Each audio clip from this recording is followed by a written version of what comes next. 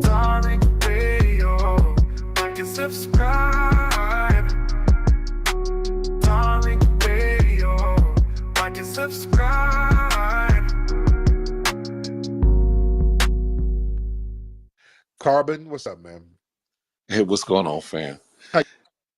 Good, good. Hey, I had a quick question. I've been listening to you about you going to Alabama and going to visit this Legacy Museum. Yeah. And I thought it was the one that I went to because my daughter just recently moved to Prattville. But when I saw your pictures on your last post, it didn't look like where I went to. I was wondering, is there another one out there, maybe in Montgomery? Well, I don't. I think it is one in Montgomery. I went to the one in. I don't know if it's called the Legacy Museum, but it's the Civil Rights Museum. And that's the one on Fourth Avenue in downtown Birmingham. Did you go to that one? I don't think so because the one I went to was near where that Fade in the Water was. Oh, that's Montgomery. That's Montgomery. Okay, so this one right here is off the meter. It's like 4 or 5 different locations. You have to get on a bus to go to each one of them. Oh, wow. They spent millions, possibly billions, on putting this thing together. It's I don't know why more people don't know about this place. I heard it was good. I was going to drive down there, but I just didn't have time. But I wanted to see that, and I might have to take another trip down there to go to Montgomery to see it because I heard it looks real good, and I want to check it out. Yeah, it's crazy. You gotta check it out, man. It's real immersive, but it will take your breath away. Some of that stuff is it's real heart wrenching. But they spent a lot of money on this one. Man. I'm Yeah. gonna check that out, man. But thank you for the call, brother. Thank you. Montgomery, I'm gonna see that. And when I was in Birmingham, I wanted to drive down to Montgomery, but I was only there. I was just going to be there for a couple of days for a family funeral, and I just didn't get a chance to go. But I got to check it out. All right, let me get we got a lot of people in here. Shout out to everybody in here. Shout out to you all in here. Let's get one more good one. Let's get one more good call. Y'all raise your hand. Let's do that. If you're ready to chop it up, raise your hands. If you are ready to chop it up, let's see those hands raised. Ladies and gentlemen, all right, let's go Amro Fudel. Let's get Amro Fudel in the building. What's up, Amro? How are you, brother? Good. I just like to say that I am not chaotic truth, but I do want to say something. I have a question about that girl who's claimed that she was mixed. Which one? Which one? The girl who went viral saying that she was black. She was kicked out of that gaming, all black gaming event or whatever. Betty Jew chick, something like that? Yeah, I believe so. Yeah. Becky Jew, something like that. Yeah. But go ahead. Would you consider her black? You know, I don't know too much about the story.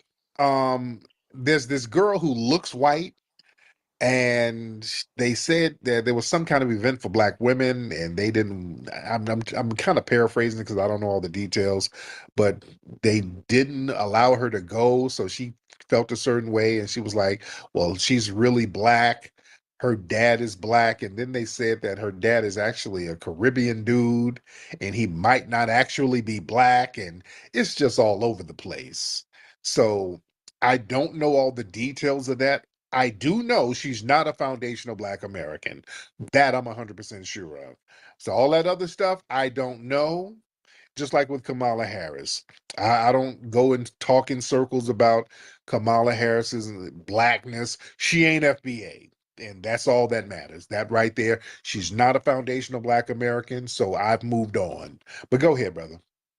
So would you consider other girls who are FBA but have like a small mixture, would you consider them FBA still? Like that have like maybe like a grandparent that was FBA but everyone else was white, would you consider them FBA still? What you have to, FBA is past tense and present tense. See, that's the thing. Do you operate and rock and consider yourself a black person? You see, because what happens is a lot of people who can pass, they usually pass. Now, there are some people who can pass who identify as black. My good brother Rock Newman out there in DC. Rock Newman kind of looks like a white man, but he's actually just a light-skinned black man. He lives like a black man. He's very proud of his blackness, and he can trace his lineage back. But there are some people who are passing. Now, if you pass, now you're forfeiting your lineage because there are people who passed, and that's why when the reparations thing comes up, people who are white, and we had this conversation earlier, white people who are living white, you're white on your birth certificate, you've been living white all your life, you're not going to be able to circle back and say, oh well, damn, I got a black great great great grandmother who was on a plantation. No, you're not going to be able to do that. Being a foundational black American is a past and present tense situation. That makes sense, brother? That makes sense? Yeah, it makes sense, but I do have a critique about that. What's the You all worried about a lot of people that you consider tethers. Maybe you should start looking inward about the mulattoes who want to commit ethnic genocide against you. They're a buffer class for quote unquote white supremacists. No, there's no mulattoes who want to create ethnic genocide. That's not true. You're just saying stuff. Yeah, you're just saying stuff, sir. There's no. Yeah, what you're doing. You don't believe this was a master plan by the white race to create ethnic genocide against the foundational black Americans? You don't believe that? No. And also, all of these doomsday scenarios, you're not from the lineage, so why does that even concern? Well, it just interests me. It just kind of plagues my mind a little bit as to why you could call somebody who's obviously black a tether, but consider someone who's white we don't FBA. call people tethers just because they are foreign. So your premise is false. So what's your whole point? Well, my point is start looking inward and stop allowing your black FBA race to be genocided out by these people who are sometime blacks. Sir, we're fine. Why are you not looking inward to the village your family fled from? We're fine. You had to flee. So why are you not looking inward? Why are you giving us advice on looking inward and you come from a fleeing lineage? Sir, you're a paid agent, I believe. So, this is all just a deflation. Lying is further reason why you had to flee. Y'all can't get nothing going because of your lies. And you didn't look inward. You sitting up here lying like tethers do, and you had to flee because you can't build anything off lack of trust, sir. So you lying on me, that means nothing, sir. That's you're powerless, and you're showing how powerless you are, right? Well, not right, because what's the reason you all kiss white ass so much and sir, you're willing to accept a octoroon? That's you at the green card office, sir. That's you guys sucking balls and licking ass in order to get your green card, sir. That's you having to stroke it down for an H-1B visa, sir. That's you guys have to do all that weird stuff in order to get crumbs and Negro trinkets, sir. That's you. So you all would accept an octoroon over someone that is African? Sir, all that cake soap, y'all look like octoroons over there. You over there trying to look like a damn octoroon. You got cake soap all on your face, ass, legs. So, sir, why are you trying to look like octoroons in your village? Huh? All right. Can you please stop muting me? I'm trying to make a point. Why are y'all looking like octoroons?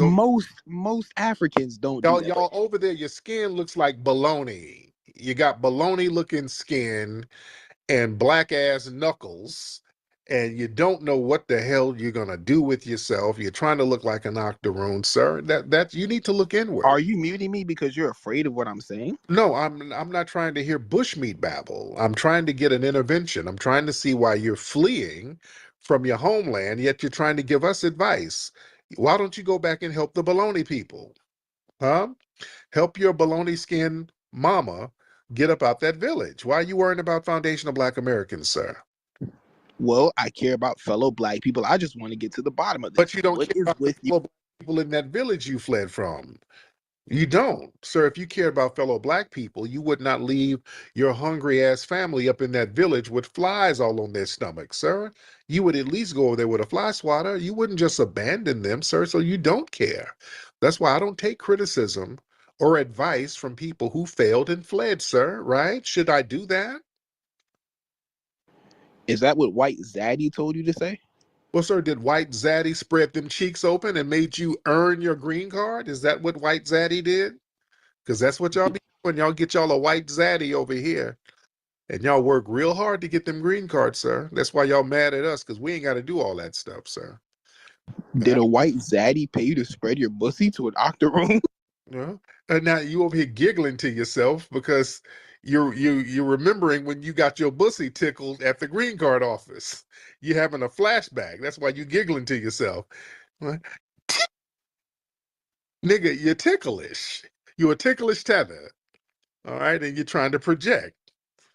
All right. You're laughing at your own joke. No, nigga, you're a ticklish tether. You're over here giggling to yourself because niggas was rummaging all up in your ass in order to get that visa, sir. So you What's with you and Bussy, Tariq? sir, that's a great question for you.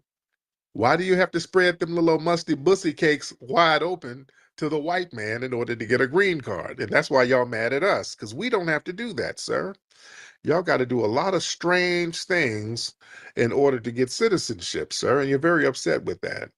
And then you have How do you know about that word, Tariq? right, because your uncle, because y'all be hiding bushmeat in your bussy coming over I here. didn't Y'all know be about that word until you said something. yeah. Y'all smuggle things in your bussy to get over here, sir. You hide bushmeat, drugs, injera, igusi, just all types of stuff, sir. So I learned from your family. Anyway, sir, any last words? Because bushmeat babble is getting tiring, sir. Any last words, sir? Well, until you attacked me, I was making a very good point, and all you did No, was you weren't. deflect. No, you weren't. You were arguing in bad faith. You were just tether babbling. You were just saying shit for attention. Because don't nobody pay attention to Musty Tethers. Don't nobody pay attention to you. So you guys come in spaces desperate for attention. Nobody's looking at you and your peppercorn hair. Nobody's looking for you. Let me get FBA Goddess in here. FBA Goddess. Hey, beloved. FBA Goddess, where you at, dear? Okay. I think some of What is peppercorn hair? right. I think some of your must muted my homegirl's phone. Can you hold your arm down, most love? Because I think it's going through the phone and it's choking the homegirl. She can't speak. Your fellow FBA is broke, just like most FBA. She needs to get an iPhone 16 like me. Oh no, sir. Well, let me get EJ in here. Oh yeah, we're not running from the village, broke. We're not that. The food stamps phones are not working, good sir. Eric, EJ, hop in, brother. Mic mute. Oh, you had the mic muted, brother. You can hear me. I can hear you. What's up, brother? I'm good, man. I was just gonna say that this bitch nigga has a lot of anti-FBA stuff on his profile, even though he only got 28 followers. But musty niggas like this always coming into our spaces trying to spread their pussy holes wide open. But I'm glad that you roasting this unknown individual when it comes to him hating on our foundational Black American lineage. But when it comes from these begging for reparations from white folks when they was out here selling people for broken piano keys and have drunken rum out of $1 Timu bottles. You can't really take a lot of these people seriously. So he just came up here to get 15 seconds of fame, and I definitely do want to hear from the wonderful FBA goddess. So I'm gonna just going on back to sleep and I don't want to have to hit nobody with the fly swatter, but I'm gonna just let you stump this roach out and just spray him with some root work pepper spray because I don't want this dude to get his must on me. So I'm just going back on the mute. Keep up the good work, brother. Thank you, brother. First and foremost, brother, you're not funny. Second of all, you're broke. Third of all, what's with this bussy talk? You FBAs are very zesty, very twangy individuals, sir. Real men don't talk like that, Tariq, right? Sir, we understand that y'all be running around, y'all niggas be having kente cloth thongs on, and y'all do all types of shit when y'all get around white folks. Sir, we know what y'all do. We know you got them bussy stains on your damn kente cloth dress. We know you got them on there. So it is what it is. So that's why you're jealous of us. So we're going to let you go and wallow in jealousy. Let me get some more people in here. I don't want to hear just babbling tether. These tethers like that, they're very jealous of us. They got a lot of vitriol because they really got to do a lot just to get crumbs. They got to go and let folks rummage around in their ass. They got a layup with white dudes and all of that to get an Uber license. Just crumbs and peanuts. They got to do a lot of stuff, and we ain't got to do all that stuff. So they're mad at us. They have a lot of vitriol towards us because we ain't got to do all that strange shit they do. All right, let me get Jake Lee. Hop in, man. Hey, thank you. How you doing, Jake? Hey, York, dude, I've gone further with that, but thank you with York. I'm still stuck on that, man. I'm still stuck on that. You stuck on what now? York, you know, the Lewis and Oh yeah, you Lewis and Clark. Yeah.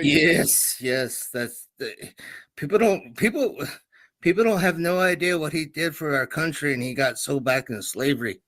But it is a perfect metaphor to what this country was and is and still is in some ways. Oh yeah. So with that, brother, I got one thing to say. Yes. Don't just give me a second. Let me put my thought together. So 14%, maybe it's 15, maybe it's 16, but 14% of this country is represented by the black man, right, black people, black woman, and black children of this country. 14%. Now, that's fine. That's small, but think about that 14%.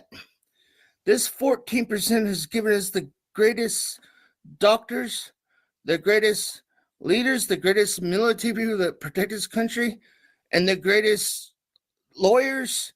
But most of all, they have given us all other stuff. And it's so ignored. You know, I don't mean to say they give us the great. I back up. They didn't give us the greatest. They were part of the greatest. But right. what they did give us the greatest. Thank you. Yes. It's kind of taking you a minute to get the message out. Yes, and we highlight a lot of this stuff. This is what we, as historians, we push out and we highlight and we try to remind people of all the phenomenal things that foundational Black Americans contributed to this culture. We have been very instrumental in the promotion of American culture and establishing what American culture is.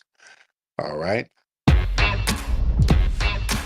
We don't know the beginnings of rap because as long as our music has been recording, people have been rapping. The disco DJs separated themselves from us. We were the next generation coming up with this thing, and they were like, what's this little hippity hop thing? The first time I heard somebody spit a 16 over a break beat was probably Melly Mel. The Melly Mel sound that you hear today, I got that sound from Hollywood. I was doing this same form of entertainment long before it had a name. A lot of the gangs were fading out by the time hip-hop came in. A lot of those gangs turned into crews. As far as influencing hip-hop, I saw no Puerto Rican or Jamaican influences whatsoever. I started breakdancing in the 70s. When rap and hip-hop was all black, it was negative. Now that it became a big phenomenon and corporately acceptable, now there's this need to take foundational Black Americans out of the creation of it and give it away to other people. And it's important for us to set the record straight.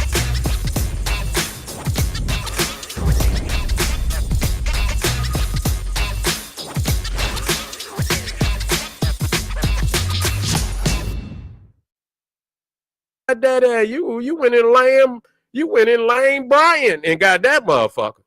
Yeah, you supposed to got the camouflage. You know, you supposed to got that camouflage, Nick.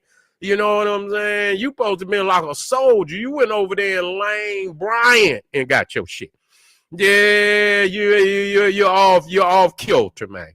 You all kilter. You see, we know, I understand when a motherfucker ain't, and you a man, you ain't gonna sit up here and just offense, just say what have a motherfucker did for somebody. Yeah.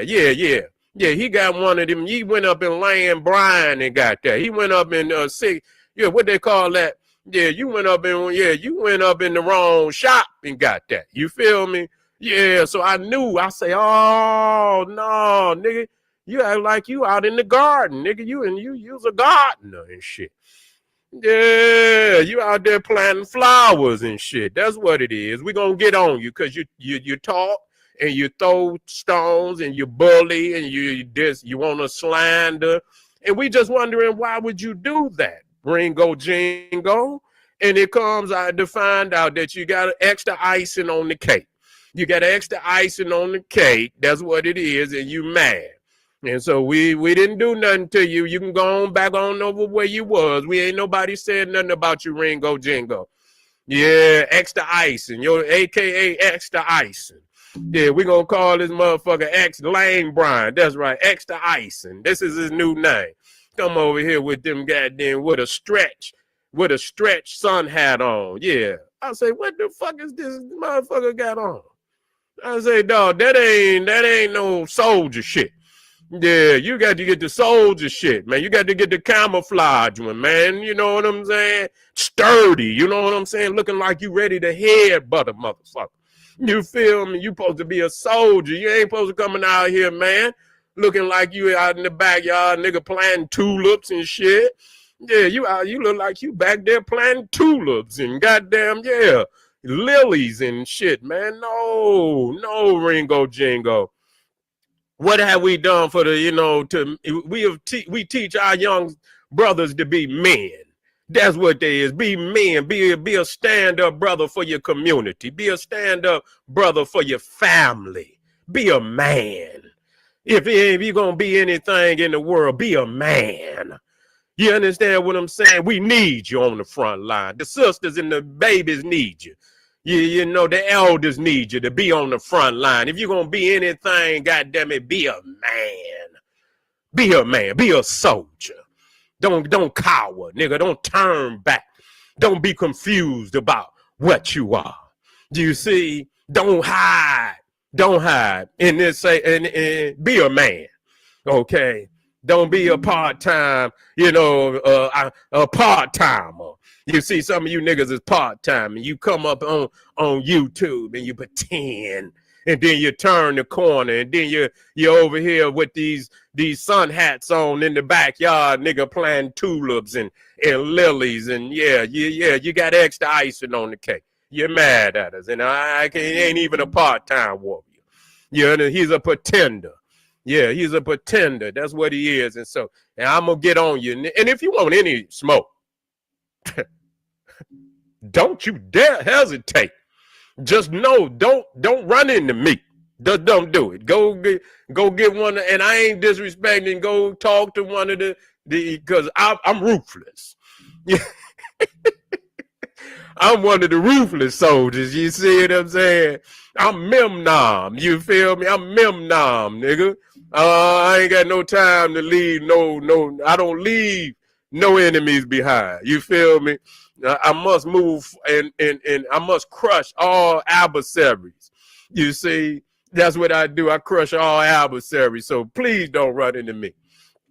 If you're on here right now, you can go on. You ain't even got to go over there and see. Because like I say, I would, you know, I would have a reasonable dialogue with you. You know what I'm saying? I would have reasonable dialogue with you, Ringo Jingo. You know, you don't throw your stones and then put your shit under membership. That's whole shit. Yeah, you go put some gloves on when the brothers want to get, you know, we want to get busy bare knuckle. You feel me? We don't want to put no gloves on. We don't run and hide when it's time. You're going to throw stones and then be disrespectful, slanderous, because that's slander. You understand? You have slanderous intentions to make it seem like we didn't, you know, family don't do it. And I don't have to go down on my resume. I don't. Yeah, I won't even do it. You're not even worth it. You feel me? But anyway, and then you're going to put your shit under $2.99. Yeah, you a $2.99 nigga. You know, you going to talk shit and then you going to go put your videos up for $2.99. Man, if you don't get your ass up out of here with your Dora the Explorer sun hat on, nigga, I'm sick of you niggas perpetrating a fraud.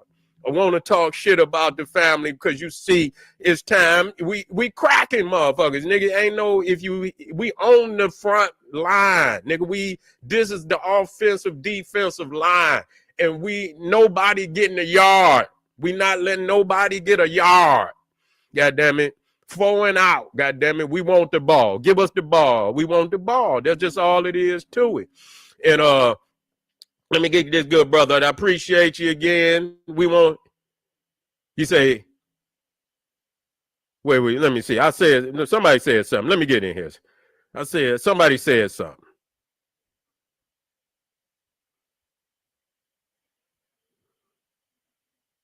Real as real. What is you talking about, man? I don't even know what you say. Is this for content? I don't know what you talking about. Real is real. I don't know what you talking about over there. Now you coming in here.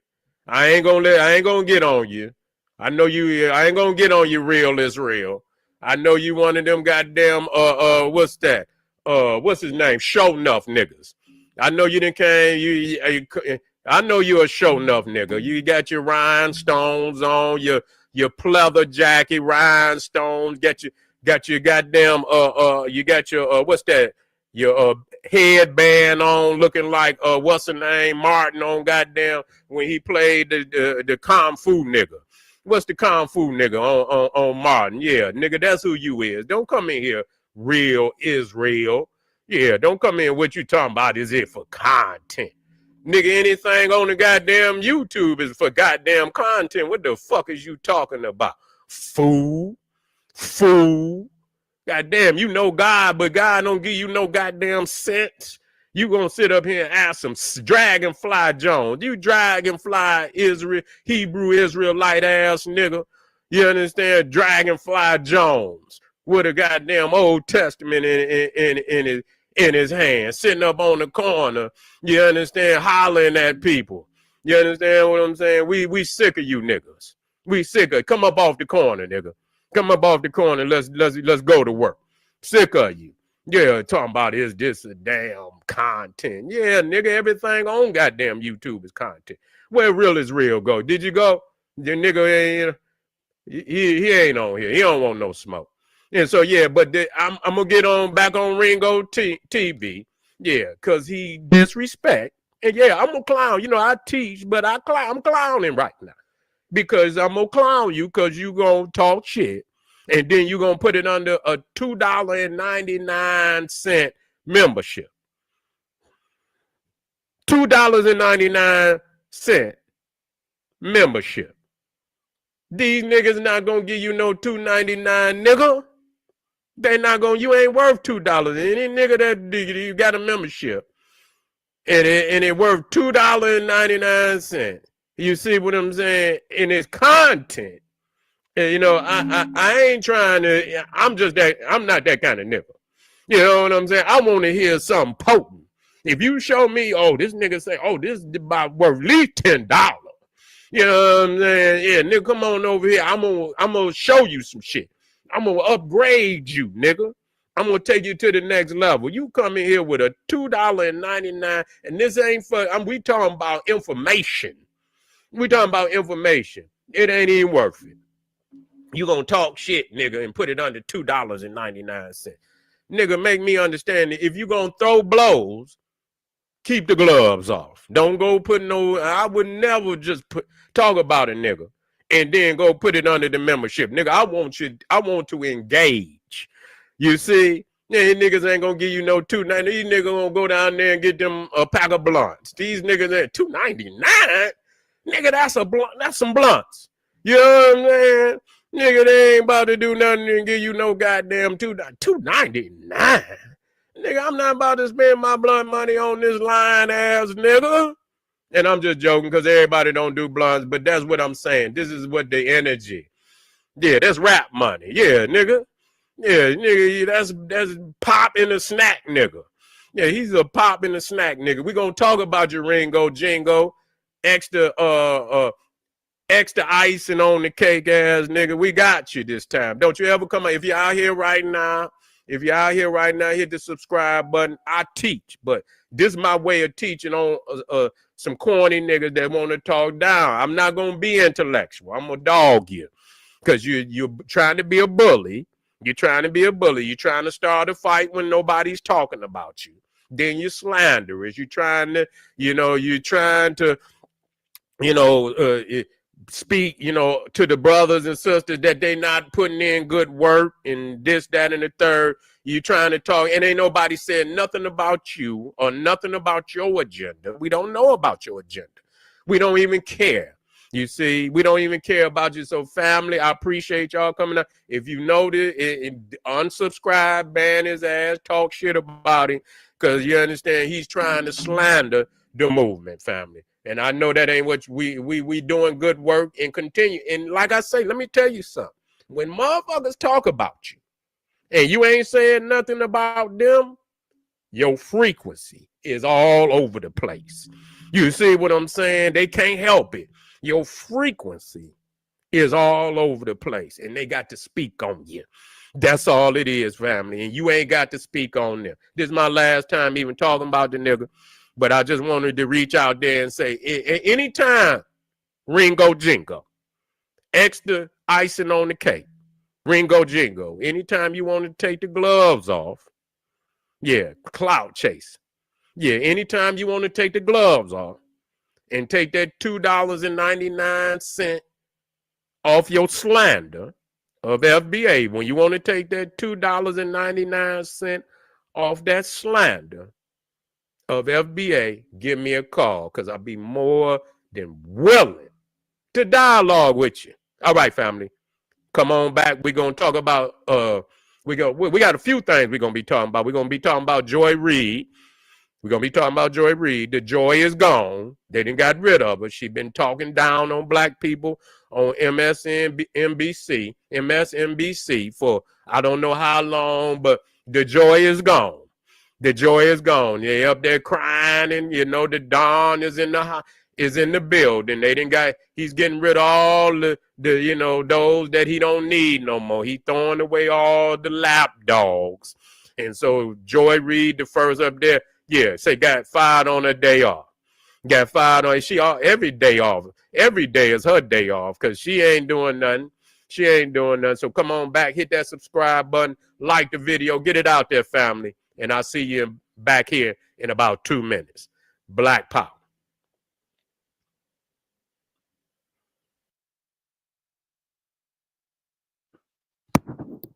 All right, family. Black Power is the true power with General Sarasu and Seti. Kick back, get your mind ready for some information that's guaranteed to be heavy. I'm excited and delighted to be accepting members to not only the Sarasu and Seti YouTube page, but the General Seti YouTube page, 2 dynamic powerhouse institutions on YouTube, providing you all the Black Power education, entertainment. We got it for you. Culture. We got it for you, family. Politics.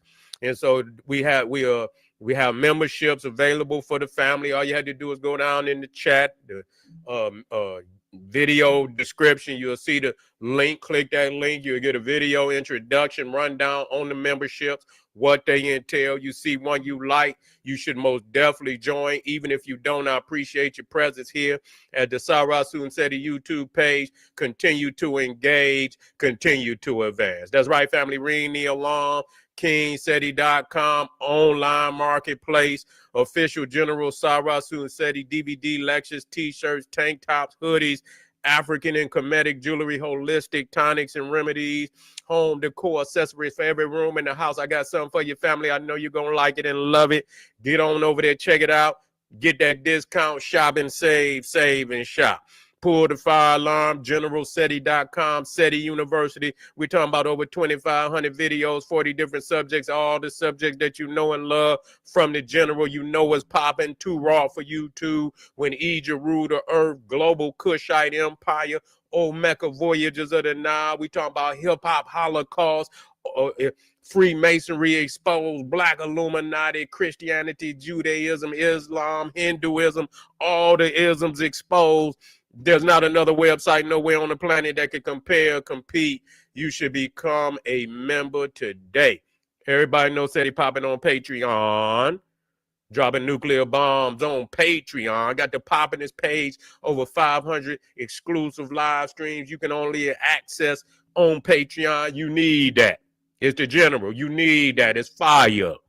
It's fire. What you waiting on? Is right there waiting on you. All you have to do is go over there, become a patron. We got 5 different levels. No matter which one you start with, boom, you got a goddamn treasure chest of information right there. Videos, mind-blowing, amazing. You dynamic, waiting on you going over there, join my Patreon and get that work. All the family out there donate to the general. I thank you. I appreciate you for the fact you appreciate me. Any of the family out there would like to donate to the hardworking general, link right there on the screen, in the chat, in the video description. Click it, donate, and I thank you. I appreciate you. I thank you again. Make sure you subscribe right now. Click that subscribe button. Get a video, like the video, give it a thumbs up, like it because you love it, share it with your family and friends, and comment. Just don't say nothing stupid because I will ban your ass. Here we go. GodFLEE then came out.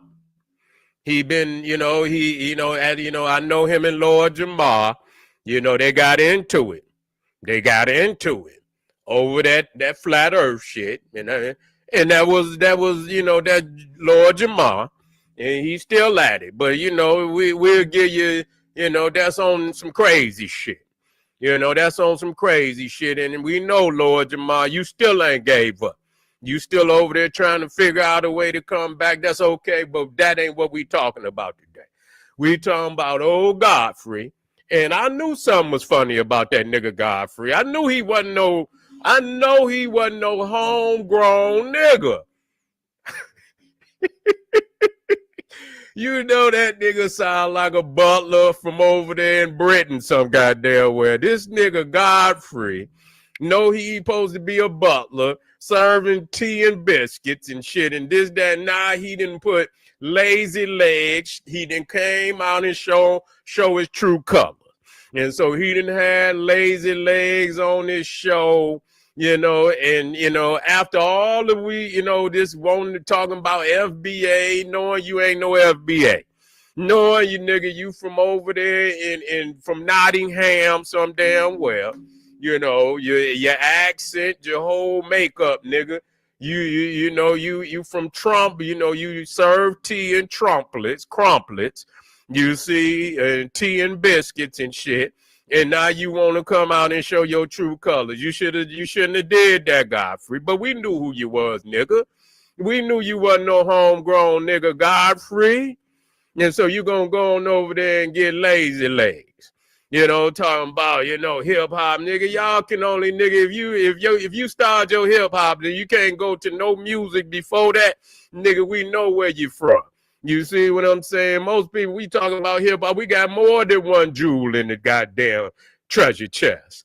You see what I'm saying? Yeah, hip-hop, nigga, parliament, this, that. Y'all niggas came over here, and all y'all know is hip-hop. Nigga, y'all don't know nothing else, and that just show you where your beginning was.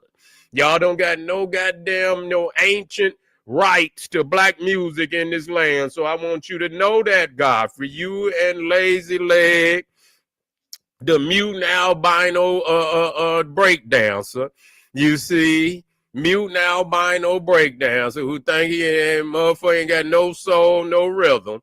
I don't know why nobody even keep bringing his name up. Don't nobody know him. Don't nobody know him, wouldn't know him if it wasn't about this argument. And GodFLEE is some butler, podcaster. Now he want to come out and show who he was with all along. He knew he was a tether. He got tether tendencies. That's what he is. Want to ride, long as you let the nigga ride in the back seat and you got your sound system. You know how niggas is. You got a sound system. Nigga ride in the back. He just want to be down. He want to hear the sound system and everything. But that's all he was. He was just there for the ride. Nah, that Lord Jamar didn't hurt his feelings and shit. And he didn't came out the trick bag. Now he didn't called up all the little, they having tether parties and shit. You know what I'm saying? GodFLEE, you done for. You might as well pack your shit up, man. We don't want to hear nothing else from you, nigga, because you're fake anyway. You fake. You're always trying to mimic another nigga because you can't be you ain't got no self, nigga. Where's self? GodFLEE? Yeah, you always imitating a nigga. Yeah, imitate all them tethering motherfuckers you been perpetrating behind the scenes with. Yeah, you a tether. Yeah, we know you not, nigga. And so, yeah, he came out and had lazy legs up there, brought him back up there to lie. He ain't said nothing. He ain't, continuing to perpetrate the fraud. We heard you already say the Morano style was the original style. Okay, then. So I don't know what you can. So then when did you come along? Because you ain't no damn Morano, motherfucker. You the albino breakdancer. You see? Yeah, you the mutinoid, nigga. You where you come from? Yeah, and then you ain't even got no rhythm, lazy legs. You ain't even got no rhythm. You ain't got no rhythm. I don't even know what you doing out there. I'm sick of y'all, motherfucker. Keep perpetrating the fraud. We beating you. We beating you. And that's why I told Lord Jamal, stay on something that you could do, nigga. Quit going over there with that flat earth shit. He got on Godfrey, though. Say the flood. What going on? Is flooding up? Is flooding? What the fuck is you talking about? I had to get with you. Yeah, so we got lazy legs. Yeah, we got lazy leg, the Puerto Rican albino. Then we got Godfrey, the butler, the goddamn Tether butler, butler Tether. You understand what I'm saying? Supposed to be serving trumpets and tea, and he doing podcasts and shit. Yeah. Oh, it's over there in Mexican towns, that is. Oh, you talking? That's way on Mexican. Oh, you talking about on over there in Southwest? What you talking about over there in Southwest?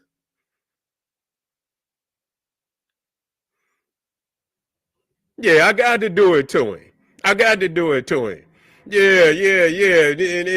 That nigga Godfrey better get him a damn platter, yeah, and put him some cuts, some crystal cups up on that motherfucker.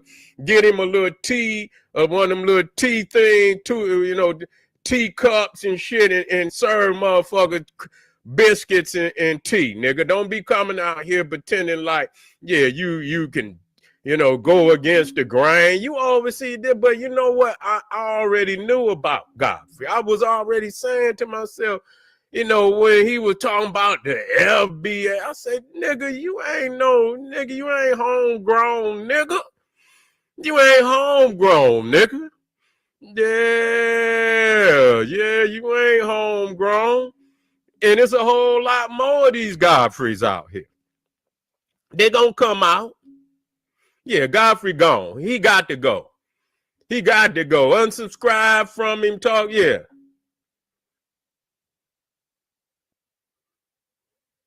He's scorned. Yeah, he's scorned.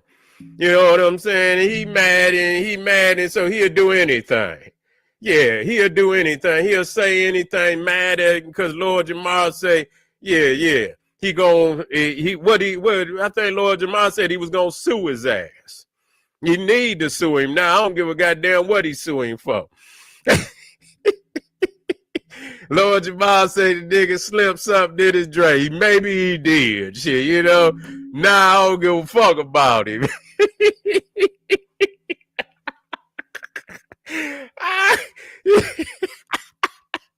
Yeah.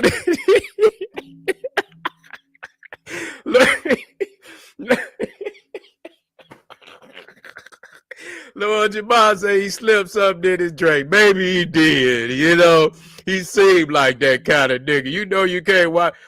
Godfrey just slipped something in the man tea,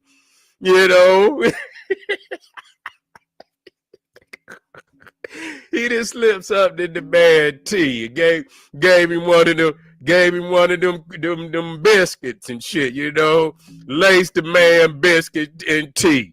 I'm sick of these niggas coming out here.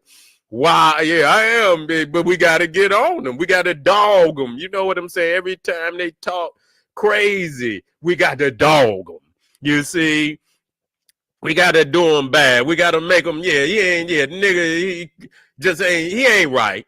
Yeah, he ain't right. I always knew. I said, damn, he keep talking. And I just heard him. He talking about Chicago. Nigga, don't even bring Chicago up. Nigga, don't even bring, ain't nothing about you, nigga, Chicago. I don't give a fuck. You ain't Chicago, nigga. Stop it. Talking about over in Chicago. Nigga, you imported, nigga. You are unauthenticated nigga.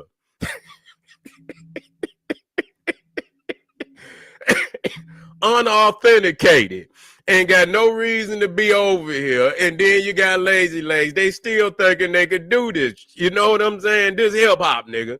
You know what I'm saying? This hip hop, nigga, being, you know, original, nigga. Just go in on it, nigga. We ain't imitating nobody. Go on and imitate. I'm gonna cook your ass. Yeah. Nigga, get back on over there with your flip-flops on. Niggas done taught you how to put clothes on, GodFLEE. Yeah, GodFLEE. You know that nigga from Nottingham. Yeah, that nigga from Nottingham and over there in Yorkshire. Yeah, that nigga from Yorkshire. Yeah, that nigga from Yorkshire coming over here talking that shit. Talking, you done, GodFLEE. You done. You gonna go run and here it is. Niggas didn't fed you. Didn't fed you over here, gave you an opportunity to get up there and do something, you know, make something out of yourself. You got a podcast, nigga, halfway do, and then you're a talk show host. Yeah, you got this, you know, sloppy nigga up there. I don't know what he is. He's a mutt. I don't know what he is. Sloppy. Big old, and I'm looking at him, and you ain't got enough nerve. The man and got his belly hanging all from up under. I say, man, don't nobody want to see that shit. Got this big sloppy nigga up there leaning, and he can't even sit up straight. He's so big. He lean. He always lounging. Yeah. Yeah, fuck them. Nigga always lounging. Nigga belly coming all from up. I say, man, clean this nigga up, and man, tell him to sit up. Don't nobody want to see it, nigga. Nobody won't see you. You probably did put something off in Lord Jamal drink. Yeah. Yeah, you probably did. So, you know, hey, always want to give a nigga a platform. You know, that ain't, you know, that show you something about a nigga. When you get into it with a nigga, even if you get into it with him, stand on principle, nigga. Don't go siding with it, because, nigga, we know you. You was siding all along. You had them tendencies all along, GodFLEE. You had them you had them tendencies all along. Yeah, you with the queen, nigga. You over there with the queen. They done sent you to try to take us out. They done sent you over here to try to take us out. And then lazy, he couldn't wait to run over there. He couldn't even wait to run over there. And was he, damn, boy, they must be in New York, because I think the nigga was sitting up in his office, his little setup and shit, you know, sitting up there talking crazy about and some hip hop and shit. You know damn well you ain't nothing about you, nigga, say the originality of hip hop, nigga. You ain't even got no aura, nigga. You ain't even got no aura in talking about how many motherfuckers that he done had to block. I wonder why. If you got that many motherfuckers you had to block, I wouldn't even waste my motherfucking time. We got moderators. If you get too out cold, but nigga, come on in here. Say what you gotta say. We want you to come on GodFLEE. Get me on there. Call me. Get me on there. Next to get lazy legs. Get lazy legs and get me on there. Yeah, bring it on. I'm ready. Any goddamn time. Get my goddamn General Seti at yahoo.com, nigga. And hit me up immediately. Get me on there. You, him, and whoever else. Get all the tethers on there. Yeah, get them all on there. You got tendency, GodFLEE, and I always knew about your Benson ass. You Benson, nigga. You. What's that other motherfucker? What was that motherfucker on The Fresh Prince? What was the butler name? Wait a minute. Yeah, they against everything. What was the name? Matter of fact, nigga, I believe the butler on Fresh Prince was a GodFLEE. Alfred. Oh, you Alfred ass nigga. Jeffrey. Was it Jeffrey? He say Alfred. I think it was Alfred. Was it Jeffrey?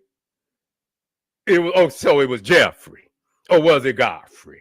All that shit the same thing. All the Elfries and shit. Whether it was GodFLEE or Jeffrey or all the Elfries and shit. All them motherfuckers mean. All that shit mean is butler. That you ain't supposed to be doing no goddamn, you supposed to be serving tea and motherfucking crumplets. That's what you supposed to be doing.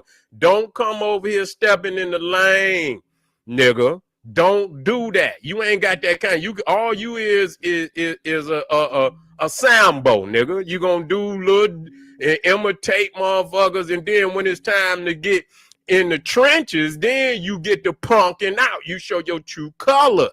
So you ain't nothing. Yeah, you was a sambo, nigga. Yeah, that's all you is. And if you're on here right now, I want y'all to hit that goddamn subscribe button, because you know the general go hard. I don't play with them. I ridicule them. I ridicule the shit out of them, because that's what you do. You don't give them no respect when they come with that off, that off shit, them off tendencies and all them sideways tendencies. You already knew he was sideways, and when I came on and I seen his ass pop up and he had lazy, I said, I know he didn't pull a whole move like that. I know he didn't pull a whole move I know he didn't go give Lazy Legs a platform like that, and then got this jelly bean sitting next to him. You understand what I'm saying? Greasy, looked like he just had some taco, had him about 4 Taco Bell number 5s and shit. You know what I'm saying? Greasy and shit. He didn't get ate and got sloppy and can't even sit up straight. He leaning back. You know what I'm saying? Belly busting all up from up under his shirt, looking real sad. And then you got Lazy Legs over there, you understand, the mutant albino breakdown. Saying you got GodFLEE, the Nottingham Butler podcaster. We own all you niggas.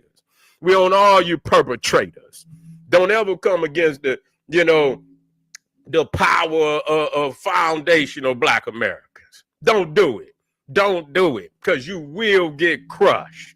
You will get crushed. You don't have no originality, GodFLEE. That's why you had to play another nigga every time. You see the nigga up there, he trying to mimic another. You know why? Because you ain't shit. You can't be you. You ain't shit. Don't nobody want to see no GodFLEE. Don't nobody want to see no GodFLEEs. He stay on Vlad. Yeah, I already said he about to go back to Vlad. Did you hear that? I was watching Lord Jamar today, and Lord Jamar finally came out. I just hope he give up on that flat earth. Don't fuck with. I say, man, I seen Lord Jamar. He was doing flat earth again today. He went in on GodFLEE, and then the nigga went over. I said, come on, Lord. Come on, Lord. That's why, man, listen here. Okay, go ahead. Yeah, fuck all the F-frees. We got to get GodFLEE out of there, all the F-frees and all that shit. Yeah, get them on up out. Ain't no real. I don't want to say that, because we might have a GodFLEE over here. I don't know how you ended up with that name, nigga. But if your name GodFLEE, I want you to run right, get your social security card and all that. Run on down there to the court. Get your name changed. Nigga, come up with a new name. Nigga, get your social security, your birth certificate, nigga, all your paperwork. Going down. Go, you might can get the shit off the internet today. Get your application, nigga. Might cost you $100. It's worth it, nigga. No, we own no GodFLEEs. No GodFLEEs, goddammit. We gonna change that. Appreciate y'all, family. I want y'all to like this, man. We got some more niggas. We got another Tether nigga we gonna get on today. Cause they up and bumping their gums. You see, they think we playing games with them. You see, I'm with the team now. I'm with the team. I'm with my home team now. You ain't gonna talk shit about the team now. Flat out. We not gonna let you do that. We're gonna have some problems. And so GodFLEE, Lazy Legs, Mav Harford, Sloppy Joe, Buster, busted ass rhymes, and all the rest of them. We own you. We're not gonna let up. We're not gonna let up. So you ain't got that kind of spirit. The fuck, nigga. You ain't got that kind of spirit. So don't test me. You hear me, GodFLEE? Get your ass back in the kitchen and get some tea and get them biscuits up out that goddamn oven and stay the fuck out of FBA business. You feel me? You and Lazy Lays. Subscribe right now. Don't you get off this goddamn podcast right here without subscribing. You see what I'm saying? And like the video and come right back because we about to get on this other. And I know you. His name is Ringo TV. Ringo TV Reaction. Yeah. I know you now. Yeah, I done went over there and did a little rundown on his resume. Yeah, you got Ringo. You got a little extra icing on your cake. I see you.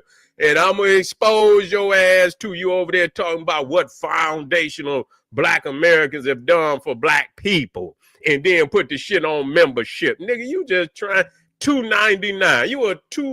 You a $2.99 ass nigga and trying to start shit and put some, you trying to talk greasy about the FBA, nigga. We gonna get on you. We know what you're up to, Ringo Jingo. Ringo Jingo. Yeah, extra icing on his cake. We gonna get on him. Yeah, he ain't nobody. But he got enough nerve to talk greasy. And since he wants somebody to go in there and give him a root canal, he gonna get his root canal from the general today. So come right, Black family. Arm yourself with knowledge. Bang on that wicked ass beast daily. Liberation through African education and confrontation. Black Pop. Listen, you know, I'm gonna keep it a buck. Like, ever since this whole, I was hearing about this whole ADOS, from the minute I heard about it, it was like a division. Yeah. Amongst Black people. Yeah. It was a division. It seemed like some sort of, well, you're not American enough. Like, what's your lineage? Like, ADOS. You know, I'm gonna keep it a buck. Like, ever since this whole, I was hearing about this whole ADOS, from the minute I heard about it, it was like a division. Yeah. Amongst Black people. Yeah. It was a division. It seemed like some sort of, well, you're not American enough. Like, what's your lineage? What's this whole ADOS movement?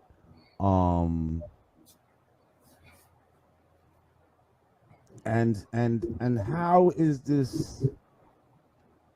How is that not something that's kind of divisive amongst people in this country? Like, how do we decide who's who? See what I'm saying? How disrespectful they've been to them. Exactly. Right, but then this is also, to That's me, foul. I see this as a divide and conquer thing. So now I'm supposed to get Oh, word? That's what the Jamaicans are saying? Well, then fuck that. You know. And on the list of tangibles, I would assume that that's where this ADOS comes in, because I'm thinking that certain people would hope that the tangibles, the ADOS. that the part of the tangibles would be reparations for the ADOS movement. Yes? Yes. Is that what I'm to believe? Now, not just that, but definitely number one on the list. Right. I definitely have something when you're ready, Jay. I'd like to have Yes, before you add on, I just would like to say, now there's some that feel that this movement is quite divisive and just another way to divide Black people. Foundational Black Americans, because over here in the North American continent, us foundational Black Americans, we're the founders of the United States. There was no United States until foundational Black Americans built it. So we are acknowledging our own designation. So that's not divisive, because other groups do this. And I just feel like we need to come together as Black people, you know what I mean, as much as possible. And it just feels like that type of thought, and I understand where you're coming from with it, but it feels like that type of thought helps to divide instead of bring us more together. Okay, this is the problem, Lord Jamal. That division is caused by non-FBA. Foundational Black Americans, we have been the only people fighting for everybody. First of all, Period. you know, there's a lot of divide and conquer with this. There's a lot of bullshit that goes into this talk of reparations. You know, as far as who gets it, and Both of my parents, on both sides of the family, we can trace everything back to plantations in Alabama and North Carolina. So my family, 100% foundational Black Americans. Nobody in my family immigrated. How many people can do that, though? Do you think? We can. We can do that. Most of us How can. many that are claiming to be can really do that? Keep it real. You can trace your family lineage at least back to 1870. You can trace your family back to the 1870 census. If you know your mama and you know your daddy, their name has been documented somewhere. You know where to trace them. Right. So A lot of them had just first names, though. You know what I mean? Like, I'm telling you, I physically, this is not no easy shit to do these traces. Like, I physically have been through this shit. Like, I've seen it. Like, I went down that rabbit hole for a second. And when you get to all of that slavery type of shit, like, the records are not what you think. There's outliers to it, but generally, it's pretty easy to trace your lineage back to slavery, to a plantation. Or it's easy to trace your lineage back to at least the 1870 census. The average person who can trace their lineage back to 1870, 9 times out of 10, you came from a slave plantation, because they'll list you as a farm worker or domestic or something like that. So that means you came most likely from a slave plantation.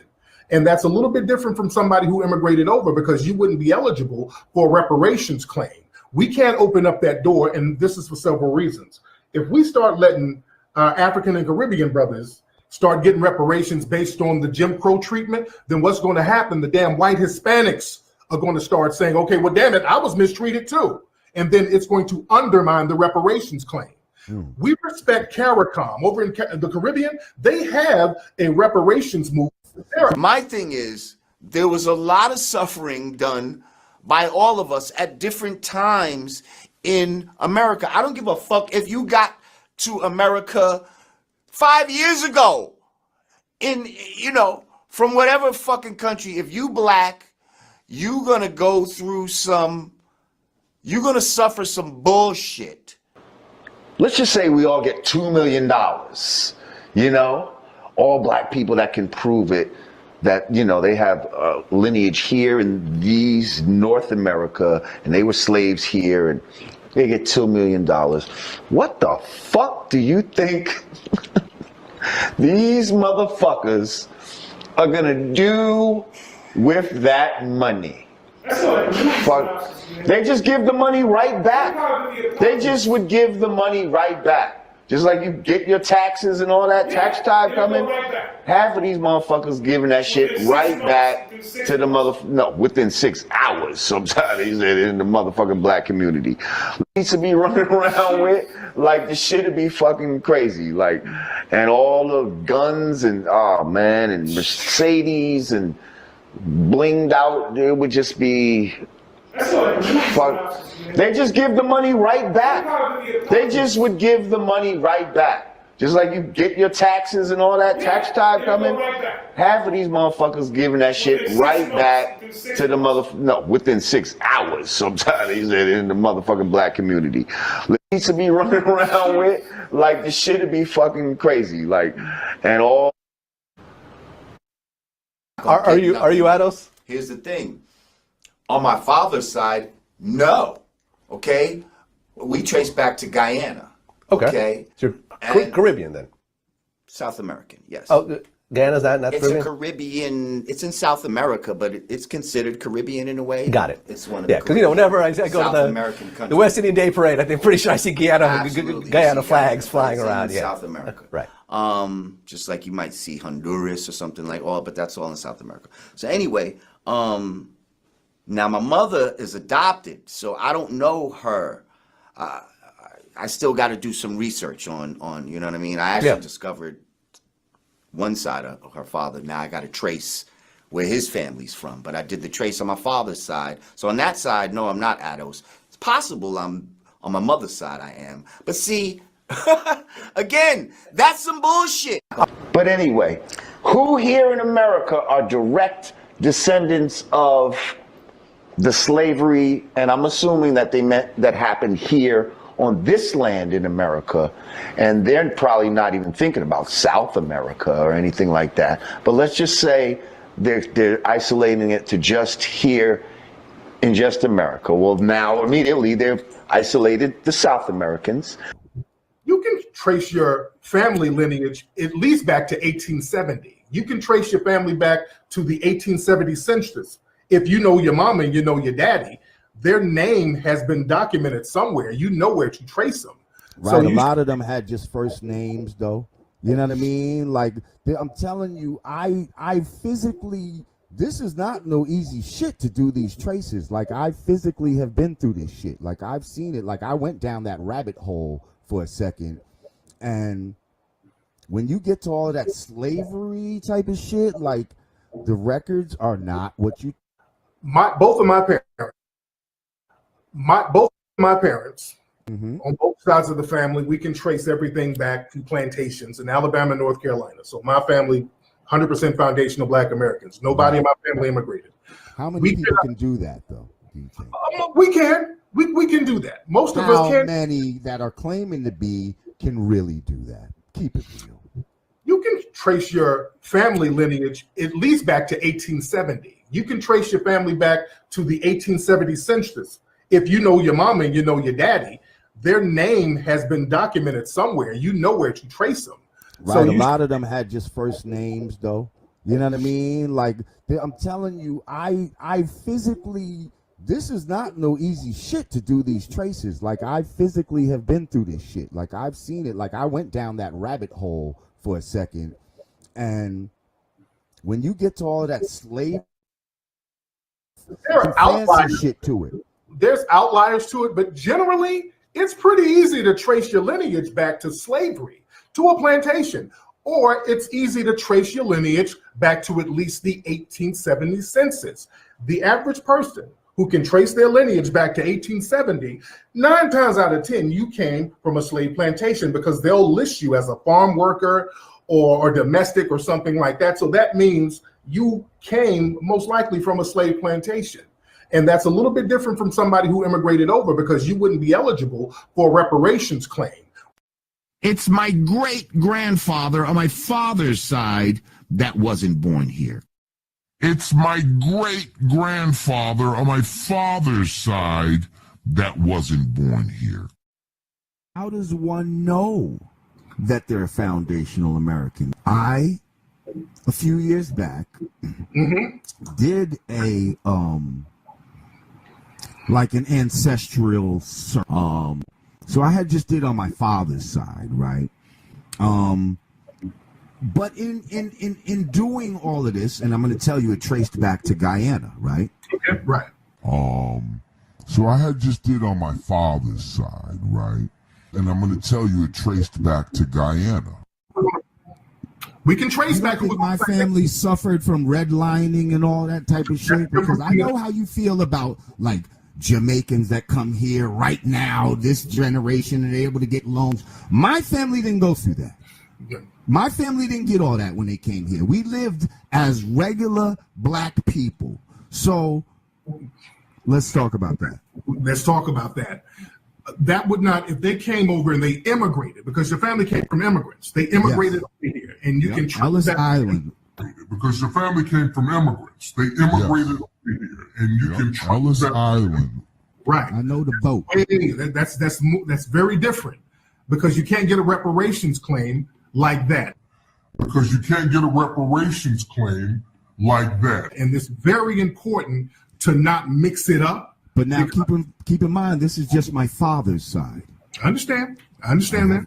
We all have two sides now. My mother's side, I ain't traced that yet. Y'all would know who the southern side of her family was. So if y'all don't know, that means she's from the Caribbean. If I can understand that you don't know your dad, that's one thing. And your mom didn't tell you where your grandmother was from? Your mom didn't say shit? She had to come from somewhere, either immigrated from another country or came from the South. If she's black, right? It's just find out where your parents are from and where your grandparents are from. Your grandmother, if you knew your grandmother has a birth certificate, brother. Look at the birth certificate and see where she was born. And then see what her mother and father's name was. It's on the birth certificate. And then see where they were born. You trace it back like that. And if you can go all the way back to the 1870 census, that make you a foundational Black American. All you got to do is just trace the parents back. Okay, some of these folks, you don't know where your mama's really from. Okay, like my mom's from New York. We kind of lost, and then, okay. But folks, okay. I don't know how y'all don't be knowing where your mama from. And you don't know your mama's side of the family. At least I can understand the dad's side might be a little sketchy, but you don't know your mama's side of the family? See, that raises red flags.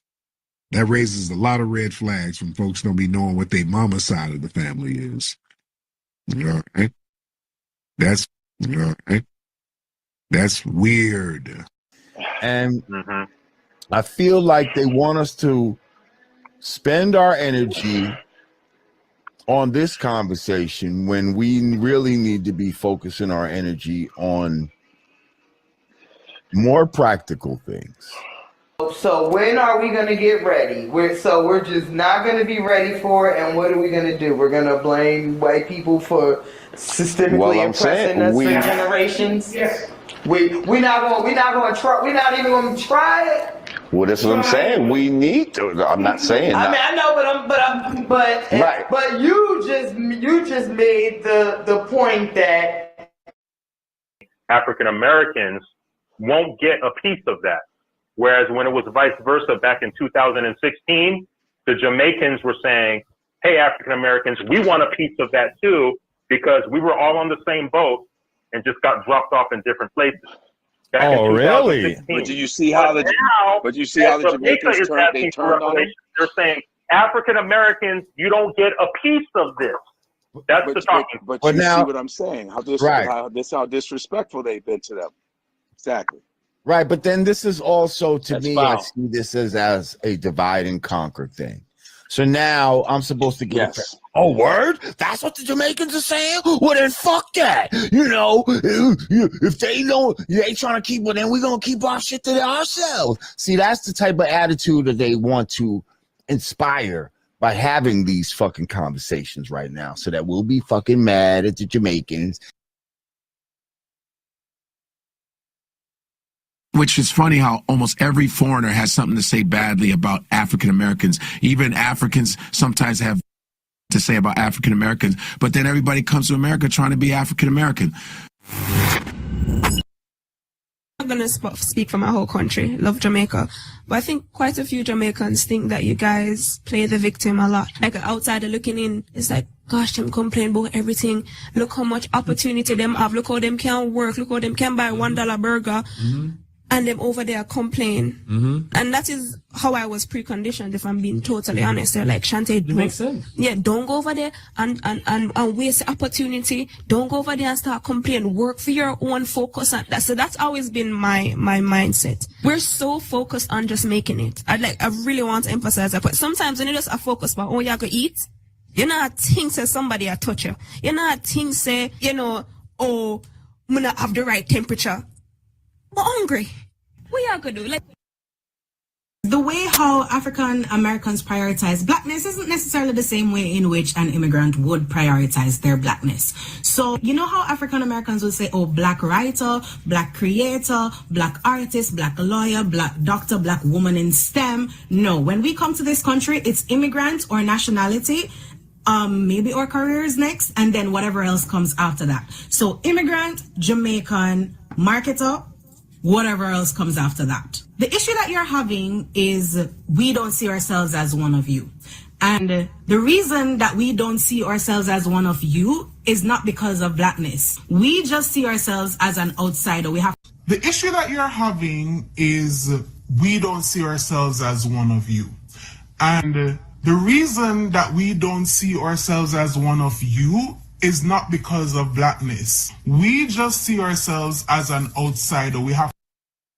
So now let's move forward. So as an immigrant, I'm here in this country. What do I want to do? Put my best foot forward. What do my parents want to do? Put their best foot forward and give us the best opportunity they possibly can. Thank you, Lord, for my parents, because they did exactly that. But it's my turn as their child to hold the baton. And one thing I always say, my parents did not risk their lives to get to America for me to get involved in some political warfare. My parents did not risk their lives for me to get to America, for me to sit here fighting people all day. That makes absolutely no sense. And I think because you guys have never taken that level of a risk, you don't understand that level of responsibility and accountability. That's really the problem here. Because if you really risk your lives to have something, if you really risk your life to get something, you're not willing and ready to throw it away. You're just fully American. You're African American, bro. That's it. How was that see you in 30? That wasn't an insult. That was strictly, you're black. You're not Trinidadian. You're not Jamaican. You're not African. You're not, word. You're not Ghanaian.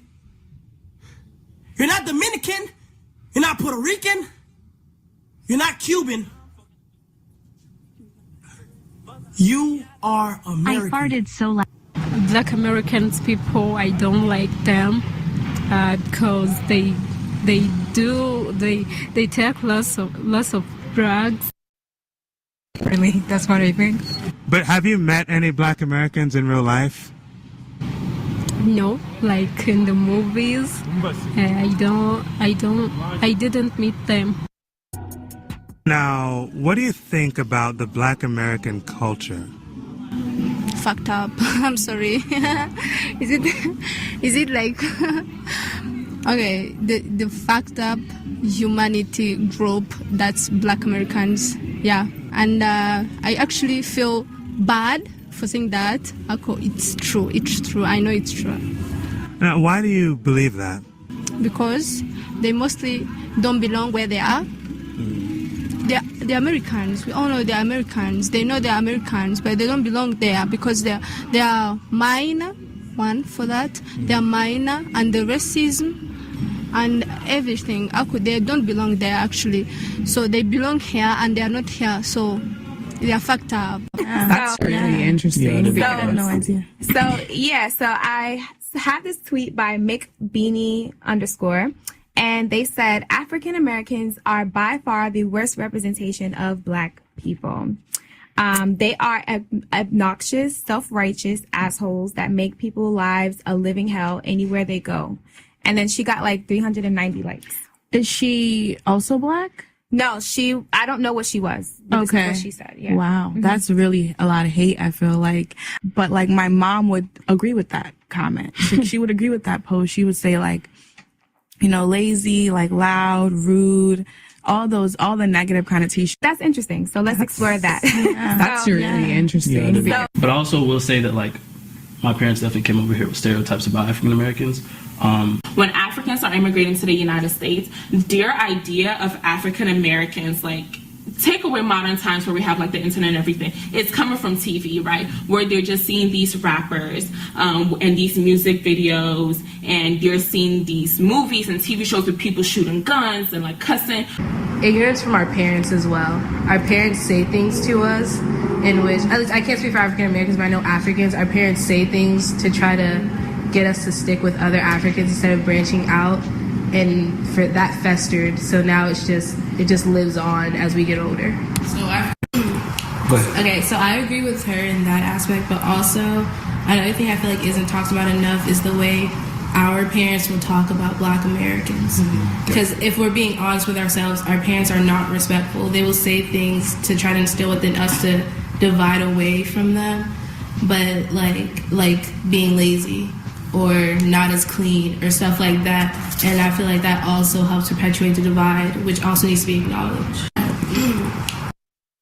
Okay, so growing up, I had this ideology from the media, from people around me, that African Americans were these ghetto, noisy, arrogant, aggressive, just criminal. So I think this was the intent of my elders as they reminded me to stay away from akatas. Akata is a derogatory term for African Americans. I didn't understand why at the time, because I knew nothing about propaganda, media, or anything else we'll discuss today.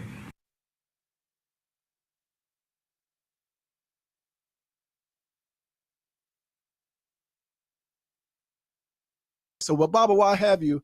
There are 4 sentiments that are often expressed by our young brothers and sisters when we engage them, our FBA family, and they are our family. And when they express them, what they'll say is, well, like Baba James, he aligns with us. But I want to share these 4 sentiments with you, and I can do it one at a time, or I can give you all 4. And I want you to be able to just do all 4, and I can respond, because if I'm late for my sister's birthday, she's gonna kill me. Gotcha. All right, so I give you all 4. I'll give you all 4. So these are 4 of the most common like anti-African sentiments we hear being expressed by some of our brothers and sisters. The first one is Black people in America are not African and have no connection to Africa. We're Native Black Americans. That's one. The second one is Black people in America may be genetically African, but so is the entire planet. Everybody on Earth is African. That's 2. The third one is African people on the continent don't refer to themselves as Africans. We're the only ones who call ourselves Africans. That's 3. And the fourth one is Black Americans are the only ones who practice Pan-Africanism. Those are the 4 most common kind of like retorts that we hear. And they always say, well, Baba James Smalls agrees with us. Like, well, Baba James Smalls is going to tell him I don't agree to none of that shit I just heard, because none of it makes sense. You're going to give me the white slop and then give it a name like Foundation of Black America. Don't label me with slop. Explaining what Foundation of Black American is and tell them I'm both. Explaining what Foundation of Black American is and tell them I'm both. Foundation of Black American, that we have a right to identify ourselves in the same way any other ethnic group. And I think I used the Jamaican community. They don't call themselves African, they call themselves Jamaicans. Absolutely. The people from Haiti don't say I'm African, they say I'm Haitian. And we find no contradiction with that. We're the only group in North America that use the term African to describe ourselves. What they'll say is, well, like Baba James, he aligns with us. I give Omaweli credit in that he was man enough to call me yesterday and I said, well, what is your beef for Tariq? And he gave some critique about Pan-Africanism and your view on Pan-Africanism or attack of Pan-Africanism. And I gave him my view on you and what I think your view is. And I told him that, you know, the work that you have done bespeaks itself. Now they try to take you out of the picture with the work. I'm still suffering with that. Yeah. But then what happened after the show, I started looking, you know, I just going around internet and had people taking little pieces of what I had said and using that to say I'm attacking you. Right. And that's what pissed me off, because usually I don't get involved in none of this tete-a-tete kind of stuff. So I had to then try to say, okay, let me make a statement. Anyone that took what I said in that show and twisted to be an attack on you was being straight up evil. Collaborators, if not agent themselves. Yes, indeed. I don't like to call people agents straight up, but collaborators can come from just being ignorant or selfish or being anti-freedom. And so when I hear people going and attacking you, and when I ask them, why are you attacking? I mean, you can have a reason to criticize a brother. That's one thing. The criticism is one thing. Outright attack, defaming, that's something else. Absolutely. And that's what I'm seeing on the internet. There's defamation because somebody disagreed with something that you said. I've watched your work.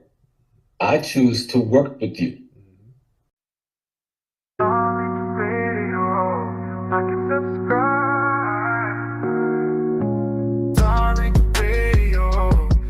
Subscribe, Darling Radio, like and subscribe.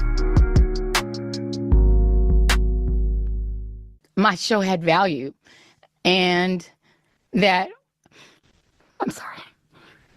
that what I was doing had value. And in the end, I try not to cry on TV. And this is kind of like me on TV, so I apologize. And then it mattered. I see Karen is there, and she's been texting me as well. And so what I will just say is that in the end, thank you. Where I land is that the moment of guilt that I felt, that I went hard on so many issues, whether it was the Black Lives Matter issues of a young baby or a mom or a dad that was killed, or when we opened up people's eyes to the fact that Asian Americans were being targeted and not just Black folks, or went hard for immigrants who've done nothing but come to this country like my parents did and try to make a life and defended them, or whether we've talked about what the president is doing that is subversive to the Constitution. What's going on, everybody? I'm in the building. I'm in the building. Let me give you a round of applause. I am here, ladies and gentlemen. We are here. You are here. I am here, and we're ready to do our thing. Welcome, everybody, to the Late Night Tap In with me, Tariq. I am your gracious host, and we're going to be chopping up game as we always do. Ladies and gentlemen, so what I'm going to need you guys to do first and foremost, give me a retweet. If you can give me a retweet, that would be absolutely phenomenal. Give me a retweet. Let everybody know that we're in the building, ladies and gentlemen. Let them know that we're in the building. And then what I'm going to do, I'm going to give some shout outs to everybody in the room. Some of the regulars in the room, I say that. Let me give a shout out to some of the regulars real quick before we get everything started, just to get some good energy in the room. Let me shout out, I see Sister Wani in the building, the lovely Wani. We got Brother Arthur Watkins Jr. in the building, the Tethernator, the lovely A. Michelle in the building. We have Love I Am. We have Trinity. We have Noel. We have Sir Mike, the Black Receipt, Sexy D, Highland, Michi God. We have little old me, Sweets, and so many others. And we're going to chop it up heavy tonight. You know what? Let me start off. Can I do the Majara prayer? I haven't done the Majara prayer in a few days. I want to do it early, start it off, because we're going to be spitting tonight. We're going to really, really chop up some games. So I'm going to do the Majara prayer real quick so we can really get some of that strong FBA energy in the room. Can everybody please bow your virtual heads? Most High, Creator of all, we honor the Majara spirit within us. The ancestral power flows through our veins, guiding us with wisdom and strength. May we walk with the grace of our ancestors, those who have come before us, and honor their sacrifices. Let the energy of Majara protect us from harm, uplift our spirits, and guide us towards true purpose. With every step, may we embrace the sacred power within, the spirit that has carried us through trials and tribulations. We ask for clarity, strength, and peace as we live with purpose, rooted in our divine heritage. Through the Majara spirit, we are connected, we are whole, we are powerful, and amen, ladies and gentlemen. Juicy Genius, I see you, beloved. Oh, man. Let's get right into it. Panamera, I see you too, beloved. I see you. Family, did y'all see your girl, Joy Reid, crying? Your girl, Joy Reid, was crying that she got fired. As you know, we've been talking about this for the past couple of days. Former MSNBC host, Congolese immigrant, second gen, whatever, first gen, I don't know. But Joy Reid was canned from MSNBC, and she was on social media boo-hooing and crying. She was crying, saying that, oh, my show had value. Oh, Lord, ma'am. She was just going on and on and on about how her show had value, and she was trying to uplift this person and uplift immigrants and uplift the Asian community. And okay, all right. And then some of the Democrat shills are trying to cape for. Oh, titty nose Isaac Hayes Jr. was trying to cape. Ooh, yeah, that's the first black woman who had her own show. Shut your big flabby ass up, nigga. With your failed website, that blue, what's that? What's his website? I forgot the name of it. That failed shit that they tried to finesse everybody to go over to. Ain't nobody going to that bullshit. But listen, she's up here crying about her show had value. Oh, why they cancel my show? Oh, woo. She's all confused. Look, let me break it down for Joy and some of these other Democrat shills. Let me explain why Joy Reid's show didn't have no real value beyond political propaganda. Let's just keep it real. It's time for a wake-up call for Joy Reid and other Democrat shills. See, what they did, number one, it didn't have no value because they had selective race discussions. See, they only talk about racism when they can dump on the Republicans, and that's not real justice or activism because you provide a shield for the Democrats and their anti-Black racism. So yeah, the only time Joy had no problem discussing racism, long as she can pin it on the Republicans and Donald Trump. And when systematic racism comes from the Democrats and liberal institutions or liberal corporate elites, she ignored or downplay it. And that just proved, that selective framing proved that her show wasn't about no truth. It was about agenda driven storytelling. That's an agenda. You know, I call out racism. Us on the grassroots, we call it out from either side. If you're a Democrat and doing some anti-Black racist, you get called out. You're a right-winger, do something anti-Black racist, you get called out. We're not protecting any races. And another reason why Joy's show had no value, she would demonize foundational Black Americans while pandering to the white liberals. She was always scolding us. And any of us who question the Democratic policies, we get questioned and demonized. But she would pander to the white liberals who exploited Black voters. And this whole narrative she would promote, if Black folks didn't vote for Democrats, we were ignorant or traitorous, rather than really addressing what we were saying. That was a problem. The show didn't have value. Nobody's rocking with that. And she would weaponize a lot of the identity politics to silence foundational Black American political discussions. We trying to tell you what's going on. We're telling you what we need. We as foundational Black Americans, we have a voice. We're letting them know we want this, we want tangibles, we want this, we want that. And whenever we ask for tangibles, whenever we say we wanted reparations, Joy Reid was one of the main people dismissing us, calling us Russian bots. You're not going to run away from that. We remember that.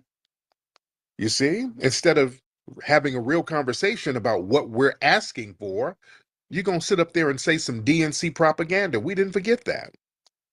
We're getting paid by the Russians. That was the narrative that they were kind of pushing, that we're getting paid by some foreign entity to post misinformation. The hell you mean misinformation? We want some damn tangibles. We're having rallies and all types of get-togethers saying in one unified voice, we need tangibles for our lineage. You see? But she got her talking points from the white mommy and white daddy top brass at the DNC, and all of that stuff backfired on her because they used her show to use shaming tactics to manipulate Black voters. She was a vote shamer, always guilt-tripping us into voting for Democrats without receiving any type of policy benefit in return, and it just backfired. Every election cycle, Joy made all of these exaggerated claims that not voting for the Democrats means that we're supporting white supremacy. And instead of really listening to what we're saying, that was that whole thing. The DNC, I guess that was their whole tactic. That was something that they sent down from the top. If we question their policies, just say that we're MAGA. This is what they still do that. They always, y'all niggas sound like y'all getting paid by Trump. How much money Trump gave y'all? Well, that's a projection because we see how much money these organizations get. You know, did y'all see the retweet I put up earlier about 30 minutes before I did this broadcast? Somebody put up some receipts a few years ago on some of these Tether trolls who sit up online demonizing our lineage all day. You see these foreign trolls or these Tether trolls who sit up here whining about FBA is a head group, nigga, just all day, every day. Somebody had some real receipts on them. Somebody pointed out the think tanks that's actually paying some of these Tether trolls, and they had like some direct links of some of these foreign Tether trolls who demonize our lineage, writing blogs for some of these left-wing think tank websites that has a paper trail of getting money from these white liberal donors. So I'm telling you, a lot of these people that you see online on Twitter, just every single day saying something greasy about our lineage or saying something crazy about me just out the blue, these people, we are showing real-time paper trails of who's paying these people. These people are getting paid for real to do this. And we've been saying that. People, look, people ain't just going to be hating for no reason. There's some people who are jealous, but these people, they're too consistent with the discrediting propaganda, because their job is to try to discredit us on the grassroots. When it's just real consistent, that's not just somebody hating. That's somebody doing a job. That's somebody getting paid. Some of these people who sit up and talk about, oh, these FBA's a hate group, y'all niggas, you're never getting reparations, or Tariq Nasheed is a grifta, all that. We start looking at some of these people's tweets, and a lot of times it's like they tweet the same type of stuff at very specific times of the day. We start pointing this stuff out, looking at patterns. There was a couple of these people, they would make all of these random anti-Tariq posts or anti-FBA posts, and they would do it at like 6 in the morning. Like every day at 6 in the morning. That's not somebody just hating, that's a job. That's somebody's getting paid. They're doing that. There's a pattern. Somebody's getting paid to do that. And the name of the game is to try to discredit people who are influential into swaying public opinion. So their job is to pay people to just constantly attack that person in an effort to try to discredit them. But it ain't working, you see. And going back to Joy Reid, that was her job as well. Her job was, and a lot of those folks on MSNBC and some of these fake quote unquote media people, these black media folks in the mainstream media, they're not really media, they're propagandists. And their job is to promote this narrative that we should be discredited. Don't listen to us on the grassroots, which shows you why you should listen to us. The fact that these people are getting millions of dollars pumped into these think tanks and just a boatload of money given to these people to try to discredit us, that shows we're doing something right. You understand? And when they start doing this fake feminism thing, and that comes from a lot of these foreign women, these women with these foreign backgrounds, they're real big on pushing feminist propaganda. Just like Joy Reid, she was pushing that the black men are the problem narrative. She was always vilifying black men, always portraying black men as the biggest obstacles to progress, and oh, black girl magic and the black woman this, and instead of addressing the reasons why many black men were leaving the Democratic Party, she tried to smear us as misogynist, self-hating, or manipulated by the right wing. Like we can't think for ourselves. You see? And Joy's show did not have value because basically all she did was just spread DNC talking points without holding them accountable. Yeah, they gave Joy Reid a platform not to inform anything, not to inform or enlighten. Basically, her job was to reinforce DNC propaganda. She never really seriously challenged any of the Democratic leaders about their failures on like black economic policies, criminal justice, reparations, or any other tangible benefit. No. Her job was basically a deflection. What's that dude who calls up here all the time? One of these old wide hip niggas, that Halo dude. When he calls up and we start asking him about the failures of the Democrats, what does he do? Well, the Republicans didn't do that either. Well, the Republicans ain't gonna give y'all nothing, and the Republicans they start deflecting on the Republicans, and that's what Joy Reid did. These are one-trick ponies. These are all one-trick ponies. Y'all don't have no value. We see you have no value. And another thing Joy Reid would do, just like a lot of the Democrat shills, just basically do a bunch of fear-mongering about Trump as a way to distract from those Democrat failures. On her show, all she did was, oh, Trump is a Nazi, Trump is this, trying to scare black folks. Oh, y'all gonna be picking cotton in February. Oh, Trump is gonna do this. Oh, black folks, you better get on board. You better Better not wait to see what Trump got for you. Yeah, while we were getting smashed on under damn Biden. You ain't saying nothing about this. That ain't working. We're afraid of Biden's ass. We're afraid of Kamala having 4 more years. That's what we're scared of. Yeah, you're not addressing the damn boogeyman that's in the room with us. Oh, brain dead Joe Biden and curry smelling Kamala. That was the damn boogeyman and the boogie mammy. We had a boogeyman and a boogie mammy up in the damn White House. That was scary when they're telling us what they're not going to do for us. The boogie mammy told us exactly what she wasn't going to do for us. Yeah, I believe her. And then they come around talking about, well, she said she support reparations. No, she don't. She support a study for reparations. Kamala Harris don't support no reparations because they would have done something about it when they were in office. She already told us she's not going to do anything that's only going to benefit black people. We heard her. You only got to tell me once. Yeah, you tell me once and you tell me what you ain't going to do and you let me know what it is. I got a choice. I got a choice to deal with it or not deal with it. I don't want to deal with that. I ain't supporting nobody who ain't gonna support me. Yeah. But yeah, Joy's show had no value. Didn't have no value at all. Had no value or grassroots support in the black community. Nobody on the streets was rocking with no Joy Reid. Despite her so-called advocacy for black issues, her reputation among us was horrible. Joy Reid had no grassroots backing.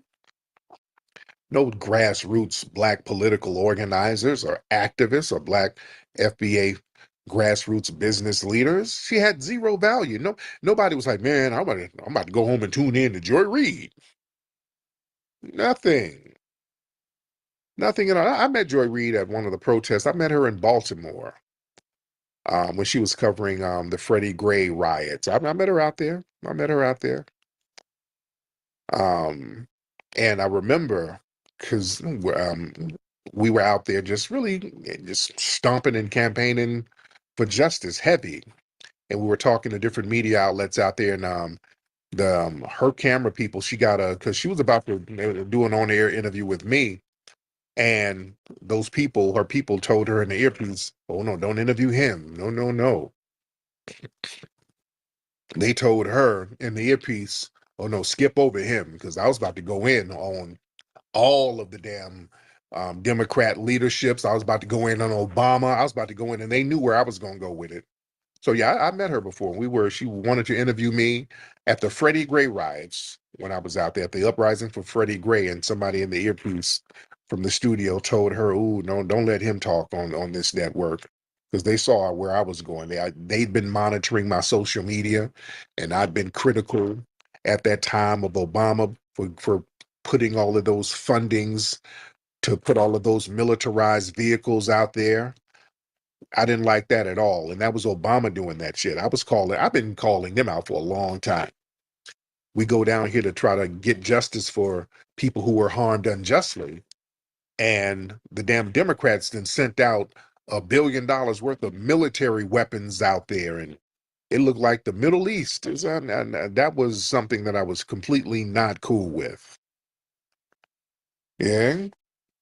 But Joy Reid's value only existed within that MSNBC liberal media bubble, not among the people. We weren't rocking with her. The streets were never rocking with her, and they weren't rocking with the streets. And also, what Joy Reid does, she prioritized immigrants and intersectional agendas over foundational Black American issues. Again, she demonized foundational Black Americans by name and sidestepped our issues and promoted non-FBA immigrant interest, because that's what she is. She's not of our lineage. She's not of our lineage, and we got to get it through our heads. A lot of these people, these melanated faces who they prop up, who are not of our lineage, they prop them up for a reason, family. They know these people will not have a guilty conscience for having this benign neglect policy against our foundational Black American lineage. These people get on TV and get in these certain positions and make sure their fellow immigrants are taken care of. You understand? That's a problem. And we got to be very real about that. That's a major issue. Let me get some calls in here. We chopping it up tonight. Y'all raise your hand because we chopping it up tonight. But like I said, another thing, Joy's show her show had no journalistic value or integrity. She's just a political operative. Joy Reid is not a journalist. A real journalist, you look at both sides of any story. A real journalist, you're supposed to be objective. You're not supposed to be a flunky for a goddamn political party. That ain't journalism. You're a shill. You understand? That's not no damn journalism. Let's stop calling that shit journalism. What Roland does, Roland is not a journalist. He's a big, fat, flabby flunky. You understand? He's a triple F, fat, flabby flunky. That's not a journalist. You do fake interviews because they pay you money to do fake interviews for political parties. That's not journalism. He's a big old fat, deceptive tether. You know?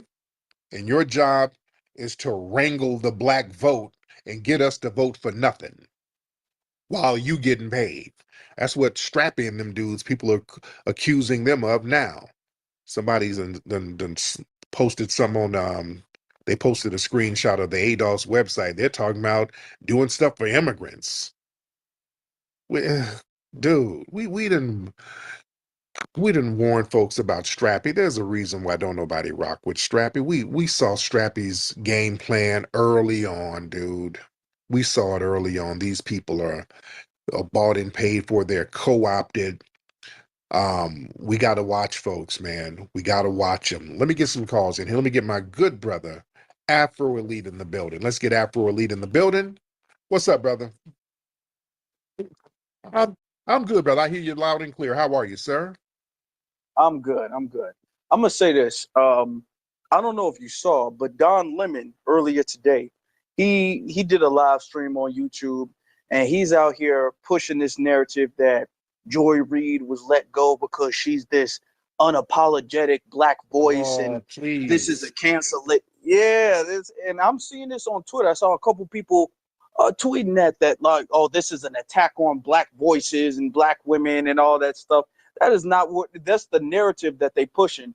But Joy Reid was the opposite of that. That's the problem. Right. The problem was she was out here caping for immigrants. She was one of the main people pushing the Asian hate propaganda and all of that stuff. She was out here calling us Russian bots and saying that when we was talking about reparations, that was some low-key MAGA agenda or something like that. So she was working against the community. So don't let nobody, I'm letting this know to the audience, that's the agenda that they're going to be saying, that this is an attack on black voices, and is the very opposite. Exactly. Thank you so much. Yeah, don't let them run in. I saw that fat ass Isaac Hayes Jr. was saying the same thing. The black woman is being attacked. Oh, Lord. Shut up, nigga.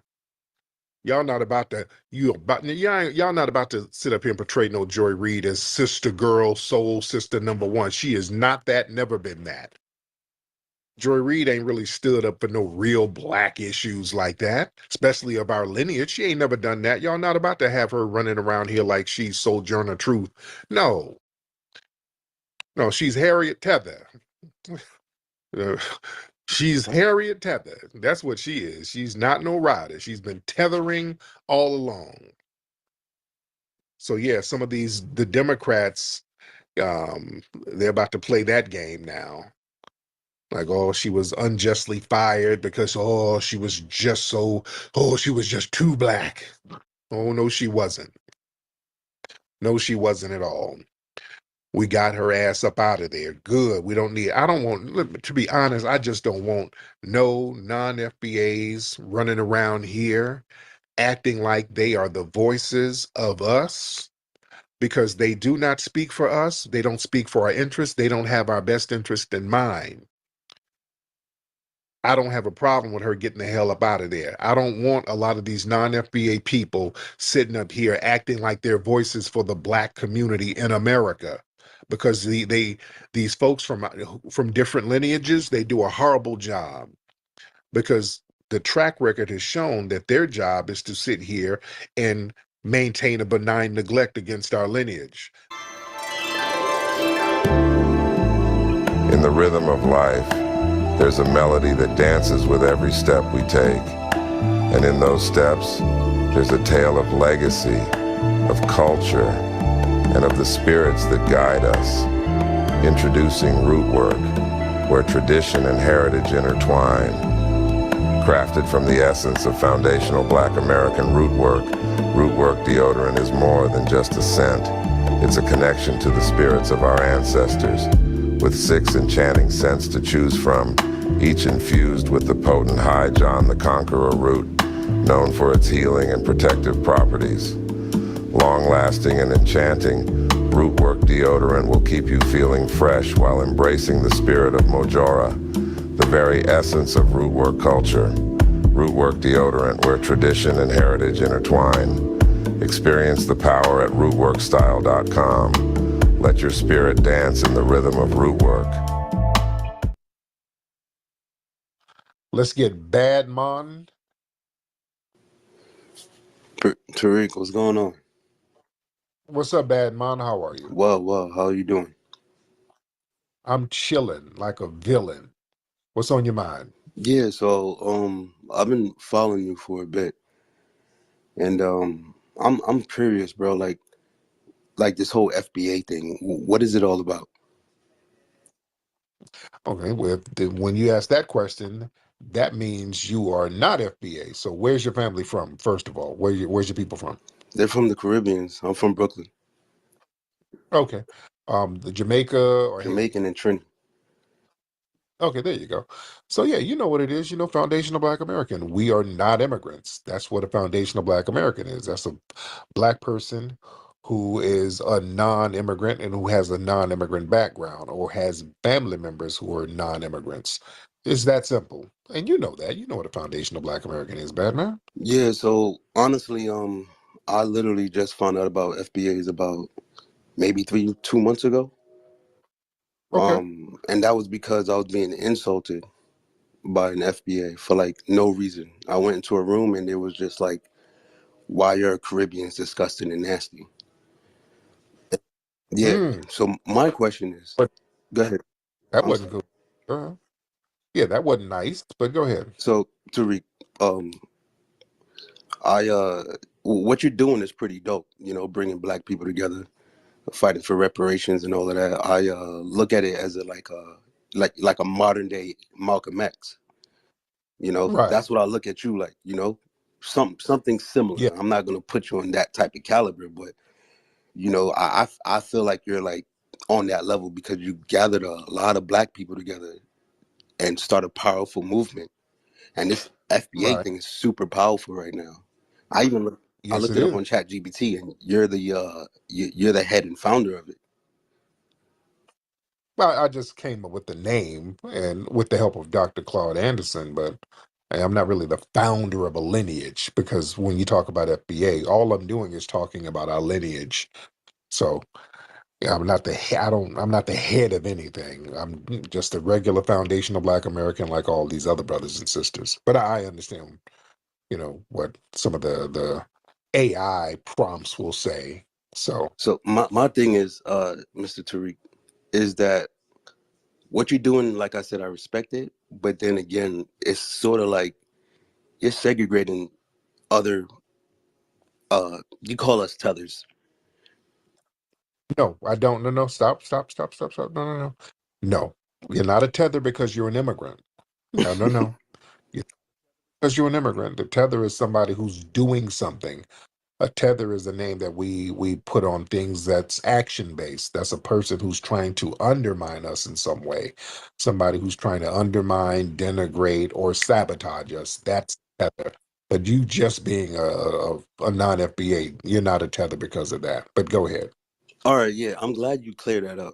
Because it's a lot of FBAs out here calling me a tether because I come from a Caribbean background and I'm first generation American. Are they Are they calling you Tether because of that, or are you saying some shit in these rooms that's making folks say, hey, wait a minute? Are you doing something that's funny style that people will take a certain way? Let's be honest. I'm gonna be honest with you. There's been a lot of, I'm not in the rooms, but there's a lot of confliction between me and a bunch of FBAs. And that's mainly because a lot of foundational Black Americans, they believe that, you know, they're indigenous Black people. Now, I'm not knocking that. I'm not saying that a lot of Black people, Black Americans are not indigenous to America. But at the same time, you have to respect your roots. And your roots, for the most part, came from Africa, right? Everybody's roots came from True. Africa. Everybody's roots came from Africa. If you want to go back to Pangea, but we're talking about slavery days, right? The that triangle trade from the Caribbeans to America, right? But here's the thing. Only about 5 or 6%, or even less, came to North America. Most of the people who were brought from Africa went either to the Caribbean or South America. Only a very small percentage of Africans were brought to the continental United States. There were a lot of Black Aboriginals here, and we were mixed in with some of the African brothers and sisters. So we do have African DNA and lineage, but we also had what's called an ethnogenesis. We became a whole new ethnic group based on the circumstances, geography, and by virtue of us having to create a whole different culture. Like you and your family, you don't call yourself African Jamaican. You are Jamaican. You guys had an ethnogenesis in Jamaica. So your culture is different from the culture in Africa. The way you guys prepare your food, the way you dance, the slang, the accent that you have, it's a little different. There's still remnants of some Africanness there, but generally the Jamaicans, y'all got your own culture. You got a Jamaican culture, the food, things like that, the certain dances, reggae, things like that, which is good. That's not a problem. We too have the same thing. We had an ethnogenesis. We became foundational Black Americans. We're a different ethnic group. Our food is different. Our slang is different. Our culture is different. Our inventions are different. And that's okay. We're not generic Africans, which people got this thing where they try to make us some generic Africans. Y'all from somewhere in Africa. Well, everybody's from somewhere in Africa at one point, but we are a unique ethnic group, and that's okay. Just because we're acknowledging our unique lineage, that doesn't mean that we're denigrating other people. We're just not. People just have to respect that we are a unique ethnic group. That makes sense? No, it make a lot of sense. I'm not gonna lie, it would make sense for you to clear it up, Tariq, because Right. you know, other people, they haven't really, the other FBAs I spoke to or chat with, they haven't really broke it down like that. Yeah. Sometimes y'all go in these rooms, and if you're hostile, people are going to take your head off. And look, there's 43 million foundational Black Americans. So everybody, people have different dispositions. People have different, they just have different ways of doing things. But hell, it's 43 million people. So people are going to do things the way they do things. No, and like I said, I completely respect it. But my only main issue is the conflict that is causing between like Caribbeans and Africans in America. You know, and you know that it is causing, and I've watched your page as well. Like you would come at a few Africans and Caribbeans as well. So it. What y'all don't know, the conflict ain't because of foundational Black Americans. See, that's the thing. See, that's the game that people like to play. The conflict ain't from us. We're getting some straightening. We're straightening things out. The conflict has always come from the non-FBA people, and the conflict is one-sided. We've been the ones helping you. Nobody has helped us. We've not received any help from any non-FBA people. And not only that, the conflict comes from people coming over here, and we elevate them and we bring them in our circles, and they secretly work against us. And that's a problem. We have Caribbeans and Africans who come over here and we're on some, hey, brother, kumbaya, we all the same. And then y'all get over here, y'all start forming your little enclaves where you bring your folks in, y'all get little job positions where you bring only your fellow Caribbeans in or your fellow Africans in. Y'all get in these political positions, then you start doing little things for your fellow Caribbeans. And then when we say as foundational Black Americans, hey, we kind of need something over here, they have these non-FBA people who are gatekeeping resources we're supposed to get. And now we start getting the Obamas, who's non-FBA, the Kamalas, who's non-FBA, whole bunch of people on the Congressional Black Caucus who's not FBA, who will sit up here and do things for their fellow immigrants. And then when we say, hey, where's the stuff for us? We get a bunch of damn splaining. That's where the problem has been for the last 30, 40 years now. So it ain't us. We should have been getting this stuff straight a long time ago, and we're getting it straight now. We're not letting people come over here who's not from our lineage and misrepresent us. Those days are over. So if they think it's a conflict, you damn right it's a conflict. We should have been conflicting against that a long time ago. It's called straightening. And we should have been getting some straightening going on, because if we went to Jamaica doing the stuff that some of these folks do to us, they would have been stoned in Jamaica. Y'all don't play like that. I've been all over Jamaica. Love Jamaica.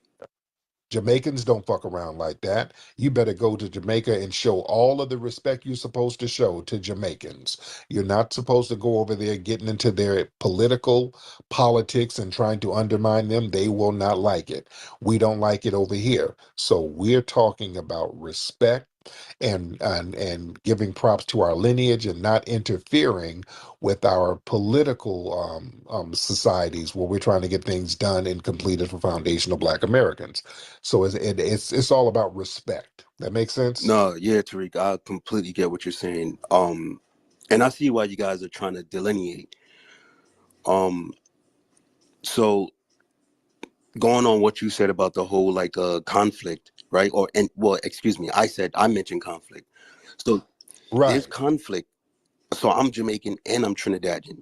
So even within the Caribbean community, right, there's conflict between Jamaican and Trini. You don't know that because it's irrelevant to you.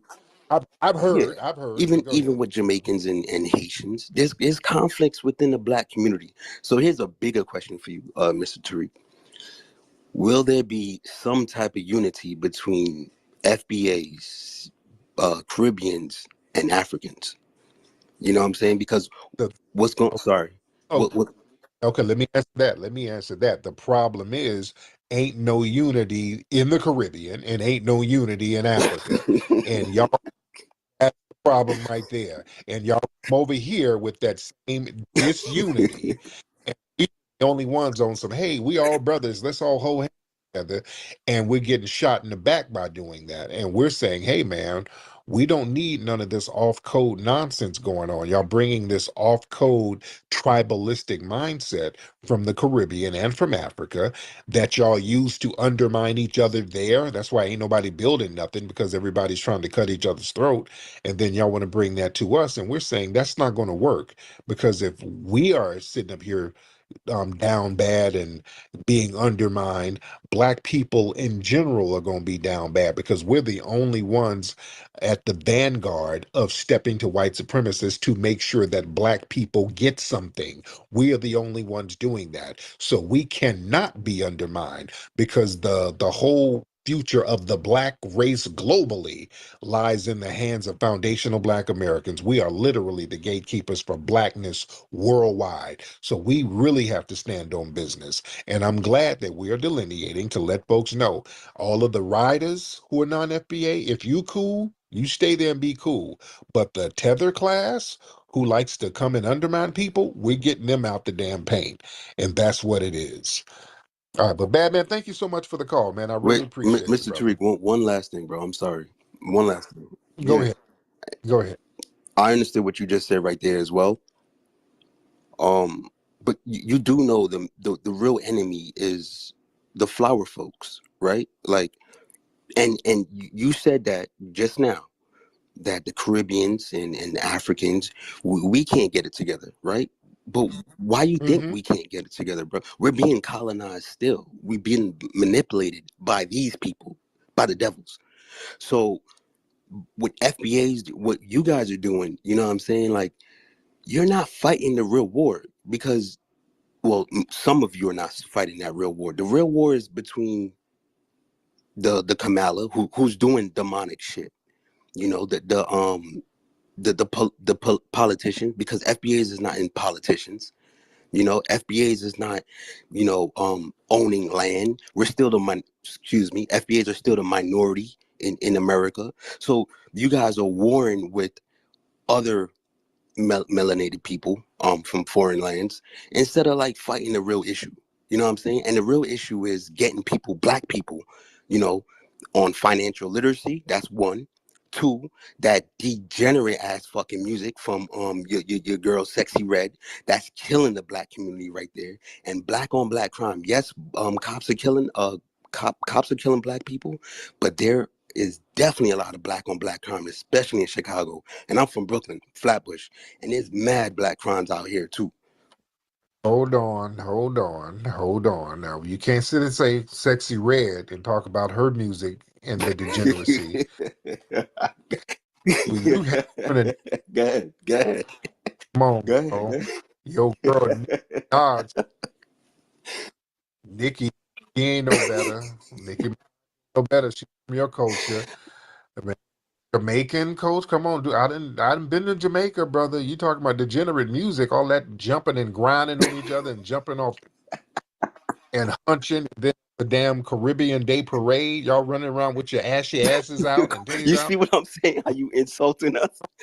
You had to put the adjective ashy ass, right? But you see that? I didn't insult you. yeah, y'all ashy, running around Brooklyn ashy with feathers on, running around at the Caribbean Day Parade. Come on now, y'all. Come on now. Let's not point the finger. There's some of that degeneracy that comes from the Caribbean. All that twerking with Luke and all that came from the The Caribbean. twerking? All No. that twerking. Caribbean Yes, don't twerk. We whine. There's a difference between twerking and whining. whining, twerking is just fast whining. All that stuff came in with Luke and those guys. And he's Caribbean too. He's your fellow Caribbean. And he even brags about that stuff. So yeah, this is what we're talking about. You want to talk about where some of the degenerate culture comes from? A lot of that's coming from the Caribbean and Africa. When we look at love and hip hop, those are Caribbean producers who put that stuff together. The Mona Scott Youngs and all of them, those are non-FBA people. See, this is why delineation is very important, because people start bringing some of this stuff from their culture and throw it on to us, and it's looking funny style. You know, there was a tweet earlier of this black woman who was bragging about getting an abortion. She was up in an abortion clinic twerking, and they were trying to put, oh, black culture, black culture. Now this chick is a damn Haitian. It's a Haitian chick. I forgot her name. She's a real dark-skinned chick. She's Haitian, and I think they say she does porn. So I don't know, but she's definitely a non-FBA chick. So again, these folks come over here and do real ratchet, degenerate stuff, and then it gets thrown onto us, and we're saying, no, we don't want that stuff thrown on us, because what happens is we get all of the negative connotations, and it's other people doing this stuff. My guy just texted me saying that Sexy Red's manager is Haitian. Yeah? Let me get my brother EJ in the building. Let's get EJ in the house. EJ. What's up, EJ? I'm good, man. How are you, sir? Yeah, I'm doing good. I ain't like that shit that last Jamaican Patty E nigga was talking about, cause he was doing good and y'all was having a constructive conversation, and then he just tilted his head to the side and a coconut fell on the top of his head, and he just started coming with the hatred and the vitriol. See, that's why I don't like about certain people coming from different environments, and I don't have no problem from where other people come from, because black people that's on code or from different parts of the world, and it just goes to show you that when you be talking to some of these people, yeah, they talk good from time to time, but that tether mentality, it just come out like flies out of their mouth. And this just goes to show you that certain people like that, when you have like constructive conversations with them, the tether and some of the hatred just come out. You don't really hear them talking about, these Chinese people in their homelands beating their asses with bamboo sticks, or you got different people from different cultures, speaking their language, speaking their lingo, and most of the time doing better music than them. So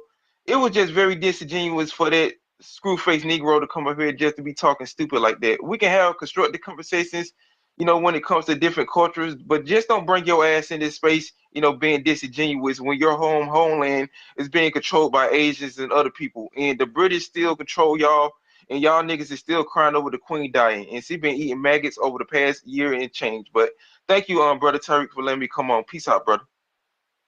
Thank you, brother. Let's get T-Roy in the building. Yo, T-Roy. peace and blessings, Tariq. Thank you for having me up. Peace and blessings to the chat. Yeah, I just wanted to just one thing on the the whole soul food thing, because during the World War, we even taught Koreans, South Koreans specifically, how to make how to make chicken, and now that's the most popular dish in Korea today. And to Oh and yeah. to touch on the the whole Caribbean thing I just touched on, man. Yeah, with that twerking, that fast wine and shit. That's something recently, in Black American culture. Cause I just asked not too long ago, can anybody pull a video up of Black Americans, Black American women twerking before the 1990s, and like there's no video that people can pull up. So, that's the degenerate culture that, the Caribbeans bring over here to the Americas. But I just land here. Yeah. Thank you so much. Yeah, look at all episodes of Soul Train. The women, they were sexy, but they weren't dancing stank. They weren't twerking. Go look at Soul Train in the 80s. They weren't twerking. They do a little booty shake here and there, but they would be sexy, but it would be fly. They would be real fly with it. That twerking stuff, that was with Luke. Luke brought all that stuff over here. Yeah. That's where that started in Miami. All that twerking stuff started in Miami. Yeah. Where all that, people booty popping and coochie popping in the streets like they do in Carnival. They in the Caribbean Day Parade, everybody put them feathers on and run out there and start putting on thongs, shaking ass in the streets. That's, come on now. That's their culture. All right. Let's get what was this? Let's get One Love. One Love Black. I think that's your name. One Love Black. What's up, One Love? Oh my goodness. What up, Hi, how are you? I didn't even know I had pressed the button. Normally I'm just in the bottom listening. Hi, how are You you? got on. How you, One I'm Love? doing well. How are you doing, Tariq? Hi, shout out to the family, to the descendant community. I was really upset listening to that dude. I honestly, I can't stand it when people do like revisionist history and then try to bring up Pangea. And then, Nicki Minaj and Drake literally proved that the moment they disagree with something that Black Americans say or do, they revert to calling us out our names, treating us as if we don't exist or our history and presence in culture doesn't even matter. So to hear him try to put solely the information of or the unity piece on the backs of us, for everybody else, other melanated groups, that's crazy. Right. So crazy. And it's wild that they have this cognitive dissonance that they practice even amongst themselves. Their comprehension is so different. The way they speak, how they address us, it's so different. Right. And it's a bunch of gaslighting too. And thank you, beloved. It's a lot of gaslighting. They do all this stuff, and then when we check them on it, then they want to act like victims. Oh, you FBA niggas are so divisive. You are divisive. And you guys are the main ones separating yourself. You come over here grabbing all the resources you can that's meant for us, and then separating yourself. If you get anything, you make sure we don't even come close to touching it. The minute a Caribbean comes over here, if they get over here, if they get something, boy, they go out of their way to make sure we don't even touch it. If they get any kind of praise and accolades as an individual, they make sure that we don't get to enjoy that win. They make sure to let folks know it's a Caribbean win. Just like when Cheryl Lee Ralph kept winning like her little Emmy Awards and all that. And she's been around for years, but now that she's winning some Emmy Awards and all that, all of a sudden she's Caribbean, Jamaican. Just you've been hearing about how Jamaican this woman was. And Shirley Ralph has been around since the 70s. That woman was on episodes of Good Times and shit. She's been around forever. Now that she's winning awards, she's Caribbean, Jamaican. They do that all the time. Whenever they win something, they make sure we don't get to relish in the credit of it. But if something negative, oh, we all black. And we're saying enough of that. You're not going to dump your trash on us. Don't throw us in line with your trash. And when you win it, you are the main ones who want to separate. We're saying we're going to keep the same energy across the board. Everybody hold your own nuts. Your own hands and hold your own losses. We do it like that because you're going to hold your own wins anyway. So hold them losses too. Take your L's with you. Don't take a loss and then throw it at us. Yeah? We're not going to do that at all. All right, but I've been on here for a long time, but we are deep in here, man. We are deep in here. Let me get some more sisters in here. Pinky, hop on in here, Pinky. Pinky, hop on in here. Get some of these sisters in here. What's up, Pink?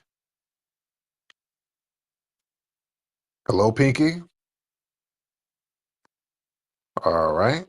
Pinky, you're not saying nothing? What's going on there? All right. Pinky, unmute your microphone. Pinky must be a dude. Pinky, are you a dude using a catfish account? That's what you use to get money out of niggas. You got a fake account. You pretending to be a chick. Pinky is really a man. Pinky is stinky. All right? Let's get somebody else in here. We get Stinky Pinky up out of here. Y'all don't follow Pinky, guys. I think that's a man. All right? Pinky's in here trying to catfish a couple of dollars. All right? Let's get Observant. Let's get Observant in here. What's up, Observant? Unmute your microphone. I'm good, man. How are you, Observant? Oh, there you What go. I find absolutely funny is that people from all over the world, from these shithole countries, they calling over there and trying to tell Black Americans what to do. They're always watching what you guys are doing when they need to take care of the matters that are very serious in their own homelands, but they're quick to point a finger at you guys when you guys are setting the standards on how we should conduct ourselves all over the world as a melanated people, you know. And another thing is like this thing where they trying to Africanize Black Americans, man. That's absolute nonsense. Like Black Americans are actually the oldest people in the world. Like let's use logic for example. Like why is it that everybody else like that's melanated is always following what Black Americans are doing? Like how can the mother and the father, if they're claiming to be that, follow the child? So Black Americans are the oldest, and these Africans and Caribbeans, those are new cultures. You know what I mean? So yeah, I'm gonna land my plane right there. So thank you very much. All right, Observant. Observant's all over the place. All right, let's get Mr. Miles in here. Mr. Miles. Mr. Miles in the building. Mr. Miles. Hey, good morning there, Kyrie. How you doing this morning? I'm good, Mr. Miles. How are you, sir? I'm doing fairly well, sir. Thank you. Thank you for having me up. I really enjoy you guys' conversation. I'll be listening to you guys. I'm at work. I'm out here driving. I'll be listening to you. I heard you had a caller on YouTube was saying that you have a lot of your people listening that don't be working. That's why they be up listening. I was like, come on, man. I don't. I had to Yeah, say something that negative. I say black people, we don't work. We work hard. But absolutely. that FBA, how would a person find out if they really truly FBA? How can they go back and we take blood tests or how that works? Yeah, you would know. I mean, that's not. Yeah, your mama, your grandmama. Oh, Hell, if you got a mom or a grandma, they'll know. well, my grandmother on my mother's side is passed, and my mother is passed. She passed out 15, but we're from South Carolina. My dad from South Carolina, all his people, and my mother's people are from South Carolina, Florence County area and the Marion County area. But my aunt and all of them still living in South Carolina. So other than that, but we had moved to they moved to Jersey and they got things started in Jersey. Then we had moved to Detroit, and then it was a back and forth, you know. So yeah, man, listen. If you got grandparents or parents or aunts, you could just talk to them and find out who's who in the family Okay. and find out who immigrated. Did they say if anybody immigrated over No, here? no, absolutely not. Matter of fact, my dad, he used to work for a white man when he was a young kid, about 9, 10 years old, down in Marion, South Carolina. He used to train Tennessee walking horses for him. And he said he still remember the man called Stackhouse. And he said the guy used to pay him a nab and a Pepsi Cola. And when they went to the store, he used to get to the store and say, "Go ahead and get my niggas." Excuse me. But that's what he to this day. My dad's 72 years old. He'd tell you if he saw that man's grave, he'll spit on it. But one thing about it, Yeah. my dad, he all behind the Democrat Party. He been in the military and everything. He got with this woman in North Carolina, younger woman, and all her family about Democrats. And I've tried to tell my dad about reparations and stuff and everything. Oh, we ain't gonna get nothing. We ain't gonna get nothing. He's so negative, you know. And I said, why you want to run Right. behind them Democrats and them? I said, what's with the same thing you always say, tangible. He always say, you better vote. You better vote. People done went through all this and vote. I said, Dad, what we gonna get out of it? What we gonna get out of it? What we getting out of it? The Yeah. last 4 Yeah. decades, I'm 46 years old. I haven't seen anything come down the pipeline for the black man yet. Yeah, but people are still giving loyalty to the Democrats. And again, that's who the Democrats' audience is. A lot of old, elderly black people who are they're just going to vote out of loyalty. They're just going to vote just so they can get out the house and do something constructive that day. But to them, voting is like the club for the elderly. It's like, ooh, I was gonna get out here and vote. I'm gonna meet me some women at the polls. It's that type of thing. That's like going to an elderly club. So yeah, you got a lot of the elders, the elderly, unfortunately, who's just gonna vote for the hell of it. We got to get out here and vote, man. You see, I got jumped on in Selma. We got to get out here and get it in. So yeah, you're not really gonna change their minds, and it is what it is. All right, let me get out of here. RJ, stop giving the thumbs down with your little old crusty Ebola thumb. I see you giving the thumbs down, trying to get some attention.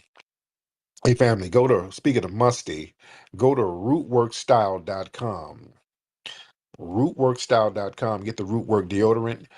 Get the movie Microphone Check at microphonecheck.com, ladies and gentlemen. Microphone Check at microphonecheck.com. Rude work, feel that natural flow.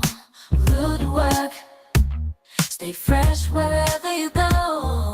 Rude work, I like the way it feels. Rude work, the magic is so real. Rude work, you need it for work or play. Rude work, keeps me fresh throughout the day. Rude work.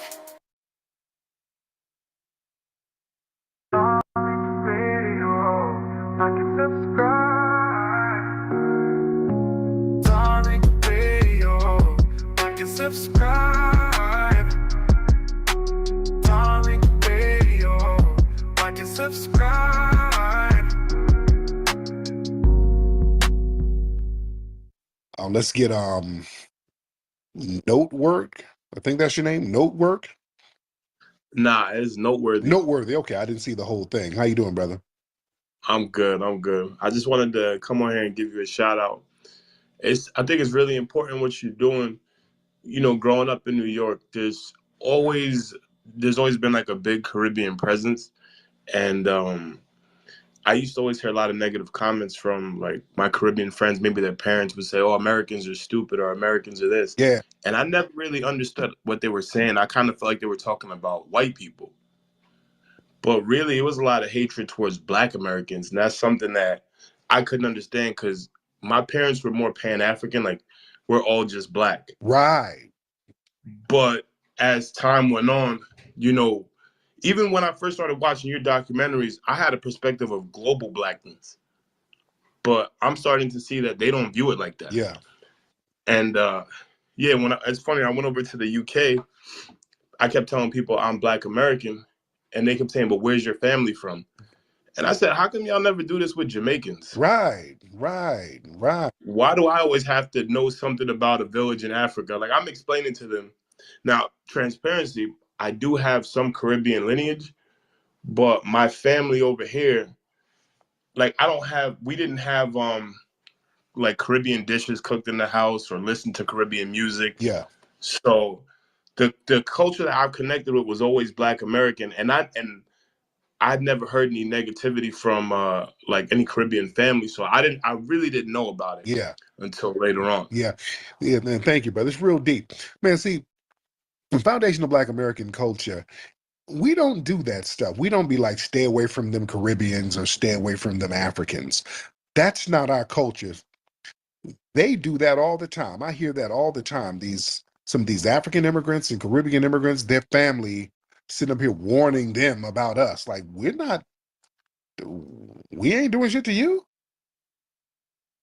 We're not doing anything to you. But that's a projection. A lot of that is projection. Because when we look at some of these cats coming over here, they come over bringing some of the scams they were doing over there, bringing them here. Our family, our FBA families, we don't sit around here denigrating people based on their ethnic group. We just don't do that. Like when I hear some of these guys call up talking about, yeah, I got jumped on because I was Haitian by a bunch of FBAs when I was a kid. That's all cap. That's a damn lie. You probably got jumped by some Jamaicans. We don't do that. That's not in our culture. That's not in our culture to sit up here and jump on somebody because of an ethnic difference. No, we don't do that. We don't do that. So they try to project a lot of weird stuff onto us. All right. Who's this? Coach Kiga. It's K-Mac. What's up, Coach? What's going on, Coach? Hop in, Coach. Turn the microphone on. Can you hear me? I'm here. Yeah. Appreciate you having me on, man. I never catch the live. I always catch the replays, but I do appreciate you. But I just wanted to say, like, it's weird that you got some people, like when Paul Wall went on Breakfast Club, they know what FBA is. Then you say you got other people saying it's a group, it's all this other crazy shit, and we know we know it ain't that. You know what I'm saying? So that's just the weird part. And then, like, your boy over here trying to double down on it. He taking shots at you on his IG. I saw that earlier. I just thought it's just real suspect about the dude. But I mean, we know what he is. Everything coming out. Now, which guy you talking about? Oh, Fat Joe. He was taking shots at you on his IG. Oh, what he said? Oh, well, no, he ain't say nothing. He posted Mr. Lizard Mouth. He posted something about FBA's being a hate group and all that. Oh, and he reposted that. So I thought that was just kind of. I'm like, all right, I mean, I guess he won it. Mm-hmm. He's still trying to double down. It had already backfired on him. Oh yeah. Yeah, I mean, it's a bad look for him. Fat Joe is looking real weird out here in these streets. And you know who else is co-signing Fat Joe? Little old Pete Rock. Pete Rock has been taking his shots. Pete Rock is trying to talk slick because Pete Rock is the Jamaican Tether. So little old Pete Rock's ass, he's been trying to take shots. Pete Rock, you've been trying to get my attention. Pete Rock, you need to get some hits under your belt, Pete Rock. I have to go in a time machine and go back to 1996 to give a damn about you, brother. And Pete Rock and Common, they got a new album out. I think it got Grammy nominated. The album didn't sell worth a damn, but it got Grammy nominated. So the album didn't even chart in the US, but it got Grammy nominated. So, you know, I wish you the best. But yeah, Pete Rock, come on, man. Well, you been fell off. Come on, brother. Don't even try that. You dig? Let's get Davinsky. Is this Dr. Davinsky, the Australian white supremacist? Dr. Davinsky. What's up, Dr. Davinsky? Then we're gonna get African pride in here. Dr. Davinsky, what's happening? Assalamu alaikum, brother Tariq. What's going on, Mr. Davinsky? How you been, brother? Yeah, Merry Christmas. I hope you have a good one. It's going to be a beautiful white Christmas. Shout out to all the divestors leaving the black man for the white man.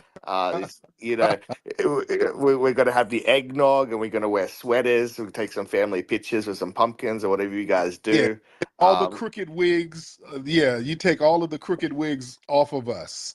Yeah, the women. You're the foundational black authority. That's hilarious, Tariq. Have you had a chance to debate Fat Joe yet? No. Fat Joe, man. His name is mud out here in these streets right now. Yeah, everything is kind of backfired on him. So, you know, he ain't looking too good in these streets. But what's happening with you, man? Where's your lady? So, well, I mean, I don't know, man. It's like I wanted to have I tried to get a pass for a couple threesomes a year, but she wasn't down with that. So right now we're on a temporary break. I'm going to the DR though. So after the new year, I'll be heading to the DR, and is gonna have some fun down there. So yeah. All right, hey man, it ain't tricking if you got it. It ain't tricking if you got it. There it is. African pride, hop on. Yo, Tariq. What's going on, Mr. Pride? Not much.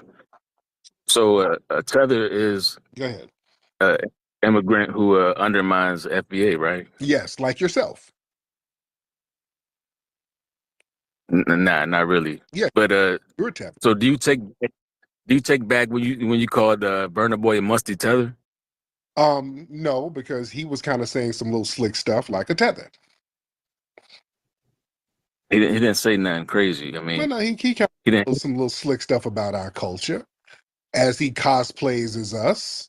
You know what I'm saying? So he kind of said some little slick stuff, and he said that FBA's lack knowledge of self, something that black activists been echoing for years. Yeah, but that's not out of pocket. But damn it, you can't sit up and talk about we lack knowledge yourself, and you up here trying to cosplay as us, sampling our music and trying to look like us. You're not looking like a Nigerian artist. You look like a foundational Black American. So don't sit here saying that.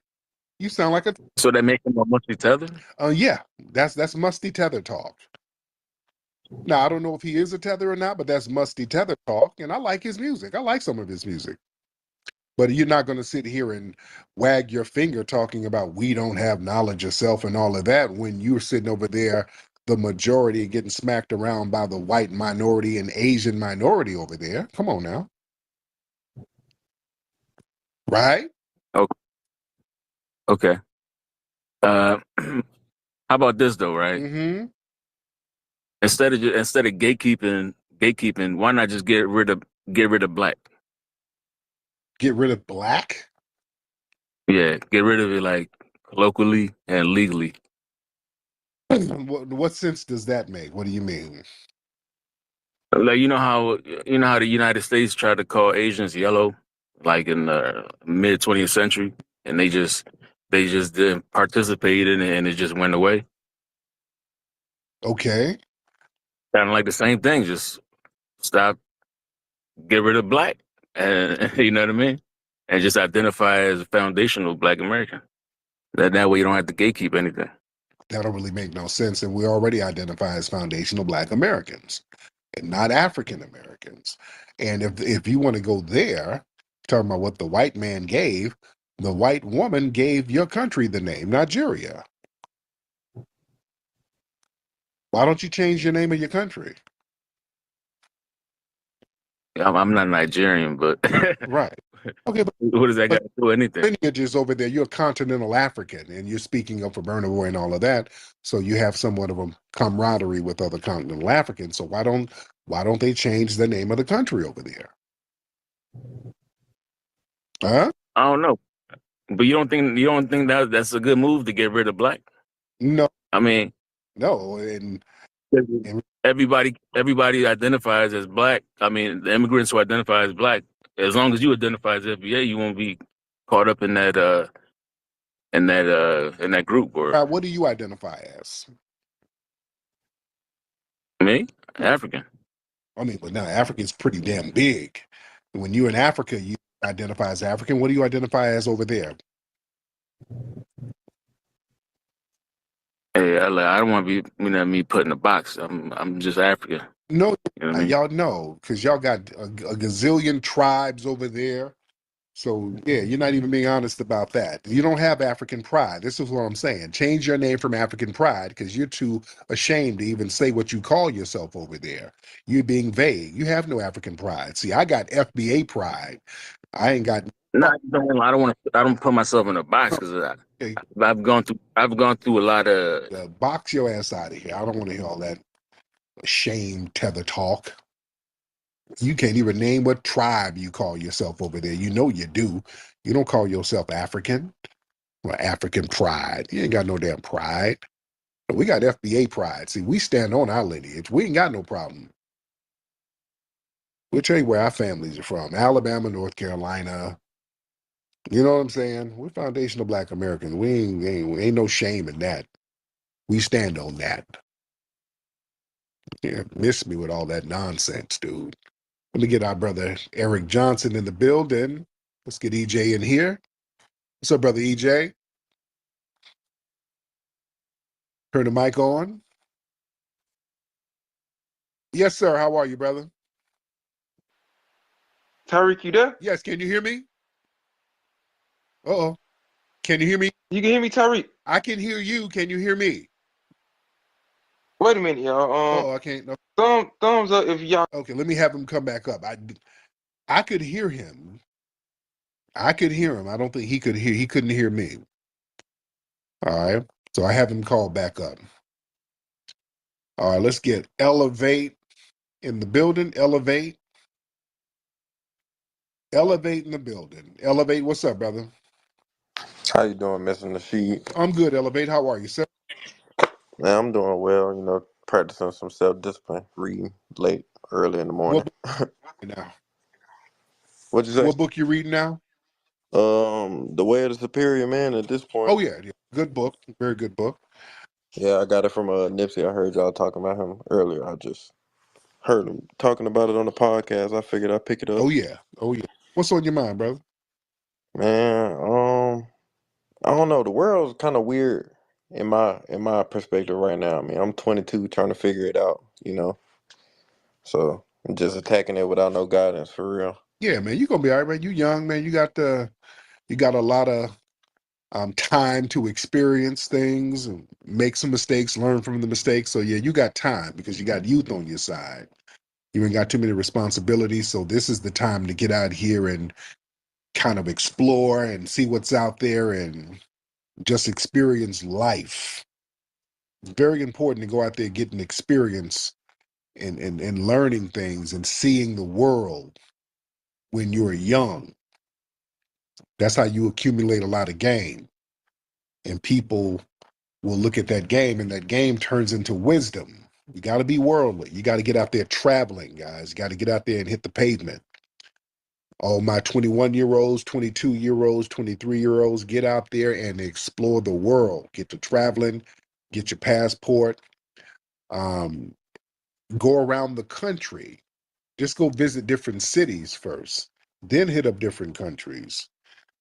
And just interact and vibe with people, man. That's why when y'all hear me talk to folks, I can listen to people and kind of tell where they're from damn near immediately. I can tell what part of the country they're from just from experience. I've been all over the place experiencing people and vibing and then going around the world and experiencing the world. But just here in the United States, man, just there's so many phenomenal brothers and sisters here on this soil.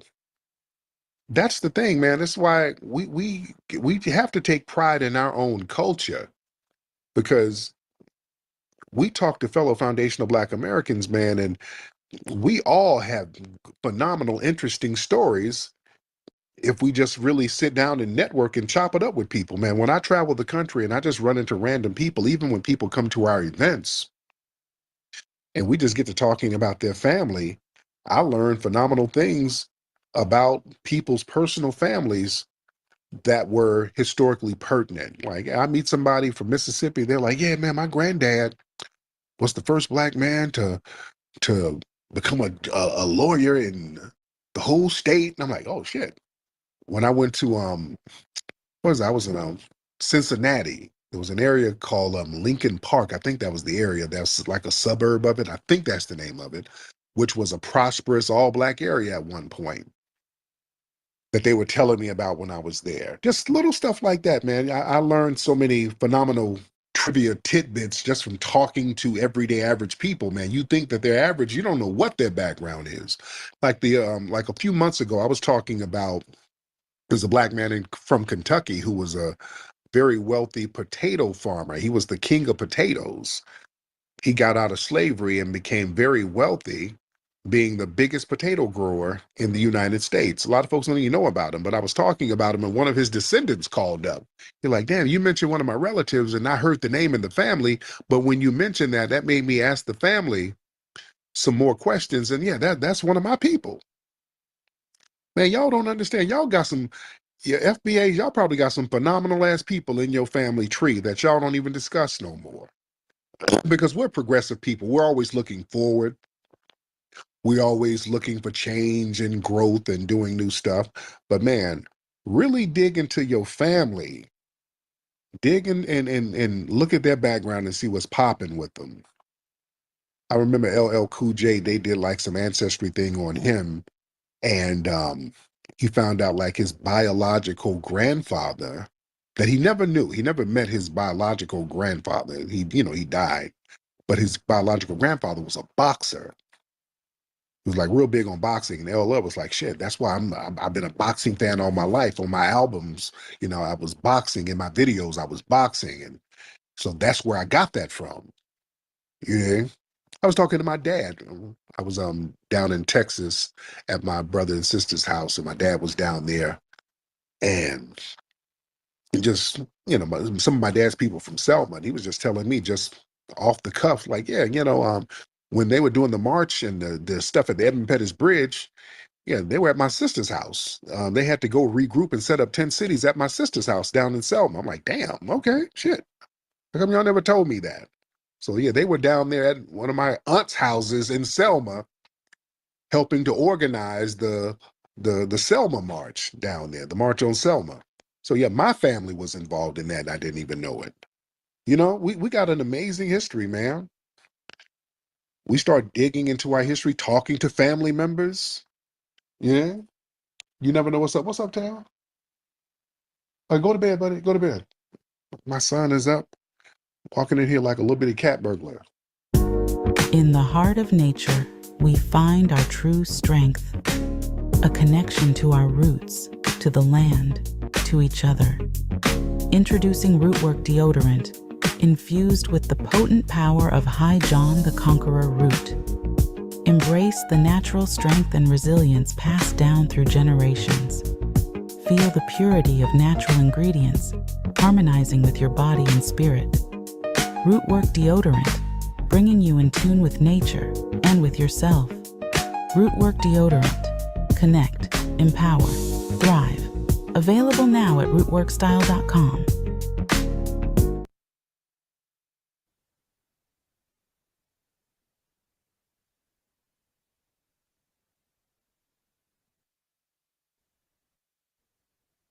Marcus Garvey. He came up off foundational Black Americans. He was actually unsuccessful in Jamaica and the Caribbean. He failed multiple times. He came over here. We elevated Marcus Garvey. All right, so let's get into it.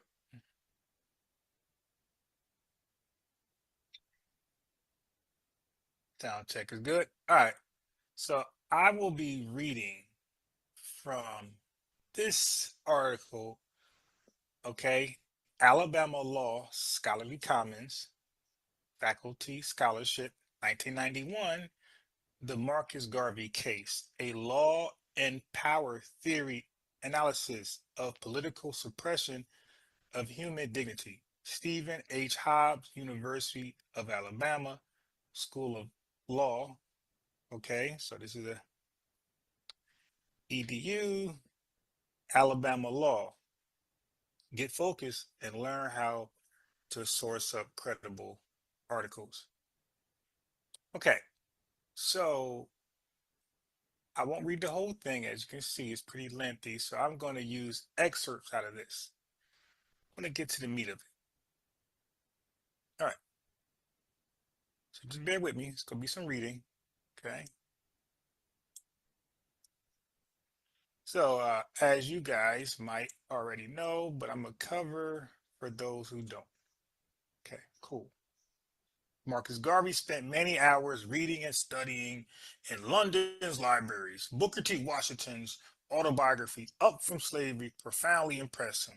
In 1914, Marcus Garvey in Jamaica established the Universal Negro Improvement and Conservation Association and African Communities League, better known as and commonly known as the UNIA. The ultimate goal of this UNIA was the redemption of Africa from European control. Okay, so Pan-Africanists, RBG. Okay, so we like to ask you guys, what are you doing? What's your goal? And you guys make up all type of stuff. Okay, but your leader and the founder of this movement said the goal was the redemption of Africa from European control. So you guys got some superhero tasks. You're going to need Iron Man. You're going to need Thanos. This is what you guys are doing. This is what Pan-Africanism is all about. It's about redeeming Africa from European control. Good luck. Garvey's vision was that of a free and independent Africa governed by the best and the brightest blacks from all over the world who would determine the destiny of people of color. I mean, this just sounds so fantasy, so comic book.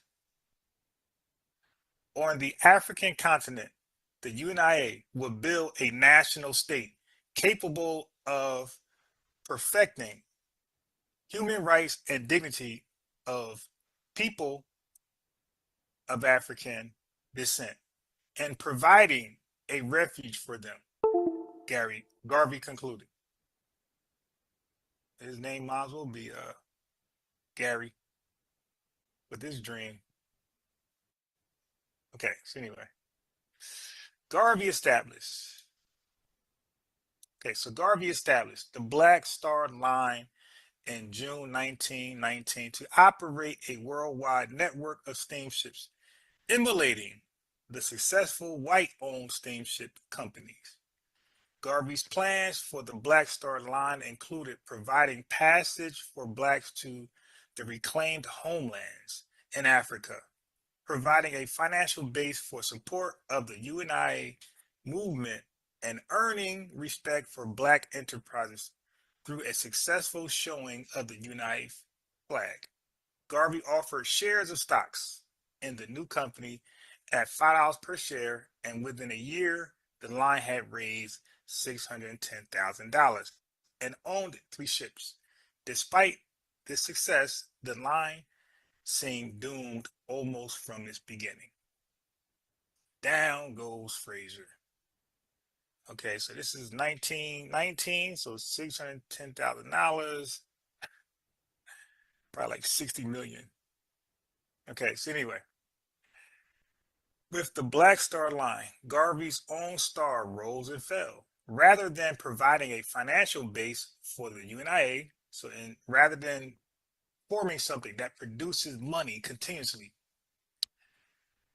the Black Star Line succeeded in draining the UNIA's assets, dragging the organization's other operations under with it. Garvey was forced to sell off property and equipment. Beset by problems, both internal and external, Garvey attempted to keep his fledgling steamship line afloat through the sale of more stock. Okay, this sale of stock, or more precisely, Garvey's stock solicitation through the mail, led to his arrest, conviction, and eventual deportation for mail fraud. Get him gone. Okay, so Garvey's indictment coincided with a vigorous Garvey Must Go campaign. Garvey must go, Garvey must go. Spearheaded by several prominent Negro leaders who vehemently opposed Garvey's programs.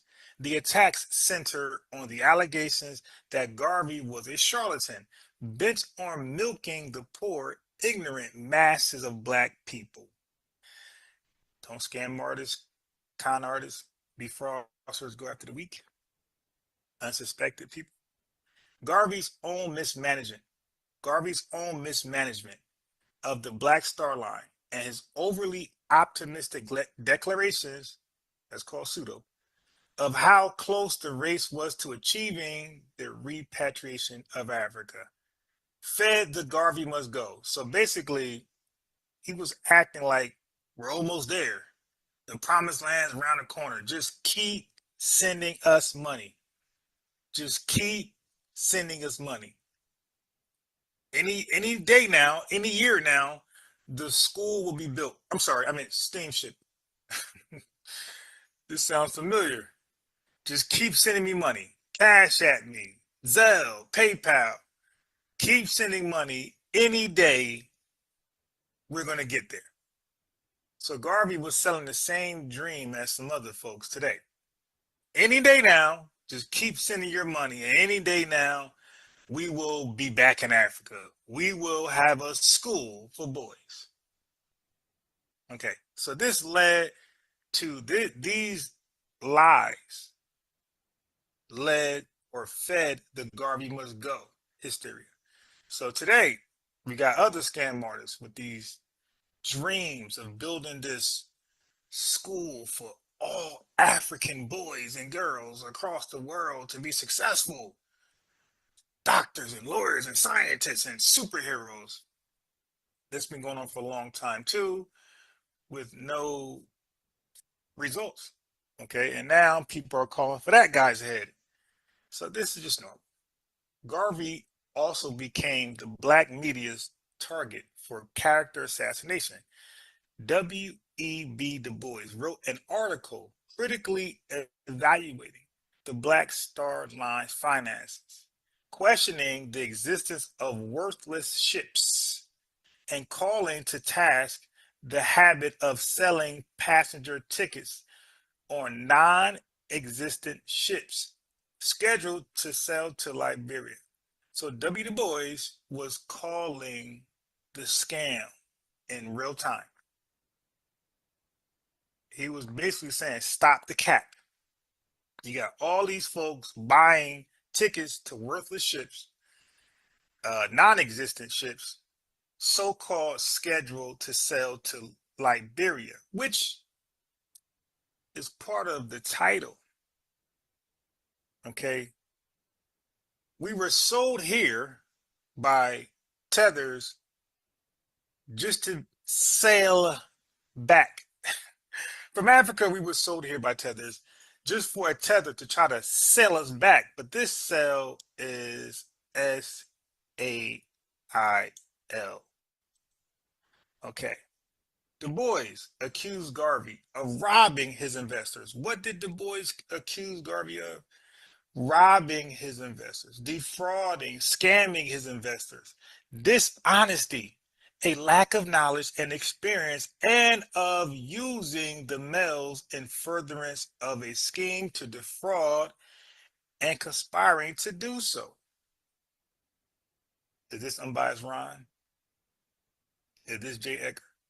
Or is this W. Du Bois? Now, keep in mind, W. Du Bois went to Durham, North Carolina. He witnessed firsthand Black Wall Street. He wrote a book. What was it called? Black Reconstruction, where he focused on Black Wall Street. So he's seen success. He's seen our success. He's seen how it was done, and it was not fleeing the country. He's seen it firsthand.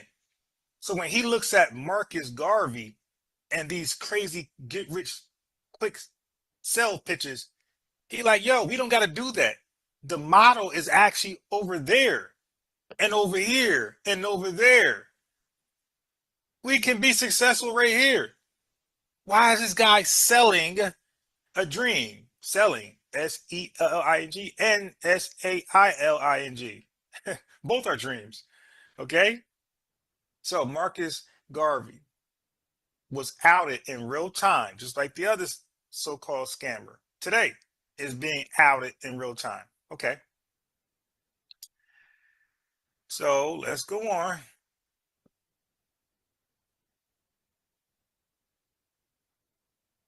In a New York News editorial, Garvey was accused of playing on the prejudice and imagination of blacks and having seduced from them hundreds of thousands of dollars and squandered it upon self-glorification and visionary projects.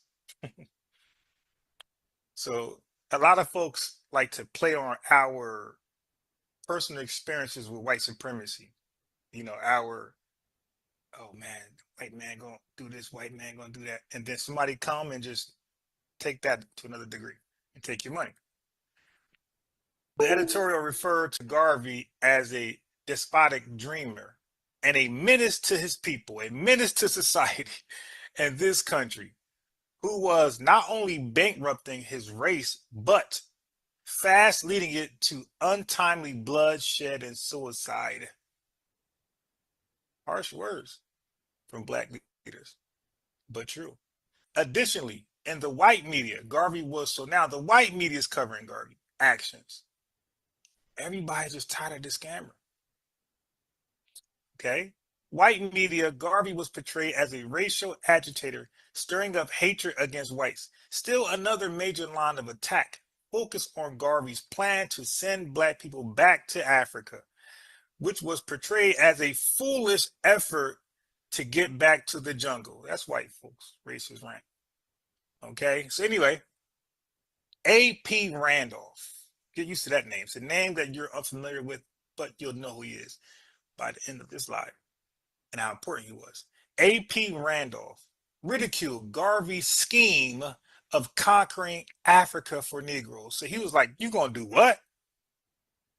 You're going to go to Africa and strip European powers of their power with 3 steamship? Like, what? Yo, what? Declaring that the Garveyites had neither the brains nor the capital to run a steamship line, much less build an empire. And again, so it's not in this report, but reports definitely said that Garvey had people who had no experience with selling a ship, okay, trying to operate the ship and just we're sinking them. Okay, so A.P. Randolph,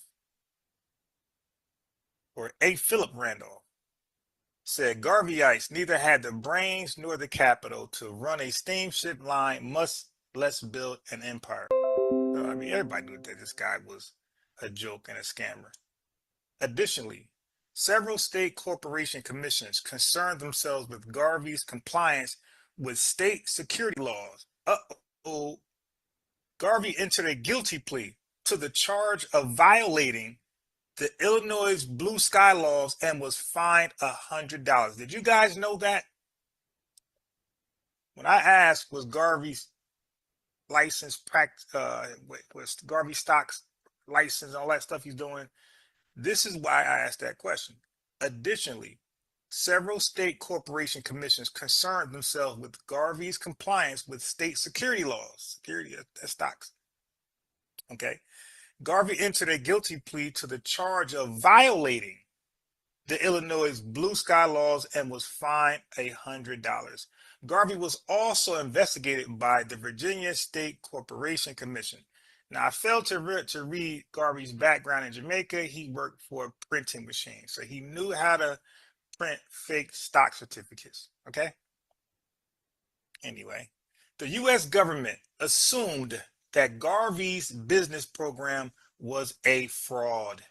Government surveillance reports discussing the investigation of the Black Star Line described Garvey as a get-rich-quick artist. Blacks who opposed Garvey painted him as a con artist, and statements to this effect were made to government agents and Black publications. Yeah. We were Charleston White before Charleston White. We pointed out this savage, this predator, law officials. Y'all gonna let him do this to us? Are y'all serious? We already got to deal with y'all white supremacists, y'all race soldiers. But you're going to let a tether come from over here and practice these illegal practices amongst us to set us back even further? All right. A significant portion of the intelligence on Garvey was gathered by Blacks who were either agents, informants, or UNIA infiltrators. Ooh. Okay. Garvey was portrayed as a predator, fomenting racial prejudice and preying upon the ignorant masses of Black people. The task of the judicial system was to see that justice was pursued on behalf of those exploited by this tiger. He was called a tiger. Oh my God. Because they were saying he was preying on unsuspected, Black or uneducated victims. He was a predator. Garvey proceeded pro se at the trial. So did you know that Garvey represented himself in court? He didn't go get a lawyer, all those Black dollars, and he ain't spend none of it on his legal team. He decided to represent himself. Oh boy. Oh boy. Plebiscite Babel. So Marcus Garvey went with plebiscite Babel to represent himself and defend him of these serious charges. Although he was not entirely proficient in his self-advocacy, he demonstrated a significant level of skill in defending himself. The U.S. government viewed him as dangerous and acknowledged his ability to affect an audience. The gift of gab. The government may have viewed him as a fraud, but he was a man who possessed the intellect and ability sufficient to accomplish a sophisticated program of empowerment. So he's a fool, but he's dangerous, as evidenced by the money and time the government expended on its surveillance of Garvey. The United States government took him seriously. So they knew he was a fool, but because he has influence, he can influence the minds to do some goofy stuff. He was seen as a domestic threat, especially with the report says hundreds of thousands of followers. You can't take that guy lightly. You see what happened with Jim Jones. Okay, so Garvey did admit his managerial and planning mistakes and took full responsibility for them. False representations about the Black Star Line had also been made. False representations. So he took ownership of lying about he owned ships to sell stocks for he did not own. Okay, so he admits. So you guys can't. This is Garvey. Yet many of these were born of over enthusiastic puffery and salesmanship and were made with the best of intentions. So he's saying, yeah, I was a top gifted gabber selling this dream, but I really believed it. Garvey was convicted of mail fraud, sentenced to a term of 5 years in prison, and after President Coolidge commuted his sentence, was deported in 1927. So you got a lot of confusion out there, a lot of confliction on how much time he did and how much time was he convicted of. So there you go, right there. He was sentenced to 5 years, but he was deported within 2 years of his sentence, or after 2 years of his sentence. So that clears up that confusion for you guys. Okay, let's go here next. Okay, so now this is no longer the article. I'm referencing Chat GPT. So I asked Chat GPT some questions about Garvey and his movement and his scamming ways, and this is what I got. Garvey's time in the U.S. became a defining period of his career, where he launched programs like the Black Star Line, a shipping company meant to facilitate trade and a return to Africa, and expanded the UNIA's membership base. Though his efforts would later face challenges and controversies, Garvey's impact on the Black nationalist movement was profound. Regarding the regulation of stocks related to Garvey's endeavors, the Black Star Line itself faced several issues, including legal and financial troubles. The company sold stock to fund its ventures, but there were accusations of fraud and mismanagement, and the business ultimately failed. At the time, there wasn't the same level of regulatory oversight of stocks and securities that exists today, and many of Garvey's business ventures faced scrutiny. Okay. The U.S. government became involved in investigating Garvey's activities, which eventually led to his arrest and conviction in 1923 on charges of mail fraud related to the Black Star Line stock sales. His conviction was controversial, and many viewed it as politically motivated. The legal and financial challenges faced by Garvey and his business ventures were part of a larger pattern of difficulty in securing investment and regulation, particularly for organizations led by Black people in the early 20th century America. In short, while stocks related to Garvey ventures were not regulated in the modern sense, they did face legal scrutiny due to accusations of fraud and mismanagement. Okay. Marcus Garvey faced accusations of fraud related to the sale of stocks for the Black Star Line, a shipping company he founded as part of his Universal Negro Improvement Association, UNIA. The company was intended to provide transportation and trade services between Africa and the Americas, promoting Black self-reliance and fostering economic independence for Black people. Black power. However, Garvey sold stocks to investors, including to the Black community, to fund the construction and operation of ships for the Black Star Line. It was later revealed that the company did not own all the ships it had claimed to own. Scammer alert, scammer alert. In fact, some of the ships Garvey advertised were either not yet built or not in the possession of the Black Star Line at all. That's either true or false. And if it's true, he's a scammer. And he, of course, J. Edgar Hoover was supposed to swoop down. There were also reports of mismanagement and financial difficulties that led to significant losses for investors. So people who invested in this dream lost their money, obviously. So Marcus Garvey could have been the first Madoff. The Wolf of Wall Street. The Wolf of Black Wall Street. Marcus Garvey, the Wolf of Black Wall Street. Oh boy. The most notable example of this controversy was the SS Phyllis Wheatley, a ship that Garvey claimed to own but did not have full control over, causing suspicion about the legitimacy of the business operations. Okay, that's either true or false. If it's true, scammer alert. Just own the L. Your leader, the founder of Pan-Africanism, was a scammer.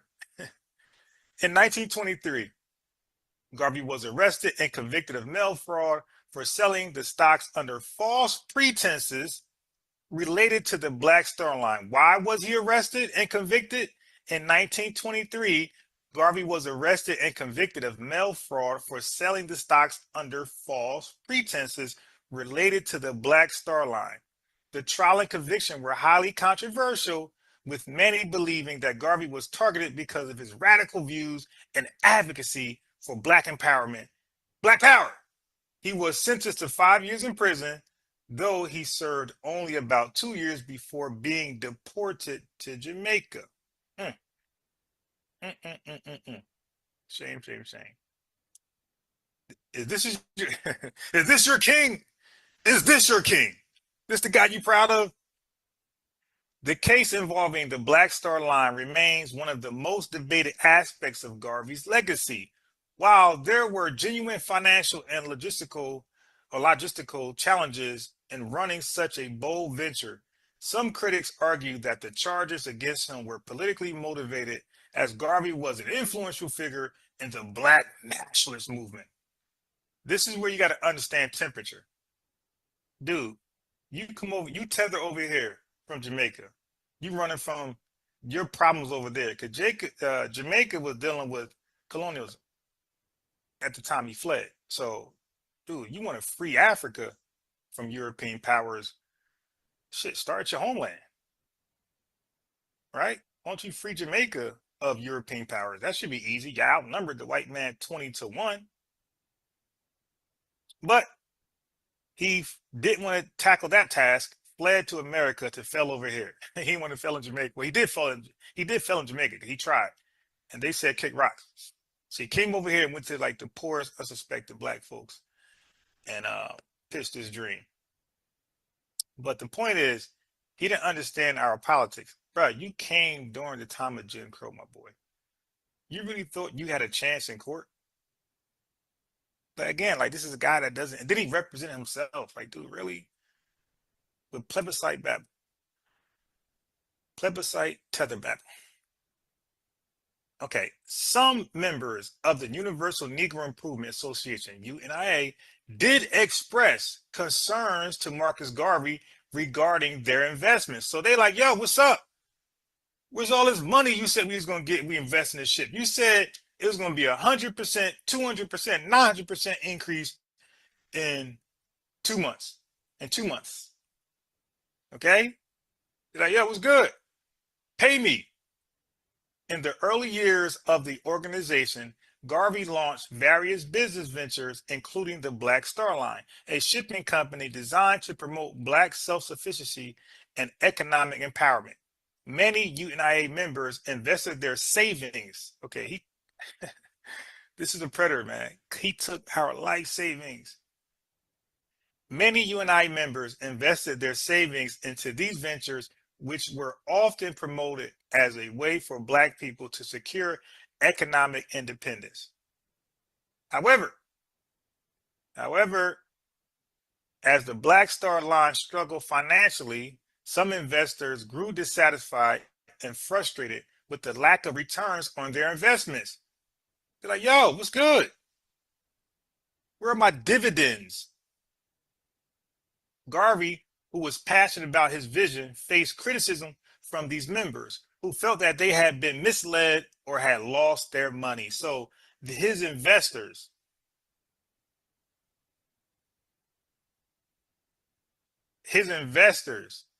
were expressing dissatisfaction.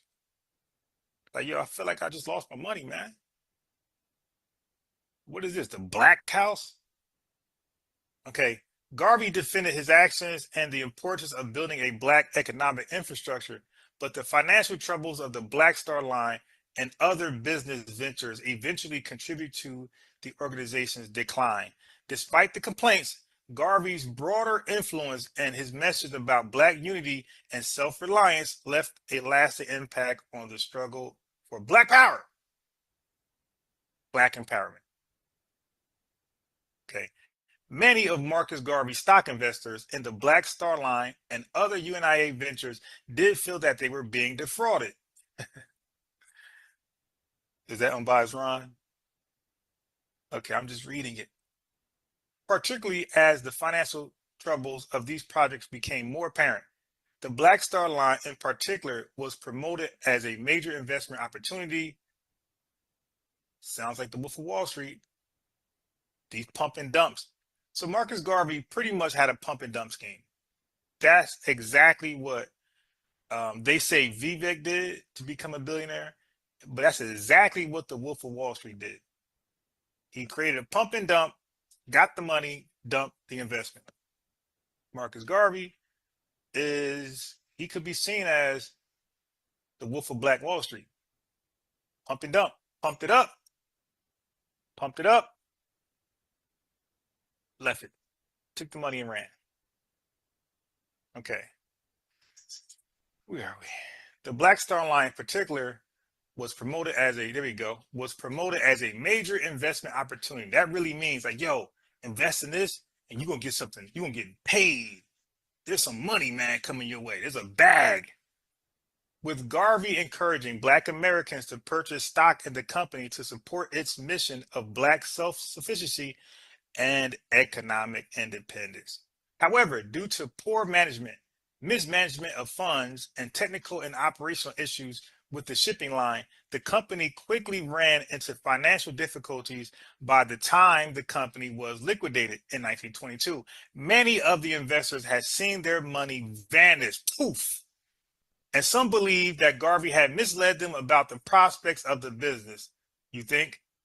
He said, you guys are going to go to Africa and dethrone the European powers.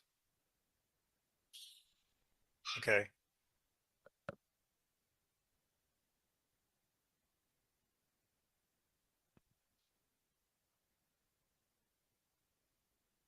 This financial failure led to the widespread dissatisfaction among UNIA members and investors.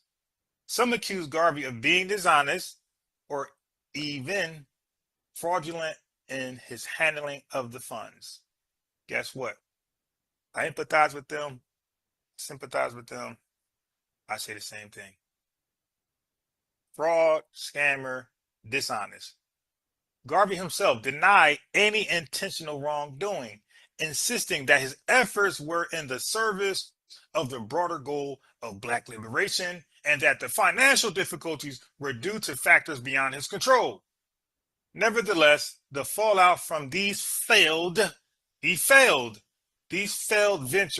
significantly damaged Garvey's reputation and contributed to his eventual downfall. Down goes Garvey. Garvey must go. The criticism from his investors led to a legal case in which Garvey was charged with mail fraud related to his promotion of the Black Star Line. He was convicted in 1923 and sentenced to prison, though many of his supporters believe that the charges were politically motivated and aimed at undermining his leadership. Sure. Okay. So you see in real time, you had Black leaders like W. Du Bois and A. Philip Randolph, A.P. Randolph, who called Garvey out in real time. They didn't wait. They didn't come after the fact like me. I wasn't born. They called him out in real time. Okay, this is history. Embrace it. Okay, so with all this being said, what does Umar got to say about this, about these facts? Look how he revised and remixed history and try to blame the victim.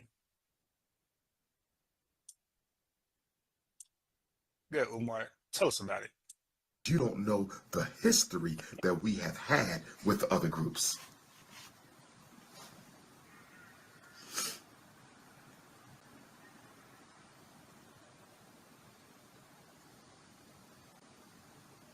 Mr. Garvey goes on and he says, others of my race oppose me because they fear my influence among the people, and they judge me from their own corrupt, selfish conscience.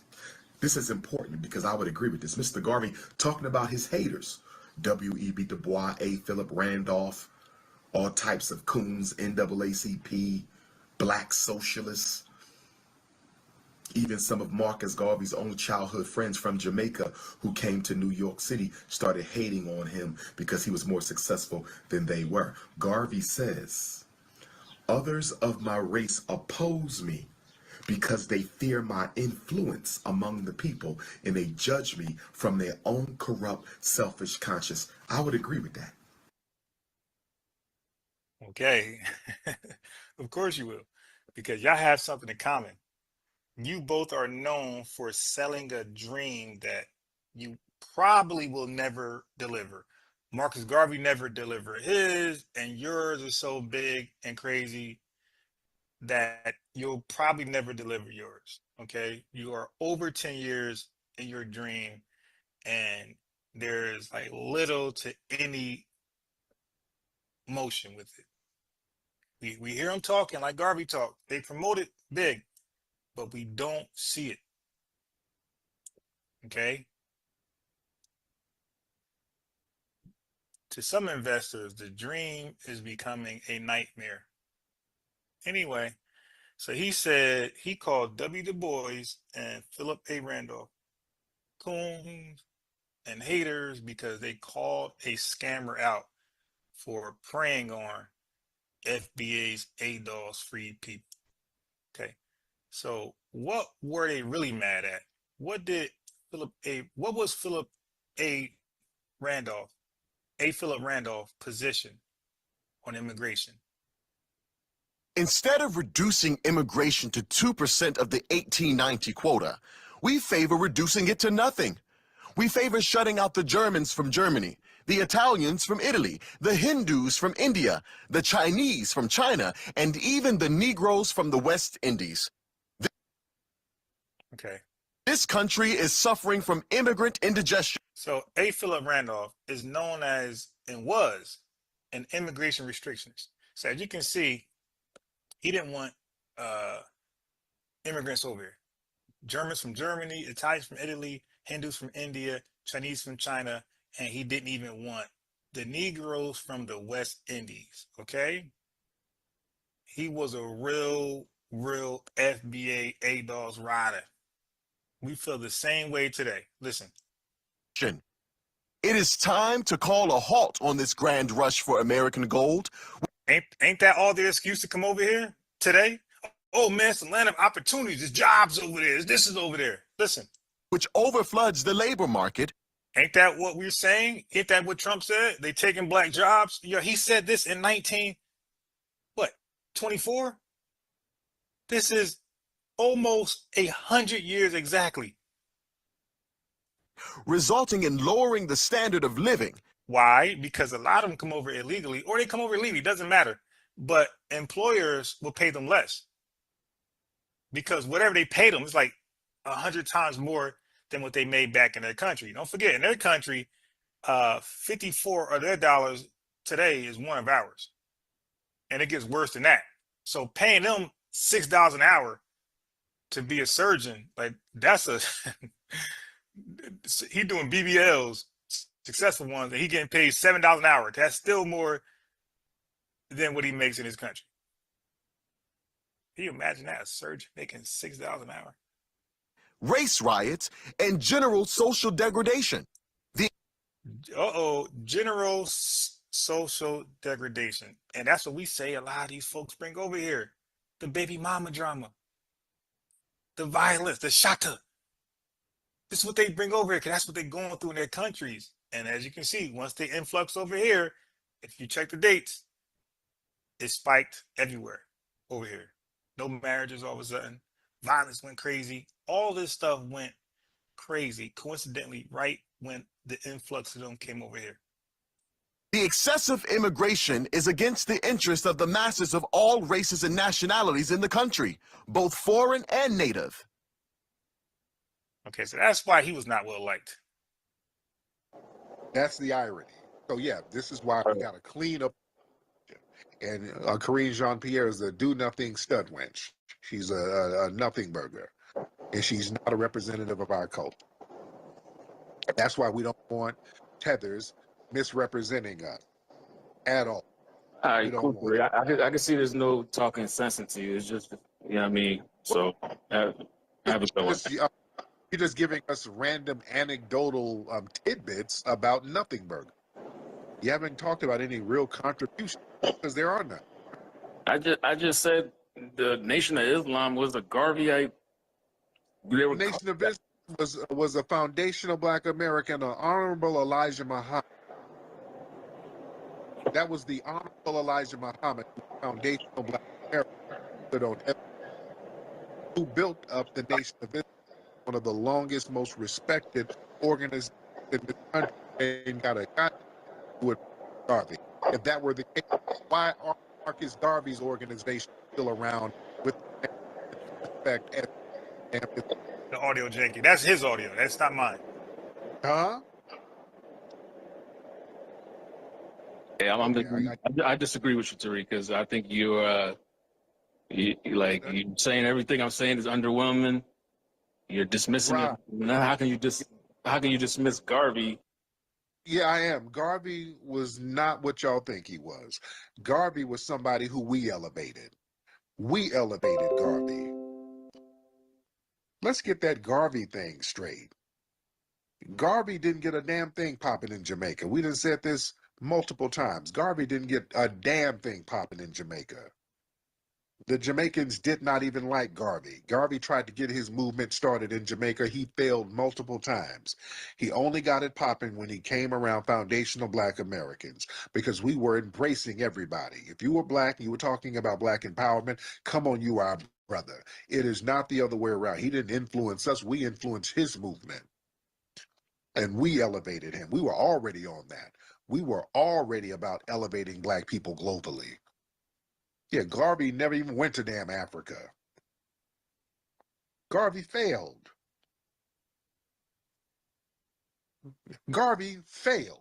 Let's be real. And then when he went back to Jamaica because of the whole mail fraud thing, because some of the Caribbean tethers he had around him were undermining him. That's what John Henry Clark said. That's what Some Umar of his said. men that were undermining him, feeding information to law enforcement, were Caribbeans. His fellow Caribbeans undermined him. And then when he went back to Jamaica, he ran for political office against a white man. The white man won. That's embarrassing. That's why he left Jamaica. He said he's ridiculous over They here. voted a He white died in man. Britain. He Oh, was oh my disgusted with God. Jamaica. Let's get that Garvey thing straight. That didn't do us no damn favor. He didn't do anything for the Honorable Elijah Muhammad. Elijah Muhammad stood on FBA business. Elijah Muhammad had the real blueprint. He did things the right way. That's why the organization is still strong to this day. The template is still strong. Nation building, men standing on business, respecting the women standing on business, respecting the men. But yeah, don't tell me about some Garvey influenced some damn body and Garvey failed. Garvey failed. Yeah? I know. Well, we got to get this history straight. People come in here talking about their contributions. Hey, please, y'all been getting it in off of what we've created. And I'm not trying to denigrate nobody, but no. We got to speak truth to power. And this dude start talking about some random lawsuits. That's not some major contribution to us collectively. But another problem that I had in terms of Garvey and what he did and what he was doing was how he the best way to say it is how he sucked up to racists, right? I'm sorry if this is new to you, but there was a letter from Garvey to Ernest Cox, and I think Ernest Cox was a white supremacist, KKK, or whatever the case may be, and here's what he said. He said, I sent you a telegram this morning, which I trust you have received as stated therein. I have just completed reading the book White America. It is wonderful. From the white man's point of view, it is a masterpiece in history, ethnology, and general race literature. It should be in the hand of every intelligent white person, not only in America, but Europe, South and Central America, as also the hand of every intelligent Negro. I do not and cannot agree with much of the historic data in reference to the black man. As a Negro, I have opinions of my own, but I fully appreciate the fact that you have written from the white man's viewpoint. And in that, I hereby agree and am in full sympathy. If I were your race, I would have written with the same force and probably with prejudice. You have been fair as anyone could expect under the circumstances. You have been much more liberal than the average writer or author. History, as you know, ancient, is largely doubtful and highly speculative. The points of vantage credited to the one race can be easily claimed by the other. Yet that is not a matter of dispute between us.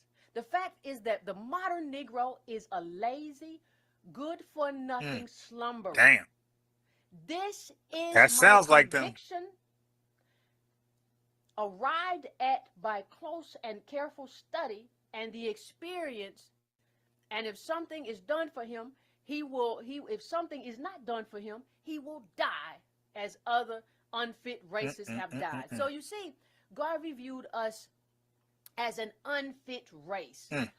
In his letter to Ernest Cox, I have an issue with that. So this is just some of the things in terms of cozying up with racists, in terms of back to Africa, in terms of escapism. This is just a quick selection. Okay, so let me just go back to the letter for 1 second, because something was pointed out. Okay, all right. Let me use my tools. All right. So now this is straight coonery. This is tethering. Yeah, and all right. So anyway, Garvey said, he acknowledged that they were using prejudice. But then he said this right afterwards. You have been as fair as anyone. How do you practice prejudice and be fair at the same time? These two words literally contradict each other. So keep in mind, Mr. Cox was the Grand Wizard of the Klan. So he's writing to the KKK, the Ku Klux Klan, because he's trying to get together with them. Hey, y'all don't like black folks. Y'all don't want them here. I'm from Jamaica. I don't want them here because I'm trying to get us from colonialism in Jamaica over here. So why don't we work together? Shit, I got a whole bunch of them behind me. Why don't we work together? Because I need some money. You know, my stock are falling apart. So how about you guys use some of that racist money to fund these ships, and let's get these guys over to Africa, to Libya, for real, for real. Like, I could use y'all penny. It's worth it, because now y'all problem is resolved and Jamaica's problem is resolved. We get to leave, flee our land, come over here, and we get to get those guys out of your face with the deep history you had with these guys. We don't have that history with them. We're not going to fight against y'all, get in y'all way, take y'all jobs. We ain't doing none of that. Okay? So help us help you, basically. That's what Garvey was on with these damn KKK fools. Okay? There you go. So he met with the Klan so the Klan can help get us back to Africa. I hate the term back. I've never been there. So Garvey, with the Klan's help, was trying to sell us away to Liberia so that we founded this country, helped create it for what it is today, be the super power country, but we're going to be shipped off to a third world to start all over while we didn't built this country. That was Garvey's plan, and that is white supremacist plan. That's what they always say, go back to Africa. Dude, you're talking to the wrong person. We're not from Africa. We've never been there. We have as much right to this country. We got much in stake in this country as anybody else. All right? We are American. We're not African. People hate that, but that is the truth. All right. So now let me. I can subscribe.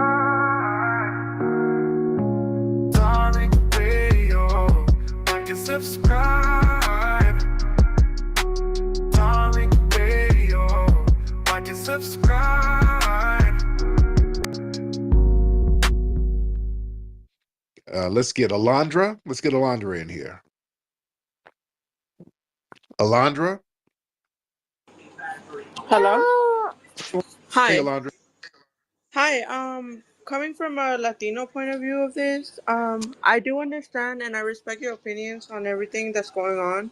But I do want to mention some stuff. You know, for example, the fact that I recently got offered a $2,000 scholarship, which I turned down, and I would turn down any other scholarship. And I believe truly that it has nothing to do with race. It has to do with the fact that people choose to believe in the education system that traps them into these kind of payments.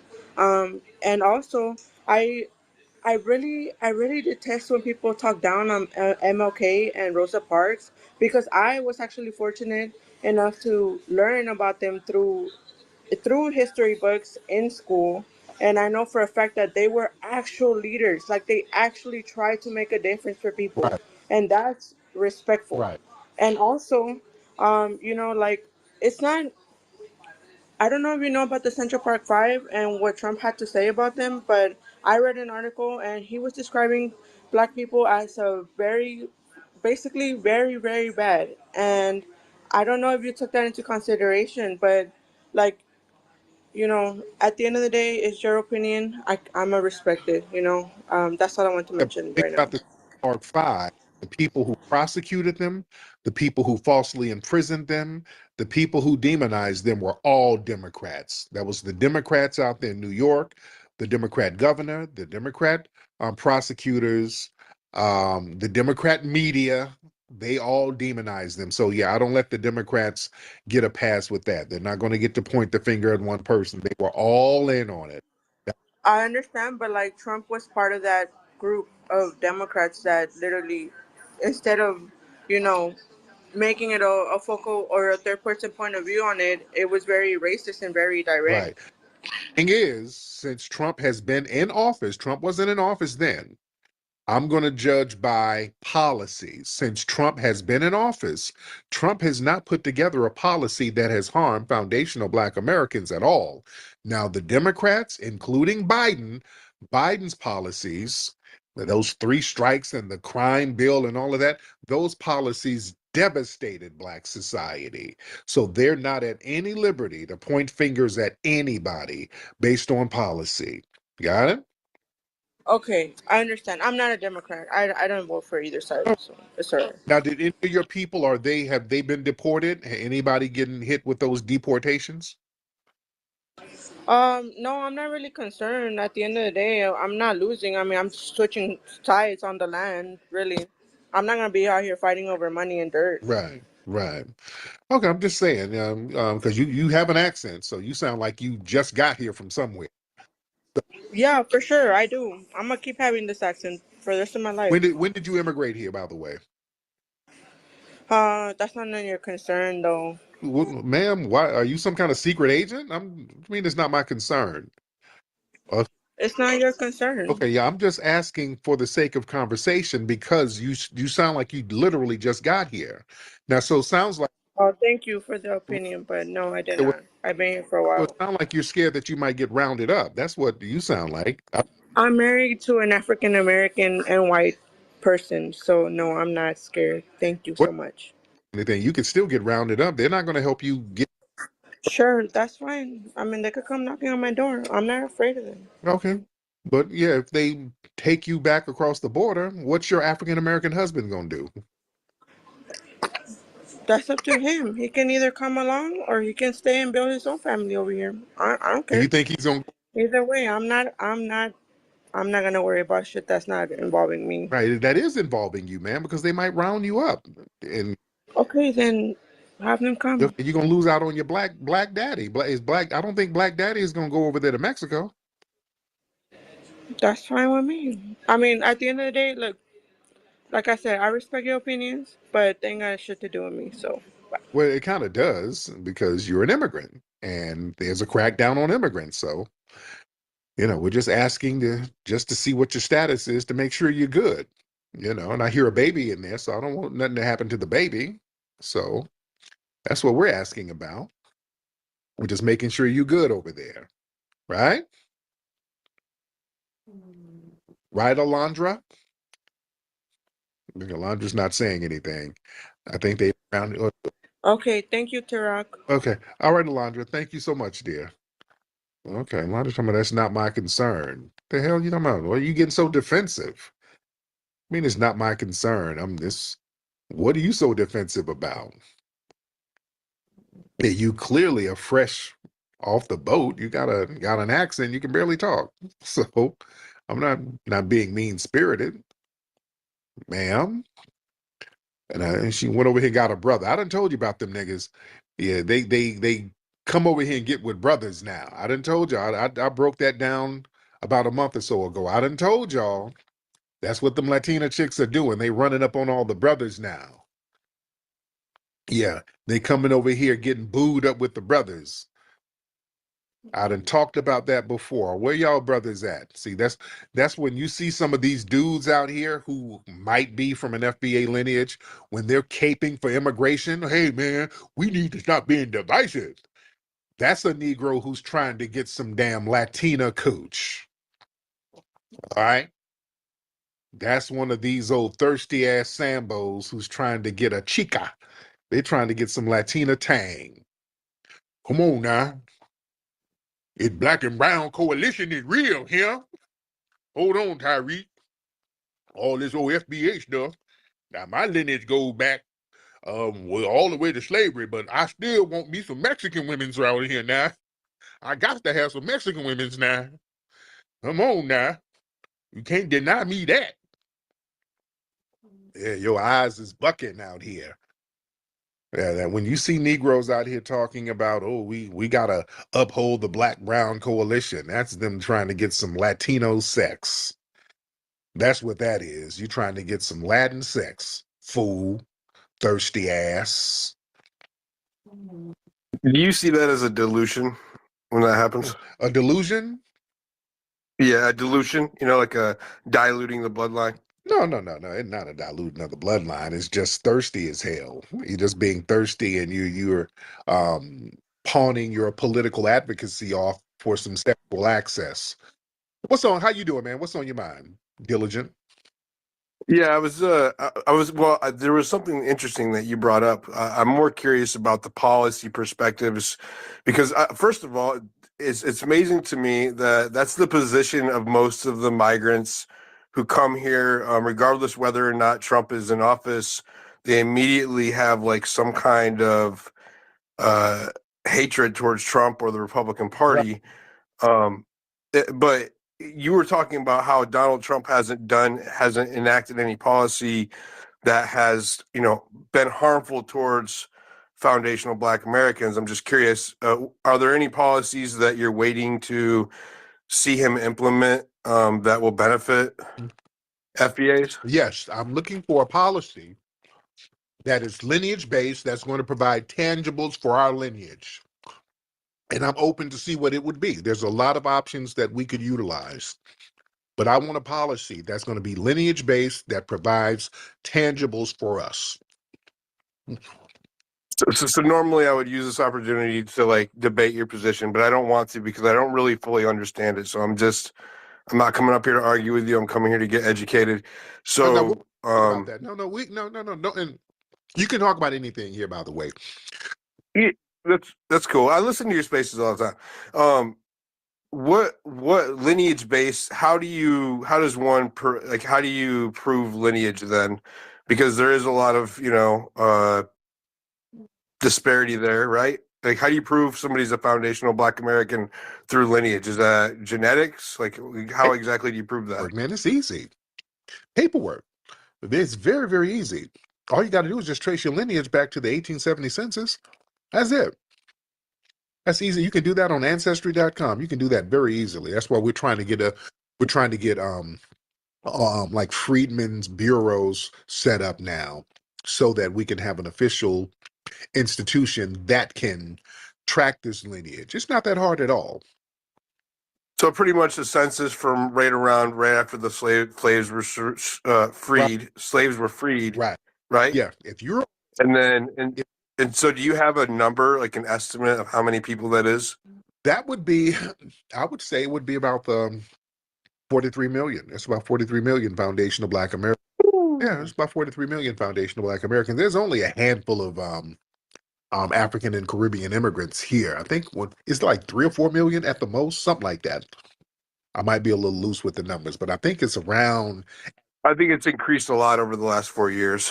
Yeah, but there's 43 million, at least 43 million foundational Black Americans, and there should be tangible policies for that lineage. Would you agree or disagree with that?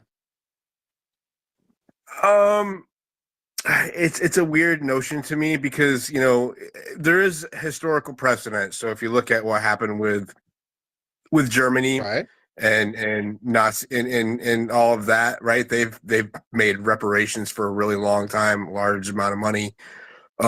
With the United States, you know, one could argue that we were the spearhead of abolishing slavery, right, and moving out of that dark part of the world. And I don't mean that in any kind of pun, even though I didn't think about it ahead of time. But anyways, you know, that's you know, there's an argument, there's a debate to be had there. Slow down. Let's slow down. I'm muting you because we got to slow down. Let's slow down. Let's unpack that whole thing. Well, we stopped slavery. No. That's like driving a rental car and not paying for it and say, well, at least I put gas in it. That ain't it. You got to pay for the rental. You use this car, you drove it around all over the place, put all types of miles on it, put all types of wear and tear on the car. Yeah, you have to pay for that. You have to pay for the rental. You have to pay for the use of the car. You're not going to get props for just putting gas in the tank and bringing it back. So here it is. Here you go. No, there's wear and tear on this motherfucker. You need to pay. Just like us, there's wear and tear. Y'all wore us the down for centuries, made us work for free. We couldn't get out of it because of the federal government. They did all type. We had zero rights, getting and brutalized and maimed and killed and decapitated and castrated. Children sold away from us, forced to breed. Just the most demonic, inhumane things imaginable while we're building the wealth of the nation. So we have to be compensated for that, sir, right? So you don't have to mute me. If you want me to stop talking, just let me know. I won't talk over you. But anyways, because there's a double glitch, so it's like hard to respond. But you know, go ahead. Yeah, I was talking. I was trying to interject, and you didn't hear me. That's why I muted. I didn't do it to be rude. I don't think you heard me. So I you know, when I'm talking and you're talking, you might not. I get it. I'm a Spaces host. I host Spaces all day. So I think that, you know, fundamentally just my belief system, and I may be wrong. So let me just start from that. Like my position might be wrong, and I'm going into this conversation with that being stated. I think that all of the people that those atrocious things happened to, and they were atrocious and they did happen, are long dead, right? And I don't feel like that the burden of the past should just rest on the shoulders of a few in the future, right? No. And we don't know that I'm almost done.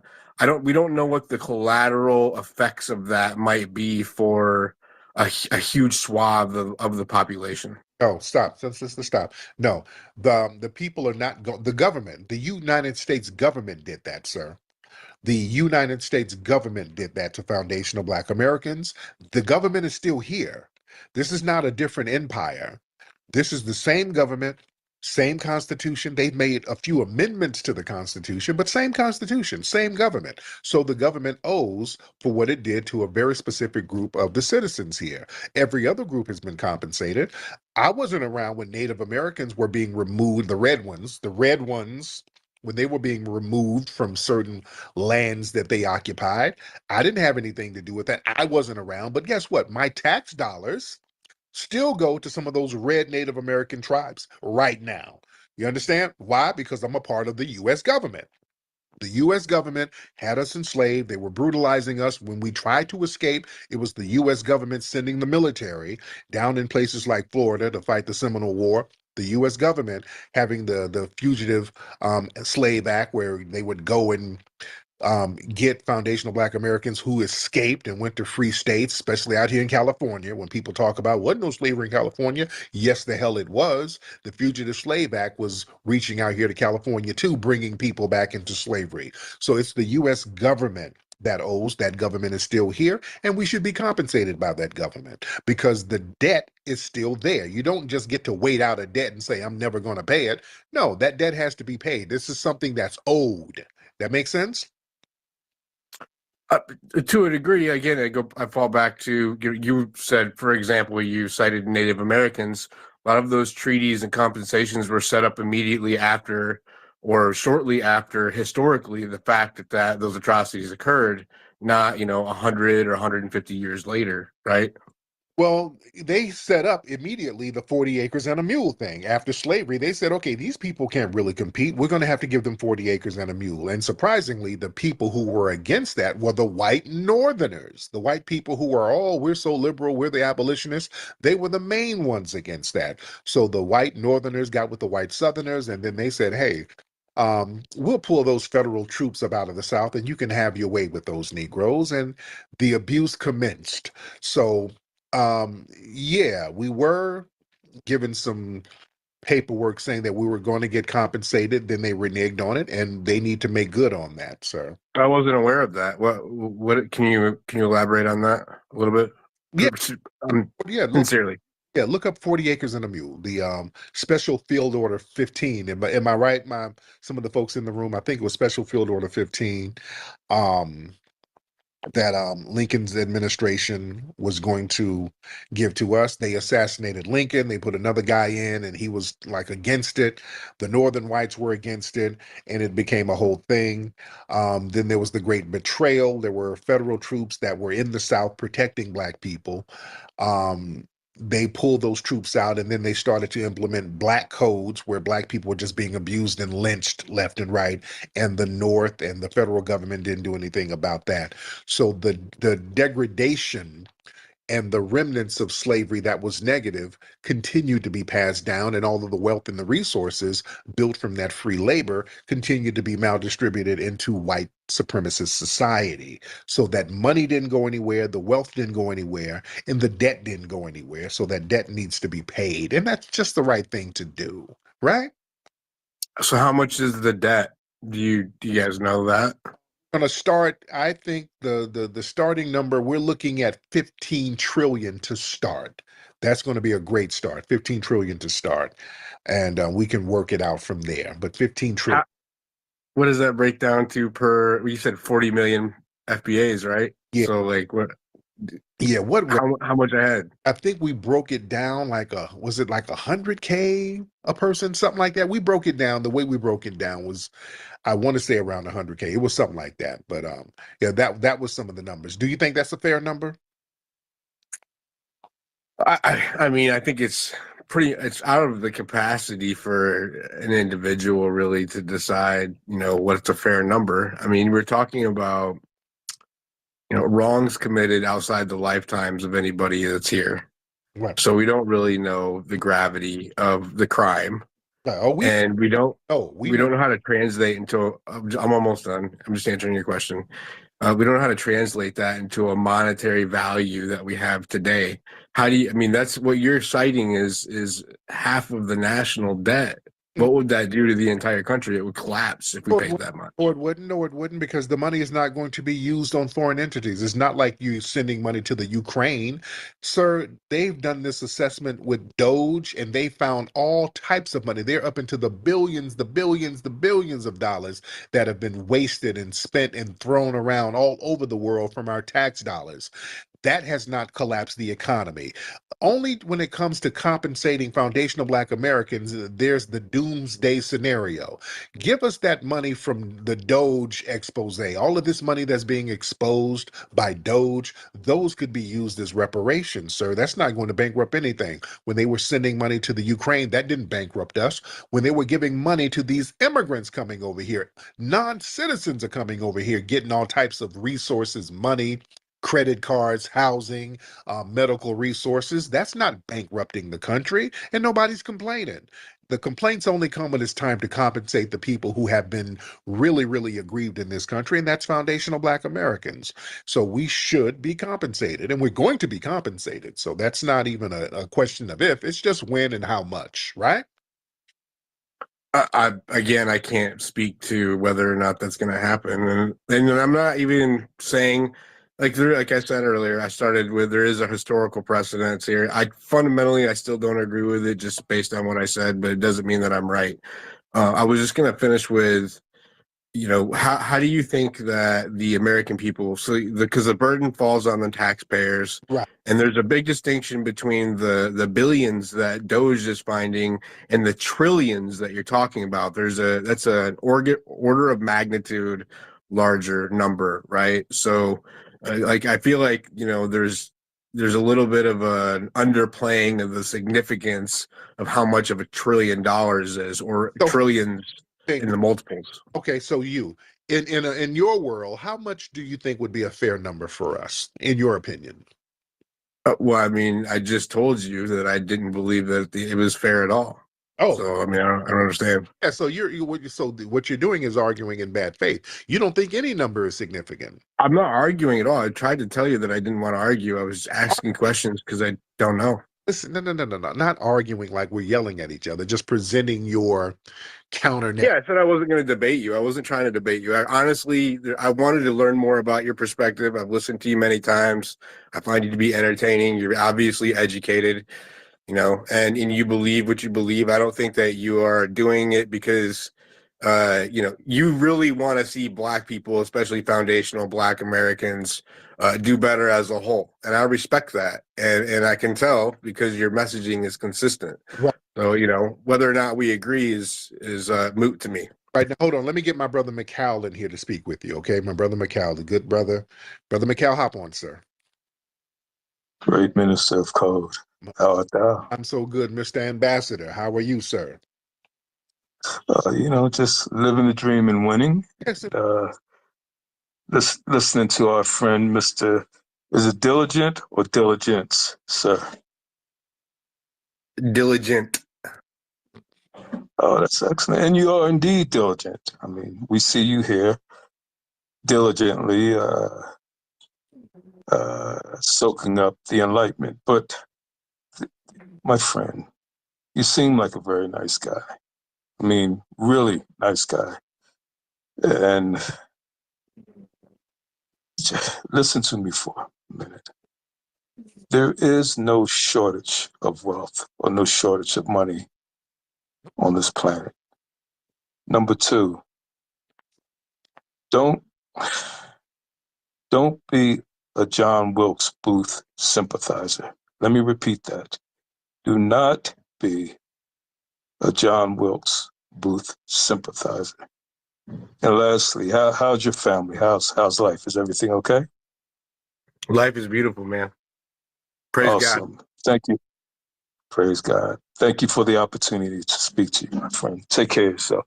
Thank you, dear brother. Love you. Absolutely. Thank you so much. Now, Mr. Diligent, now, where in Europe is your family from, by the way, sir? Oh, my heritage is broken up amongst people in Europe and people, I think, in Latin America. Okay, so you're a white Hispanic, right? No, I'm not. I'm white. I'm white European. If you saw me, you'd say I was white or Caucasian. Oh, okay. So you say Latin. So I mean, there might be something back there on my dad's side. My mother's side, I'm very educated on my bloodline. It's all European, Western European. My dad's side, it gets a little murkier. Okay, let me get my brother Ty Powell in here. Brother Ty, hop in. Hey, can you hear me, Flex? Yes, sir. How are you? Yeah, that number is actually 48 million foundational Black Americans, and there's 5.1 million Caribbeans and Africans, and they're all 82% is in New York and Florida. Yeah, that's what I. Yeah, so it's only 5.1 million Africans and Caribbeans as of 2024. Did you say 48 million foundational Black Americans? Yes, and it's 5.1 million Caribbeans and Africans combined. They're all in New York and Florida. So how would a payment be issued, right? Because obviously we couldn't do it all at once. So are you pretty much saying like what the Indians have, Yes. where Yes. they are rolled out like an Correct. allotment over time? Yes. Yep. Yes. Hmm. Just like that. It can be done just like that.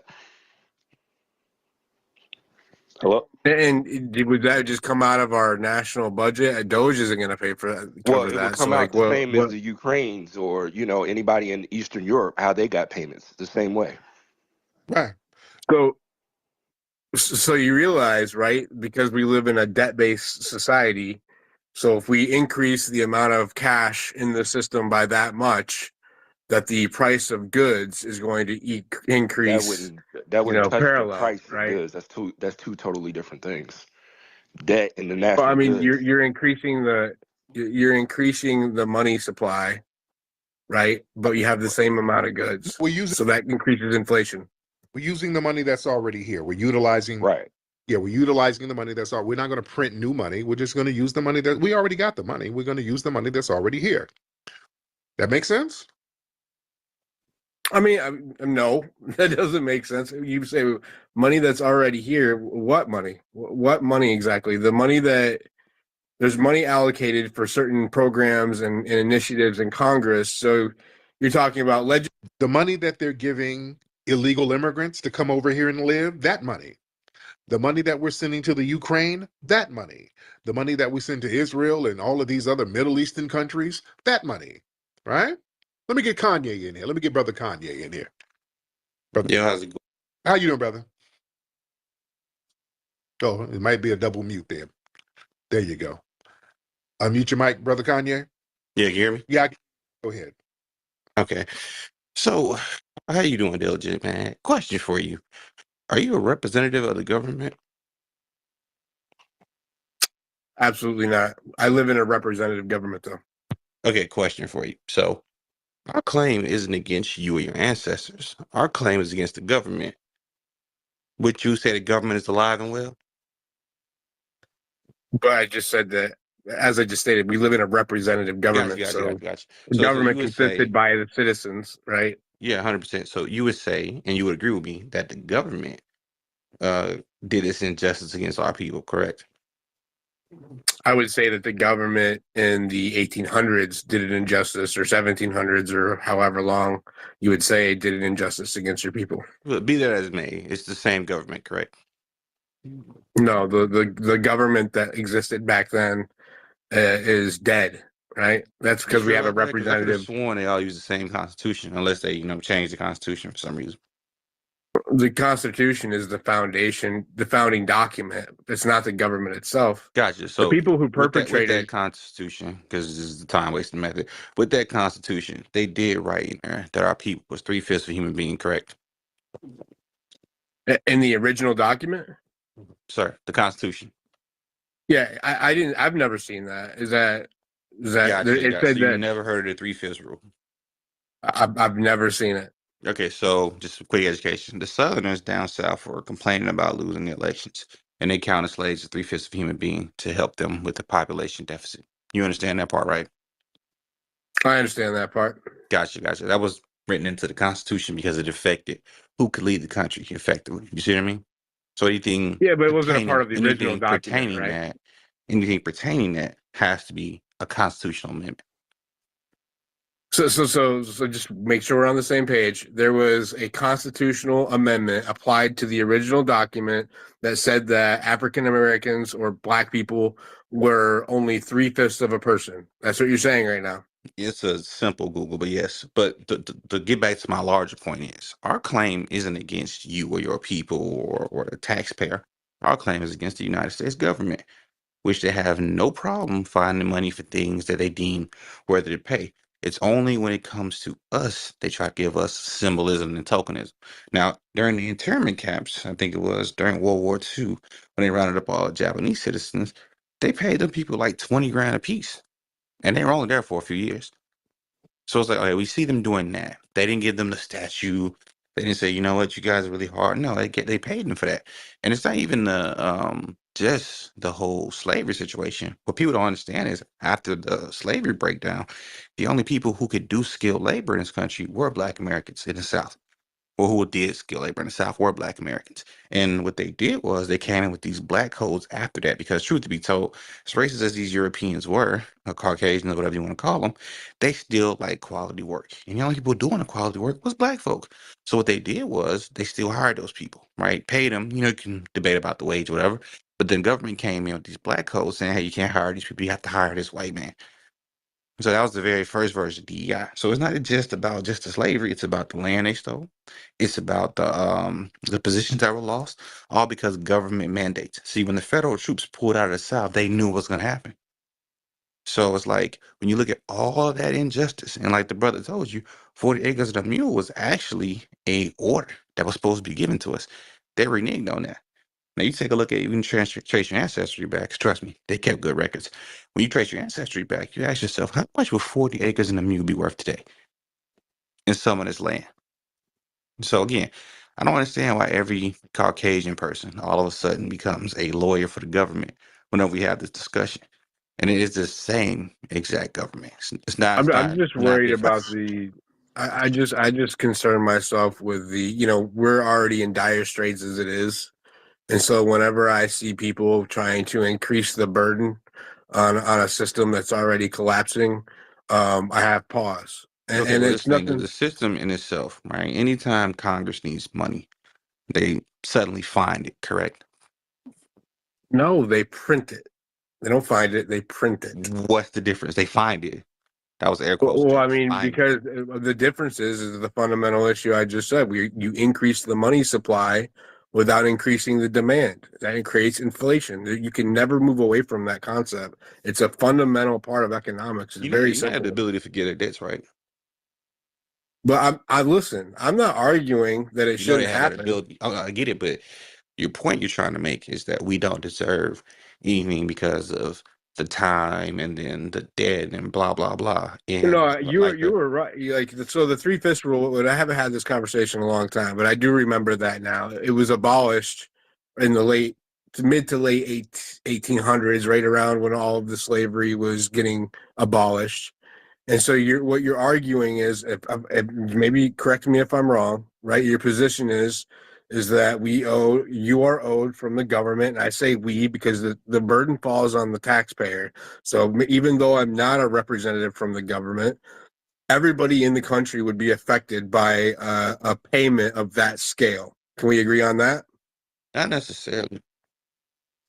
Not necessarily, but okay, Well, okay, so check this out, potentially, right? So but apparently, what they potentially. learned. Let's listen for a second, right? What they learned from Doge was that if they took 20% of the waste that they saved so far, that's enough for every American household to get $5,000. Are you aware of that? But again, I mean, that's but a yes or again, no question, but you're aware of that, right? well, I mean, the number's changing every day. I But what haven't. you No, get I'm is not aware going of that. up every day, though. Not a That's okay. talking point. You said what now? It's an elimination of wasteful spending, right? So you're Well, counting you know, something like I that's know, being once those funds are allocated, they're going to be spent on well. That something. so you're making a presupposition there. I can't No, argue. no, I'm not. That's I'm making speculation making and a statement conjecture. that's true. Okay, listen, right? And God, I can't believe I'm getting this. You do realize that they took money from FEMA that was supposed to support natural disasters and moved it over to immigration to help people who are sneaking 100%. across I the know border. that. Yep. All right, so you know Disgusting. when they say, "Hey, you know what? We cut all these programs in USAID, and we have enough money to 20%. 20, if they did 20%, it's 5,000 per American household. Again, you know that money is going to be spent because it's already been allocated, which is why they run around talking about this conversation about the purse. I understand this stuff. So you get what I'm saying. Like, why are you trying to But go you around? understand that the intent of Doge is not to reallocate funds; it's Well, to stop that's not what he's spending saying. them. You know, I would agree with you if they didn't come out and say float this $5,000 idea. Yeah, it was somebody posited that idea online, and nobody. I haven't heard anybody. First of all, it wasn't a $5,000 idea. Elon Musk proved that it was Axios or whatever publication put that out. It was wrong. I think it was Bloomberg, right? Said it was a lie. What he floated is that a small percentage of the savings created by Doge go back to the American people. and he didn't say how much of a percentage or give a final number. In So the the forms of 5,000 fire, thing is okay, not well, true. how be ever, because I mean, let's just for the sake of argument, because we'll go down the road. But how be ever, you do understand, right, that money, even though it's not going to these harmful causes, right? We're not giving $7 million to some drag show in India, whatever the fuck we're trying to do. We're not doing that anymore. So what happens at 7 million? It just sits in limbo. They're going to use it. They're going to do something with it. You know that as well as I know that, right? And all we're saying is, wait, we see all this wasteful spending because, again, we seen what they're doing with these NGOs and how they're funding all this illegal shit off the book. I mean, quote unquote, through these nonprofits. We see that, and now that we see they're slashing that. That money is still there. Now, if you take a look back at some of the oldest debts in this country, I think that 40 acres and the mule one is kind of right up there with that. And I think that, just my personal opinion, right, and also the opinion of a lot of other people, that our government should pay its debt to its citizens.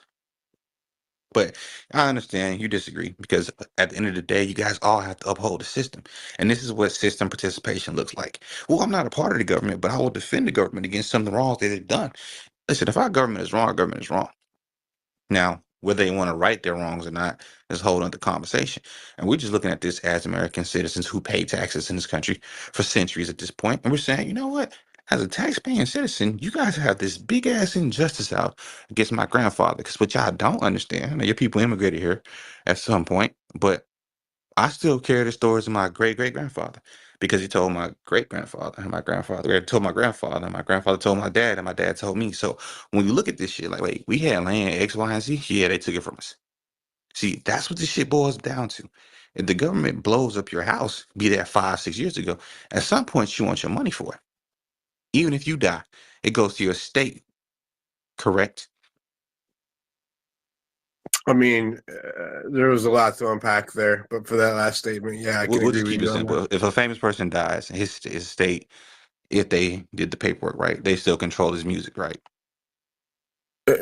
Yeah, theoretically. Yeah, so if they sue somebody, it's not them actually suing, it's the estate suing, correct?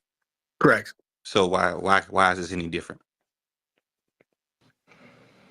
I would say, who's going to pay for the 40 Why acres did and a you jump mule in with right what there? Don't save him. money? With what Don't save money are him. Don't people save going to him. be able Don't to save have? him. Don't save him. I have a question, and I haven't Yeah, been able just to wait get a till you word in finish. edgewise. Bruh, do not If we save him. gave every brother and sister in this Oh country my God. there's 40 no acres and Y'all a needing need to to mule, time save. this, how sir. are they going to pay the taxes on their 40 acres and a Boy, mule? this is terrible I time. want to answer to that question Got you, because got ain't you. You know how? nobody got no money for I 40 got you. You know acres and how? a You know mule how? You know how? property taxes. I got you. I can answer that Let's talk question. about that. I got you. Hold on, Jeff. Mind your business. Anyway, Dylan, like I was It's saying, not right? my business. It's a If we goddamn say question. that they How you gonna literally, pay for your 40 acres and a mule? Ain't nobody got no money. you That's ready like for this? Oprah giving away free cars and they had to Uh-huh. sell their cars because they ain't had no fucking money. Uh-huh. I mean, I was alluding to that. Where But everybody's There's a broke way to anyway. solve guys, But for that, go though. ahead. that was Obviously, so terrible. there is a That way was to such a solve for horrible that point. issue. You do realize if the federal government gives you something, they can just remove the taxes from it, right? It's not like a lottery sweepstakes.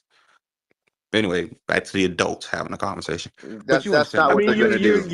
Property taxes you are were property making taxes. you were making an assumption that the money that's being saved by Doge is going to be spent on something that could be equally as frivolous or just be spent on something, period. When the entire concept of Doge Well, I is don't to consider it eliminate frivolous though. spending Let's be at clear. all. I don't consider reparations frivolous, and that's where we differ.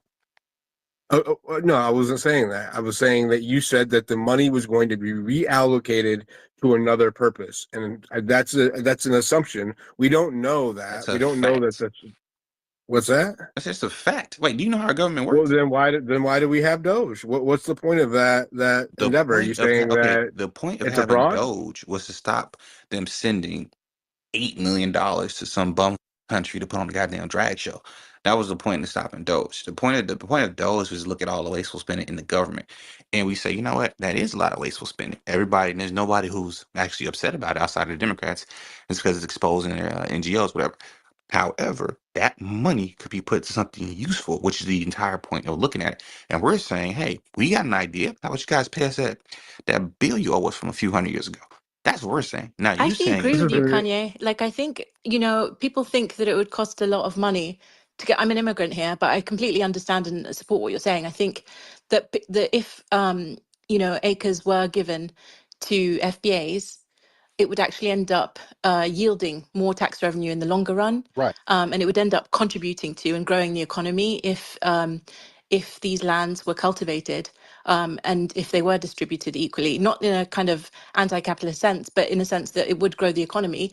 And also there are so many small holdings up and down America that are kind of going into decline because there's so many elderly people who can't govern these properties or, you know, just manage them.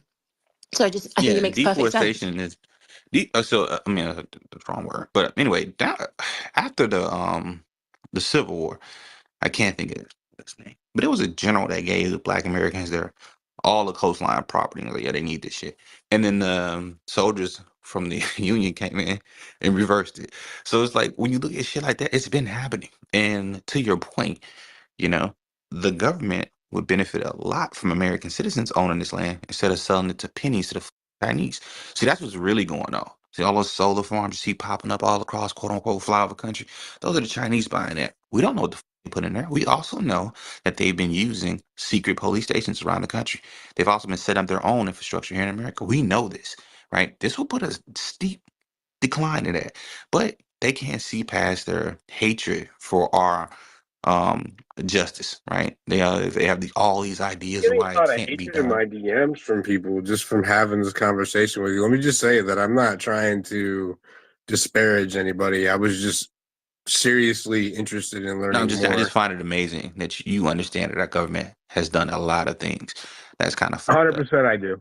Yeah, right? they've done So a and it's lot of like when things we for look the at American this, people. Look what happened during COVID. I mean, do they owe us reparations for yeah. that? I mean, listen, if you lost life or you have a legitimate claim and they told you, hey, guess what? For that COVID situation, we f- up on that big time. And guess what? We're gonna give you guys $10,000 apiece because you guys lost a lot. And then, 20 years later, But never then got you your can ten also thousand use dollars. COVID as an example of what happens when you hand out money to the population at that No, scale. COVID is an 80% example. of the Oh, 80% of the cash flow, 80% of the money in the system right now was handed out and printed during COVID. The yeah, result is the COVID. highest inflation that we've had to date.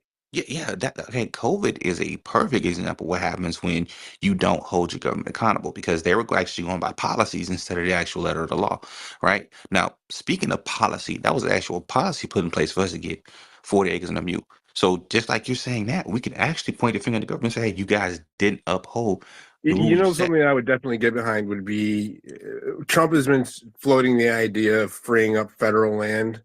And if you look online, the United States federal government is one of the largest holders of land in the country. It has the largest amount of land that it doesn't use.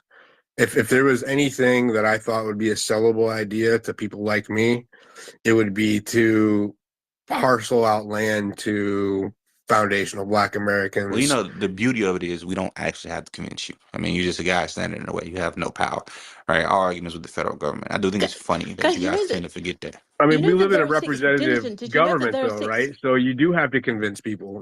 Not This necessarily. isn't I an mean, empire or a okay, you dictatorship. This one man, is one vote, correct? Diligent, did you know that there are 640 million acres of I federal represent land? the majority, though, sir. What's Hold on. that? Did you know that there are No, I 640 doubt that. million acres of federal land owned by America, like owned by the federal government? And did you know that over Yeah, it's in the hundreds of millions yeah, or and did some you know crazy. 70% of all of the holdings, the small holdings at the moment, are going to change hands in the next 20 years, if not go out of business? And Yeah, in the because the last baby boomers one are year gonna die out. alone, sorry, what's that? I say yeah, because the baby boomers are gonna die out. Yeah, and in the last year alone, you saw Yeah, something largest like transfer of wealth and land in history. Wait, right. wait, So it wait. So actually you does know make this complete stuff just like economic I know sense. that. It makes economic So sense to liberalize like holdings and small holdings and actually pass those over to people who will benefit economically. Like it's actually a way to keep America going past this problem of a declining population, Well, I'm just like if elderly the reason population. why I brought it up, the reason why I brought it up, Kanye, wasn't to try to like say you don't deserve anything. I'm just saying if we have excess land, and that's something that grows in value over time. The original deal was for land. If what you say is true, I don't know enough about it to speak on whether or not the if every foundational Black American today deserves land or not based on a deal that occurred in the 1800s. But right, if there was the thought of giving away tied up federal land to foundational Black Americans as a form of reparations to help them build something that's going to be generational as far as wealth and prosperity goes, I could get behind that.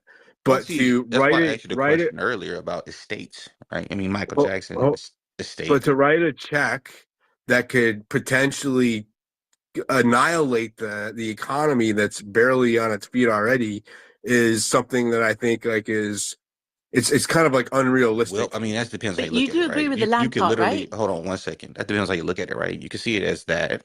I said I'd be willing to entertain the land part, yeah. And this No, is just my man, who position. cares? I don't run But back to anything. the check situation, right? You do realize, right, that if we gave the land equivalent of that amount, depending on where the land is, it's a lot of money. And how we get it, land, cash, or whatever, um, either way it go, we're gonna put that money right back into America. So it's like a stimulus check if you think about it.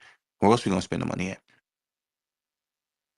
I mean, again, you're not, again, you're ignoring the fundamental principle of economics with Not inflation and necessarily, because I see that cash they have a lot of excess money. cash supply. I see they have a What? lot of excess money that was going towards something else, and they just freed up a So lot of it. actually, It's not if excess you money. increase We the have a record dispersal of high land, 30. Gotcha. So We have a real we have a quick. So that money they stopped. $38 trillion Yeah, I national got you. debt. 100%. So that money they That cleared up the with U.S. interest on our national No, debt no, is facts, facts, outpacing our facts. GDP. Yeah, all of that has is 100% true what you're saying. However, the money they freed up from USA, where do you think that money's gonna go? I can guarantee it's not going toward the national debt. Wait, the money that they freed up from USAID, is that what you said? Yeah, where do you think that money's gonna go? I have no idea. We're 2 months Well, in. if we can both agree that we know, because I think you're smart enough to know that it's not going to go towards the national debt. They're going to say, you know what, we just gonna put a couple $1 billion on the national debt. They're I not mean, going to that's do the that. entire goal of Doge, according to Elon Musk, They're is to not going knock to do down that. the national debt by $1 trillion Sir, through its life. you and I both know that. And it's a 2-year project. You and I both know that they're not going to do that. They're not going to get that money back to the U.S. debt. They're not going to do that. They're going to spend it on something. Well, it's I not mean, that's saving that much, by speculation, the bro. way. I think Thank I you, even thank can't you. You deal in know speculation. the interest on the national debt. You know, we can get into that conversation another day. But you know, like I know, they're gonna spend that money on something. And all we as foundational Black Americans are saying is that money should go toward the bill you owe us. It's like watching somebody getting paid, and they owe you money. Like, hey, you want to pay your bills? And not just you, like they owe it for a long time, like long time. But you just said that it wasn't me that owed you the money. You said it was the government, but you I'm talking about literally the just government. said I said it's it's a like bill. watching the Okay, government who owes okay, you money making and sure. owes you money for a long time. I never said you specifically individual. Like I don't understand why y'all That's put fine. yourselves in front of the government like this, because any other time when the government does something you disagree with, you like, oh, the government's It's infringing on my something that rights. impacts, bro. I'm with you. I like It, listen, I know but it's that's why something it's that blowing my impacts mind. I'm listening everybody. to you You act like defend the it's an government. isolated thing that's not going to affect anybody else or all the other citizens in the country, and it it will will. It benefit them does. actually. Like it will. Thank you. It would If it's not literally, dispersals in I terms don't of even want to go down that cash, road. it will benefit them if it's land, because again, if you disperse more land, you've got greater housing opportunities, low cost housing. People can maintain small holdings, and the farms that are going out of business up and down the country. Just look at the figures for the number of farms in the last year alone that kind of went bankrupt. If you look at the number of people who are required to sustain America's like the agrarian part of the economy, it would actually benefit not only America, it would decrease the pressure on the housing market, and it would actually end up it's a deflationary pressure in the end. I'm not talking about cash dispersal, I'm talking about land in particular. The only kind of issue really is like your definition of FBA. I know you said genetically to define it that way, but I'm curious as to how that would work, because you do your He said that genes. there's an 18, I believe he said 1870 census where you'd be able to trace Yeah, the you can lineage really back trace it back to from 1865 and before that. But Are the 1865. records that complete though, guys? Like, I'm not sure how complete yes, they yes, are, they because are. like I So You would be surprised how, okay. to his point, you would be surprised how, I'm sure there's some broken records, but my great grandmother did a lineage book that goes back to the hundreds, all from traveling it to is record easier for shops whites back to in the do that 70s. though. No, no, It no. is You can easier for literally What's whites to that? do that. so just to be clear, and here in America, right, they took very detailed census back in the day. And another way you can trace it is if you Black American, you can go to the courthouse and look at the records. Most commerce was done there. So they had auctions and shit like that. You can literally trace your entire family all the way back to damn near wherever they came from. Marriage So certificates, birth birth certificates, and death certificate, yeah, all of that. certificates. They're all, Even yeah. if you go to ancestry.com, you can literally look up. I found my uncle's school yearbook picture from like 1975 or some shit like that. So it's not hard to do, especially here in America when they was meticulous about keeping these records. Because again, They refer to it as 3/5 of a human being. So we got to make sure you have the number of people you're saying you have. Otherwise, you could cheese the system. And then back And you then, know people this were this more. project to give out land, by the way, it's not a new thing. There's a Peruvian economist called Hernando de Soto who looked at deregularizing kind of the titles proportionate to the number of people who needed land. And then you've got areas like in the Middle East where they, if you're a citizen, right, that you're entitled to a certain amount of land. My late mother's ancestors were South African, and when the apartheid government took their land, we were given back 3 plots of land, not in the same spot, but essentially they just apportioned us 3 plots of land in Cape Town, where some of the land was taken. It is possible to give out land in such a way that it is equitable. The only side of the bargain that needs to be clarified is who gets that land, and like a concrete proposal, like who gets the land, where is that land dispersed, and who gets entitled What to it, and about how it's African taxed. immigrants that were like post-slavery? So are They they get not nothing. included They in get this? nothing. They wasn't here for that. That's a whole different thing. We're not talking about a racism claim. We're talking about a claim for injustice done to us by the government in the form of the 40 acres and mule renege situation. It has nothing to do with it. Mhm. What's the Nothing to That's do with the this reason percentage why country. I'm of like, asking is what's the to percentage of provide FBA clarity. Yeah. genetically? What's the percentage of FBA genetically that would count as being If FBA? you can trace an ancestor back to 1865. What, So if any you're a ancestor, but direct that could be like descendant, it doesn't 1%, and matter. you've got a Yeah, if lot you're of, a direct Whoa, whoa, whoa, descendant. whoa, whoa, whoa. There's more to that, by the way. I knew y'all was gonna yeah, hop on that. Yeah, you have to actually, you know, yeah. claim your blackness for a generation or two. Right. Because you'll have a lot of white people claiming Right. that, you I know, know they've that's why got I said a one great generation or great two, grandparent. because Yeah. like you have people who How are do you not. claim your blackness? Can you explain that one? You got to Google that, homie. Mhm. You What got to we buy you the just book. can't just tell me, bro. I just want to hear You got to buy the your book. explanation. You got to buy the book. It's not, he doesn't have to educate you, brother. Like, Not you know, it's necessarily. not I'm a just You just competition curious. got to I here. mean, buy the we're book. having a He's smart guy. conversation. If he doesn't want to teach me, that's fine. I can look it up No, later. no, But yeah, there you go. I'm There you go. just Good job. Proud of you. Now you're using your resources at hand. But so. anyway, Anyways, well, I mean, it's 3 o'clock in the morning. I wasn't planning to have this conversation so long, but me neither. let me just say this. Let me just ask you this. Okay, so what about fraud? Right? Is there going to be some fraudulent claims made along with this Probably once so, it's but approved? our government is so good at catching that shit. It's And ridiculous, bro. plus, yeah. Is it? Also, hold on. They have fraud with the dolls rolls. There's a bunch of most of the people who are claiming to be Native American are not Native American. These are white people who paid $5 to get on the dolls rolls.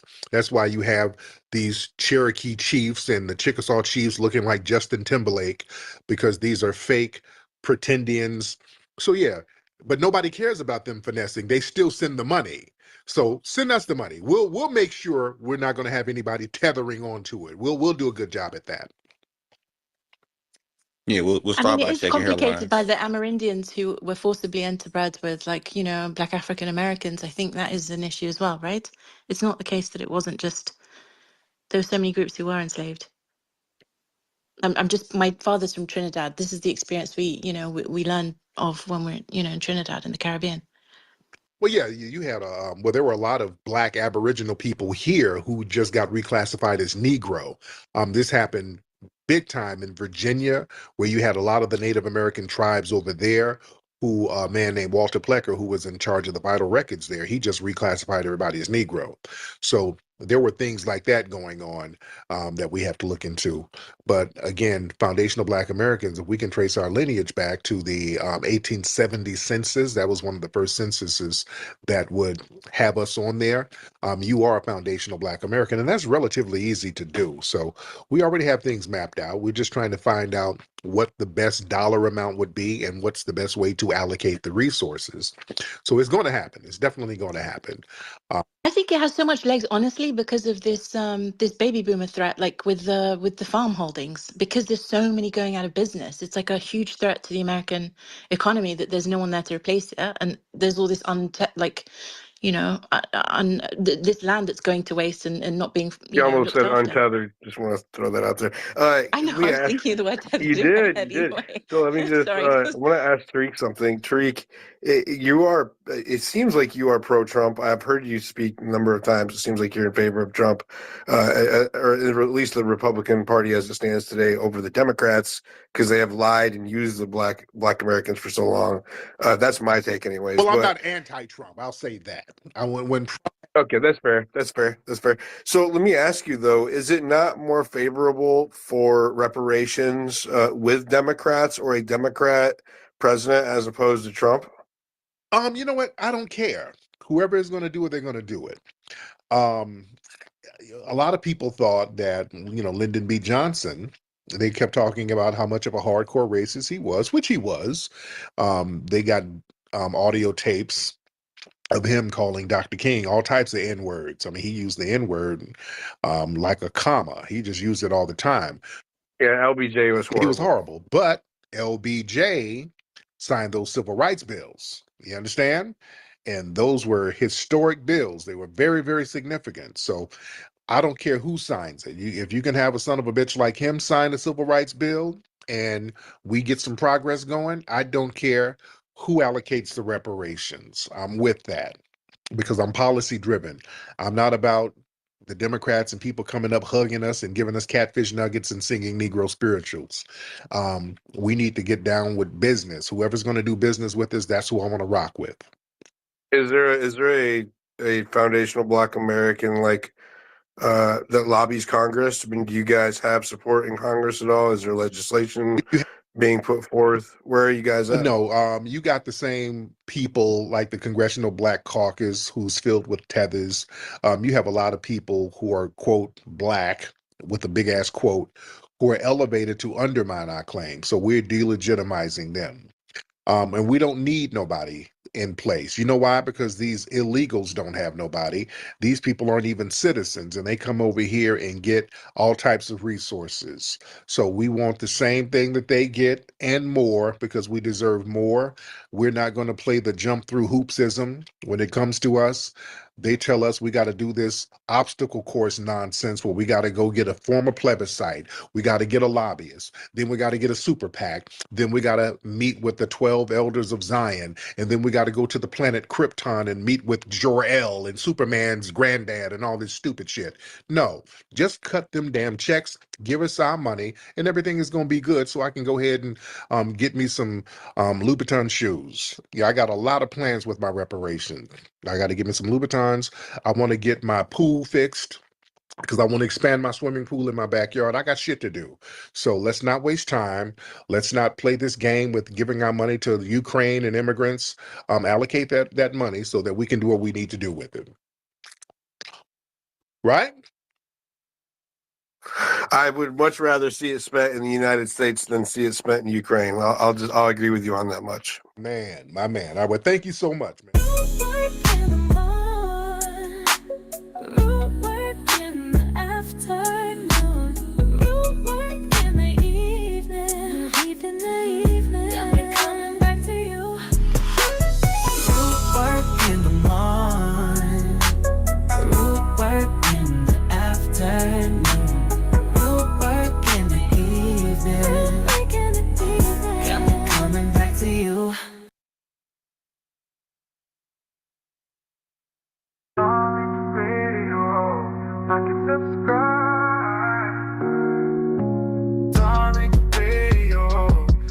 Subscribe, Darling Radio. Like and subscribe. Andre, what's up, man? Hop on in, Andre. You can hear me? Yes, sir. How are you, Andre? What's up, my brother? I'm good. It's just two things I want. So you remember that racist nurse that was going around breaking the bones of the black babies and They gave her they gave her $25,000 bond. The racist judge let her out. That was crazy. man, boy, they stay on hold. Yeah. Dude. Can you imagine if it was a black guy doing that to white babies? That'd be like a hate crime or some shit, you know? He'd be in Guantanamo Bay right now. He'd be charged with all national crime. Another thing, So, what happened, brother? Something happened to your phone, Andre. I don't know what happened, brother. But speaking of that, y'all know the black kid. He wasn't FBA, but Ralph Gnarl or Jarl. I think that was his name. I think his family's from Liberia. This black kid, I think the school bus left him or something like that, and then he went and knocked on this white man's door, and the white man just started bussing on him. just started shooting him and damn near killed him. The kid survived, and the white man, he was like 86 years old, something like that. So he goes to trial or whatever, and I think he makes a plea deal or whatever. And I think they were going to give him like 7 years in the plea deal. I think they were going to try to give him just a bullshit ass 7 years for a brazen attempted murder. And he was going to get the official sentence, and then his ass died. The white man died before he can be sentenced.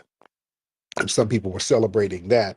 But here's the problem with that. This dude, he was already on his damn deathbed. He already had 1 foot in the grave and 1 foot on the porch. So that's probably one of the reasons why he wanted to get him a racial kill in before he left. So I want y'all to understand how some of these old white supremacists, y'all better understand how they operate. Some of them, they wait around so they can take one for the team, knowing that they got 1 foot in the grave already.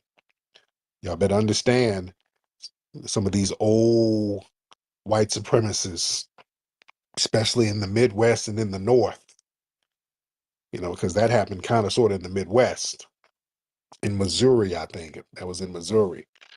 See, you got to understand, these people, they ain't got nothing to lose since they're already at the end of their lives. They know they're not going to face the full consequences of their actions. They know that. So it's easier for them to commit a heinous crime without worrying about long-term punishment. They know they're going to be dying pretty soon.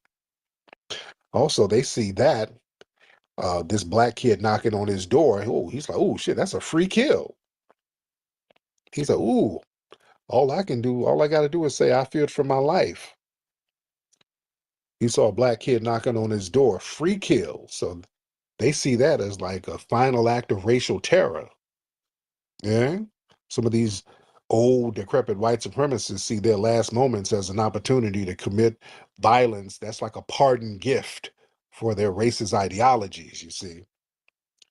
And they want to set an example for the younger white supremacists, by acting out violently like that before they die. They want to inspire younger races to carry out the mission and let them know that there's no age limit to the cause. You see, they send little messages. It's serious. And he got a little janky punishment. He was going to get a janky punishment anyway. He knew the system was going to protect him. A lot of these people, they spend their whole lives benefiting from a white supremacist justice system that's lenient towards white perpetrators, especially of anti-black violence. So he was emboldened. He knew he wasn't going to face no serious consequences. He already knew. You see?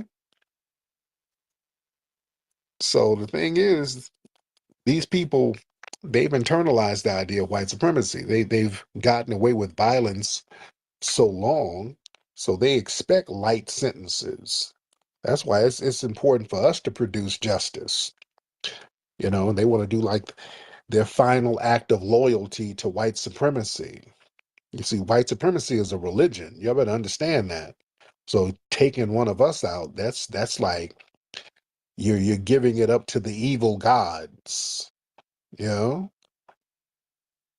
So you got to understand how that's done. And also they understand that within white extremist circles, they become martyrs for the cause. They're rewarded by their supporters in death. So now they have a little legacy they can leave to other dirtbag white supremacists when they pull a move like that. That's what Dylan Roof was doing. Dylan Roof, some of these people are like incels and they're nobodies, but now Dylan Roof goes out here and kills a bunch of black people. He's a martyr for white supremacist causes. He's like a religious figure among white extremists. You know? So you got to understand the mindset that these people have. You got to understand that mindset. It's real, real heavy, man. Let me get a couple of more folks in here. Let's get Reese Dollars. Let's get Reese Dollars in here. Reese Dollars, hop on in. Reese Dollars, hop on in the building. Yeah, that white supremacist, he was from here in Kansas City. Right. I knew it was out there, but was it Missouri, right? Kansas City, Missouri. Yeah, that's what I thought. Yeah. Yeah, it's wild down here because you got the cops doing the same thing. Exactly. You Exactly. had the cops over there, like that cop, I forgot. I think he passed away right before he got his sentence or whatever. Yeah, didn't he? It was a cop out there. In Kansas City, Kansas. Yeah, didn't Yep, he that's kill right himself? across the straight line. Yeah, he was like doing all type. He was like harassing people and raping chicks for like 20 years or so. Right. Yeah, he was sexually assaulting a bunch of women. Then he killed himself before he got sentenced. Yep, So yep. yeah. And then I don't know if you heard about the Robert Brooks case. Which one is that? I think that's up in New York somewhere. It was he was a prisoner or whatever. Yeah. They charged the guards with murder, which is good. But it was 17 involved, but they only charged like 5 of them. Wow. Yeah, Yeah. that's Thank you. a big injustice. Yeah. That brother who got beat on camera by those correction officers and they ended up killing him. Yeah, so they just announced that they put some murder charges on some of those race soldiers. So we're gonna see how that plays out. KT520. KT5. All right, KT5, where you at, player? All right, we're gonna get some more folks up in here because I ain't gonna be on too long. Let's get Somali US Nomad in the building. Somali US Nomad. What's going on, Somali? Want to unmute your microphone, Mr. Somali US Nomad? Unmute your microphone, sir. Okay, he must be eating some of that Somali flatbread too. All right. Let me get some more folks in here. All right. Raise your hand if you're ready. Let's try it like that. Let's get Jay in here. Let's get Mr. J. Jay is raising his hand like he's ready, so hop on, Jay. Thank you for having this space. How you doing, Jay? Well, thank you. Second time calling. Wanted to talk about the Democrat toast at this point. I voted independent and a lot of my family voted Democrat, and it's just really sad hearing them every day just talk about what they think is the end of the world with things getting shifted. And I'm like, look, it's just time for us to mind our own black business right now. That ain't got nothing to do with us. Oh yeah. Now, where's your family from, Jay? So yeah, my last time we spoke, I'm FBA, but some folks will say I'm half FBA. My dad's from North Carolina, and that's where I'm from. But my mother's from St. Vincent in the Caribbean. Oh, cool. I think I low key kind of remember speaking with you, but yeah, the family, man. Sometimes your family, they're stuck in their ways. They're going to believe everything MSNBC tells them, and you just got to leave them be. That's what it is. Some of these people are just going to be loyal to the end. All right, let's get June. Let's get June 1000. Let's get June 1000 something. All right. June, what's up, brother?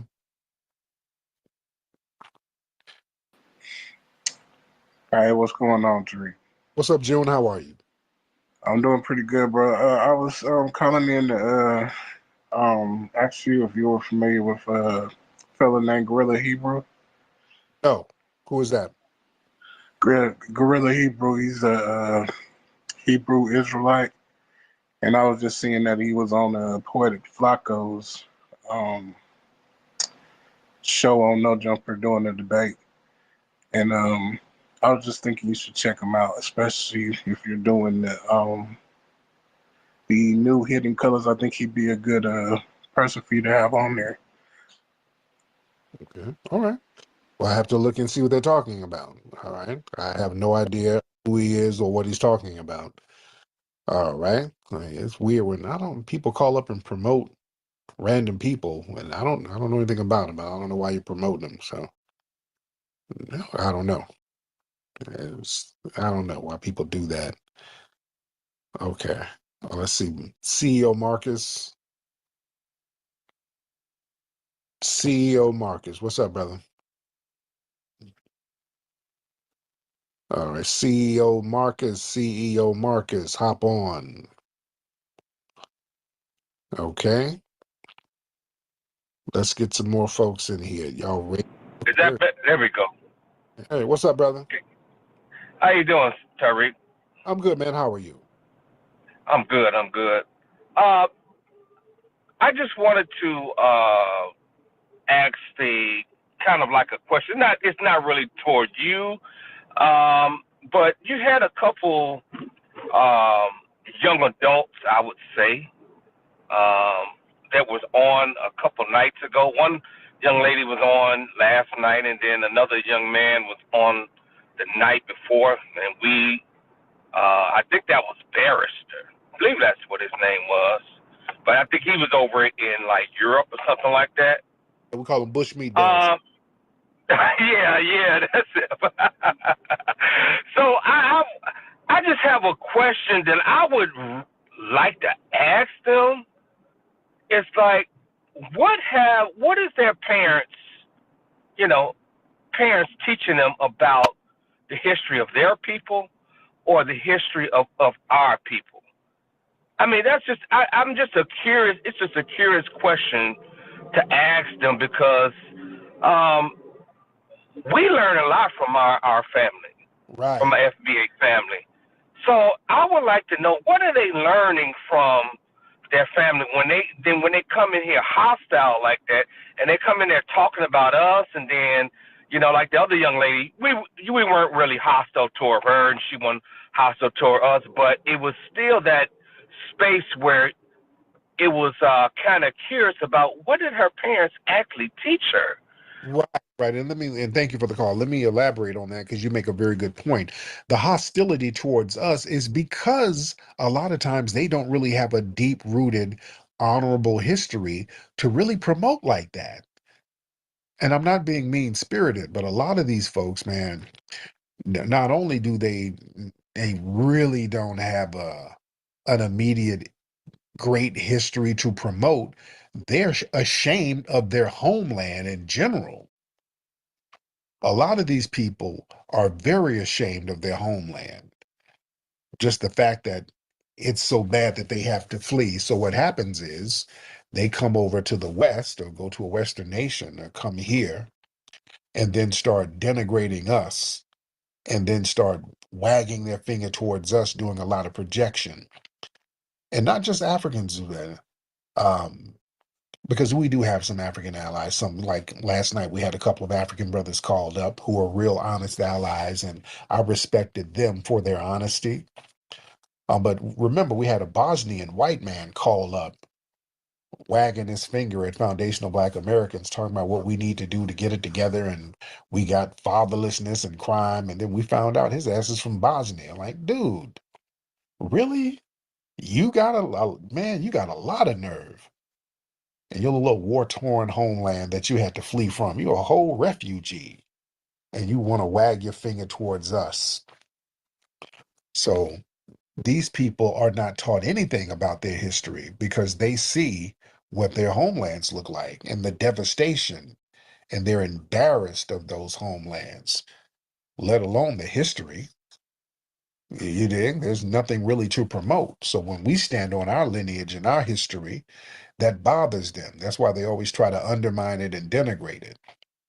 Remember, I had a Nigerian dude at one of the Tether classes call up like a week or so ago, trying to debunk all of our inventions. He was like, well, no, nigga, there was some other person who built that and designed it first. I can debunk all of your inventions. And I said, okay, you name me one invention from your homeland. And then he got stuck, couldn't name nothing.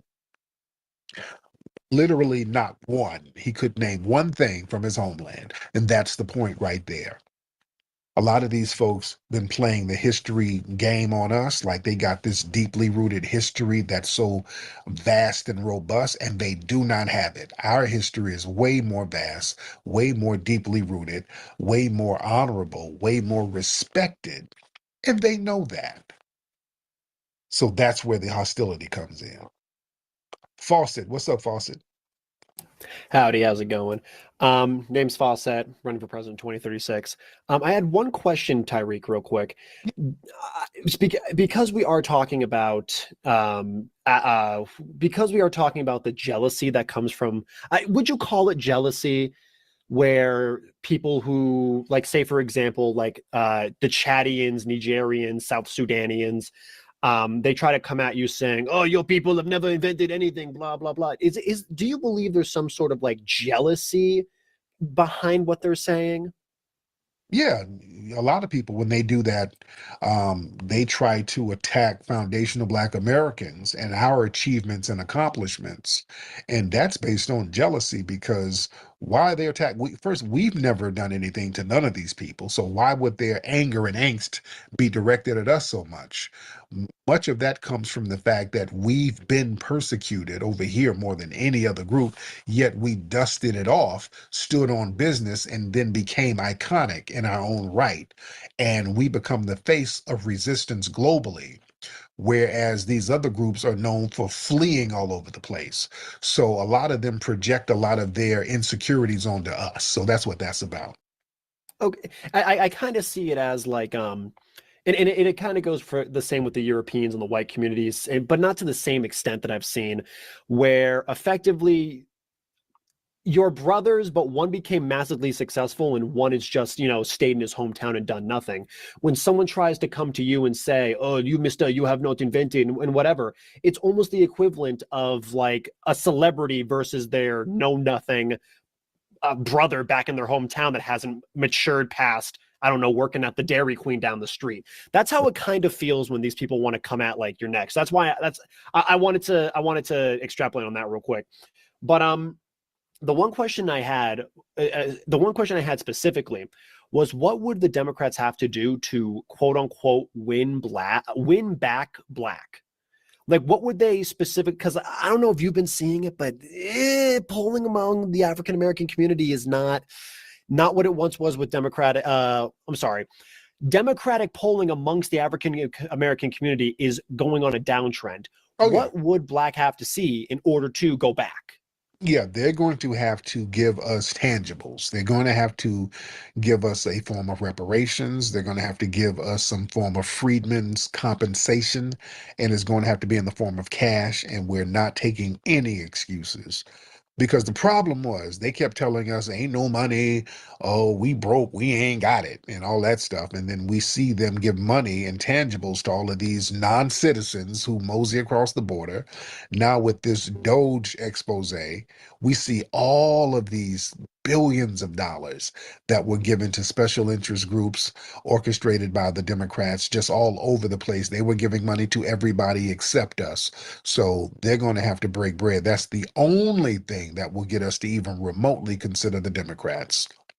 One thing I will ask, and I've kind of heard this from like some Dr. Umari kind of like people, and again, I'm sorry if his name ruffles some feathers, but I heard this idea of would land also work, or would it solely be cash payments? Would land be a way, like the 40 acres and a mule thing?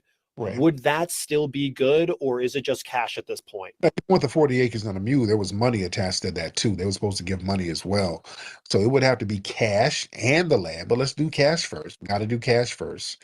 And then we'll do the land, but we're going to have to get cash payments. It has to be just the same setup as they do with the Native Americans. Okay, just because I'm thinking like giving, I don't say giving people land, but just like, giving land, and you kind of have to have money to till, you know what I'm trying to say? Like, you know what I'm trying to say? So like, you can't just give people land and not give them money to like do stuff with it. Like, and so that's why I'm saying like, what would you, so that's what I'm asking. Like, why, but no, you're good. So it's like with the Americans, they give them land, yet they give them resources and the casinos and tax-free status and things to do to maintain the land and generate income on the land. It's a whole package. Well, same thing. Correct. They gave them the land first, then the benefits. Here, you would much rather prefer the benefits than the land first. Right. Yeah, give us the benefits, give us the money first, and if we want to buy our own land, we could do that. And if they want to throw land in secondary, that's cool after we get the resources in order to maintain the land. So, Okay, and then one last question. And I know you're like that is I know you're saying the reparations is the absolute bare minimum they could do. Is there absolutely anything else that could redeem them, like voting in another, like I know it's going to sound like, shallow, but maybe voting in another black president, would that even be considered like, hell no. no, nothing like that? Hell no, Okay. that's a burger. We Okay. had one quote unquote black one. How did that work out? Okay. Well, Yeah. because that's what they try to do. They try to be like, well, this is actually the reparations because Obama, or new black guy in there, or black woman, and so I just want to make sure that that isn't a cop out that that you would accept. Hell So no. there's no cop out outside of money. So okay. Hell no. It's going to have to be tangible. That's why they tried to do that with Kamala Harris. They kept trying to blacken her up, and we were like, no, we're good. No, there's going to have to be tangibles. I don't want to hear about collard greens and mustard and hot sauce and all that bullshit. We need money. We need tangibles. Okay. So only okay, good. Nice to hear. And what's so good, and I'll say this last piece, and I'll head on off. Thank you so much for at least not doing this thing that a lot of people do, they'll extrapolate and ascertain for like 3 hours to say reparations when you just said it in 30 seconds. I admire that very much from you. And if you could please keep repeating that, you would do so many people a favor. So do what you just said. If you could like that right there. Oh my goodness gracious. But that was it. Thank you very much for your time. I appreciate it. I just wanted to hear what your thoughts on this was. Yes, indeed. Now hold on. Let me say this because I'm looking at your page. You keep referring to yourself as the black woman. Are you being sarcastic with that? What is that? Absolutely. The reason being is because I don't believe in identity politics, so on and so forth. And a lot of people are like, oh, you can prove you're a woman, but you can't prove you're black, blah, blah, blah, blah, blah. So I'm like, why not? Why can I not identify? It's kind of like a gotcha moment because they'll say you can identify as a woman, but you can't identify as black. And I'm like, why not? So it's not real. It's not real. It's just that's my way of getting people, because once it's in my bio, it has to be real. So right. Okay. That makes sense. I'm not black. I am not a woman. I'm clearly a white man. But if you believe I'm a black woman, then send some reparations my way. Like I wouldn't be complaining. I'll just give them right back to Tyreek. So, anyways, have a great night, man. I appreciate it. All right. Let's get Baron in the building. Baron in the building. Oh, Baron bounced. All right.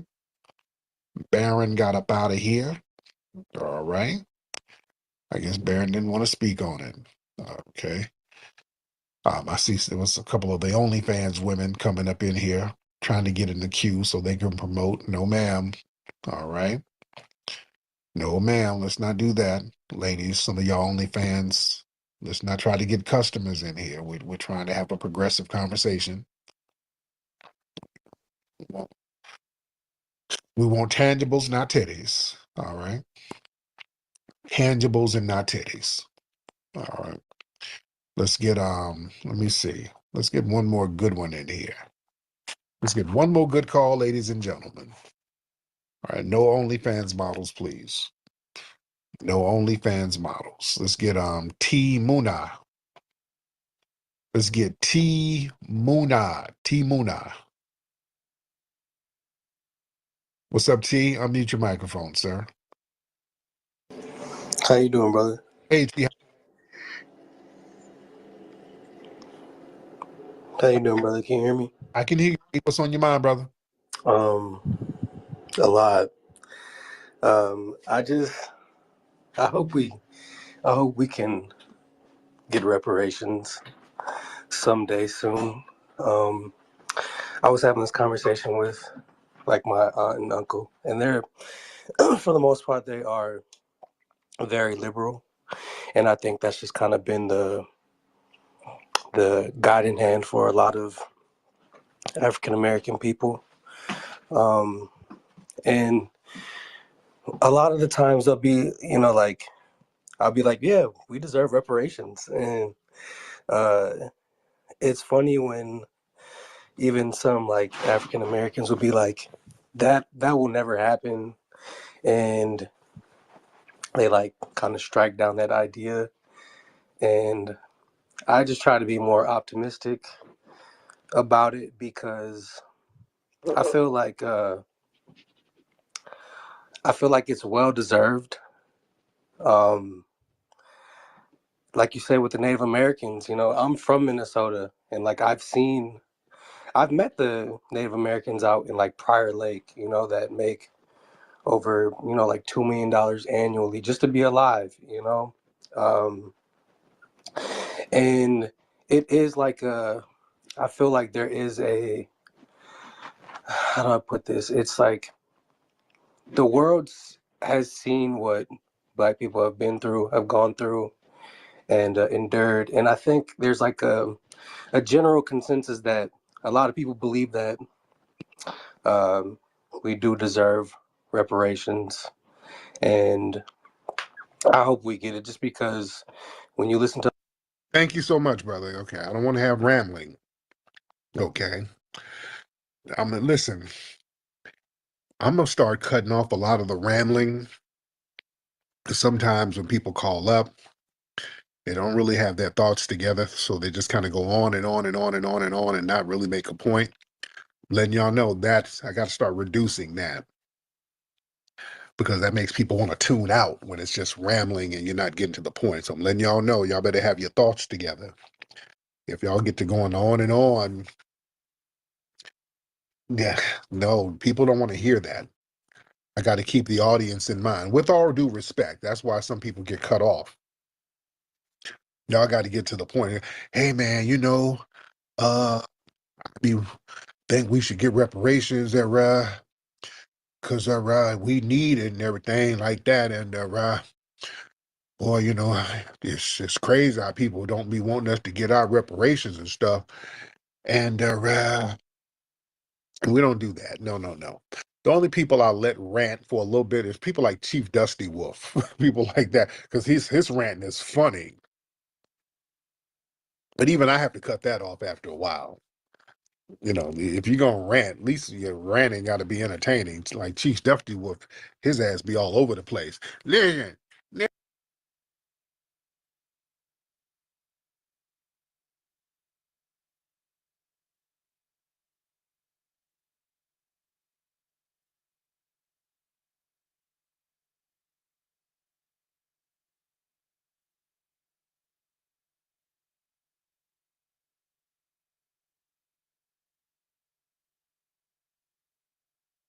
Right.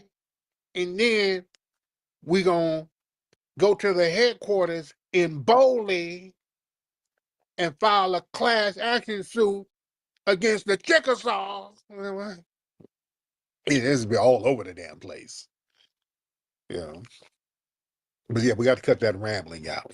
A lot of that rambling we're gonna cut out. So just understand that part of the game. All right. Anyway, and let me get up out of here because I got a lot to do tomorrow out here in Alabama.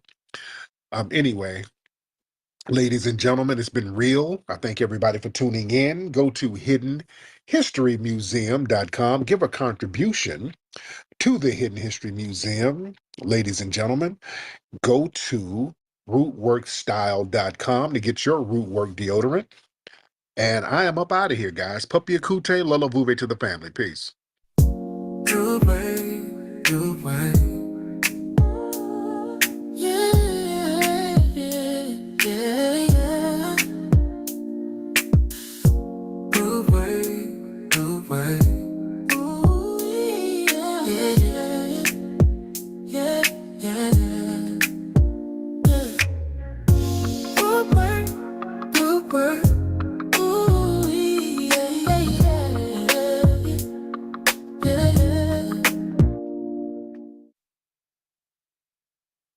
So, but Baba, why have you? There are four sentiments that are often expressed by our young brothers and sisters when we engage them, our FBA family, and they are our family. And when they express them, what they'll say is, well, like Baba James, he aligns with us, but I want to share these 4 sentiments with you, and I can do it one at a time, or I can give you all 4, and I want you to be able to just do respond. all 4, and I can respond, because if I'm late for my sister's birthday, she's gonna kill me. Gotcha. All right, so I give you all 4. I'll give you all 4. So these are 4 of the most common like anti-African sentiments we hear being expressed by some of our brothers and sisters. The first one is Black people in America are not African and have no connection to Africa. We're Native Black Americans. That's one. The second one is Black people in America may be genetically African, but so is the entire planet. Everybody on Earth is African. That's 2. The third one is African people on the continent don't refer to themselves as Africans. We're the only ones who call ourselves Africans. That's 3. And the fourth one is Black Americans are the only ones who practice Pan-Africanism.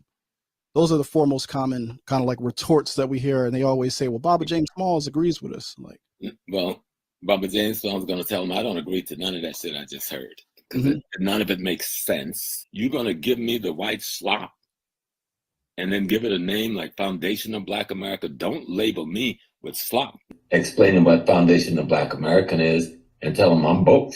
Explaining what Foundation of Black American is and tell them I'm both. Ask them what they'll say is, well, like Baba James, he aligns with us, but I want to share these 4 sentiments with you, and I can do it one at a time, or I can give you all 4, and I want you to be able to just do all 4, and I can respond, because if I'm late for my sister's birthday, she's gonna kill me. Gotcha. All right, so I give you all 4. I'll give you all 4. So these are 4 of the most common like anti-African sentiments we hear being expressed by some of our brothers and sisters. The first one is Black people in America are not African and have no connection to Africa. We're Native Black Americans. That's 1.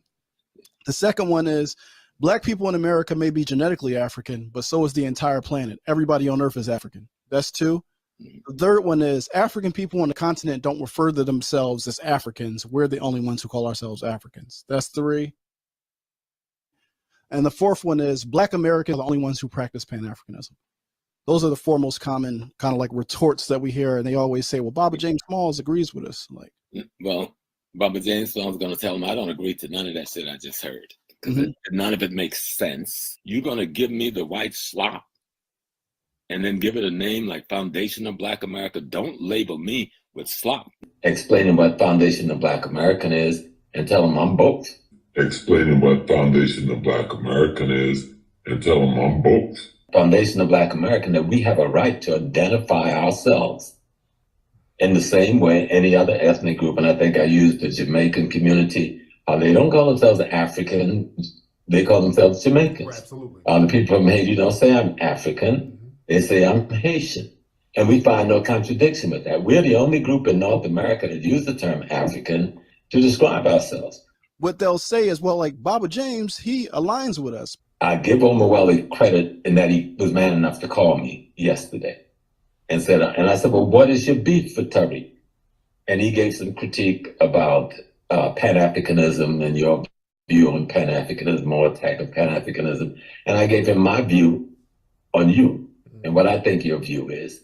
And I told him that, the work that you have done bespeaks itself. Now they try to take you out of the picture with the work. I'm still suffering with that. Yeah. But then what happened after the show, I started looking, I just going around internet and had people taking little pieces of what I had said and using that to say I'm attacking you. Right. And that's what pissed me off, because usually I don't get involved in none of this tete-a-tete kind of stuff. So I had to then try to say, okay, let me make a statement. Anyone that took what I said in that show and twisted to be an attack on you was being straight up evil. Collaborators, if not agent themselves. Yes, indeed. I don't like to call people agents straight up, but collaborators can come from just being ignorant or selfish or being anti-freedom. And so when I hear people going and attacking you, and when I ask them, why are you you can have a reason to criticize a brother. That's one thing. Criticism is one thing. Outright attack, defaming, that's something else. Absolutely. And that's what I'm seeing on the internet. There's defamation because somebody disagreed with something that you said. I've watched your work. I choose to work with you.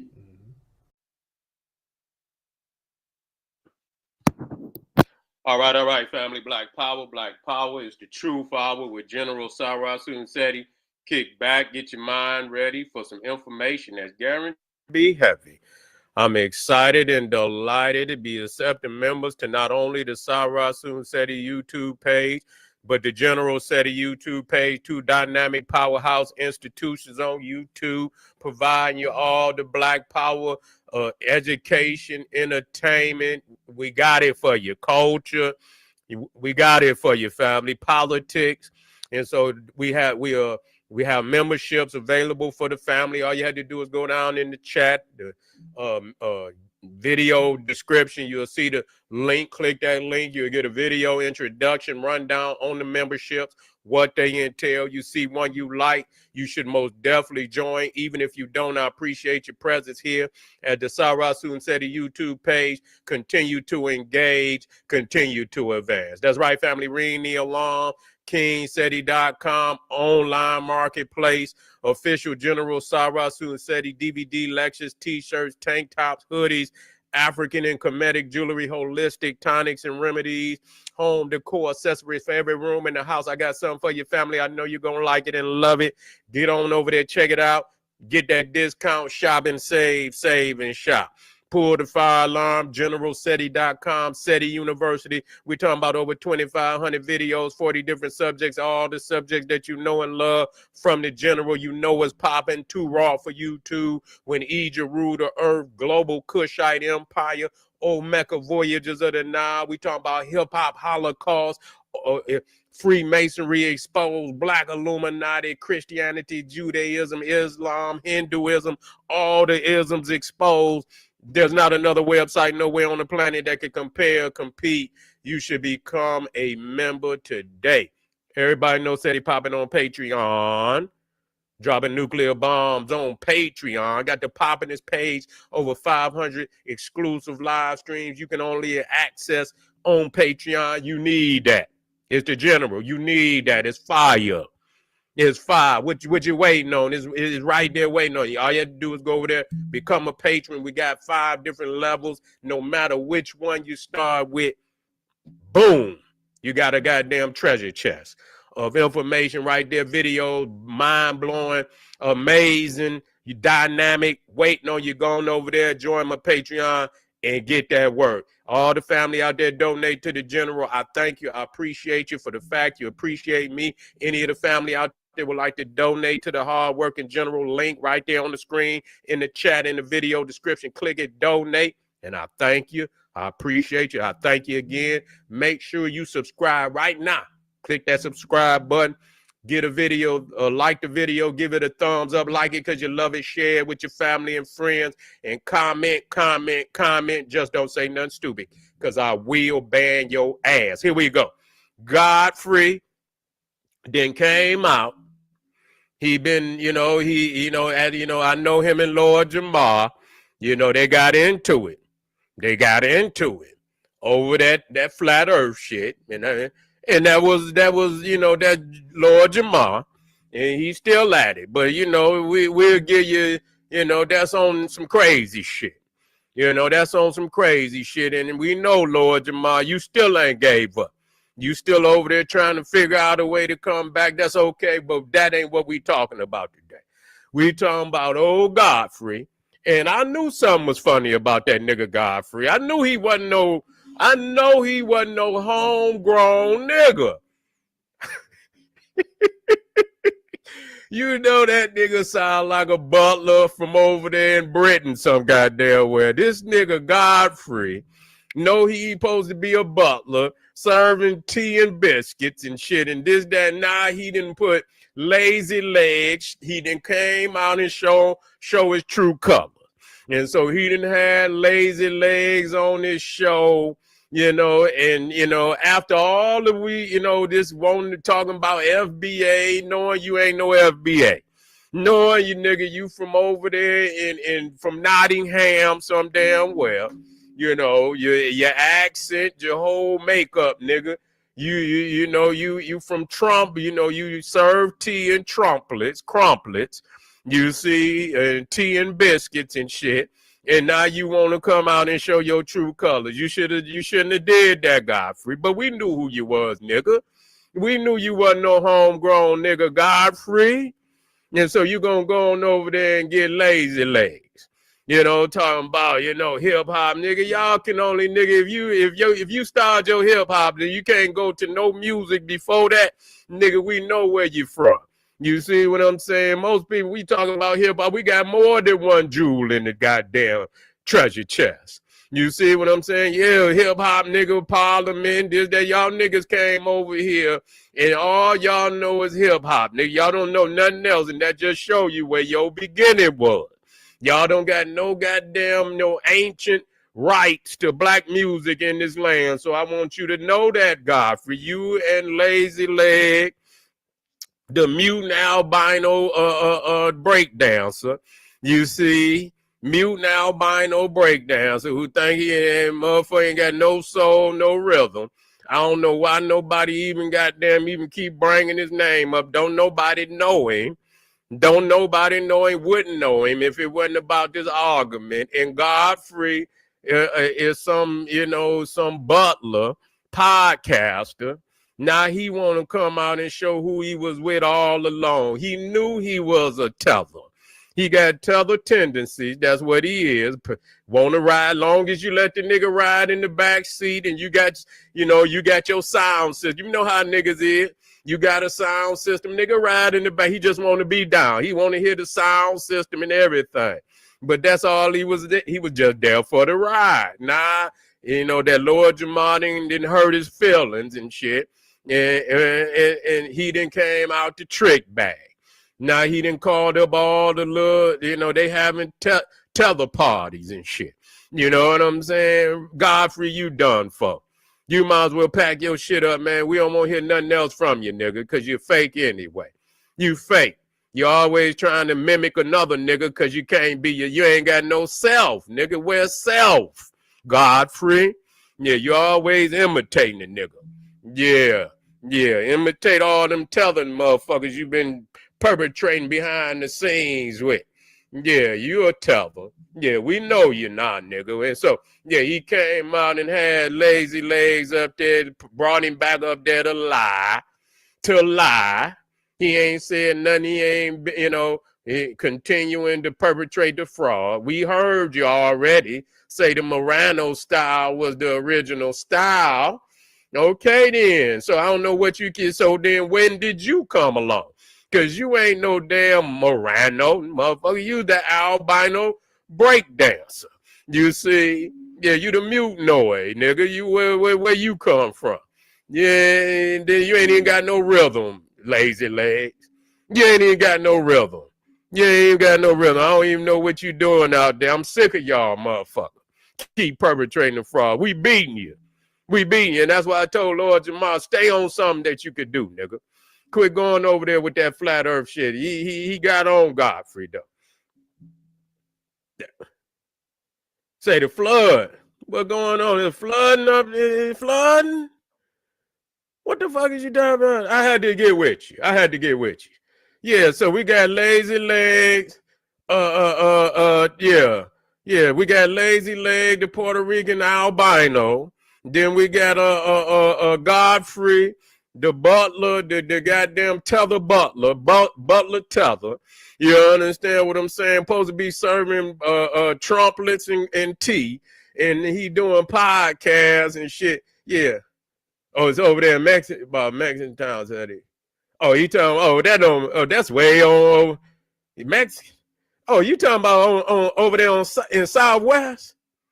What you talking about over there in Southwest?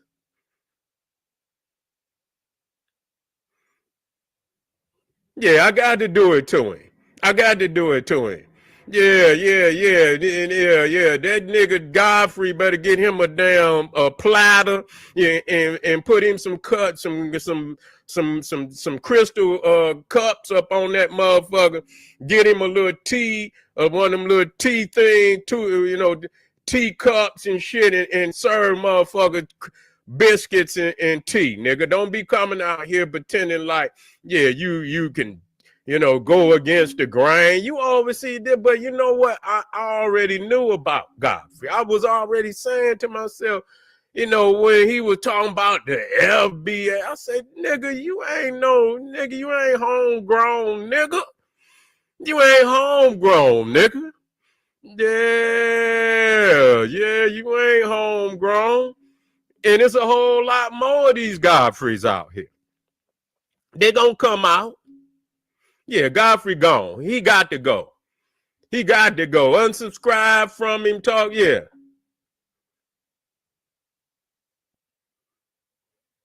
He's scorned. Yeah, he's scorned. You know what I'm saying? He mad and so he'll do anything. Yeah, he'll do anything. He'll say anything mad at because Lord Jamar say, yeah. He gon' what I think Lord Jamar said he was gonna sue his ass. You need to sue him now. I don't give a goddamn what he's suing for. Lord Jamar said the nigga slipped something, did his Dre. Maybe he did. Shit, you know. Now I don't give a fuck about him.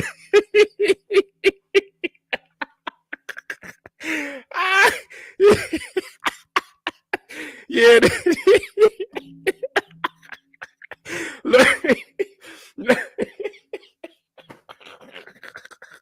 Lord Jamar say he slipped something in his drink. Maybe he did. You know, he seemed like that kind of nigga. You know, you can't watch. You know, Godfrey just slipped something in the man tea.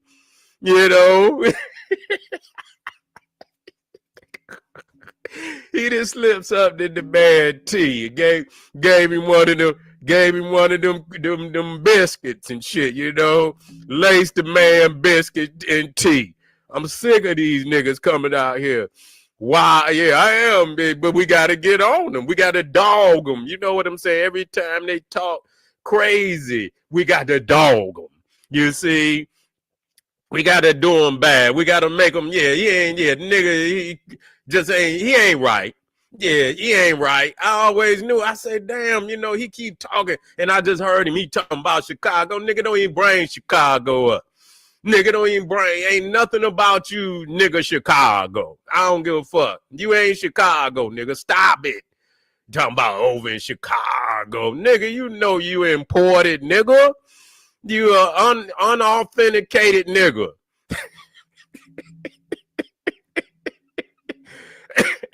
Unauthenticated. Ain't got no reason to be over here. And then you got lazy legs. They still thinking they could do this. You know what I'm saying? This hip hop, nigga. You know what I'm saying? This hip hop, nigga, being, you know, original, nigga. Just go in on it, nigga. We ain't imitating nobody. Go on to imitate. I'm gonna cook your ass. Yeah. Nigga, get back on over there with your flip-flops on. Niggas done taught you how to put clothes on, Godfrey. Yeah. Godfrey, you know that nigga from Nottingham. Yeah, that nigga from Nottingham and over there in Yorkshire. Yeah, that nigga from Yorkshire. Yeah, that nigga from Yorkshire coming over here talking that shit. Talking, you done, Godfrey. You done. You gonna go run and here it is. Niggas didn't fed you.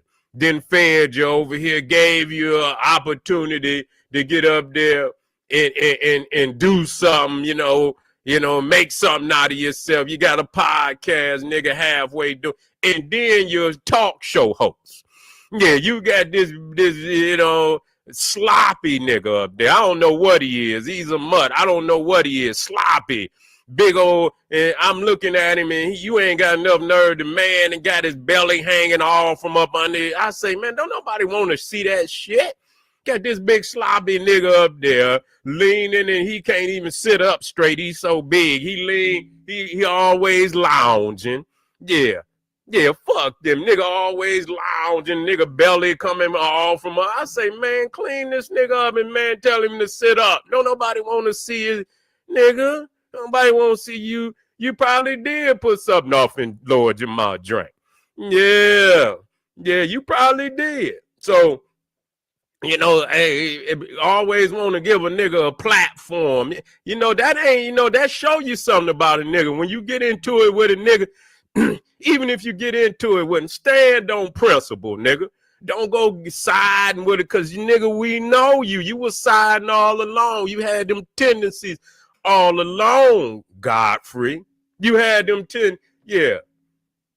you had them tendencies all along. Yeah, you with the queen, nigga. You over there with the queen. They done sent you to try to take us out. They done sent you over here to try to take us out. And then Lazy Leg, he couldn't wait to run over there. He couldn't even wait to run over there. And was he? Damn, boy, they must be in New York, because I think the nigga was sitting up in his office, his little setup and shit, you know, sitting up there talking crazy about and some hip hop and shit. You know damn well you ain't nothing about you, nigga, say the originality of hip hop, nigga. You ain't even got no aura, nigga.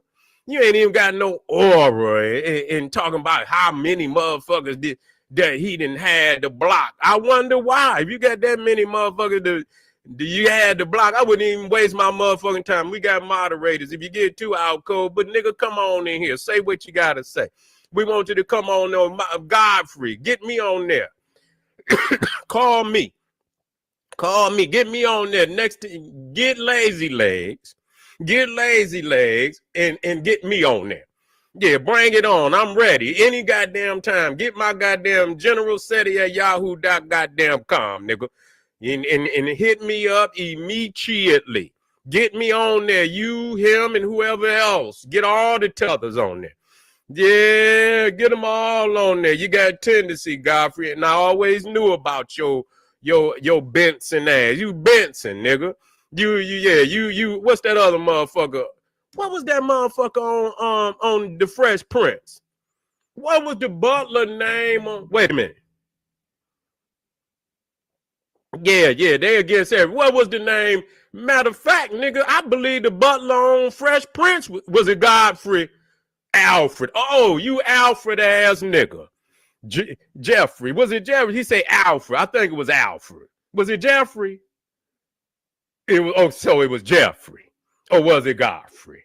All that shit the same thing. All the Elfries and shit. Whether it was Godfrey or Jeffrey or all the Elfries and shit. All them motherfuckers mean. All that shit mean is butler. That you ain't supposed to be doing no goddamn, you supposed to be serving tea and motherfucking crumplets. That's what you supposed to be doing. Don't come over here stepping in the lane, nigga. Don't do that. You ain't got that kind. All you is a sambo, nigga. You gonna do little imitate motherfuckers, and then when it's time to get in the trenches, then you get the punking out. You show your true color. So you ain't nothing. Yeah, you was a sambo, nigga. Yeah, that's all you is. If you're on here right now, I know. I want y'all to hit that goddamn subscribe button, because you know the general go hard. I don't play with them. I ridicule them. I ridicule the shit out of them, because that's what you do. You don't give them no respect when they come with that off, that off shit, them off tendencies and all them sideways tendencies. You already knew he was sideways, and when I came on and I seen his ass pop up and he had Lazy, I said, I know he didn't pull a whole move like that. I know he didn't pull a whole move I know he didn't go give Lazy Legs a platform like that, and then got this jelly bean sitting next to him. You understand what I'm saying? Greasy. Looked like he just had some taco, had him about 4 Taco Bell number 5s and shit. You know what I'm saying? Greasy and shit. He didn't get ate and got sloppy and can't even sit up straight. He leaning back.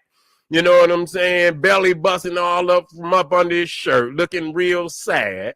And then you got Lazy Legs over there. You understand? The mutant albino breakdown. Saying you got GodFLEE. Yeah.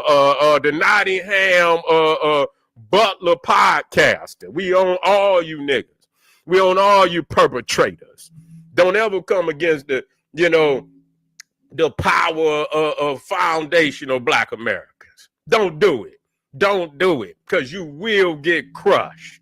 You will get crushed. You don't have no originality, GodFLEE. That's why you had to play another nigga every time. You see the nigga up there, he trying to mimic another. You know why? Because you ain't shit. You can't be you. You ain't shit. Don't nobody want to see no GodFLEE. Don't nobody want to see no GodFLEEs. He stay on Vlad. Yeah, I already said he about to go back to Vlad. Did you hear that? I was watching Lord Jamar today, and Lord Jamar finally came out. I just hope he give up on that flat earth. Don't fuck with. I say, man, I seen Lord Jamar. He was doing flat earth again today. He went in on Godfrey, and then the nigga went over. I said, come on, Lord. Come on, Lord. That's why, man, listen here. Okay, go ahead. Yeah, fuck all the Efreys. We got to get Godfrey out of there, all the Efreys and all that shit. Yeah, get them on up out. Ain't no real. I don't want to say that because we might have a Godfrey over here. I don't know how you ended up with that name, nigga. But if your name Godfrey, I want you to run right, get your social security card and all that. Run on down there to the court. Get your name changed. Nigga, come up with a new name. Nigga, get your social security, your birth certificate, nigga, all your paperwork. Going down. Go, you might can get the shit off the internet today. Get your application, nigga. Might cost you $100. It's worth it, nigga. No, we own no Godfreys. No Godfreys, goddammit. We gonna change that.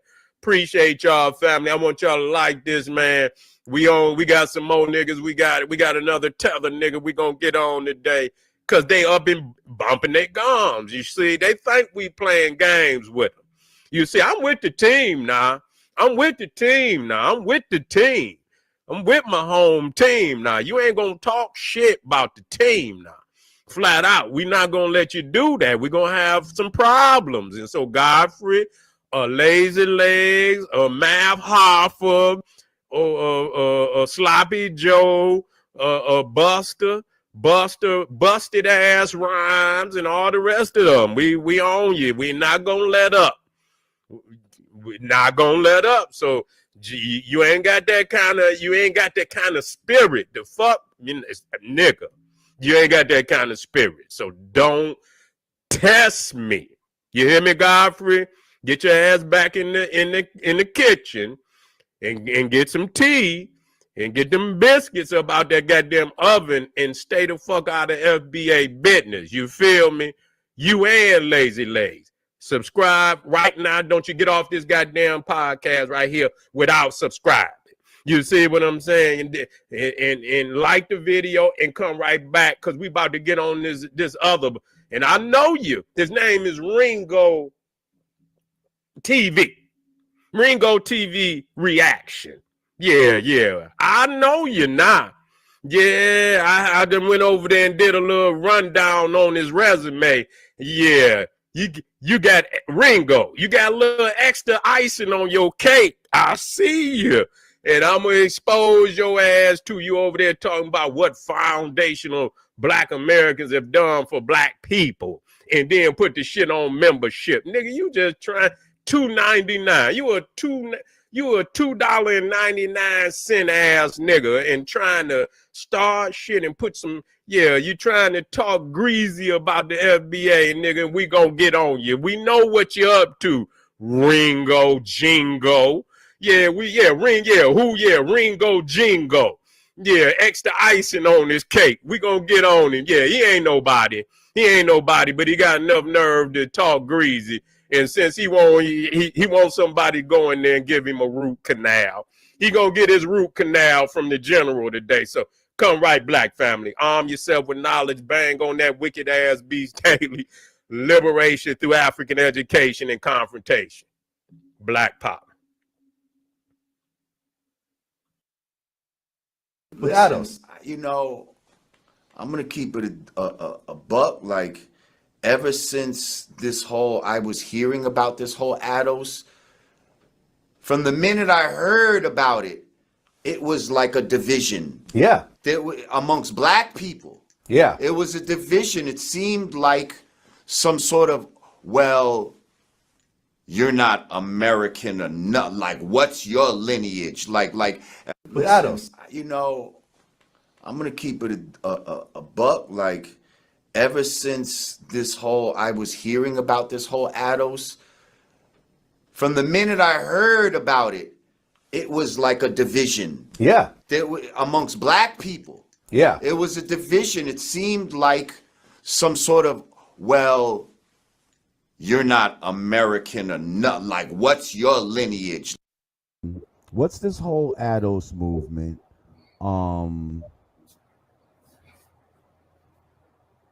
And how is this? How is that not something that's kind of divisive amongst people in this country? Like how do we decide who's who? See what I'm saying? How disrespectful they've been to them. Exactly. Right, but then this is also, to That's me, foul. I see this as a divide and conquer thing.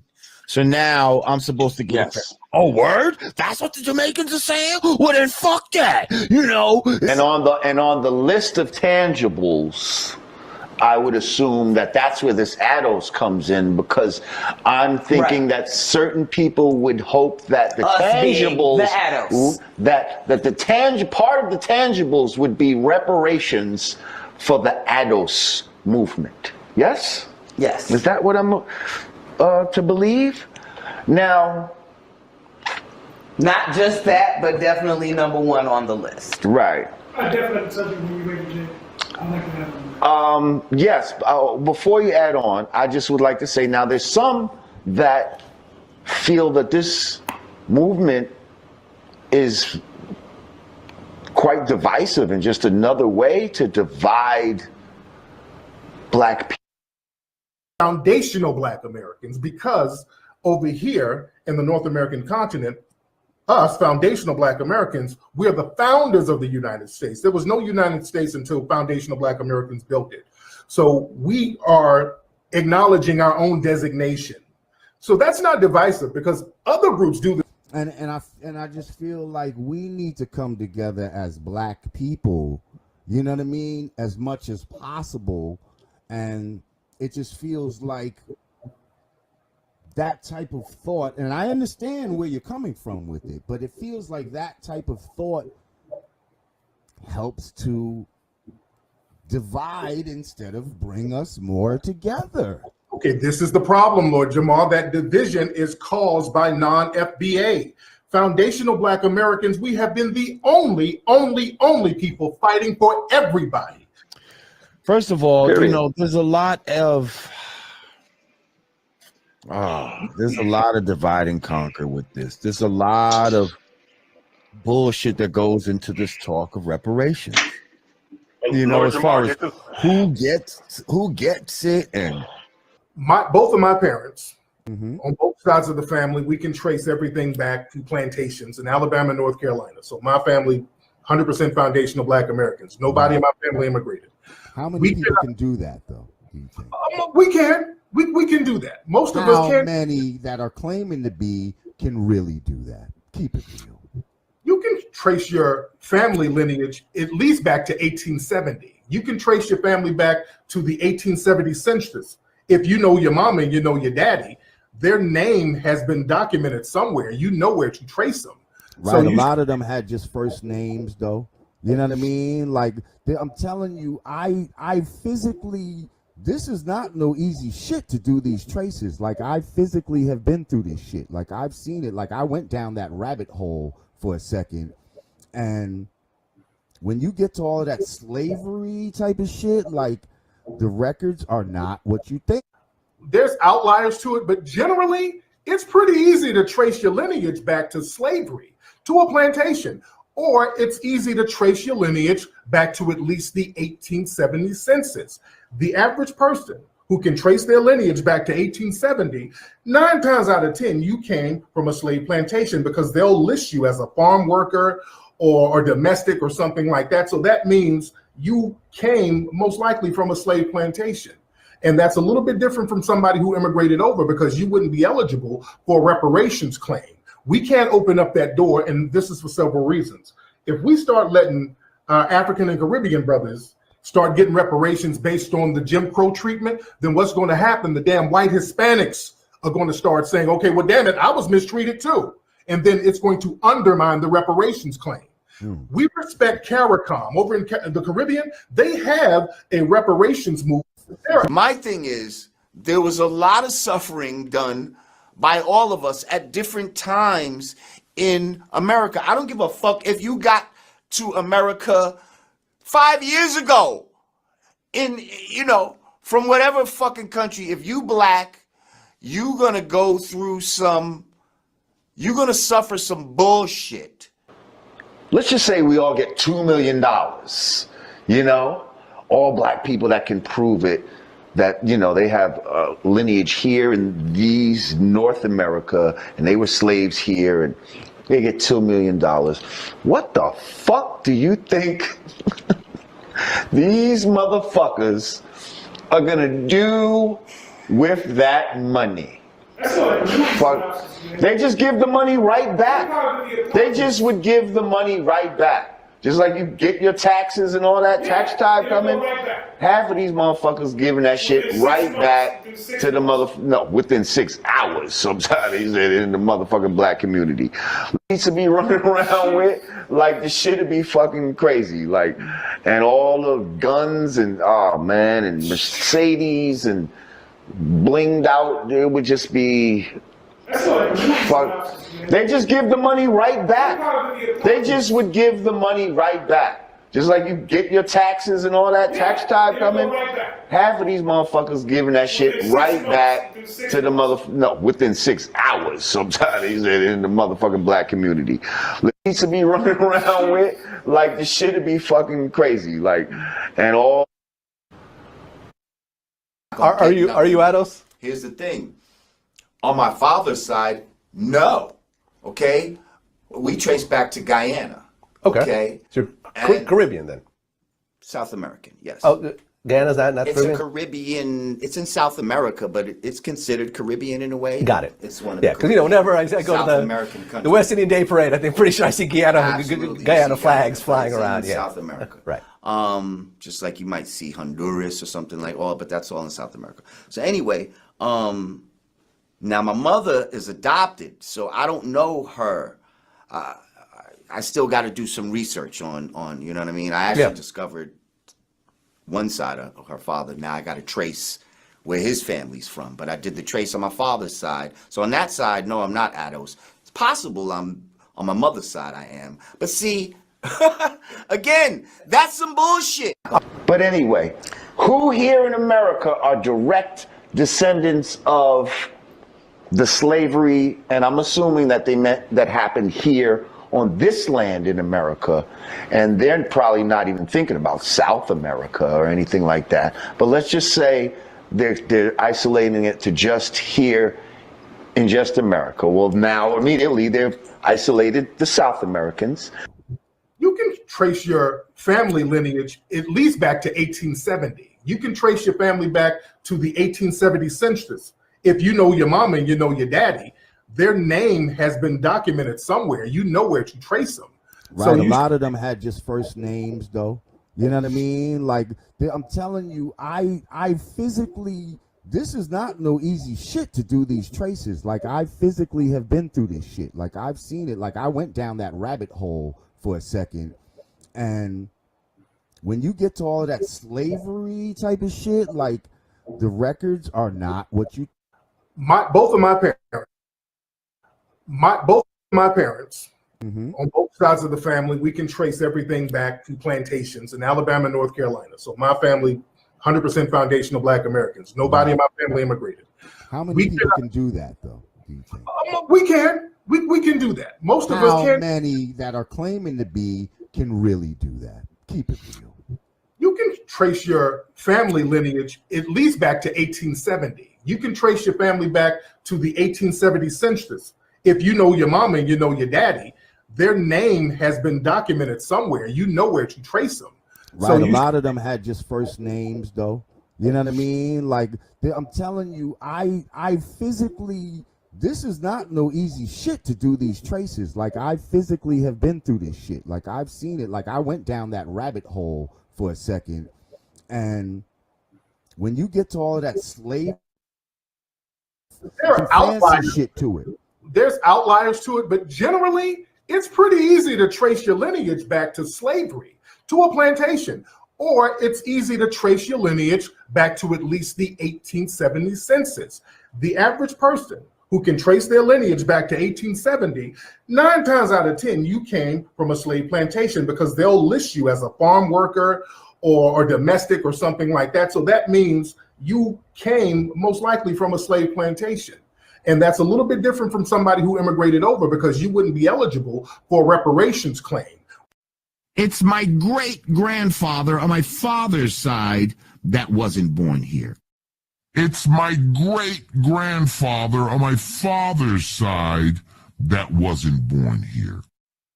How does one know that they're foundational American? I, a few years back, did a like an ancestral so I had just did on my father's side, right? But in doing all of this, and I'm going to tell you, it traced back to Guyana, right? Okay, right. So I had just did on my father's side, right? And I'm going to tell you, it traced back to Guyana. We can trace back. My family suffered from redlining and all that type of shit, because I know how you feel about like Jamaicans that come here right now, this generation, and they're able to get loans. My family didn't go through that. My family didn't get all that when they came here. We lived as regular black people. So let's talk about that. Let's talk about that. That would not, if they came over and they immigrated, because your family came from immigrants. They immigrated over here, and you can Ellis Island. Because your family came from immigrants. They immigrated over here, and you can Ellis Island. Right. I know the vote. That's very different, because you can't get a reparations claim like that. Because you can't get a reparations claim like that. And it's very important to not mix it up. But now keep in mind, this is just my father's side. I understand that. We all have two sides now. My mother's side, I ain't traced that yet. Y'all would know who the southern side of her family was. So if y'all don't know, that means she's from the Caribbean. If I can understand that you don't know your dad, that's one thing. And your mom didn't tell you where your grandmother was from? Your mom didn't say shit? She had to come from somewhere, either immigrated from another country or came from the South. If she's black, right? It's just find out where your parents are from and where your grandparents are from. Your grandmother, if you knew your grandmother has a birth certificate, brother. Look at the birth certificate and see where she was born. And then see what her mother and father's name was. It's on the birth certificate. And then see where they were born. You trace it back like that. And if you can go all the way back to the 1870 census, that make you a foundational black American. All you got to do is just trace the parents back. Okay, some of these folks, you don't know where your mama's really from. Okay, like my mom's from New York. We kind of lost, and then, okay. But folks, okay. I don't know how y'all don't be knowing where your mama from. And you don't know your mama's side of the family. At least I can understand the dad's side might be a little sketchy, but you don't know your mama's side of the family? See, that raises red flags. That raises a lot of red flags when folks don't be knowing what their mama's side of the family is. All right? That's weird. And I feel like they want us to spend our energy on this conversation when we really need to be focusing our energy on more practical things. So when are we going to get ready? We're just not going to be ready for it. And what are we going to do? We're going to blame white people for systemically oppressing us for generations. Yes. We're not even going to try it. Well, that's what I'm saying. We need to. I'm not saying. I mean, I know, but you just made the point that African Americans won't get a piece of that. Whereas when it was vice versa back in 2016, the Jamaicans were saying, hey, African Americans, we want a piece of that too, because we were all on the same boat and just got dropped off in different places. Oh, really? But do you see how the Jamaicans turned on them? They're saying, African Americans, you don't get a piece of this. That's the talking. But you see what I'm saying? How disrespectful they've been to them. Exactly. Right, but then this is also, to That's me, foul. I see this as a divide and conquer thing. So now I'm supposed to get oh, word? That's what the Jamaicans are saying? Well, then fuck that. You know, if they trying to keep it, then we're going to keep our shit to ourselves. See, that's the type of attitude that they want to inspire by having these fucking conversations right now, so that we'll be fucking mad at the Jamaicans. Which is funny how almost every foreigner has something to say badly about African Americans. Even Africans sometimes have to say about African Americans, but then everybody comes to America trying to be African American. I'm going to speak for my whole country. Love Jamaica. But I think quite a few Jamaicans think that you guys play the victim a lot. Like an outsider looking in, it's like, gosh, them complain about everything. Look how much opportunity them have. Look how them can work. Look how them can buy $1 burger. And them over there complain. And that is how I was preconditioned, if I'm being totally honest. They're like, Shante, It makes sense. Yeah, don't go over there and waste the opportunity. Don't go over there and start complaining. Work for your own, focus on that. So that's always been my mindset. We're so focused on just making it. I really want to emphasize that. But sometimes when you just are focused on, oh, you go eat, you know, think say somebody a touch you. You know, think say, you know, oh, I'm not have the right temperature. We're hungry. What y'all gonna do?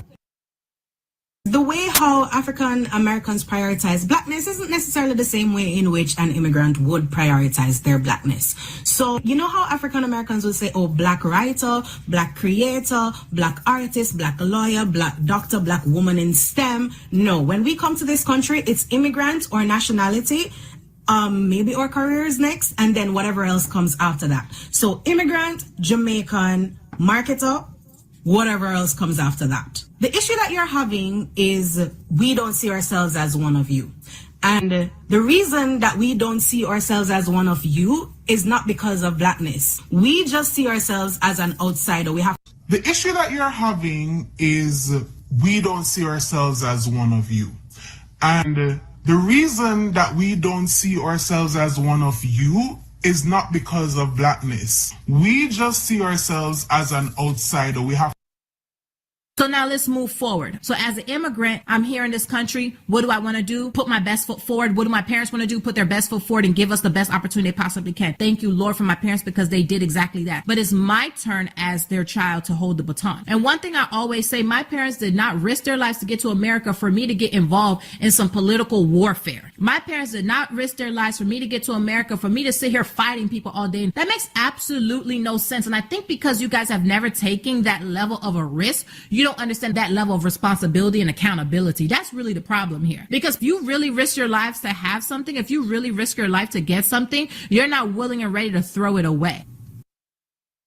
Just fully American. You're African American, bro. That's it. How was that see you in 30?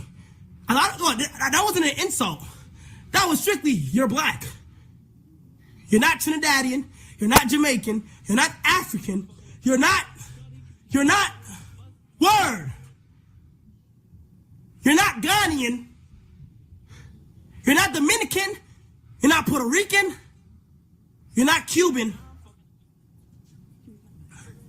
You are American. I farted so loud. Black Americans people, I don't like them because they take lots of drugs. Really, that's what I think. But have you met any Black Americans in real life? No, like in the movies. I didn't meet them.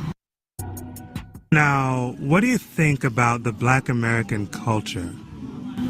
Fucked up. I'm sorry.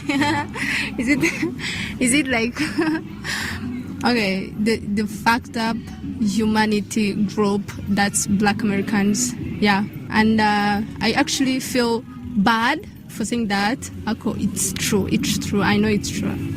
Now, why do you believe that? Because they mostly don't belong where they are. They're Americans. We all know they're Americans. They know they're Americans, but they don't belong there because they are minor. One for that, they are minor, and the racism and everything. They don't belong there actually.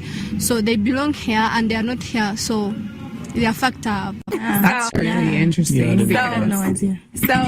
So I had this tweet by McBeanie _, and they said African Americans are by far the worst representation of Black people. They are obnoxious, self-righteous assholes that make people's lives a living hell anywhere they go. And then she got like 390 likes. Is she also Black? No, I don't know what she was. But this is what she said. Yeah. Wow. That's really a lot of hate, I feel like. But like my mom would agree with that comment. She would agree with that post. She would say like, you know, lazy, like loud, rude, all the negative connotations. That's interesting. So let's explore that. That's really interesting. But I also will say that like my parents definitely came over here with stereotypes about African Americans.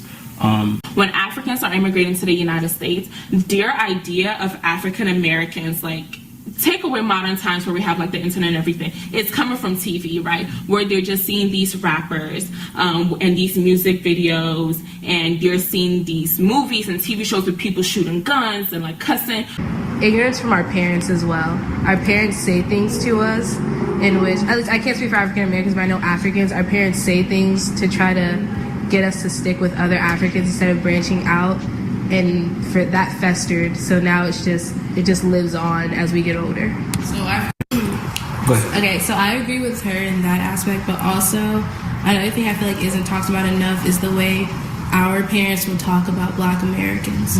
Because if we're being honest with ourselves, our parents are not respectful. They will say things to try to instill within us to divide away from them, but like being lazy or not as clean or stuff like that.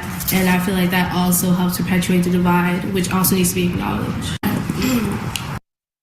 Okay, so growing up, I had this ideology from the media, from people around me, that African Americans were these ghetto, noisy, arrogant, aggressive,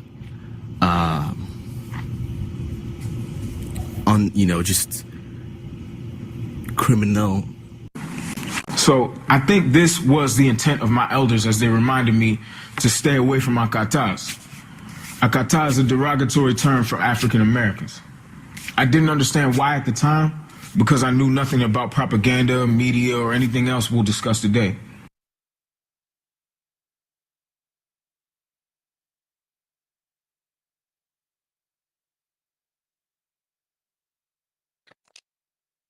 See, they want you to think lowly of yourself. They want you to think that you're less than, so that when you create things, you don't put too much value on it.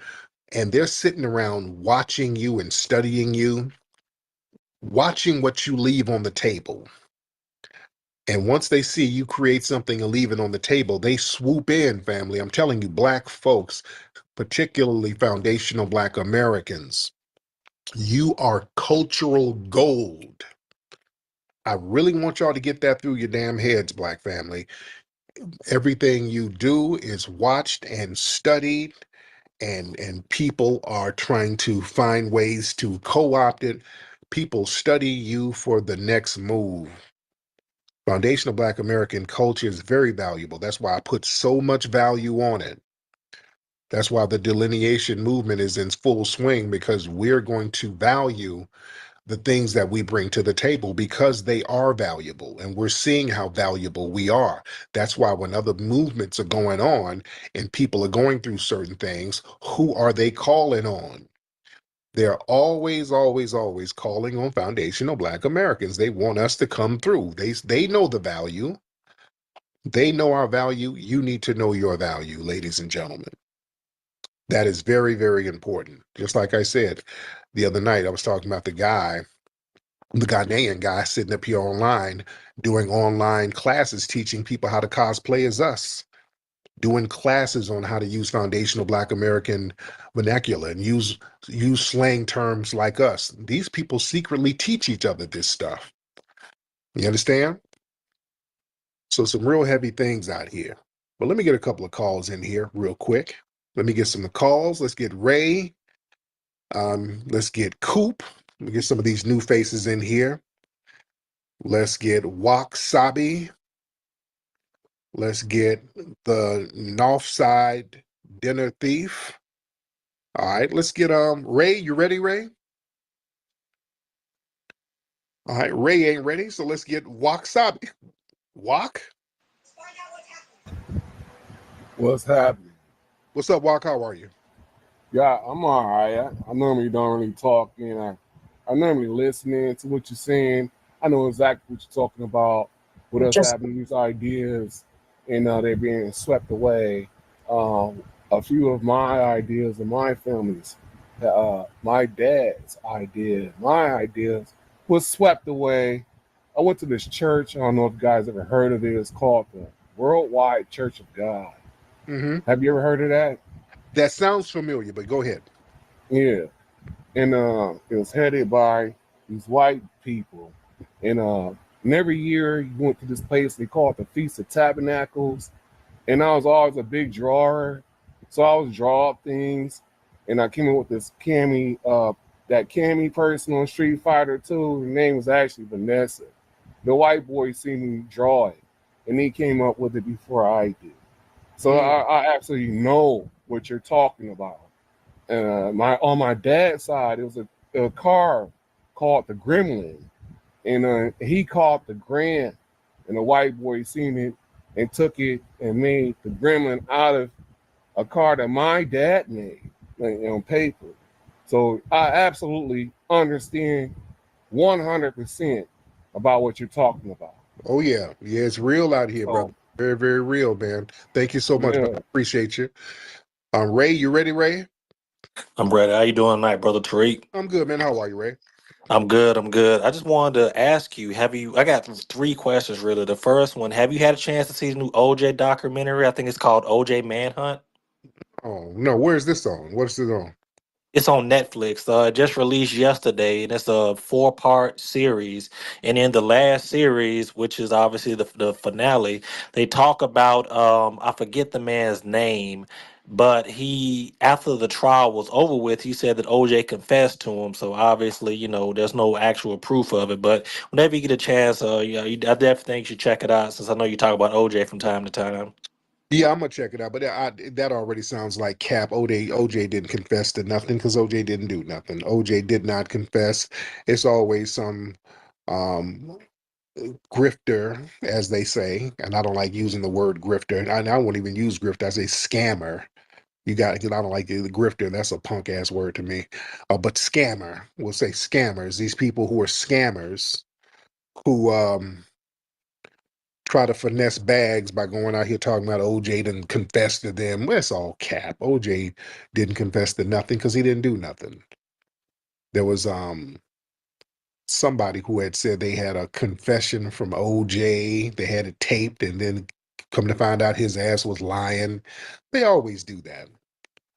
Yeah, so those documentaries is like the OJ did it industry is a big money industry. Let's be very clear. OJ did not kill nobody at all. He didn't kill them people.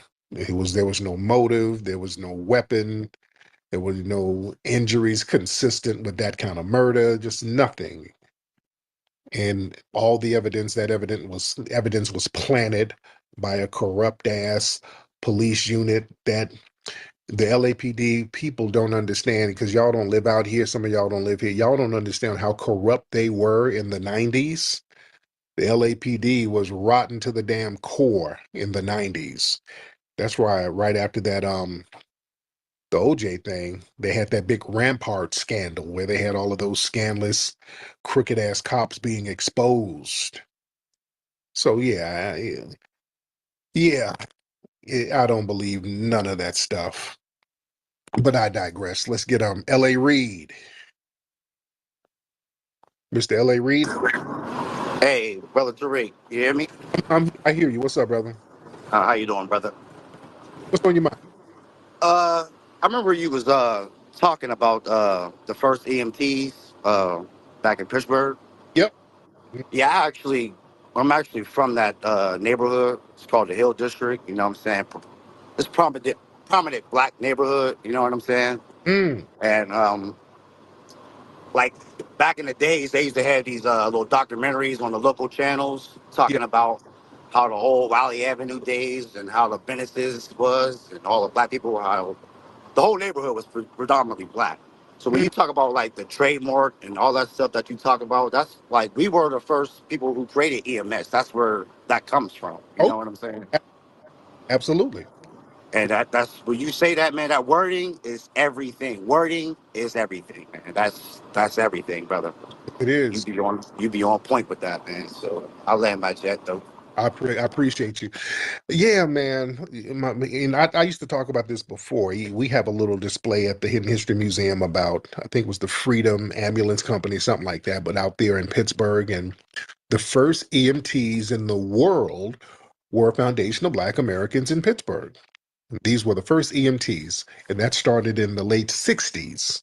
Before then, you didn't have emergency medical workers. You didn't have that. When somebody got hurt or shot, they would put them in a police car or a hearse and then take them to a hospital. You didn't have people working on folks right there, doing medical procedures right there on the people. The first people to do that were foundational Black Americans out there in Pittsburgh. And then they ended up teaching people around the world how to do it. And then they just got erased from it. Just, you know, they just got buried in the annals of history. So this is why it's important for us to uplift that history. And also another thing, family, because y'all need to let me know some of these places where y'all live, because our history is all over the place. And a lot of times, folks, you don't really talk to your families about history. Will y'all talk to your families about the areas in your local cities? Because everywhere I go, I find some unsung history involving foundational Black Americans in damn near every city I go to. I'm telling you, even in your family, all of you listening, in your family, there's probably some deep shit that's just not talked about. Yeah. Because we're a forward-looking people. We're always innovating and looking forward to the next thing. We got to start really looking and going into the history and going into what our families were doing. Um, I learned a lot of stuff going to different cities, just talking to the. When I went to Buffalo, they flew me out to Buffalo and just really rolled the red carpet out for me. And just I was talking to some of the activists there, and just matter of factly, some of the elders, they were like, "Yeah, you know, Buffalo was founded by a Black man." And I, what? Really? Yeah, Black Joe. And then I looked into it. It was absolutely true. A foundational Black American founded Buffalo, New York. When I did a lecture out in Cincinnati, the locals were telling me about a prosperous Black area there that was called Lincoln Heights. That was a very well-to-do Black area that, you know, the white supremacists gentrified it. Detroit, there was a prosperous area called Hastings Street, which was a Black business district that I think they put a freeway over that area. Just different cities. Somebody was telling me recently about it was a Black-owned amusement park. I want to say it was in somewhere in Louisiana. And you know, that history got buried. So just all over, man, all over the country, we got deep, rich history that's just not talked about. We need to start bringing that stuff up, family. Like one time I was on here talking about this brother who was one of the wealthiest Black men in the country. He was the king of potatoes. He was the biggest potato seller in the world. He was shipping potatoes all over the world. He was a former slave. And I was talking about this guy. And then a couple of days later, one of his descendants called up. He was like, "Hey, man, the guy you're talking about, that's like my great great uncle." Like, yeah, we heard the name around the family, but you know, I never really put two and two together. He was like, "Yeah, when you said that," I'm like, "Yeah, those my people." And the guy realized that his great great great uncle was one of the richest Black men in the country, and he didn't really realize it, but he just heard the name, and the family just didn't really go into detail about it. I'm telling you, man, some of y'all and some of us, man, we got some phenomenal things in the family if we start uncovering and digging stuff out. Yeah, our history is rich, man. We got a rich history out here. Do you want to learn about hidden heroes? Hidden Heroes from A to Z is a cool book that tells the stories of amazing black heroes you might not know about. You'll meet inventors, you'll meet explorers, and leaders who change the world. It's fun, inspiring, and you can learn so much. Get your copy now at hiddenhistorymuseum.com. Let's discover our hidden heroes together.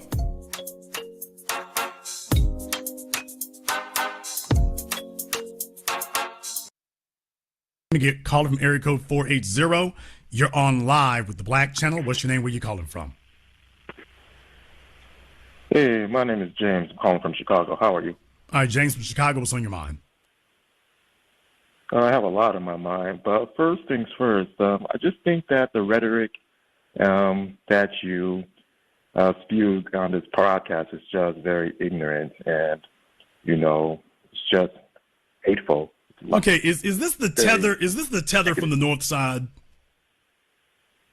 Nah, someone else. But, this is a different Tether from a different side. Okay, go ahead.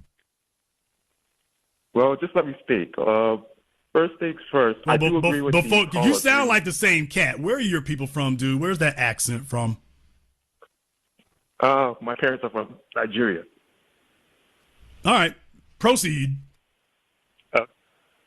The caller 3, I think the old caller, he just stated a lot about the women. I mean, I felt like you dismissed him when he was actually very accurate that your culture is broken. I didn't say that it was. I did not say that it was inaccurate, sir. I didn't say that was inaccurate. I'm saying that. Wait a minute now. Let's put that in its proper context. So I literally never said it was inaccurate. So you're not very smart and you're a liar. But go ahead. Okay. Either way, what he said was pretty accurate. Either The way. culture is broken. Okay. Yeah. Either way. All right. Okay, and the other thing is that I don't think you really know exactly about what's going on. All those migrants, they can't get jobs. They can't work. They shouldn't be here. They can get jobs where they came from, sir. Why is it our problem that they can't get jobs? Well, they're here right now. They fled their country because they're facing a dictatorship where there are no jobs. Okay, sir. The descendants of the black descendants of the slaves in America, we didn't flee. We fought this dictatorship here. We faced the dictatorship too, and we fought it. What's their excuse? Sir, we fought the white supremacist dictatorship here. What's their excuse for not fighting it where they came from, sir? That's not an excuse. What's their excuse? They didn't. I'm not sure what their excuse is. Wow. Okay, you don't know what their excuse is. Then you can't defend them. If you don't know why they were cowards and fled, then you can't defend them. What's next? They fled. They fled because there were no opportunities in their specific country. They had opportunity to flee. They had the opportunity to flee. So that's to say, the bottom line is that. Okay, sir. Well, no. You said they had no opportunities. They took the They had the opportunity to flee for a better life. That's what they did. America is the country to come to for a better life. Okay, sir. No. Okay, but why is there a better life for Nigerians who come here? Why is that? Because when we come here, we make a difference, though. Okay, sir. Why don't you make a difference? Why is it you haven't made a difference? If you're difference makers, why come you couldn't make a difference in Nigeria? As I said before, I'm not sure exactly what happened in the past or what was going on. Okay, sir, you said we make a difference. I said you make no difference. Where's the difference you've made in any part of Nigeria? Nigerian immigrants make a huge difference in wherever we go. We definitely. Okay, where's the difference that Nigerian immigrants have made in Nigeria, sir? I'm not. Hey, we're talking about America and the migrants. No, sir. We're talking about Nigerians. No, sir. No. Because you started in Nigeria. You're a Nigerian immigrant because you started in Nigeria. Where were any of these attributes that you claim you have in America? Where did you have them in Nigeria? We can't see them. I was born here in America, so I'm not sure exactly what my parents. Okay, then sir, what you have, sir, you have a better opportunity because we didn't run, unlike you. So let's talk about the difference in culture and character. Why is it that we the foundation, stand and make things different and make it better, and you all don't. Let's talk about that for a moment. That was a different type of black people, a different type of Negro. Okay, we're still doing it today. Not today's Negro are uneducated. They're very lazy. They have no culture. Okay, are they educated and hardworking in Nigeria today? Yes. I mean, the people back in it. So they're educated and hardworking in Nigeria today. Show us where that is, sir. I'm not talking about Nigeria. I'm talking about the Nigerians from the past, or my parents. They worked hard to give me an opportunity to become college educated, to make a whole lot of money. And look what you became, a coon. I'm not a coon. I'm just realistic. Yeah, you are. You sure are. Sir, there's no evidence whatsoever. We're the only ones who built anything, which is why you and your people fled to us. Nobody in America, sir, nobody in America is fleeing to Nigeria for a better life. So if Nigerians make things better, tell me why nobody's going to Nigeria for a better life among the we make it better people. I don't understand why you're twisting things around and talking about. I'm repeating your words, sir. Sir, if illegals or immigrants from Nigeria make things better, then why is it they haven't made it better where they're from? So we can all go over there. It's not our job to make it better from where we're from. We made it better. We made it better over here, and we continue to make it better over here because they're kicking Haitians out all over the place. They blocking Nigerians in Britain. They're trying to block them over here too. We're the only ones fighting white supremacy who've ever fought it. You all haven't done it, and you talking about a better life. We gave you that better life, sir. You didn't do anything to get it. We're the ones who made the lane for you. You did nothing. But the black community is very divisive right now. They're not fighting for anything. Sir, excuse me. You want to know about a divisive community? Yours is a divisive community to the point of being banal and pointless, sir. Sir, be quiet. The Nigerian community is pointlessly split to the point of being banal and irrelevant. Igbo, Yoruba, Husafalani, Delta. If you all go on Twitter right now, go on Facebook groups right now. I've got Nigerians who are friends on Facebook right now, and they sit here and flame each other based on their tribe all damn day. They talk about the president of Nigeria. They talk about the councils, but they don't talk about them as Nigerian. They talk about them as the tribe that they come from. Those Igbos, the same thing, the same garbage that you try to hear them say about us. They just don't say Akata. They're going at each other all day simply because you're not a member of my tribe. Yeah, we're all Nigerians. Yes, but he is Igbo. We don't fool with those Igbos. Those Igbos are dirty over there. Well, they are Hutafalani. They are dirty over there. The Yoruba are the trash. They sit there and flame each other all day and here's the other thing I want you all to know, and you can go look it up on Facebook right now. Don't believe me, go to Facebook right now and you will see it all damn day. Hell, you can go to Instagram and go see it. They sit up here and put out memes, flaming each other all day, denigrating each other all day, particularly insulting and impugning the character of the women. What? Particularly attacking the character of the women. These dudes put up memes nonstop, insulting Yoruba women, insulting Igbo women, calling them whores, calling them sluts, calling them no good, calling them trash, calling them monkeys. That not a single black American in sight. We don't go to those places. We don't speak the language. But Jason Black has been watching this go down now for going on 20 years. Your culture, sir. And y'all brought that tribal trash to the internet. It existed now for hundreds of years, which is why you were so easily dominated.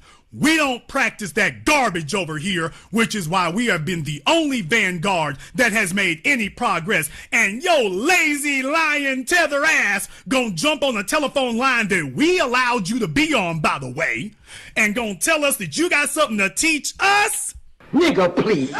Sit your bonehead ass down somewhere and just soak up the game and tell your parents, we lie asses off, but they don't let us do that over there on them.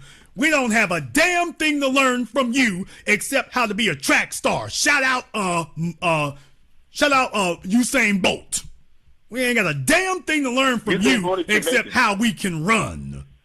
No, sir, I meant what I said. We don't have a damn thing to learn from y'all except how to run. They can, if you're not from our lineage, so far as I've been able to tell, the only thing y'all been able to teach us is how to run. By the way, whether it's Usain Bolt running the sprint or whether it's the Africans running the damn marathon, well, we did find one thing you all can teach us, how to run. Because we don't know how to run nowhere near as good as y'all, clearly. Clearly we don't. Clearly you all got the edge on that. So you can teach me how to run, dude. How about that? I'll teach you how to be a man and how to not get your butt cheeks clapped by white supremacists with your delusions of grandeur, and you teach me how to run like a dog. Deal?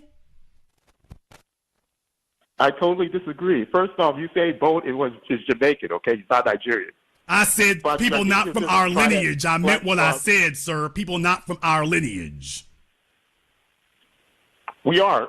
Pretty much you're black, I'm black. I mean, we are.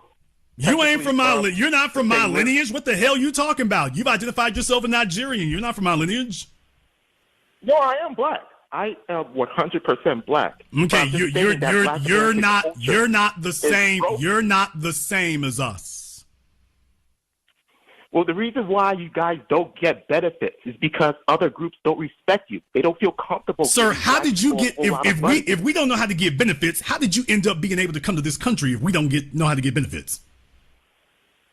What do you mean? I mean, basically, back in the 1960s, there was the civil rights. That was the Immigration Reform Act. Okay, and who was it? And who was it who did that? Because it damn sure wasn't Nigerians or immigrants. So who was it who got that done, sir? It was a group of Americans, black, white. Sir, it was not no group of Americans, black, white, or other. It was government policy to keep black people out of America through immigration. See, here's the problem. The problem is you all come from lying, dishonest backgrounds, scamming backgrounds, and then when you open your mouths, everything is lying and scamming and making things up. And this is why you have to come over here to some folks who stand on some principles. You come from backstabbing cultures where you're congenital, degenerate liars all the time. There were no white people backing immigration reform. There were no white people trying to make a lane for Africans to come over here. Every president from actually before Woodrow Wilson, but he was the worst, everyone forward. Nobody was talking about bringing none of y'all over here until we were talking about civil rights, and we talked about immigration reform because they were allowing the white immigrants over here, which is what they had always done. The white immigrants were always allowed over here. The black ones were always frozen out. They allowed the white Cubans to come over here in the 1960s, since you don't know your basic history or basic math, by the way. They allowed the white Cubans to come over here and told the Haitians, out your ass goes. So they were making distinctions based on race. But I wouldn't expect you to know that, because while the jollof is on the stove burning, I can't expect math and facts to get in your way. The bottom line, they would no, sir, there was no white folk spearheading that. We were the ones saying that because we understood they're bringing over huge numbers of white people for the specific purposes of drowning our black numbers out. So we said, if you're going to play that game, you got to let the black immigrants in too. And we started fighting for their right to be able to do that. And it's not a right, it's a privilege. We're the ones who did that, sir. We did that. There were no white allies, and you sitting on my phone lying your ass off is the reason y'all had to flee. You're divorced from reality, you're divorced from facts, and then when facts and reality and math put it on your ass in Nigeria, you all sat up here and hunked up your butt cheeks and ran across the ocean as fast as you could. And now you're over here with your same failed culture, your same failed philosophies, your same failed behavior, and your same failed ideology. It didn't work for you there. It doesn't work for you here. You can't make up math as you go along. And that's a damn shame. What you need to be is off my damn phone. You need to be over there on Facebook and Twitter getting your people together. Because it's a damn disgrace over there. You want to talk about divided? If it ain't a white man, they don't shut up. Now, if a white man comes among them, oh, they going to be the most united people you ever saw. If a white man shows up, they're going to be the most united people you ever saw in your life. When white folks show up, y'all put your tribalism to the side. When a white person shows up, hey, white daddy in here, white daddy in here, they start dancing, they start singing. The hoes in the internet cafes start trying to choose up. That's what they do. You ain't never seen nothing like that from us. Oh, I'm sorry, we're the ones who built something. Which is why to this day, you can't show me a Nigerian, quote, community in America here that's doing a damn thing to white supremacy. But I can show you a place there where they're divided as hell. Sir, no, that's not. Stop, you're lying. They're congenital degenerate liars here. Just everything is scams culture. Just scam culture down the damn block. Sir, they don't own anything. They don't run anything. It doesn't matter where in America you go. They don't own anything. They don't run anything. They ain't pushing no buttons. There's a black bank we own in Chicago, run by 2 Nigerian men. Nigerian people do something. Y'all, we're educated. We're one of the most if you put your money into that bank, don't come crying to us when it's gone. That's all I got to say. If you put your money in that bank, don't come crying to none of us when you show up one day and a nigga like the one on the phone here, like, oh, well, you'll see what happened here. We put a bunch of it into Bitcoin. But I will be back. I will be back next week. We are closing the bank this week, but we will be back next week. So you got a bunch of Omi and a Hellcat niggas. Bunch of Omi and a Hellcat niggas done start the bank. All right. Go ahead. Again, your rhetoric is why black people are divided right now, though. Because I'm telling you what black people, Nigerian black men have done. And you're basically you're pushing rhetoric that bank is not succeeding. I didn't say the bank is succeeding. I didn't say the bank is not succeeding, sir. I did not say that. You basically insinuated that if you put money in that black bank, there's going to be issues, that there's going to be trouble. What does the track what does the track record tell us? Well, as you pointed out, black people are doing something. Unlike most black Americans, where the culture is very broken, it's very matriarchal. Nothing gets done. And okay, sir, and the Nigerian culture is a model for us. Well, we're successful. We do things. We are semi-respected. Sir, semi-respected. Tell me what Nigerians are getting done that we have not done 10 times better. We're pretty much one of the most successful immigrant groups in this country. Okay, sir, that's a slogan. Tell me what Nigerians are doing that we have not already done 10 times better. Second try. We're definitely. What do you mean? All I know is that we are. Yeah, that's what I'm saying, y'all. See, what they do is they sit up here and the white supremacist media gives them these slogans and they say this crap. I just showed y'all how to shut it down with one sentence. Notice I've asked the same question twice now. They throw these slogans out there, and as soon as you say, "Oh, good, give me the detail," all of a sudden they start stammering and stuttering. It's really that easy to shut it down. Buddy, if you had something to name, you'd be doing it, but you can't. And you know why? Because if you all were really that successful and productive, Nigeria wouldn't have the Chinese and the Russians all over it, capitalizing on it. You'd be over there being successful there too. And there are successful Nigerians out there. No, they're not. No, they're not. No, they're not. No, they aren't. No, they aren't. No, sir. No, they're not. This is a fact. No, they're not. You're wrong. The richest black man in America lives in Nigeria. I mean, the richest black man in the world lives in Nigeria. Okay, first of all, when you're dealing with scammer cultures, I would advise you all that can you really believe the numbers coming from folks from that culture? When I'm the richest one in the world. They're also the Prince of Zamunda, Wakanda, and Ethiopia. So that's my first response to saying that. I would love to audit those. I would love to audit, sir. I would love to audit those books. Who's audited those books to confirm that those numbers are accurate, sir? Google is your friend. Sir, second try, sir. Who audited those books to confirm that Adoge is as rich as he says it is? Who audited the books to confirm it's true? I'm not sure. Thank you, sir. Thank you, sir. Thank you. So, in other words, we got his word for it, and probably a bunch of other scammers too. But no proof whatsoever.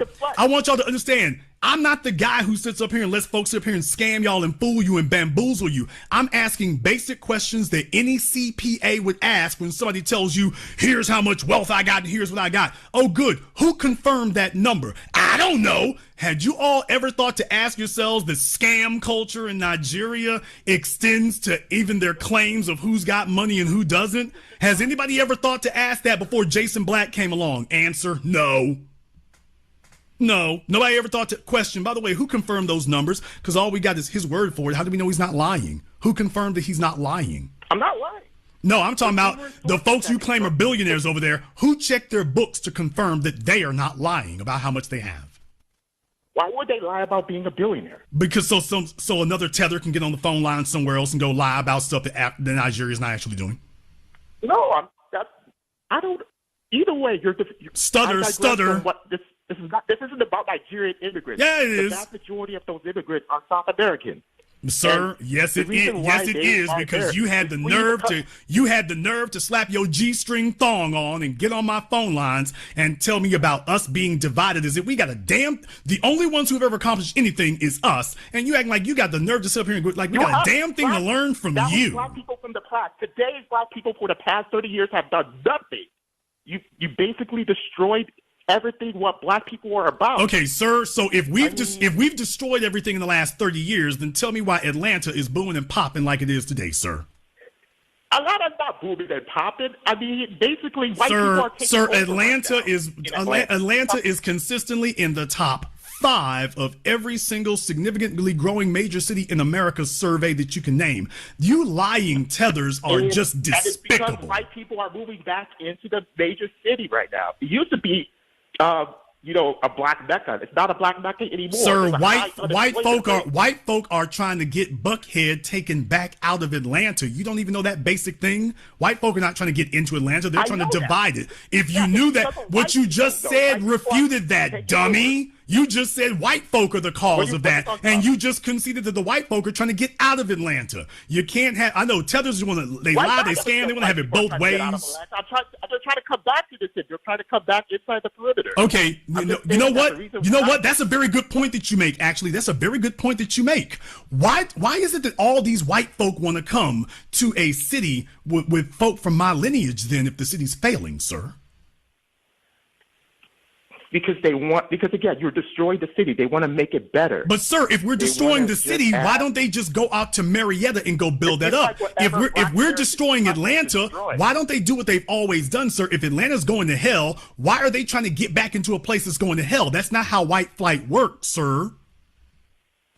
No. The same thing is happening in Detroit too. A lot of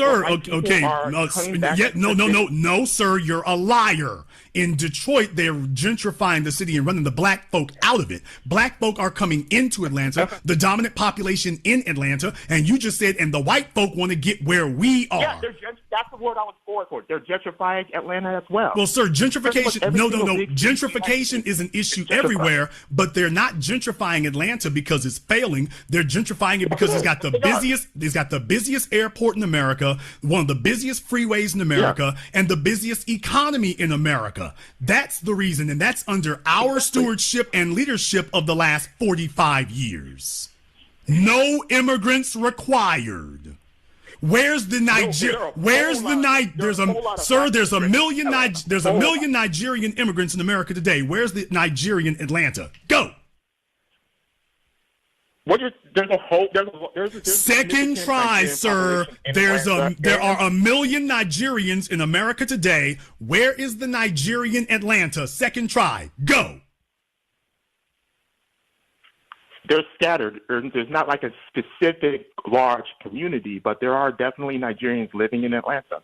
I didn't ask you about Atlanta, sir. Show me where the Nigerian example of Atlanta is. I've shown you ours, so show me where the Nigerians got in Atlanta popping. Go. I'm pretty sure that there's one outside of Houston. He's pretty sure. I think it is. You lying ass. And just understand something. When your situation is so pathetic that you have to tell such a blatant lie, that's your cue that you're supposed to just shut up at that point. When you have to tell such a pathetic lie like that. That tells you. And by the way, talking about Houston, Texas, who has been the dominant the dominant ethnic and racial faction in Houston, Texas for the last 45 years, sir. Latinos and Black. Houston is a very, very dude. diverse, If you don't shut very your similar, ass up, but not as segregated. Name for me 3 prominent Latinos from Houston. Go. Prominent Latinos? Jason, come on. Stutter. Second try. Name for me 3 prominent Latinos from Houston. Go. I'm not familiar with Latinos in general. But you just sat here and tried to speak for them. But you just sat here and tried to speak for them. I'm not speaking for them. I'm just you just tried to sit here and tell us how significant Latinos are in Houston. For a better opportunity. You just tried to sit here. No, sir. You just tried to sit here and characterize how significant the Latino population is in Houston. And as soon as I asked you, great, name for me some significant Latinos from Houston, you can't name a damn one. Just like you're at your Nigerian Wakanda. You can't tell us where that is either. This is what happens when you're a serial liar, kid. Not a single fact anywhere. You're the one who said that there is one. I told you to name it. And as soon as I said that, he can't do it. Just like you can't tell us where the so-called Nigerian billionaires' money is. Sir, you were asked to name for me the significant Latinos from Houston because we can name Beyonce. We can name the Ghetto Boys. We can go down the damn list with Houston. You're just talking about entertainment, though. That's what. Sir, okay, it just, sir, show me the significant. Show me the significant. Sir, show me the significant Nigerian. Show me the significant Nigerian in any field from Houston. Go. Oh, I can definitely guarantee you that there are way more Nigerian lawyers than regular Black American lawyers. Second try. Name for us, since entertainers are not significant, name for us the significant Nigerians in Houston. Go. Significant. Let's see. In Houston? Nigga, if you don't stop trying to lie, he's sitting over there trying to Google right now. He's desperately trying to Google and still coming up snake eyes. By the way, I hear him over there. He's trying to type on Google as we speak, and he still can't find nothing. Google just sat here and gave you a 404, that page cannot be displayed error. That shows you we ain't got a damn thing to learn from you. So, no, we're not listening to any of your suggestions. We ain't got to go to the Westwood area. Sir, name the name. Name the name. Name the name. Name the person. Name the person. He's sitting over there Googling. Y'all understand just how majestic we are. We are so majestic that this is not Jason Black against the Tether caller. This is Jason Black against Google. Google told you with the amassed knowledge of mankind at his fingertips, buddy, you wrong as hell, Jason right. Google is sitting there telling you I'm right. That there are no search results for what you desperately just tried to look up. I'm not making an ass of you. Google is right now. Get your ass off my phone.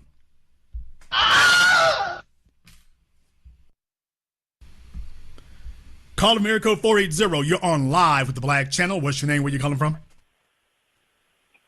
Hello, this is Jeremiah. I'm calling from Phoenix, Arizona. Okay, what's that name again? Jeremiah. All right, Jeremiah from Phoenix. What's on your mind?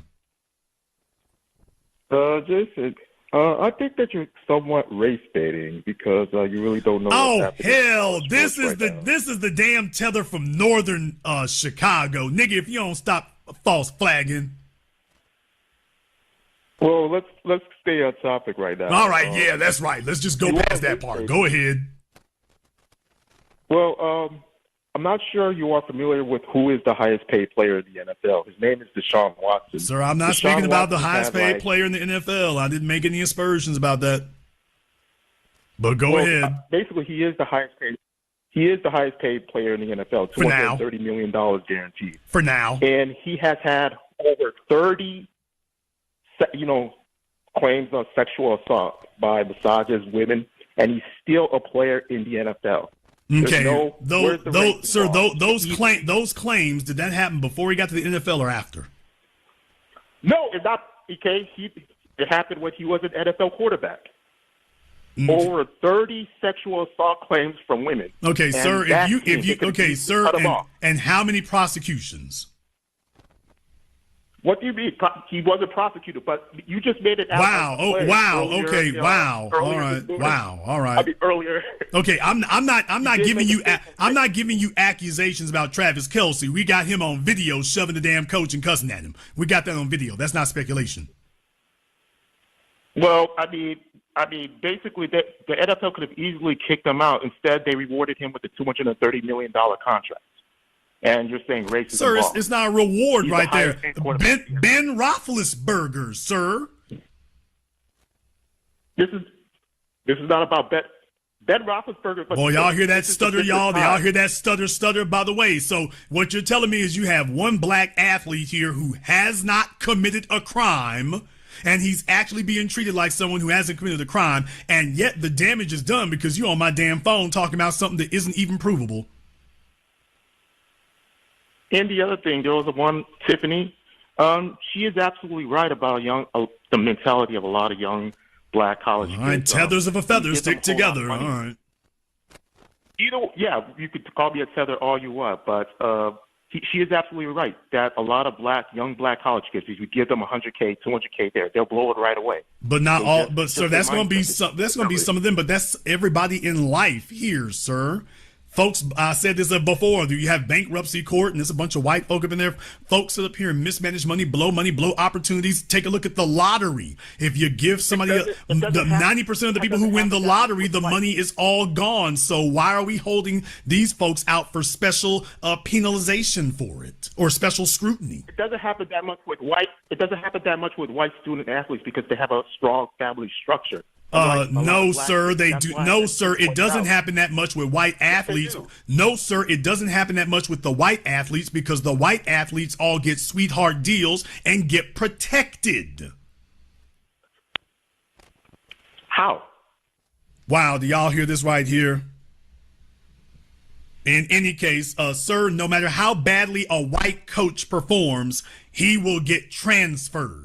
He doesn't get moved out of the league. He doesn't get moved out of the NCAA. He can keep screwing up, and there he is. Tim Tebow. Tim Tebow was obviously fundamentally flawed, but he was white, and we have to take care of our white athletes. So he was put out there, and even after he was a bust, be quiet, even after he was a bust in the NFL, he was immediately moved into a commentator job. Immediately. As soon as they let it be known that he was going to get moved out of Denver, he was immediately positioned into a commentator job. Now, how in the hell is it you can be an underperforming quarterback who just lost your job in Denver and they already got you lined up for a commentating job? That's the reward you get for not being able to perform as a white athlete, is immediate commentator job. They don't give every single white athlete immediate commentator job. No, they give them other things, sir. You name a white quarterback in the NFL and they get taken care of. They always have. No, a lot of times. Yeah, I will agree with you. In the past, they probably got special preferential treatment. Who's a white quarterback who isn't being taken care of today? There's this New York Jets quarterback named Zach Wilson. Oh man, he's terrible. Is he playing? Is he playing now?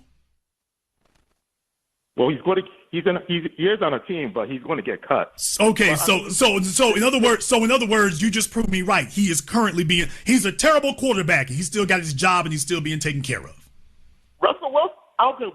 Let's go with Russell Wilson. Russell Wilson has been awful for the past 2 years. Russell Wilson has been awful longer than that, but Russell Wilson was their token Negro ass kisser up in Seattle. And that's what happened to Russell Wilson. Russell Wilson came to Denver. His agents were able to get him a great contract, but now that he's underperformed, they have telegraphed to the world that his career is at its end. And there won't be anything after that. No commentating, no sweetheart position. This contract he got, he better make it last the rest of his life, because that's a wrap.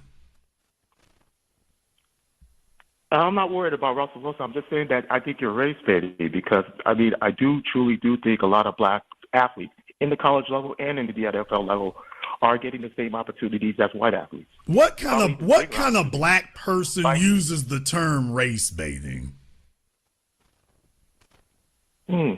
Race baiting. You're trying to put white people and other races against black people. Try to put black people against other people. Like it's us against them. It's us against Tethers, people from Nigeria, people from other countries.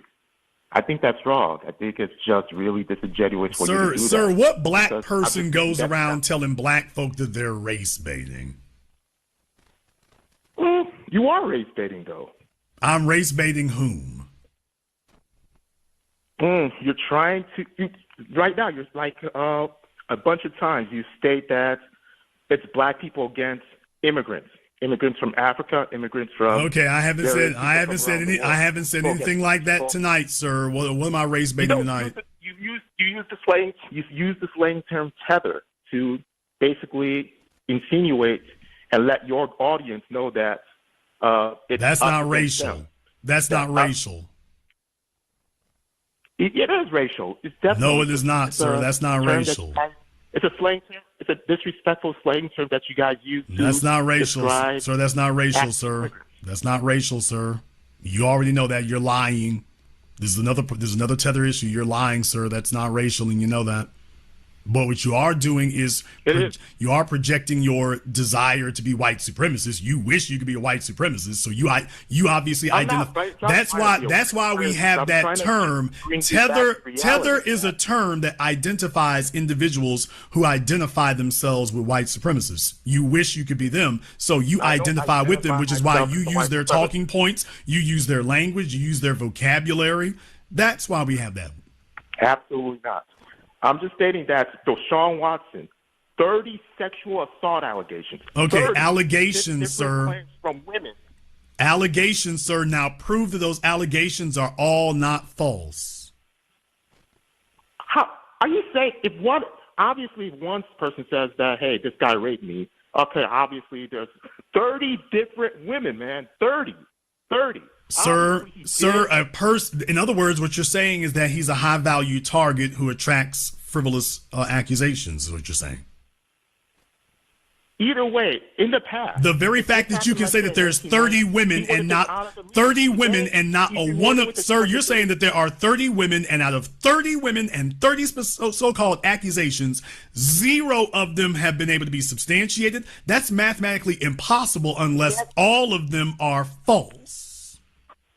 It takes a whole lot to prove a rape claim. No, it doesn't.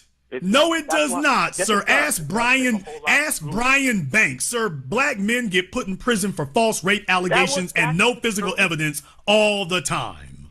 I know. He pled guilty because he didn't have the accurate representation. Sir, black men get falsely accused and convicted of rape allegations all the time, dude. You're trying to argue against reality and facts. They get accused and convicted all of the time. That's not true. I mean, a bunch of college athletes recently have been, accused and prosecuted for rape, and they actually got acquitted. Okay, but sir, what you're saying is, okay, has Deshaun even been prosecuted? Has he even been charged? He was never charged. But okay, sir, the fact that didn't occur, that's your first clue that you need to stop trying to push this line. There's a reason why they dismissed it, because it's so obvious that those accusations are all false. A bunch of females got together and said, "Oh, are they handing out free money?" But he still settled. At the end, he went ahead and settled with pretty much a bunch of those women. Sir, if somebody has committed a crime against you, do you settle? Do you take money for it? Somebody committed, sir, let's try this again. You're not listening very well. If someone committed a crime against you, like sexual assault, are you telling me that you would tell your daughter that the proper response to being sexually assaulted is to let them pay you off and send you home and settle with them? That's the proper response? If they're giving me like $1 million, $2 million, yes, of course. That's what Deshaun Watson did with pretty much. So you're telling us that you would tell your daughter, well, if he did sexually assault you, well, take $1 million and then go home. Go ahead and walk that off, baby. Yeah, that's generational. That's generational money. If they're offering $4 or $5 million for them to just say, hey, let's not pursue the case. Yeah, I'll tell us to take the money. Y'all, all I can say in response to that is tether family values. That's all I'm gonna say in response to that. If your daughter gets sexually assaulted, well, find out how much you can get for it, baby, and bring it back to Kenya. Okay, tether family values. That's all I can say. All right, have a good one, Jason. Bye-bye. What'd he say? If that was my daughter, well, hey, baby, he did what to you? He raped you? Well, how much can we get? How much can we get, baby? How much? All right, that's all I can say to that. Y'all want me to argue? You want me to talk him down? You want me to try to convert him to the love of Jesus? Is that what you think I'm going to do? Oh, no, tether family values right there. He didn't think, that's why he was laughing getting off the phone. He didn't think it over. He's like, oh, wait a minute, that wasn't so great. Yeah, these women accusing Deshaun Watson. See, that he guilty. Dude, so the appropriate response is if your daughter gets assaulted, she needs to, here, baby, take some money and go walk it off? Well, yeah, I would tell my daughter, so just, we could do a lot with that. Okay, well, tether family values. You different from us. Hey, they not like us. Not like us. Okay, he told you if that's his daughter, it's like, hey, look here, just like, hey, baby, just consider this to be practicing for the block. Consider this to be practice for the track. All right. Okay, he said it, not me. Hashtag they not like us. All right, this is okay. He gets offended when you suggest that he goes back to the country of his family, saying he's been here his entire life. Take a moment and think about that. He's only known us his entire life, but somehow he has adopted the term Akata as his term for us. He finds it hilarious that his father hates us so much that they wouldn't allow his sister to join AKA. I'm sure they were shedding tears about her not joining. They really needed her. But the point is that these are people who are sitting behind closed doors, just stewing in hatred for people who have done nothing but positive and good towards them. My only thought about him is keep doing what you're doing to get him out of educational spaces. Having someone like that with any sort of control to evaluate, teach, or hold any sort of decision-making power in a young foundational Black American's life is dangerous. We often think about college situations where Black students are held back, discouraged, set off their course, and we think about a racist professor doing that. That racism comes in different forms. Get that fool away from our children. That's all I have to say. Katie, I know you was going next, but I do got Brother Flex on this stage, and I do because I believe this tweet was brought to light because Brother Flex had his show broadcast, and he spoke about these tethers speaking negatively about Clarence Thomas. Brother Flex, are you there? Because I do want Flex to holler at him. Yes, so I'm here. Just real quick, I only have like 10 more minutes, so that's fine. Flex, go ahead. Yeah, so this dude right here, man, this Kachi dude, he's known in our circles, man. We've been calling this guy out for years. They've sent him to troll my page for years, especially around election seasons. I think this guy is one of these Democratic shield ops that they send to our circles to spew specific talking points and to kind of disrupt a lot of our conversations. He always pops his head around our circles right around election season. Again, you can go back tweets 3 or 4 years of me calling this guy out. He just randomly hops in our mentions, really disparaging me and other foundational Black Americans. Whenever we talk about getting tangibles or doing something for our vote, getting something, he pops up and just spews a lot of vitriol towards us. People like that, I'm so glad that the family is calling people like this out. This guy has nothing but contempt for foundational Black Americans while he comes over here and eats off of all of the programs that we fought for his family, all of that Akata stuff. I brought that stuff up. I've been pointing this stuff out. He's been calling us Akatas for over a decade. I just got in the room. Did anybody come in here try to do the splaining about how Akata ain't really bad. They love doing that. They like to sit up and call us Akata and then explain how it really ain't that bad. It's always meant to be an epithet. This guy, again, he's catching us in a wave right now because us as foundational Black Americans, we are just completely tired of the disrespect from the people that we've bent our backs over to help. Other groups are slaughtering his people over there in Africa right now. We're the only people that have helped this guy and his family and others like him, and they show us nothing but disrespect, and we're saying no more. And I'm so proud of the foundational Black American family for not allowing this type of disrespect from these raggedy ass tethers. If he's teaching in an educational capacity, we need to shut that down. We don't need our children and our teenagers being subjected to an anti-FBA tether who has nothing but contempt for them. We have a education system. We have a lot of these people who are from foreign places being put in positions where they're teaching our children. That stuff has to stop. This is why we get a lot of miseducation. We get these black-faced white supremacists out here, these wannabe white supremacists. And that's a problem. Again, if you look at this guy's talking points, he sounds just like the run-of-the-mill white supremacists. This is why we've been disaggregating ourselves from all of these other groups and looking out for our particular foundational Black American family.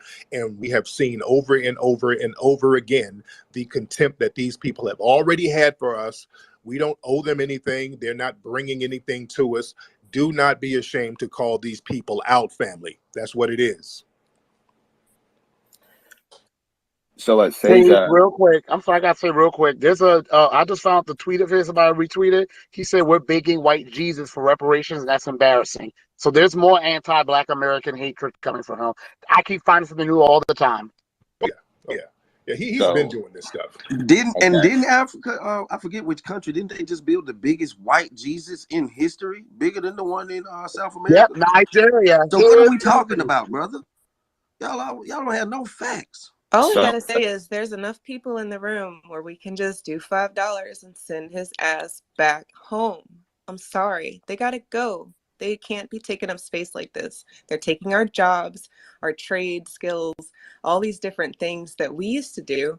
You know, like we used to have like auto shop, you know, it's a lot of teachers who don't have, it's just a lot of stuff that they're doing. And then they have this contempt. So I say that we can send him home. He doesn't want to go home though. Miss Snacks already put that, you know, she already put that into perspective. So, Brother Flex, you also said that. Tether, before you leave, can you explain to Brother Flex again? Shout out to Brother Flex, Aki. You know, who's Brother Flex? Is that Tariq? This is Tariq. Yes, this is Tariq. That's Tariq. Now hold on. Explain to him exactly, because Sonny asked you a great question earlier. Explain to him exactly what Akata means. Yeah, sure. So I think I alluded to this earlier. So and you know, don't quote me on this, right? So it's a derogatory term. And I heard someone say that the literal translation for it is stray cat or wild cat, something to that effect. Is it a derogatory term toward foundational Black Americans? It's a derogatory term towards, I mean, if you consider, what's the definition of foundational Black Americans? I just want to be. You know good and well what a foundational Black American is. I know what I mean, I think I know what it is, but I would like to hear what the people who call themselves foundational Black Americans. You know exactly what it is. You know exactly what. I'm asking for clarification. I'm not trying to make any assumptions here. Dude, there's tweets of you talking about foundational Black Americans. Sir, do I need to retweet? You know what a foundational Black American is. Does anyone here, I mean, you asked me what an Akata is, and I provided a explanation. Does anyone here who considers himself a foundational Black American want to tell me what that is? I'm assuming you are not a non-immigrant. Right. Is what you call Akatas, but we're non-immigrants. Okay, got it. So is the word Akata derogatory towards foundational Black Americans? Yes, it is. Right. And you said you said Akatas were born useless. So that's how you've been feeling about us. So, you know, I've been trying my hardest to not respond to Marcel, but, you know, I just can't let that flat out lie continue to fester. That's not a What? lie. You tweeted It's that. in your tweet. That's I your tweet, didn't. bro. Let me speak. Let me speak. I've literally sat back and let all of you in here speak. Now let me speak, please. That Thank tweet. you so much. You're too kind, by the way. All right. No, KD didn't speak first. That tweet was by another person, and I retweeted it and laughed. That's why there's an RT in front of it. The actual poster of that tweet was another person, right? So you can hold me accountable for all of my past tweets / jokes, but I'm not going to be accused of saying something that wasn't a retweet. That wasn't a retweet, dude. You tweeted that. And then you stood by it. And then you stood by the tweet. You were like bragging about it. So what does the RT? What does the RT in that tweet mean? What do you think that stands for? No, hold on. Wait a minute. You wrote the RT. That doesn't mean it was a retweet. When you retweet Because something, there was no. I don't know how long you've been on Twitter. There was no retweet button. When you retweet something, I've been on Twitter since 2011. When you retweet something, it will still show the original tweet. I've been on Twitter since 2011, lost several accounts. You wrote the retweet. That don't mean it was retweeted. And anyone who has been on Twitter. All right. You know what? Look, so Sage, look, man. I told you before. Bye. Go But get before you go, I only had an hour. I do want to say this before you go. Heed my words very carefully, what I told you earlier. Again, that's when you invoke the Ku Klux Klan, there's nothing funny about that. And again, brother, you're in New York, which means you're in my territory. So what I'm asking you for, peacefully, delete that tweet, okay? Because, that's not funny. Again, I told you my story. My family from the South Carolina. I lost some family members due to that fucking group. So that's nothing to be, make jokes about. And what I would ask for you to do, again, if you want to move forward, if you're genuine, like my brother Sonny said, I ask you, delete that tweet. And again, it's not funny in jokes. I retweet, brother Tariq all the time. And I support what the fuck he's saying. It's not like, oh, it's just a joke. Ha, ha, ha. I support what the fuck that man says. Why? Because he's speaking for us. When I retweet Marcel, when I retweet Sonny, KD, anyone, the Hard Black Truth, I support what they're saying. So that's what I'm saying, brother. When you retweet something, RT, whatever, you're supporting what this person is saying. So whether it be Akata, whatever y'all niggas call that shit, or it be the Ku Klux Klan, what I strongly urge you, brother, in Harlem, delete that tweet. Okay, so can I just say my piece before I leave? I promise it won't take too much time. So Sage, as I've alluded to a bunch of times, I've heard what you've said. I'm going to sit on it, process everything that you've said, and I will take the action that I deem. Why in the fuck is why in the fuck is he getting so much fucking grace? This is years worth of fucking disrespect. Shut the fuck up, you wish at Rakim looking bitch. You a disrespectful ass motherfucker. You're very fucking disrespectful. You disrespected a black man and you disrespected his fucking bloodline. And you're mad at him. You wanted black man. You wanted a black man. When you and I agreed to this, I think you gave me your word that it wouldn't family to be kind lynched of because he no evolve longer into wanted this. to tolerate the fucking murder of unborn black babies. So you're mad about black babies no longer being able to be murdered, and you're mad that a black man made that fucking decision. Fuck you. Fuck your family. Fuck your whole bloodline, because I guarantee you don't have this fucking same smoke when you put your fucking phone down. That's why your bitch ass running fucking scared. And if you want to fuck you and fuck your family too. Fuck him. Sage, can I get my You piece on? embarrass me. Well, let me respond to you first, Taylor. Okay, I have before you go. The who's pure right now? I don't know who's speaking. This is Blackness right above you. Okay. Well, I don't know. We're in different places on here, but the pure visceral hatred you're showing. I mean, 2015, we wasn't even really talking about reparations that long ago, and you had our name in your mouth.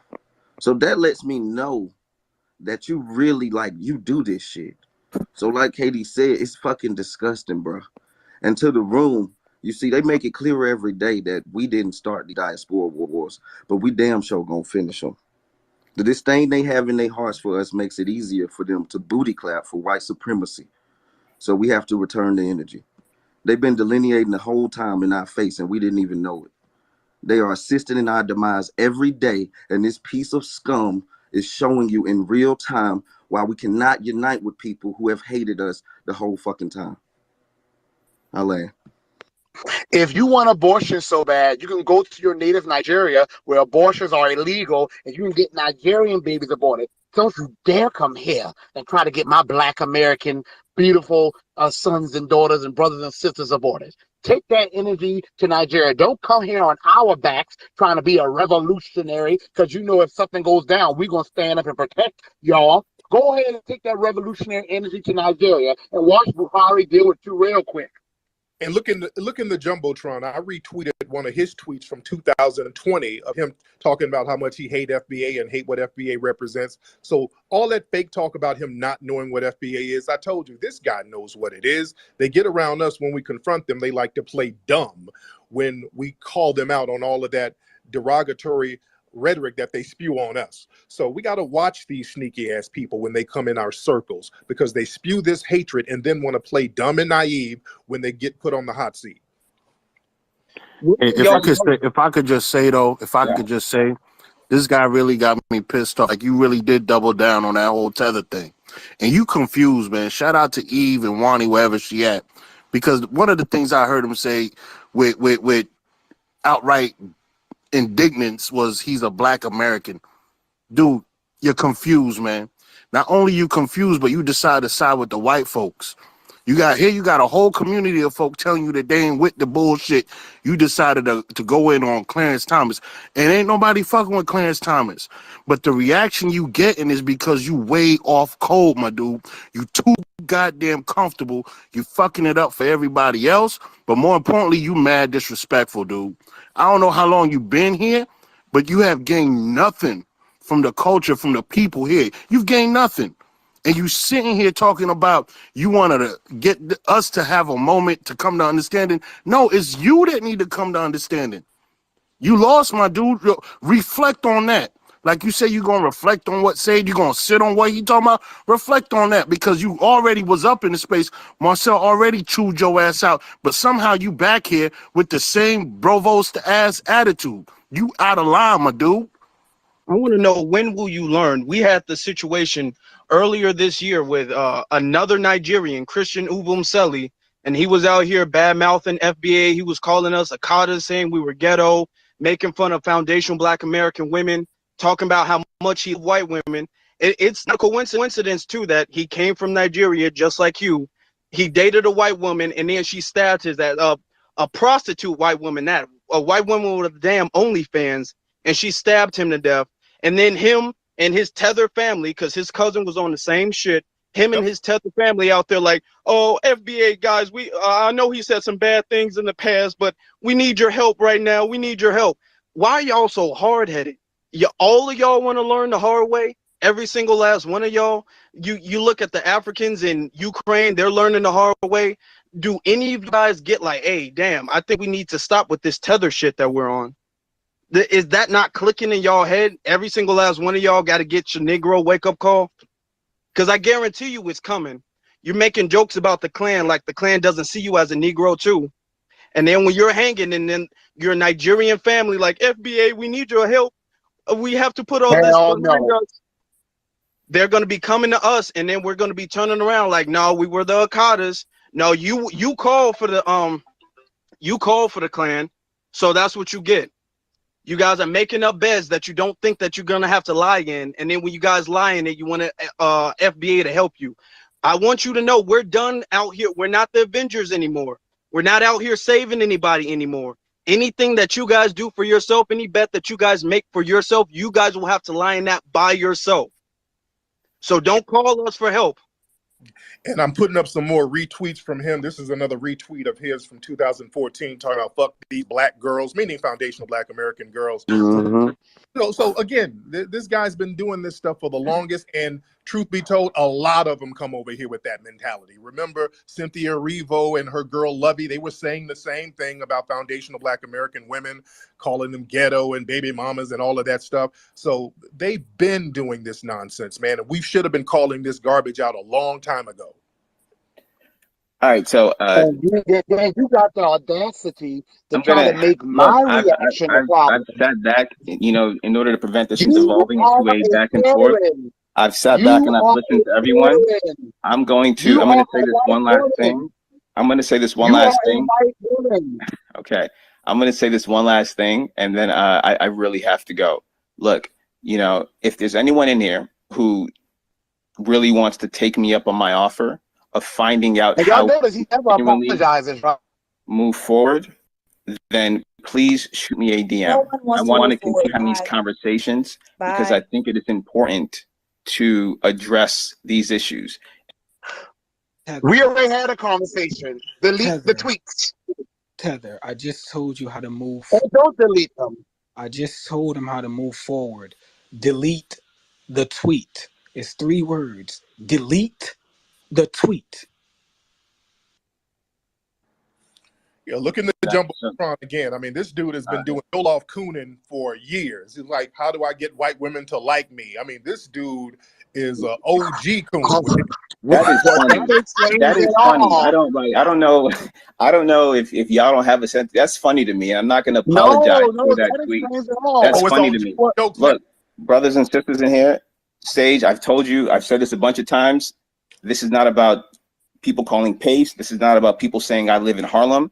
I am going to sit on this conversation, and that might result in me deleting the tweet. It might result in me not feeling that I have to, but I'm going to do the appropriate action when I need to. I'm sorry. I'm going to. Yeah, it's time for a check. Fuck you. He is worse Fuck than you. a white racist. He is worse than the white racist. Y'all have a good night, okay? Like I said, if anyone here Fuck wants you. to DM me and continue Fuck having you. this conversation, please let's do that. you. Y'all have a You good an night. embarrassment. Fuck you. Fuck you, bitch. You are embarrassment to your tribe. For He the need a record, chin check. for the record, ASAP. all of y'all was in here. I wanted to do this public with this dude because he was tweeting me all day. So like I told him, I'm gonna tell y'all earlier. I know Marcel, you was here from earlier. There's nothing that I had to say in the dark that I can't say in front of my family.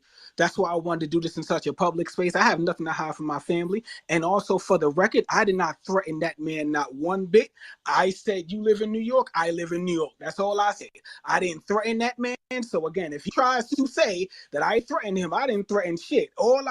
Look, if you're afraid, that's fine. But all I said is that I live in New York. That's it. Dr. Kadara said the same thing, and he was like, oh, she's threatening me, but I don't fight a girl. So she was like, I can get my brother. And then he was like, oh, no, I don't do violence. See, this is the problem. This is the problem. Well, no, you're fine. You're fine, Sage. The recordings are on. Absolutely. This is the problem. This is why I record. This is the problem with this Twitter game. Y'all get up here and y'all try to troll Tariq and you know, Jason Black. Y'all try to troll these brothers and, you know, whatever. You know, but when the real niggas come on out, the street niggas, and they want to see y'all, then y'all act like we threatened y'all. Y'all run scared. And that's what I don't like about some of y'all.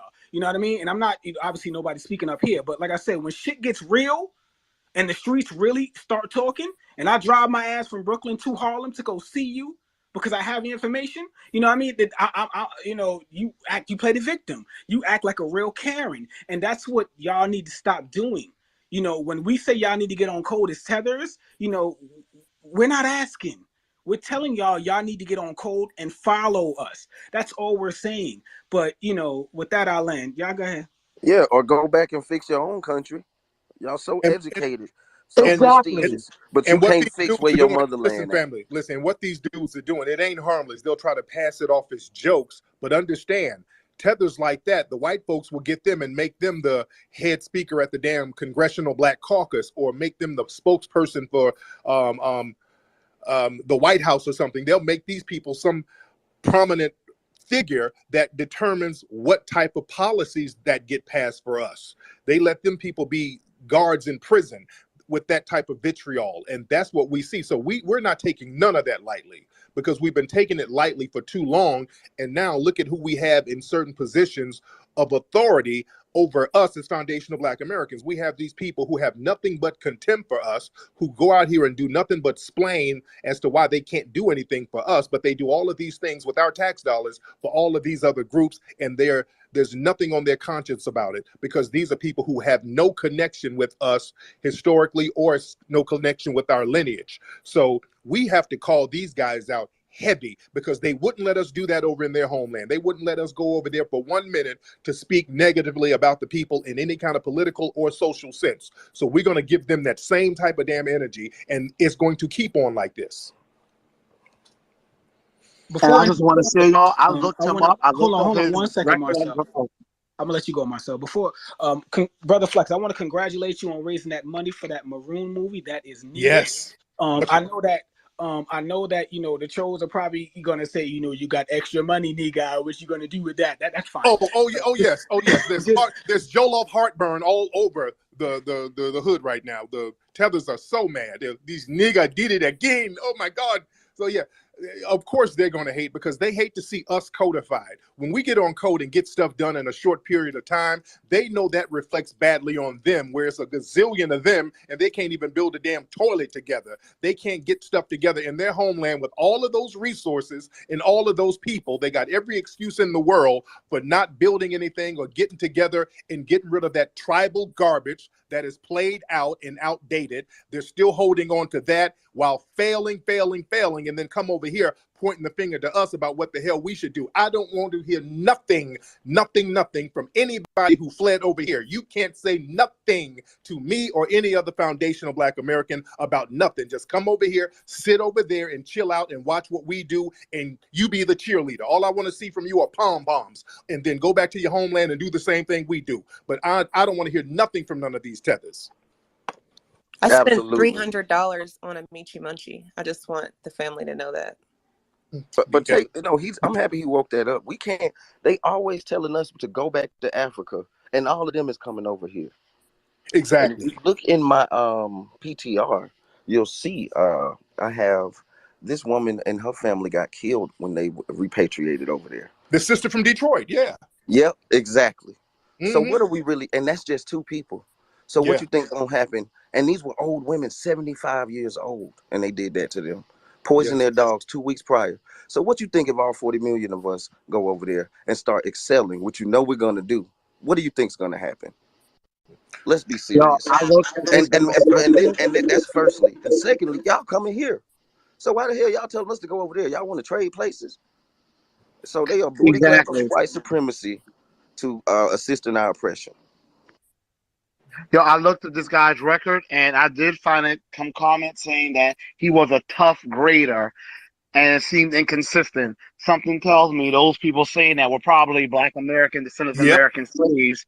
Because they have raped my professor, and I find out people say, oh, he was a tough grader. I'm willing to bet you that was probably a person who's a descendant of American slave. If he says Akata is referring to us, if he says we're born useless, that's going to carry with him in the classroom. I'm a teacher, and I've seen teachers bring their biases against and for certain students. Another thing I want to bring out is that this guy here, he, like someone said, he's been saying that he has a long record of saying things like this.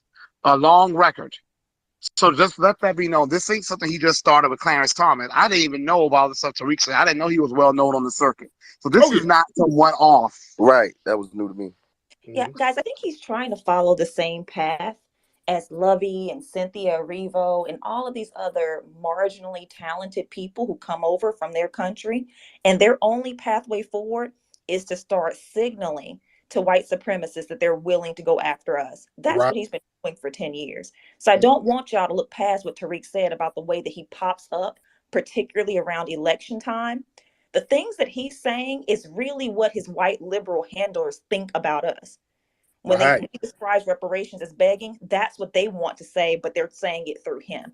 So I think it's really important, like Marcel said, for us to get after his employer and get some things officially on his record, denoting him as an anti-Black bigot, so that when they do reach out to try and put him on some type of official committees or elevate him and he pops out of nowhere doing spots on MSNBC, we will already have the paperwork on him to show that he's not valid, he does not speak for us.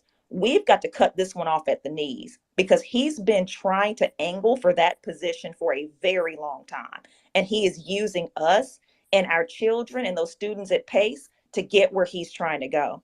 So please don't And let he's using our blackness. got to come out He's of there. using our blackness. Look at his tweets. Because He if he has was a a bunch white of guy, if he was a white guy and said this, all hell will be breaking loose. But you see, they are mad because we're not letting them get the black pass anymore, where they can say nigga and we let them get away with it. Now we're saying to them, hey, you are not foundational Black American. That is not for you to say. You see, he thought he could say that and get away with it. So his real attitude is, wait, why y'all treating me like I'm not black like one of y'all? They want to be black when they get the heat put on them. Other than that, he identifies as Igbo or Yoruba or whatever the hell he classifies himself as. I'm glad we're bringing the heat here to him, and I don't plan to stop.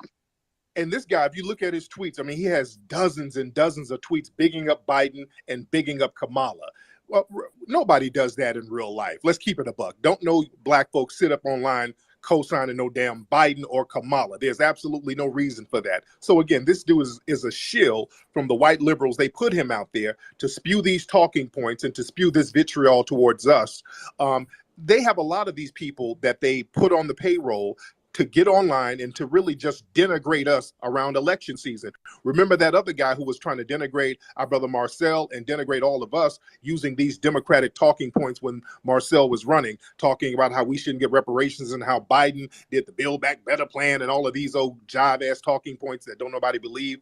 So understand where these people are coming from. These people are being sent to us to spew dissension and to waste our time with a lot of vitriolic trolling. Facts, family. Let me add on that, man. What's happening to Tariq Nasheed, to the whole security crowd gang and shit? Look, I call them damage control, Brody. That's what I call them. These motherfuckers is damage control. You know what I'm saying? They trying to psyop our shit. They know what the fuck it is. For one, you hating on Clarence Thomas for some shit that the black community fuck with. We don't fuck with Clarence. I understand. We don't fuck with Buddy. But it was some shit that got put in play that actually benefited us. So what the fuck is you getting mad for? You see all of us over here fucking with it. You see we on call. Bitch, shut your ass up, sit in the back, and fall in line. See, that's what's wrong with these Nigerians. And Tariq Nasheed, you said it best, man. If I go to Nigeria talking that shit, bro, they gonna cut my fucking arms off. What the fuck going on? If you really being real, bro, they gonna have me out there, you know what I'm saying? Eating me and shit, all type of weird ass shit they got going on over there. You see what they did to that lady? She's 75 years old. Yeah. And the statement you made, Tariq, about the jokes, that's very important too. Because if we know our FBA history, we know the KKK and Jim Crow, all that stuff started with jokes. So jokes aren't harmless. No, you have white supremacists who troll. Those are not harmless jokes that he's talking about, the KKK lynching and murdering black people. Now, had that been Asians, the Asians wouldn't be taking that lightly at all. They had the whole stop Asian hate. You couldn't say you didn't like Chinese food. Otherwise, that'd be a damn hate crime. They took everything that was said to them negatively. You have other religious groups. I don't even need to say their name. They take everything that's negative. They take that 100% serious. So we can't allow people to go around talking about lynching black people as, oh, well, you know, that's a joke. That's not a joke. That's a very serious thing. And it wasn't about Clarence Thomas. Let's be very clear. That tweet he put up, Clarence Thomas was a proxy for us, talking about how his ancestors should have been killed. That ain't about no Clarence Thomas, all right? It wasn't that Clarence Thomas should have been killed. His ancestors, all of these people are useless. That was for us. That was And he said the Klan. Yes. Precisely. So, yeah. Y'all should leave his app a review too. Don't forget, you can go on. You could download his app, quote unquote, his app on Google's Play and Apple Store, and you can leave it a review. Just a thought if you want to patronize his business. Brother Marcel, I want to say this too. What FBA, what Black American, what real niggas you ever heard reference the Klan? Right. Bro. You know we don't play with that at all. That's not nothing. That. Exactly. Niggas don't do that shit. Yeah, I'm gonna get the Klan to lynch. Nigga, what? Who the fuck? You gotta move around. That's off code. Nigga, that wasn't even a good joke. Get your ass up out of here. You know what I'm saying? We kicking niggas like that to the fucking curb. Type of weird ass shit you on, nigga. We don't joke That's around. a great point. Man. What? And also, guys, don't DM with him. Like, he tried to offer for people to DM if you want to move forward and have a dialogue. Do not do it. Sage, especially with y'all being in the same city. Someone who moves like that, you never know exactly what type of information he's trying to get with you. Right. Miss Snacks, let me address that too. What I really think it's fear, because he can be touched. And I'm not saying I am, but it's fear of me being in his city. And shit can get real. And that's what I think that, he wants to, dialogue. Because I'm like, listen, we can speak, but if you want to speak into a back channel, I'm not speaking with you on no back channel. We can either talk in person, because I know you're not going to get crazy with me in person, or we can talk on a public forum like a Spaces. Now, my family most likely is going to come in. Okay, like I said, I want them to come in. I want them. I'm glad, you're here. Miss Snacks, I'm glad, brother Tariq, obviously, Afro, KD, Sonny, niggas I don't necessarily get along all the time, but we here against your ass because you're off code. And what I'm saying is that there will be no back channels with me. Anything I have to say regarding to my family, and again, my brother Marcel at me. So I missed the tweet, but the fact that you were in my city, we needed to address that.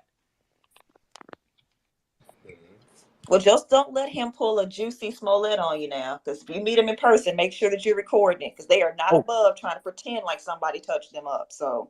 Oh yeah, they love always talking about how we call them booty scratchers. They love telling that booty scratcher lies. So they'll be like, oh, some booty scratchers tried to hang me with a rope, so they'll try to pull a Juicy on us. So be careful, Yeah, and to Miss Snacks' point, everyone be very cautious. Don't invite him on a show, a panel, nothing other than coming on Spaces and getting dragon breath breathed on him, because all he's trying to do, he couldn't even just say, I'm wrong, I'm sorry, I'm going to sit on this, and then we can have further discussions. When I heard that, I heard Emmanuel Acho. I heard Samuel Acho. Oh, I'm going to position myself for a television show or a webcast. Do not let that creature prosper. And thank you to everyone in this space. When I came in here, I predicted this. I've been saying this for years, and I told them on Clubhouse, you're radicalizing us. We're not doing anything to you, but there are real life consequences to this shit, whether it's your job or whatever else. There's real life consequences. We know how to find you. We've gotten to a point now where you have aligned yourself and therefore cloaked yourself in the skin of the enemy, and you're speaking for them against us. We can't coexist peaceably. You started a war that you call a diaspora war.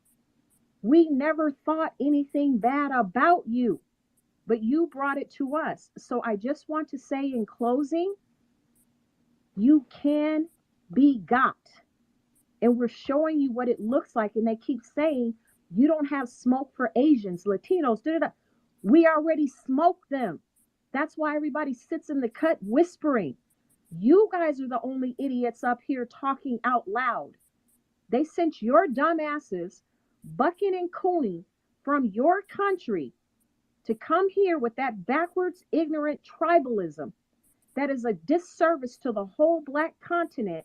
And you bring that bullshit here all for what? Did anybody find his skinny ass white woman? I know she's there. Somebody show her to me. I think another thing, and I'm going to be brief with this. This also goes to show that it's not the older generation. When we talk about the Tethers coming in and how much vitriol and disdain they have for foundational Black Americans, we're always told, oh, well, that's the older generation that's just stuck in their ways. And, but the younger generation, we rock with you. We don't think that way. This dude is the same generation as we are. The Ubum Seli who got stabbed by his prostitute girlfriend, the same generation, the same age. They have the same disdain that their older family members had. They teach it down to their younger family members. So we can't assume that, well, he's not old. That's the same thing that white people were saying. Oh, they're just old and stuck in their ways, but we're not like that anymore. No, they teach it down to their younger generation. So they got old Tethers and new Tethers. They're still the same. Oh, yeah. They got these baby coons all on TikTok. You look at TikTok, it's Tether Coon Central over there. Young, up and coming Tether coons with nothing but contempt for us, foundational Black Americans, and they worship white supremacists as gods on there. So again, with that type of mentality, when these folks come around us, we can smell and feel the contempt, and we're just no longer taking it, because now we started to identify where all of this weird hatred was coming from. For a long time, foundational Black Americans, we try to get stuff going, and then all of a sudden these weirdos that don't nobody know just come in and start undermining everything. And for a long time, we were looking at each like, whose man is this? Who homegirl is this? Where did that divestment wig come from? We started asking questions, and we started putting two and two together. Why is this nigga hairline so janky? Who brought him? So we started putting two and two together, and we started realizing these people ain't even from here. So yeah, we should have been calling these tethers out, man. And he's a classic tether because his name on here was Tukach Shakur. His real name is Oyekachi Nawabatsi. So you see, he was cloaking himself in our culture. And the way, and I forgot how I came about it, but once I found out his real name, I was able to identify where he was, because he didn't have that on LinkedIn. But if I had to come to New York City, turn it upside down and shake it, I was going to find him. I done found the old employee, said he hasn't worked for them since 2017. I'm going to find everything I can. The thing that bothers me about him is the way he doubled down, tripled down on the disrespect. He sees we are offended, and he's doubling down on it. So since he wants to be adamant, I'm going to be adamant. Yep. And that's what my man Marcel York hit on something very important. Marcel, how they cloak themselves. See, now this thing, a lot of them will try to tether themselves and pretend to be damn near FBA to a certain degree, and they will anglicize some of their names. Remember out there in Oklahoma, when that dude shot up the doctor and shot up the hospital, they were calling this guy a certain name, and the name was anglicized. But when they showed the mugshot of this dude, I said, hell, that ain't no damn FBA with that janky ass hairline. Hell no. I started to investigate, found out that nigga was Haitian. I said, there we go. Sister KD? I just want to know, is these the people that we supposed to be on one accord with? I'm just going to say the shit. I don't give a fuck. Is these the people that we supposed to be on one accord with? These are the people that we're supposed to take by the hand and lead to the water and make them drink. These are not isolated incidents. These are individuals, time and time again, showing their hatred and their vitriol for us. And these are the people that we're supposed to be on one accord with when they showing us every single day, whether it be on this app, whether it be outside in the street, whether it be in the classroom, whether it be in Congress, whether it be in the lowest fucking political office, that they don't fuck with us. I don't have time to waste on these fucking disrespectful ass tethers because they don't want to do shit but bring us harm. I'm not trying to get on one accord with these motherfuckers. They showing us every day why it's necessary for us not to fuck with them. This man called for this man's ancestors to be lynched by the KKK. His ancestors are buried, rested in peace, and you decided to put that type of energy out there for this man's ancestors. They didn't even have nothing to do with this situation. But these are individual people who are doing this shit time and time again. You must be out your rabbit ass mind if you think that I'm gonna try to gonna reason with these motherfuckers and give them grace after they showed us that they really want to bring harm to us. This shit is not a coincidence. This shit is happening every fucking day. And we got to start pulling cards, like y'all said. Period. And that's why I think we're even madder, because like Therese said, we didn't notice this. So it's like, even though we thought it was all good, like Nono said. So seeing this and then just realizing and putting it together, when you look back, you do see it. And they always say, oh no, that's anecdotal. Well, we all got the same damn anecdote. At some time, y'all done did some funny shit, and we didn't know what it was. We couldn't put our finger on it. But then now, looking back, now that we conscious of these things, we look like, damn, that's why they was, okay. So we see what's up. So it's over for y'all. And it is what it is. Y'all been working against us forever. Yeah, They're mad because we when we start talking about reparations for years, whenever we talk about reparations, all of a sudden some random Negro will pop up. We don't need no reparations. As Black people, we need to pull ourselves up by our bootstraps. And we're like, what?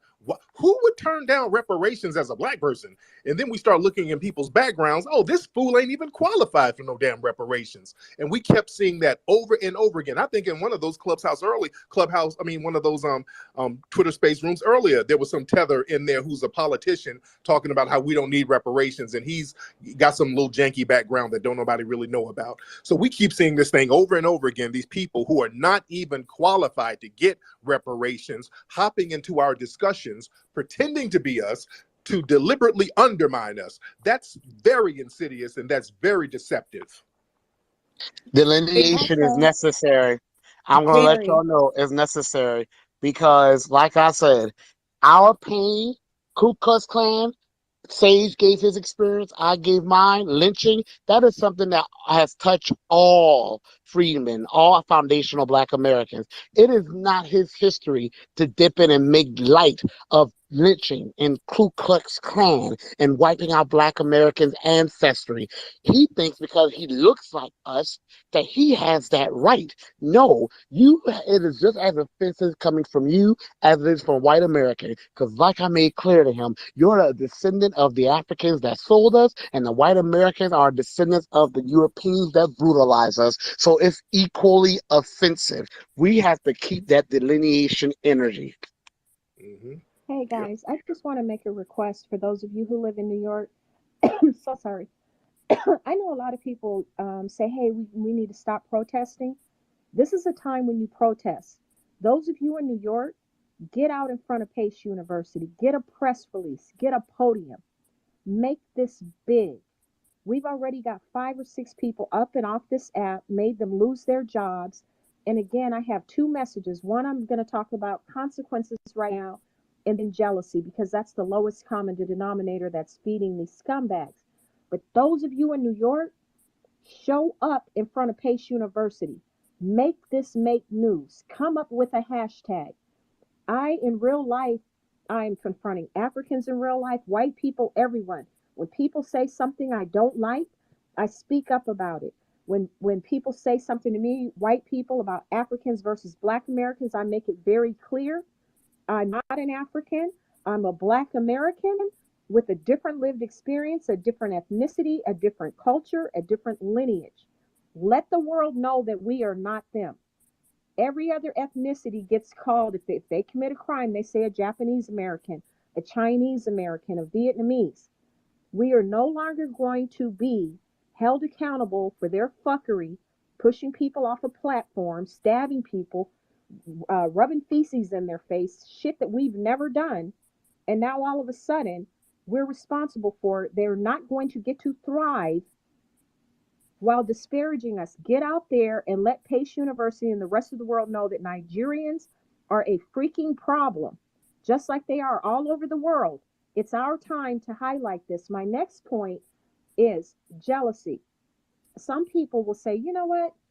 That's just too simple of a rationale for why they're acting like this.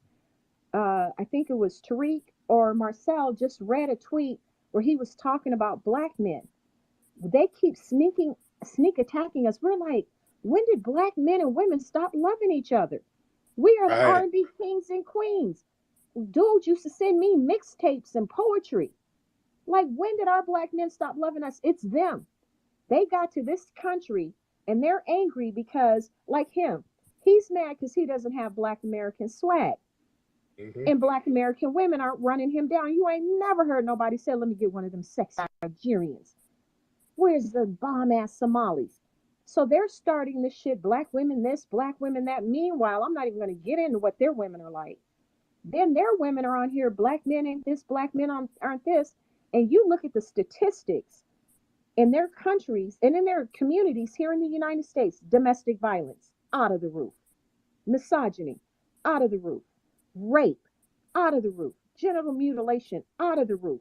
Fatherless homes. Nigerians have the highest rate of paternity fraud. Those Negroes don't even know if those kids are theirs.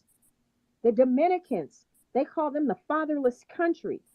But then they want to come here and disparage our Black men, disparage our Black women. Look at the wholeness in music. I started tracing this years ago. Lil' Kim and all those guys, they're not us. All those chicks doing that nasty, nasty, nasty stuff never has been us. That's where all this shit is coming from. So the last thing I'm going to say is it's jealousy. They come here. Statistically, it's shown that immigrants of all ethnicities have a very hard time assimilating into a new culture. It's hard to give up who you are, right? But imagine coming here and being in the shadow of the great Black Americans. So they're sitting over there in the cut, jealous, watching us. And then they want to be us, and they don't want to work hard like they claim they do. So they just decided one day we're just going to start saying we're Black Americans. We want instant success and prosperity. So they're capitalizing on all of our accomplishments while at the same time gaslighting us like white people, saying we have no accomplishments or culture. They don't want to put in hard work. They don't want to come here and build a name for themselves as Nigerians or whomever. They don't want to do that. So they would rather tell us we're not shit so they can get over on us. I'm going to close with that. But they are coming from countries with no successes to brag about, not a damn thing, not even above ground plumbing. And then they want to come here and talk shit. And then this fool comes in this room and can't humble himself. So again, I'm going to close with this. Make sure you see him in New York. Let him and his people know there's consequences to this. Let me build on what the sister brought up. She brought up a very good point, how a lot of their culture, the dynamic between the men and women is very janky. And then what happens is they bring that degenerate culture here, and then they start blaming us and tying us in with their degenerate behavior. Y'all remember a few years ago when they had that "You okay, sis" stuff, where these white feminists got with these Tether feminists to denigrate Black men and pretend that it was foundational Black American men street harassing these Caribbean and African women in New York. They were running around talking about how they can't walk the streets because the Black men are harassing them. All of these fraudulent Tether women who were clicked in with the Democrats and these white feminist groups, including Tarana Burke. Tarana Burke was one of them. And that made me raise my flag, because when she was talking about how somebody was street harassing her, I said, hell no, ain't no foundational Black American man harassing no damn Tarana Burke or anybody else who looked like her. So I knew right then that they were talking about those men from their communities, and they try to put their dirt and their garbage on us. And that's when I said, hell no. We have to delineate. We have to let people know you're talking about dudes from your culture. Don't put that thirsty ass nonsense on us. I was offended just by you implying that foundational Black Americans were trying to holler at that. Sister Jessie, and then Brother Sonny. Thank you. Katie, I know you're very passionate about delineating, and I agree with you. Off-code people are off-code. Nobody's saying to be on code with an off-code person. And I think Tariq was just talking about how we've got these visual cues, like with white supremacists, the OK sign is not the OK sign no more. Divestment wigs might be something, you know, that hairline might be something. They start talking crazy. Like Kamala probably has always talked crazy, but the internet wasn't necessarily what it was back then, where we could share the information in real time, where we could like see her off-code behavior and then act before she got to where she is now. So I just think that that's something to be said. And I know that delineation with foundational Black Americans is important to the family, because nobody's ever done that before. We do need to secure our lineage and all of that stuff. But, you know, I just wanted to always be clear. Nobody's saying be on code with an off code person ever. I understand what you're saying, sis, and we can agree to disagree. And you didn't really sound passionate in your delineation. So, I mean, I don't know what that's about, but I know how it is. That's why but we got to do it. I get what she's saying. I get what she's saying. I mean, you got to I'm separate this, the man. from I the fiction. cooked that boy today. Y'all cooked his ass, fired his ass up. Oh, God, yeah. I like that. He's real humble Good, now. man. You look at his page. He's humble. He's calm. He don't have that energy now no more, don't he? He's real cool now. Yeah. You know. He's not typing in all caps. I mean, he was loud for years. He's all in our face with it, cursing us out, all bad and bold. Now that people got the spotlight on his ass and they know where he is in real life. Oh, it's good. He took his kufi off, and he's all nice and humble, and he's trying to offer you a bowl of Jollof to talk and sit down and you know, and now it's Makuna Matata right now. So God. Yeah, when we let them know what the business is, they want to get some damn act right. You should have had some act right beforehand. Thank you. I want to bring this brother in. Jason Black is in here. So we got two at the top notch. Oh, man, shout out to Jason Black. I want to Just Steve, thank you, because I couldn't bring him up for whatever reason. I can't bring anyone up, guys, so don't take offense to it. I made Just Steve a co-host, so possibly she can help people get up because I can't see anything. So yeah, don't take it personal. Go ahead, Brother So Black. just with that being said, some people are going to have to start moving down so that we can make some space for new speakers to come up. So raise your hand if you want to speak again. You can move me down. Thank you, Katie. And sis, I love you. You know that. I hope you know that. And it can drop down too. All right. Got you. Yeah, I'm about to drop down. I just want to land with this. Look, with this whole new era that we coming in, Web3, now we have the public, like, you know what I'm saying, whatever you want to call this, public platform to be able to do this. You feel what I'm saying? And really do it on a mass level and trust. I don't want to say nothing about Buddy, but, you know, just trust. Niggas gonna find that motherfucker. You know what I'm saying? But I'll land now, man. What's up, man? What's up? Brother Black, it's on you. Well, thank you very much. I've been listening to the Twitter space here tonight, and if I may be just totally honest, I have to say I'm kind of disappointed. I'm disappointed that we didn't do this 40 damn years ago. That's what I'm disappointed about. This has been a problem for a long damn time. And if Pan-Africanism has had a flaw to it, it has been the flaw that we didn't listen to Dr. John Henry Clark, or at least execute the way that he said, which is you can't form a coalition with people who are willing to break the coalition, and you cannot or you will not punish them for doing so. So we've had this coalition in our minds, or at least the previous generation fed us that, and we haven't really been on code with ourselves. So everybody else has obviously been taking advantage. So, you know, I have been a proponent when I said it a decade ago that there needs to be a black civil war. This is exactly what the hell I was talking about. You need to cut the wheat from the chaff. You need to move out the riffraff. You need to make it very, very clear where you stand. You cannot accept people disrespecting you. There have to be consequences for that. And by the way, you all know I'm the billboard man. So Pace University, it ain't nothing but a thing. It really, really isn't. But I'm very, very glad that I think it's a good look for them to see that a lot of folks got on code about that. When you kick a beehive, something needs to get stung. So I want to say I'm on code. I'm on par with everything you're saying here. Everything is going exactly the way I would have it. So I can't do anything but show love and appreciation for what you're saying. And it sends a very clear message to people. If we want folk to respect us, forget liking us. If we want them to respect us, this is how you get respect, not like. And one last word about Nigerians in general, and I'm not here to bash on them, but let's just keep it 110. If you go into any Nigerian space on Facebook, and this has been the case since Facebook started, and on MySpace before then, when you go onto their pages, the Yoruba, the Husafalani, the Delta, the Igbo, they are constantly going at each other, hammer and tong, all damn day, for politics, for personal. The way that you hear them talking about us, that's how they talk about their women over there in between their groups. That's how they talk over there.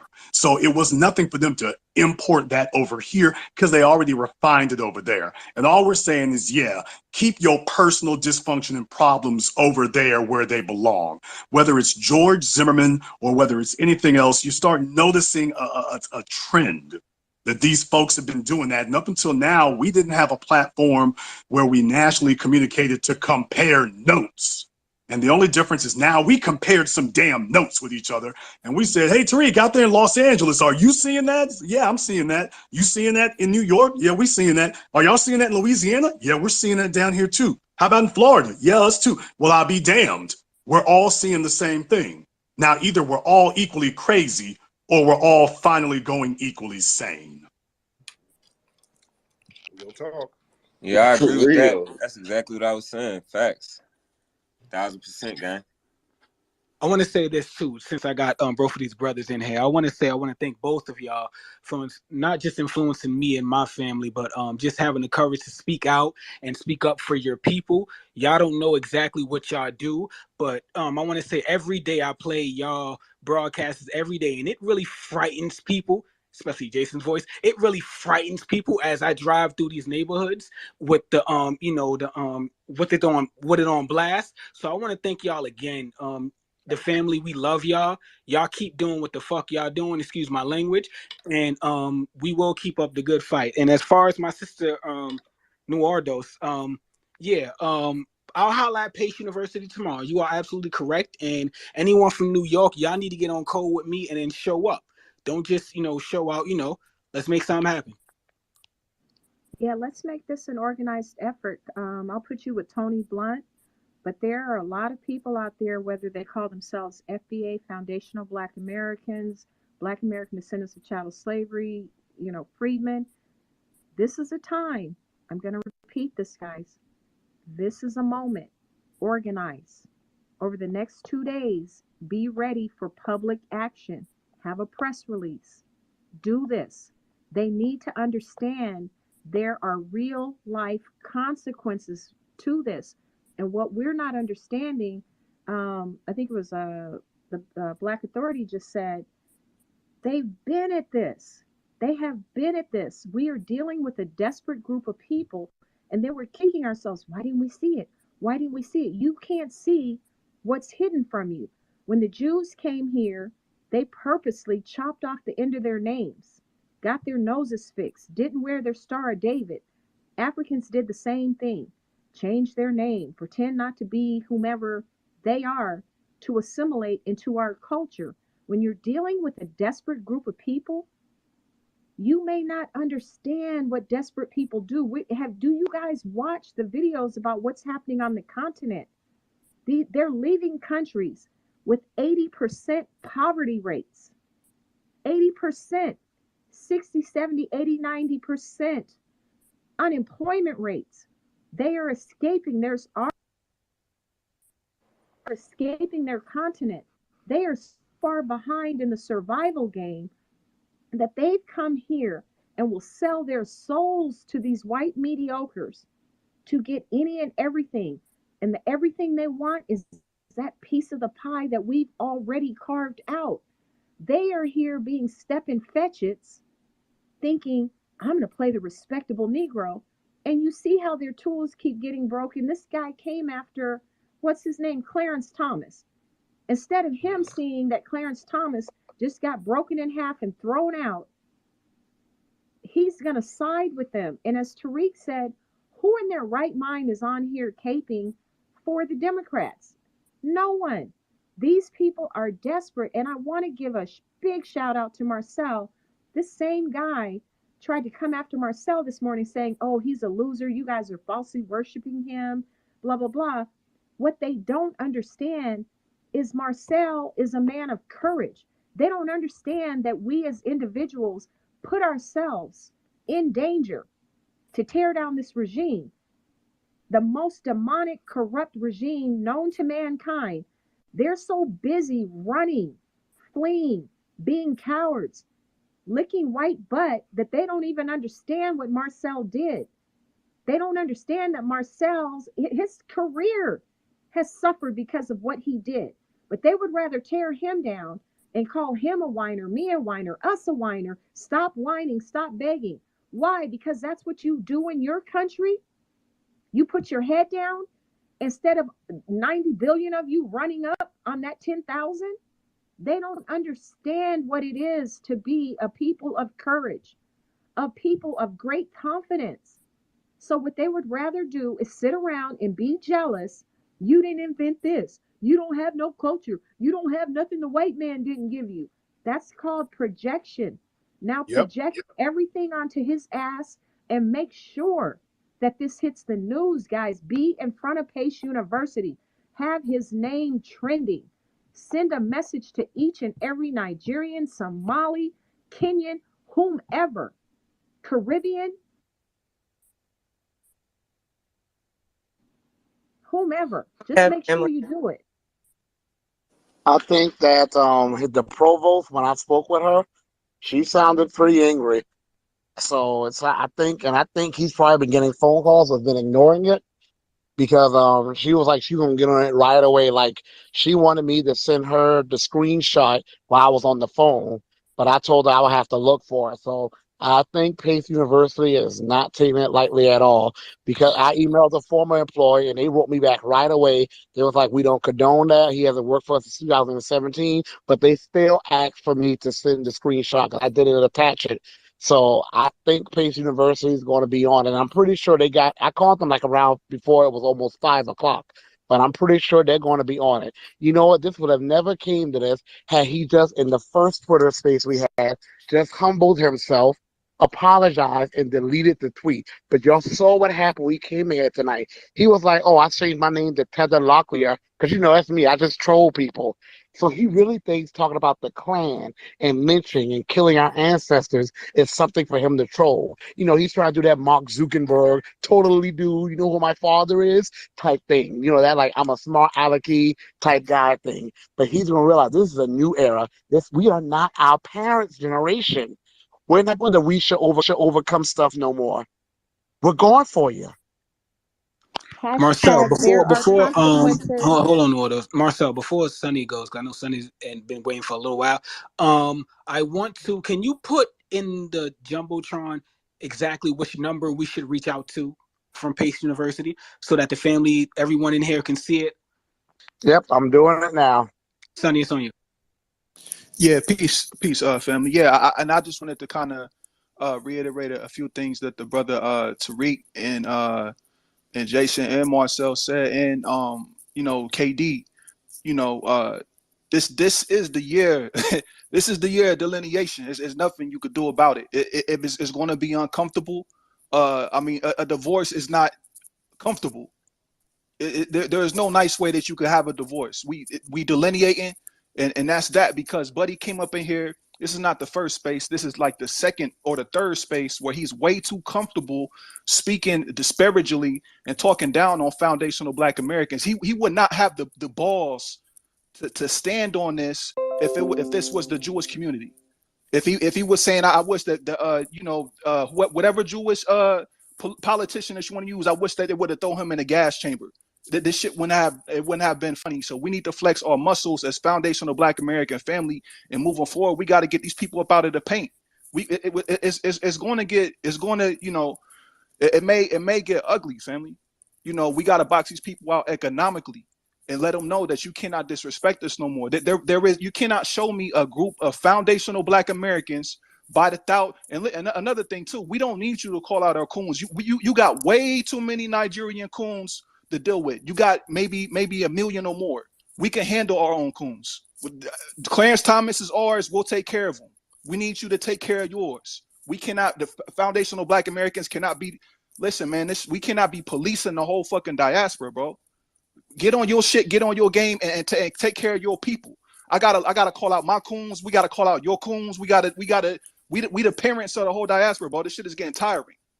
So yeah, you need to get on your shit, get on your game, and take that shit back to your country and to your people and call your people out. We'll handle Clarence Thomas accordingly. You don't have to worry about that at all. So we need to make sure that, moving forward, that people understand that you cannot come over here and just be comfortable because he's still comfortable. Sage, I think about it. I'll let you know, by Tuesday after this nigga have a long 3-day weekend for 4th of July. Way too comfortable, family. So yeah, we need to make sure and put our foot down and start making an example out of these peoples, not violently, but economically. You will not be able to make $1 on the land and the soil that my ancestors built. It's blood and it's dirt. So I just need for the family to understand that. So and I'm gonna go ahead and drop my mic right there, Brother Sage. And let me build on what my brother said. Very good stuff what my brother was saying, and I want us to understand as a foundational Black American family, a lot of these folks come over and they get into these diaspora wars with us, and then they start saying, well, we need to sit down and have a dialogue. Let's sit down and have a powwow. Let's sit down and talk it out. I'm going to remind the FBA family, we don't have to sit down and talk out anything with them as if there's some kind of negotiation. They don't bring anything to the table. You negotiate with people who have equal tangibles to bring to the table. We don't get one single solitary benefit from them coming over here. It is 100% one-sided. So we don't need to sit down at the table to negotiate with them. Get your ass in line or sit down somewhere. Either back us up or back up somewhere. That's all there is to it. We're telling you what you need to do. And a lot of them will get this arrogant attitude where I'm a citizen now, nigga. You can't do nothing to me now. You look at some of these laws that's going down now with some of these immigration laws that ain't following through like they need them to follow through. That's because we ain't supporting it. Look at what happened to the Haitians. They got sent back because we weren't supporting it. Look at that new law in New York where they're not letting non-citizens vote no more. That's because we didn't get behind it. So now they want to get some act right. We're letting them know we will make things real crazy for you in the political sense if you don't back up what we're trying to do, because we're not playing those games no more. It's in the jumbotron, y'all.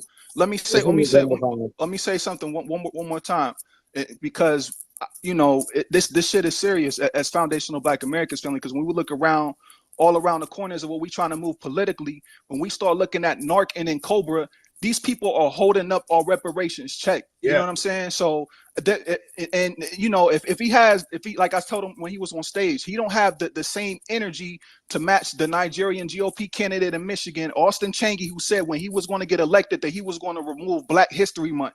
Can somebody show me a foundational Black America who decided to uproot and move to Nigeria and get into politics and put bills and legislation in place that's going to withhold the native people who've been on that land for hundreds and thousands of years? You can't give me one example, but I could give you at least 30 right now at the top of my head, where we have immigrant coons, tethers that are here off code in our political arena, who are messing up our check, you know, purposely.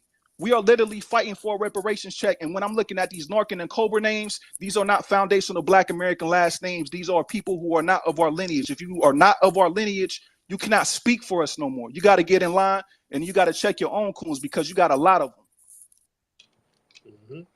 Yep. Real quick, I know there's a lot of people that want to ask Brother Jason and Brother Tariq questions. Please make it quick. We're going to try to run through them as quickly as possible. It's very rarely when these two brothers are together. So we'll allow you guys up here, but please keep it brief. Brother Afro, it's on you. Okay, thank you. I'm going to keep it as brief as possible. I know a lot of people want to speak, but I'm proud of Foundation Black Americans, because right now we're taking the steps to be taken seriously. Before, everybody knew, yeah, FBA, yeah, they get mad for a little bit and it'll blow off. Exactly. It won't matter. Nobody took us seriously. Politically, they didn't take us seriously. They were like, yeah, they're mad, but they're always mad. But eventually they'll get back on the same old train. They'll say the same old things over again. Just wait a couple weeks. And then they realize, okay, well, a couple weeks have passed. They're still mad. And then a month later, okay, I don't think there's calming down now. The Tethers are starting to realize that too. Yeah, we were talking earlier this year about delineation. They were upset and they felt like it would blow over. Then they saw what happened in Ukraine and were like, FBA, you guys aren't going to say anything. We're like, no, we too focused on the gas prices right now. The year before with the Haitians at the border, they were looking at us like, damn, is FBA going to say anything? No, we were serious when we were talking about we're done with caping for Pan-Africanism. They thought that we were just saying that because we were mad and they didn't take us serious. What happened with Christian Ubumseli, I believe his name was, the Nigerian who got stabbed to death by his white OnlyFans girlfriend. And then they came running to us like they always do, like, FBA, you guys aren't going to say anything? We're like, no, we were very serious when we said we're not doing the Pan-African thing, the one-sided Pan-African thing where we're out there saving everybody, we're caping for everybody, and then you come here and you disrespect us, you come here and you interrupt the progress that we're making. We're done with that. And they keep making the same mistakes. And this year, well, the last few years, I should say, has been the years of the Negro wake-up call, not just with the Tethers, with the Black LGBT, with the Black feminists. All of them are getting their Negro wake-up calls because we have made, I'm so passionate about this, but we've been strong in uncompromising on our stance not to save anybody anymore. We're only looking out for the people who are looking out for the black agenda. Anybody who's off code, we're leaving them to the wolves. And that's the way we're going about it. And I'm proud that we're actually doing it that way. And family, the thing is, foundational Black Americans, we've been warning these tethers for years how you don't play these games with white supremacy. For years, we've been telling them, hey, brother, you might need to stop with the cooning because these white supremacists are turn on you. You might not want to talk greasy about other black folks around these white supremacists because they'll turn on you. We've been telling them that for the longest. They'll tell us, well, no, nigga, you just don't work hard. You don't pull yourself up by your bootstraps, nigga. These are good white people. Oh, like, what about Chicago, nigga? All right, Umbutu. And then when you get stabbed up by your white girlfriend or you dating a zaddy and then all we find is your divestment wig in a river somewhere, your family want to come to us with the goddamn kufi and the GoFundMe page talking about, hey, nigga, we're all in these together. No, we're not. We're good. You do you. Pull yourself up by your bootstraps or your flip-flops or whatever you got going on because we're not caping for you no more. We're taking the cape off. Hold your own damn nuts. I just want to say real quick, too, it's funny how they get all bold and revolutionary, on our history. But when it's time to fight, you don't see them being bold and revolutionary. Then they want us to come rallying around. They are only bold and revolutionary because we have made it possible for them to do so. Because if, like I said, Takachi, if you are so devoted to this abortion cause, Nigeria is not that long of a flight from here. Go there and push the abortion call because it's illegal there. The only reason he can call for Clarence Thomas to be lynched and all that stuff is because of the constitutional rights we have fought for, and he's using it against us to get black babies aborted. I'm very proud of the way we all came together tonight. And family, this is another thing, family. FBA family, don't ever let no tether sit up and tell us we don't have a culture. We are the culture. Everything about American culture is from foundational Black Americans without any exception. That is a major projection. I want you to ask these people, if they talk about culture, what in the world is your culture? These people don't have no culture. That's why they fled. They have shea butter and fly swatters. That's the only culture they have. And I'm not trying to be mean-spirited, but they know they don't have a culture. And they like to project that lack of culture onto us. So check them hard anytime they try to come around us with that narrative. Nollywood is not a culture. Maybe someone should send them a tweet. Nollywood's not a culture. It's a knockoff. Yes. Real talk. Yes. I also want to dovetail off of that, as a matter of fact, here. To the brother before G4, Sonny, and Afro. It's very good to be able to round those things up. I want to address the Clarence Thomas thing. Clarence Thomas is a coon. We all agree on that. But it ain't abortion that makes him that. It's not a ruling on abortion that does that. So if anybody's got a problem with Clarence Thomas, he didn't just become a problem 4 days ago. And even if you do have a problem with it, it's not abortion that does that. So recognize when people are using something as a front to express something that they've been meaning to say to you the whole damn time. It's one thing to just keep it refined to Clarence Thomas or whatever, or just keep it refined to the issue of abortion. But then again, you'd have to show me where you're just really caping for that. Because he would never go back to his homeland, his real homeland, and speak like that. He would just be quiet as kept. They would never do that. So when you see these folks dropping in from other places, when they bring the tether babble with stuff that they would never say back where they were, because if you really that big of an activist, you should be walking down the streets in Nigeria saying this. If you really want to find some anti-gay, anti-abortion people, dude, go call your grandparents. Stop sitting among us. Get on the plane and go visit your kinfolk. And you can go stomp all you want to. You know what the difference is? Over there, you would get dealt with if you tried that. You go over there and you'll just disappear. So you're going to a place where we made it safe for you to talk crazy. And now you're just showing you're just going to take it to a whole new extreme. So now we got to go ahead and put the foot down about it. And it's good about that. And this is going to be a shock to the system. I want you all to understand this is a shock to the system because they never heard this before. The previous generations got everybody lulled into a sense of security. They can just talk to us any old kind of crazy way, and we will still cape for them. So they're not gonna. It's not gonna sink into them quickly. Trust me, it's gonna take a lot of licks on their backsides with a leather strap before they get the point. But they will get it.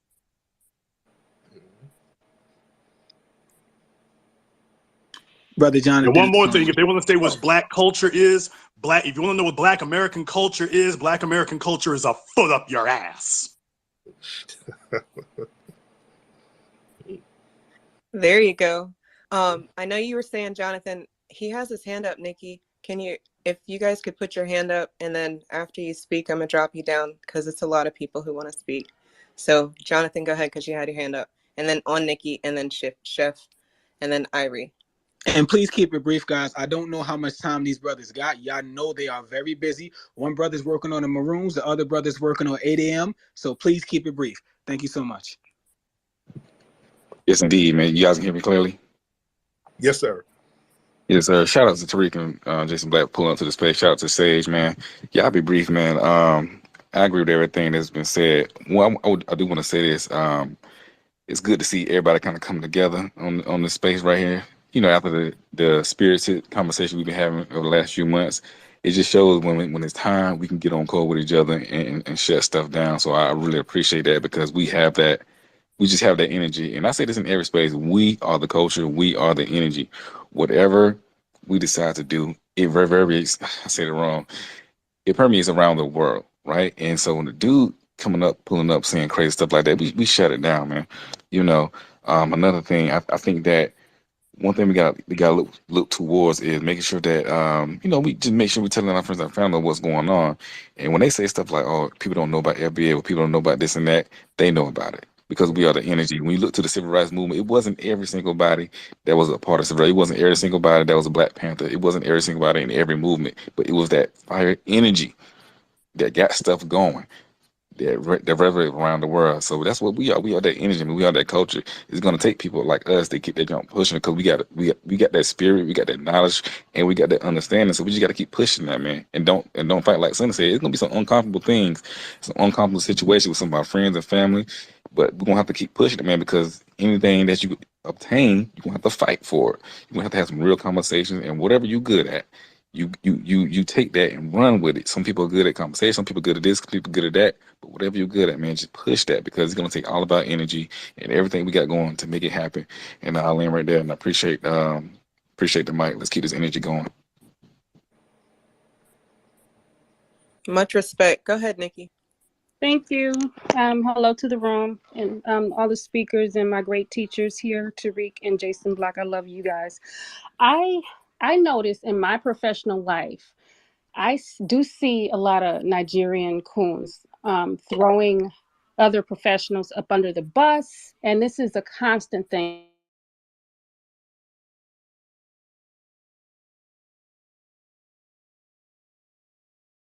They get put in positions where they make up lies on people like us, on foundational Black Americans. What do you suggest we do as a whole group of people in our professional lives to fight, you know, what's being done to us mostly by immigrants? Like I would say Indians, it's mostly Indians, Nigerians, and like Somalians. I just see them throwing us under the bus, making up things, and you know, things like that. What do you suggest we do to thwart that situation?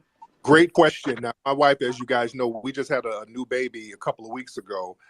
At the hospital, there were different nurses. One of the nurses was an East Indian woman, and my wife felt very uncomfortable with that East Indian woman. She had a lot of real funny style energy. She was overly aggressive about a lot of things that made my wife very uncomfortable. So I let them know to bring in another damn nurse. So we have to go out of our way to avoid a lot of these vitriolic tethers who are among us when we're in situations where we're basically stuck to deal with them. At your job, if you're dealing with one of these non-FBA tethers that has hostile energy, just look at them as another hostile white person at the job, just a white person with a tan, and treat them accordingly. You know how when you have white people at the job who are funny style, you just kind of avoid them. You don't let them get too much into your business and just keep them at arm's length, and you do your job, get your money.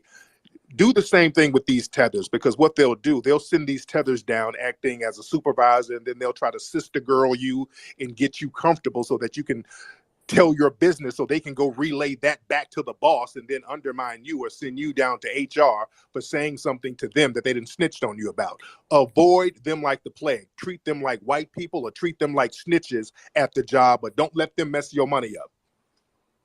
Thank you. And that's a really good start to it.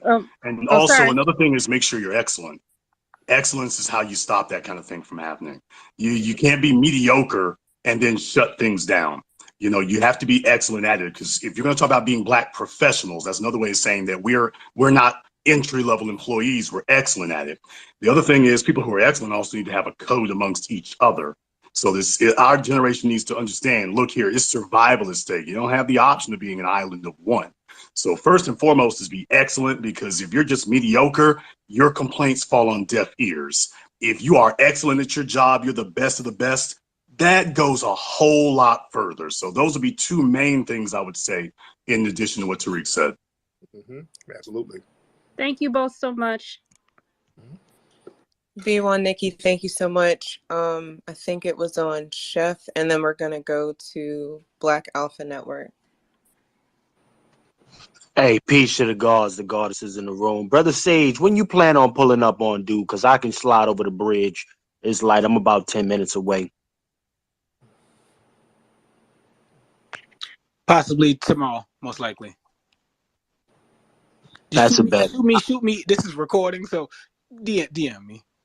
All right, you got it. You could DM me. All right, so yeah, definitely. Now with that being said, family, Mega, make ICE great again. Very controversial when I first came in these spaces speaking at and talking that shit.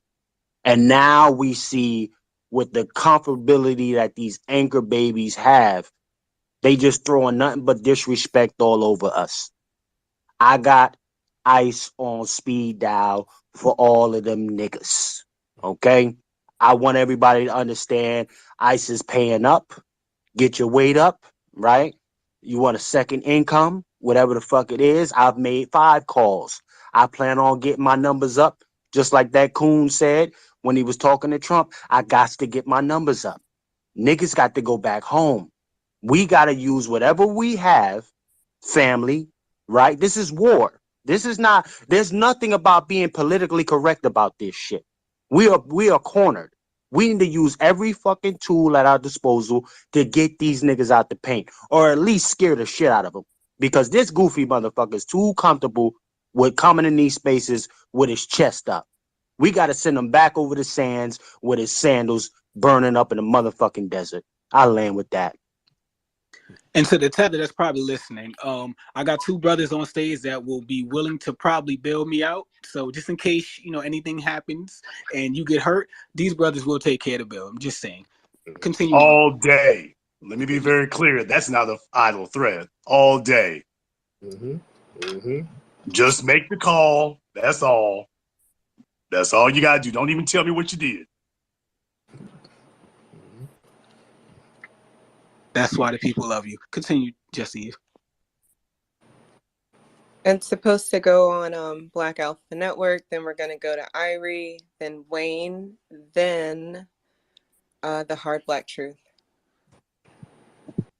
Peace, family. Certified salute. Much respect to the host. Much respect to everybody in the room. I just want to piggyback and chime in on some of the points that brothers and sisters have already made, because you've made a lot of great points. I like to look at things like historically and put them in categories.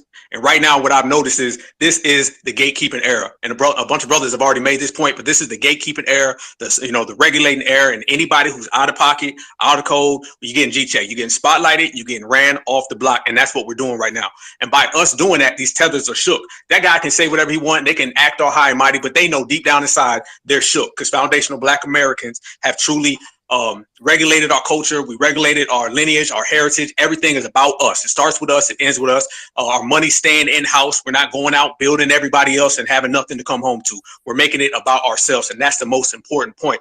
And when you look at it right now, these coons, quite frankly, the tethers in particular, they're in a point where they're transitioning. They're having a job transition. They used to be moochers, where they would just come in our house, take the food directly off our plate, walk out, go take it back to their house. They can't do that no more, because we made it airtight and we let them know you're not going to do any of that. So what they're doing, they're trying to transition from moochers into just agitators. And that's that backstabbing culture that we speak about that they come from. It's that if I can't have it, nobody can have it. It's just like Brother Tariq was talking about on the job. How at the job, if they can't get what you got at the job, they'll sabotage the whole ship. That's exactly what they do, and they do that all the time. So they're trying to do that to us politically the same way they do that to us socially, and we're not going for it. And they're scared to death right now. They don't really know what to do. Back in the old days when we used to let people share our culture and let everybody come in and everybody can get a piece of the pie, they love that. That was fun to them because they can cloak themselves in our, our whole heritage. Now we're pointing them out. I love the term non-FBA. When we say somebody's non-FBA, that's my favorite thing because we checking their hairlines, we checking that fake accent. Anytime we see it, you getting ran off the block, so you can't come, you can't perpetrate, you can't camouflage, and none of that's working anymore. So I like the point as well when we talk about the diaspora war. Everyone says a diaspora war. There's no diaspora war. It's foundational Black Americans minding our own foundational Black American business and a bunch of people trying to tether themselves to us. That's all it is. That's very similar to when the dominant society says reverse racism.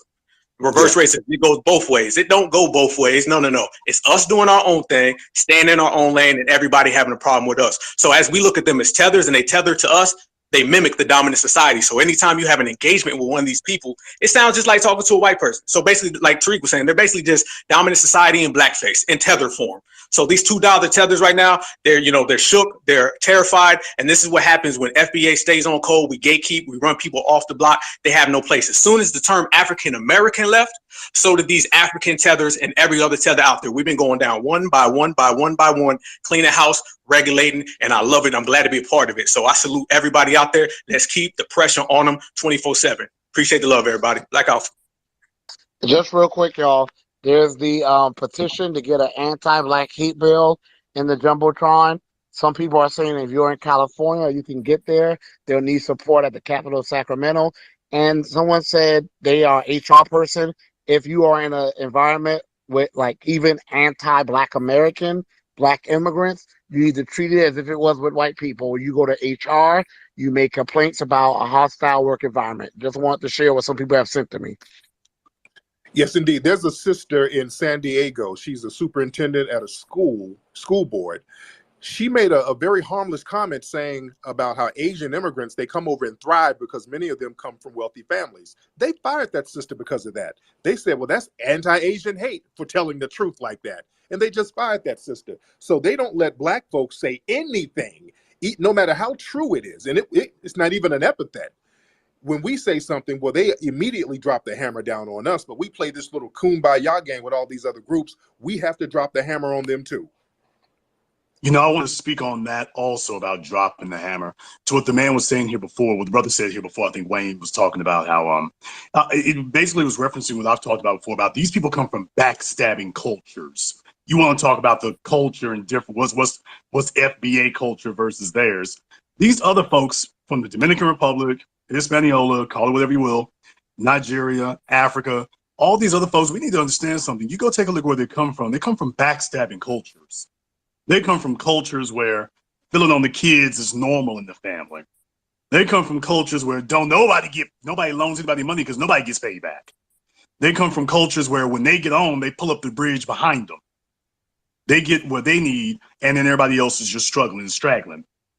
They come from cultures where half the population is willing to sell out the other half of the population to the white government or the Russians or the Asians or whoever is in power this week. They come from cultures where that happens. And that's strange to them to come among us. You want to know why we were able to succeed? Because we don't have a backstabbing culture. Because we created terms like Uncle Tom during slavery. No, that wasn't something given to us by white folk. Those were not terms that had to be given to us by the dominant society. That was something we created and that they still don't have over there to this day. And the few people who do have that concept got it from us. They didn't get it from anybody else. Shout out to my brother Julius Malema over there in South Africa. But let's just keep it all the way real. After apartheid, they opened the damn doors to their former oppressors, and they're sitting here living right next. I would say they're living next door to them, but they're actually living way across the street from them. Is where they're at today. So they come from backstabbing cultures. So this is why we cannot really take any lead from them as far as how we proceed, how we reconcile. No, we're going to write all the terms because you don't understand what it means to be a culture that works together. And before they try to tell you anything about Chicago or whatever, I'll be damned. The Pork and Beans and Little Haiti down there in Florida has got its own damn TV show, The First 48. It getting killed down there happens so regularly. You can set up your cameras and have, by the way, not just set up your cameras, you can catch the suspect within 2 days. That's how damn frequent it is. Back up off us.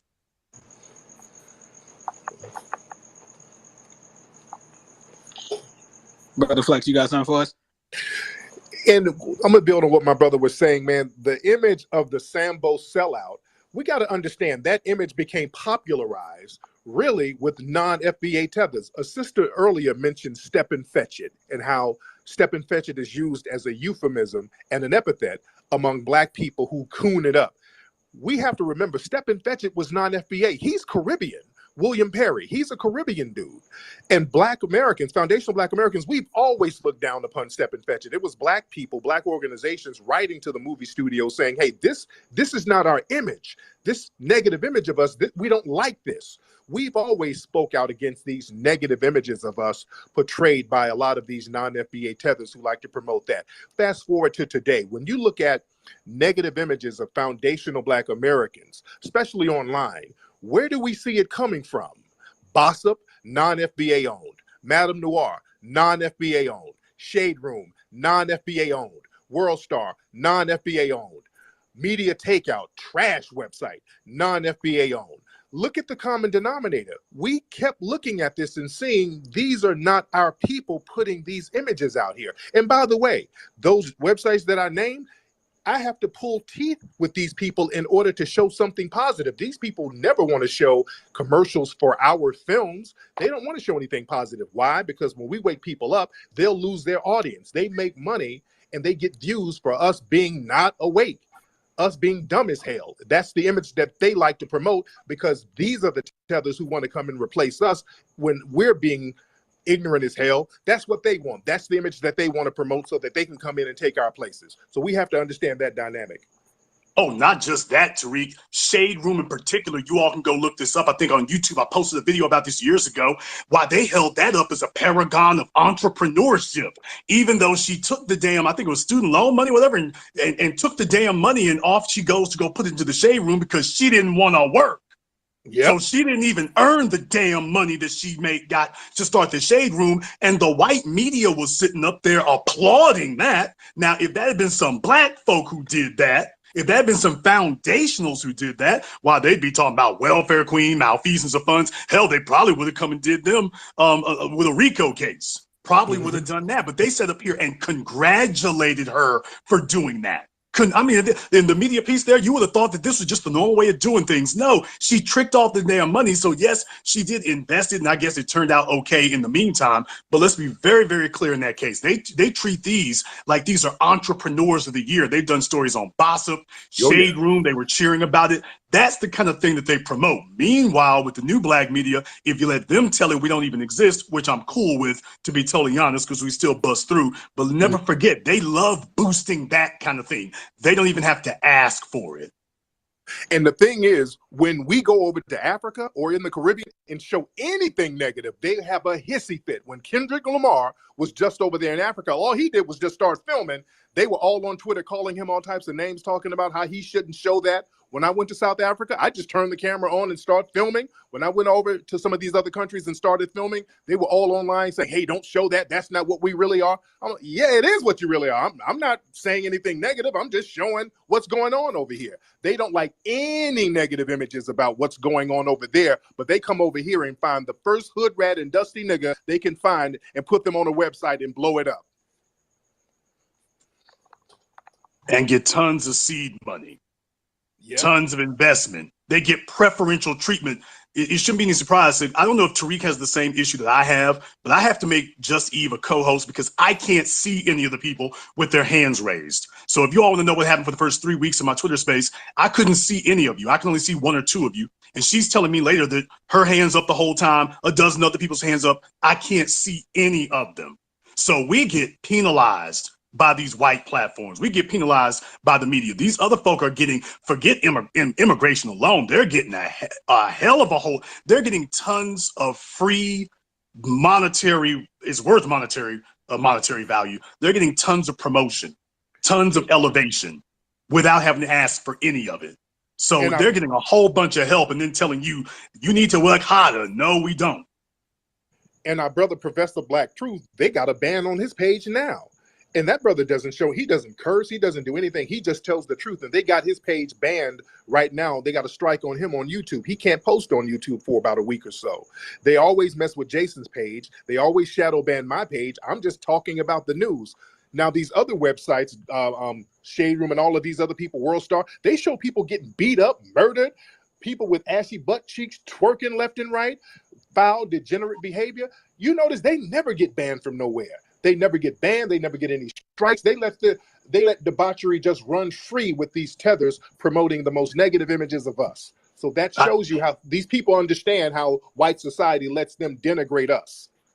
I hate to go too big on this, but folks, I mean, if you want to see something that's ban worthy, I'll be damned. Cardi B literally has 2 videos showing full frontal nudity on YouTube. Now that's not art. That's not some art piece. This is shake your butt cheeks and wet ass, this, that, and the other, and that's okay. That's not gonna get a strike. That's gonna get promoted to hundreds of millions of views.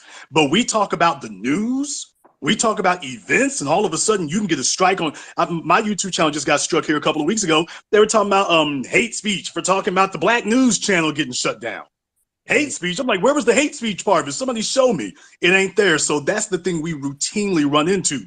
But Cardi B is good money. Kodak Black is good money. What we're doing, somehow there's a problem. No, you ain't worked your way towards nothing, just useful tools being promoted. For the record, I don't know if it's having YouTube in this room or not, but I can't see anyone. That's why I allowed Just Eve to be up here also. I can't see nothing. So, yeah. And I'm being as diplomatic as possible, everybody, ladies and gentlemen. I appreciate everybody being patient. So if I already said you could speak, go ahead and speak. And then other new people to the room, we will get to you as we get to you. So Black First and Family. And I think it's on Irie. Is it on you? Yes, it is. Thank you, Sister Eve. Brother Sage, thank you. Brother Marcel, Brother Tariq, Brother Jason Black, good to talk to you again. It's Brother Khalif. Good to be in the space with you, my brother. It is definitely a blessing to go ahead and chop this up. I was in there in the first room when Brother Marcel brought this person on, and didn't have a clue about what was going on with the situation. And I believe Brother Marcel was actually acting in good faith when he just brought him on to explain himself, give him space to actually, repent. Pretty much, if that be the true essence of what the space was intended to do. That dude, he just had this type of vehement hatred, type of white, almost like a white KKK or white nationalist type of ideology, in that he wasn't able to see any wrong in his doings. He wasn't able to come to any form of repentance in his actions. And then I believe we were stopping short on literally the first sentence, but we never really took a sense of looking at what he embodied in his second sentence, because it embodies all of us. And then so we went. I opened up a space after that, and then I looked at his history about Akata and the word Akata, and it was literally 10 years ago in 2012 that he mentioned the Akata, a useless group. And so I've seen a pattern and practice there, and a continuance of such behavior since 2012. And so pretty much I was dead set on knowing that this person is not only just operating in cosplay because he had Tupac Shakur in the top. He came in and said, Malcolm X is my hero. And I noticed that there's this type of mimic, if anybody's seen that movie, or just the wheat and the tares in the field. And then I remember how the good servant said, my enemy did this. My enemy sowed these tares in my field, but wait to harvest. And I believe we're in that harvest period where we're separating the seed from the shaft, and we're separating the identities of the wheat and the tares, and we're putting the wheat in a good space or in a secured space, which is called the storehouse, and the everything else is going in the fire. And the purpose of the fire is good in the garden, and it makes useful for all of the things that come from it. And I believe that this natural fire that's happening in the midst of us right now, bringing us together in this space and in this time, is for clarity purposes, and it also is for security and refining purposes. This person was able to operate in our country with such beliefs and such acts. And I believe this is also telling to a historical perspective, especially during reparations time, to atone for our ancestrals' purgatory that they have went through, and understanding that this person has been operating under the guise of blackness, and as one of the sisters said earlier, almost in this cosplay of saying that, you know, in America he can pass as a black dude, almost like a Toby Smelly. But we see that whenever we get down to the substance of the matter, or get down to their fruits, tangibly to their interpersonal relationships with people, we're finding them to be vehemently distasteful and operating in bad faith, even in their personal private relationships.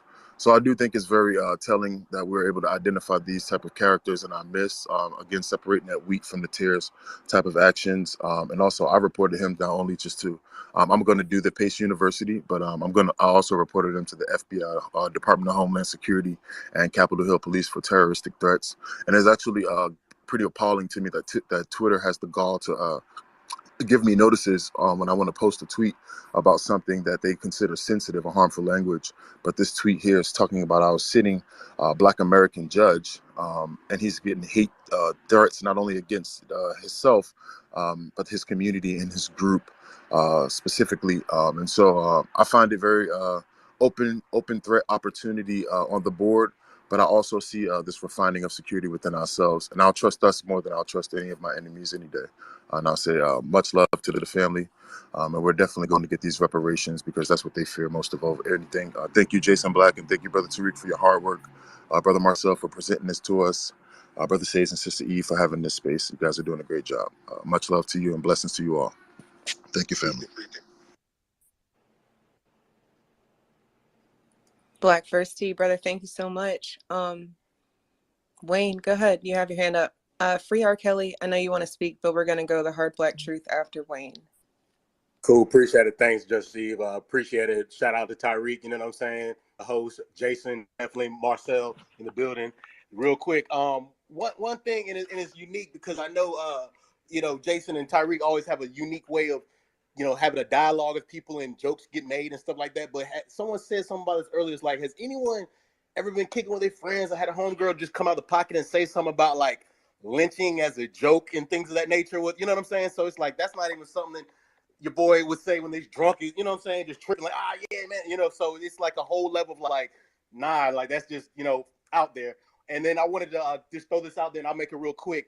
Tyreek touched on this many times months ago, how they're trying to infiltrate. They've been doing this in the technology sector where they're getting these internships, grants, all kinds of stuff like that, coming to these IT companies with their same level of ideology, things of that nature. These IT companies are getting kickback because they've been getting all these flack for the last years about, oh, there's not enough minority representation and stuff like that. So they're integrating some uniqueness with that, to say the least. And the last thing I'll say is on some of these spaces, they're jumping in and talking about, oh, my sister is Nigerian and she was in the slave trade, so we're owed reparations too. So they got some weird stuff they're coming up with right now. I'm trying to just throw that out there. So I lay my play there. You know what I'm saying? Marcel, much love. Your campaign people hit me up trying to actually have me send an invoice for the billboards, and I told them the last time I talked to them, I haven't heard back. Just let them know it's all love. Like me and you talked about before, I made that contribution where the money was coming from and all that good stuff like that. So I didn't want anything kicked back. You know what I mean? So I didn't want them to take it as an offense, and I just wanted to clear the air with that. Now, you made a good point, brother, about how a lot of these tethers are now trying to latch on to the reparations claim, because understand, for a long time, they were the main ones telling us, you shut up, nigga. You're not going to get no handout, nigga. You know, you're not going to get nothing. They were the main ones trying to undermine us and discourage us from fighting for our reparations. Now that we have a real movement going on and we are not wavering from it, and we're delineating ourselves from all of the other tether groups, they're trying to now word things in a way so they can somehow get a kickback. First, they don't want us to do the lineage thing. They're the main ones talking about, well, I'm black too, and I have some discrimination too. No, not the same. We're not talking. That's not reparations. That's a whole different claim. So now they're trying to use our terms and they're trying to find a way to flip it. Again, I talked about this the other day, how one tether was like, well, yeah, I'm from Africa, but What if I had a brother or a great grandparent who was sold into slavery? Would that make me a descendant of FBA? No, it doesn't. We're not letting y'all play these little word games that you try to twist up and try to make yourself an FBA. You're not going to do that at all. This is for foundational Black Americans. If you come over here as an immigrant, you've already came up. You've already gotten something for nothing. You've already gotten some unearned benefits. We're trying to get something that we're owed. These are not unearned benefits. We're trying to get a debt that is owed to us, that happened to our family. We are our family, because I hear a lot of arguments talking about, well, that happened to your grandparents or great grandparents. We are our ancestors. Our ancestors are us. So that happened to us because we still feel the deprivation of that lineage. So we're talking about a very specific debt owed to a specific people.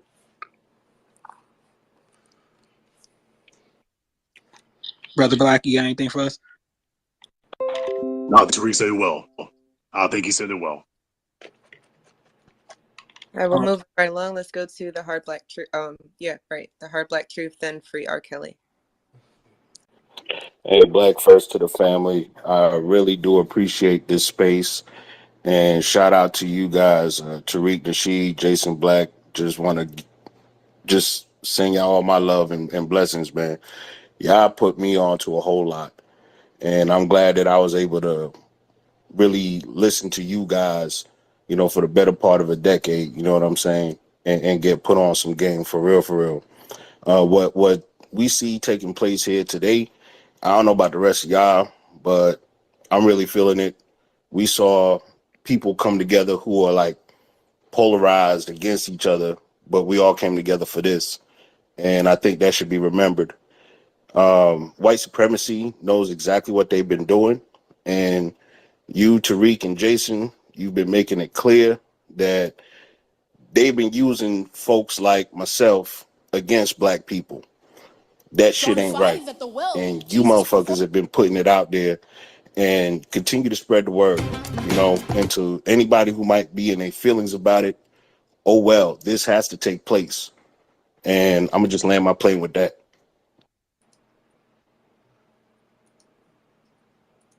Much respect. Thank you so much for speaking the hard black truth. Go ahead, free R. Kelly. Hey, peace to the family, peace to the tribe. Like it's a beautiful thing just seeing how on code everybody is and how on code our people are getting, because like now more than ever we gotta understand like we all we got, but like like Brother Tariq said, we all we need. It is very, very interesting that so many of these events are coming together the way that they're coming together. Like we just got done talking about this whole situation with our brother Clarence Thomas, and now the situation that's going on with our brother R. Kelly. We were just talking about in the space before I got in this one. They're brewing up a 2022, 2023 version of the 95 crime bill as we speak. Anybody who doesn't think that, bro, like you gotta wake up and just really, really smell the coffee, because it ain't no coincidence that Joe Biden is in office now and we on code more than ever. Like it's so essential for them to put together a crime bill. They're making us the face of crimes that they know damn well white people and people of other communities dominate from a behavioral standpoint. So, Brother Tariq, Brother Jason, Brother Marcel, can y'all like really, really speak to that more? Because I feel like they're brewing up another crime bill that's gonna make that shit that happened in 1995 look like child's play. Thank you. Well, at this point right now, they don't need another crime bill. They already got everything they want. I mean, in Georgia right now, there was the rapper there. I forget his name off the top of my head. They're prosecuting him on the Georgia RICO. That's not under federal RICO. They got at the state level now. So truth be told, they've already got all the tools they need in place now.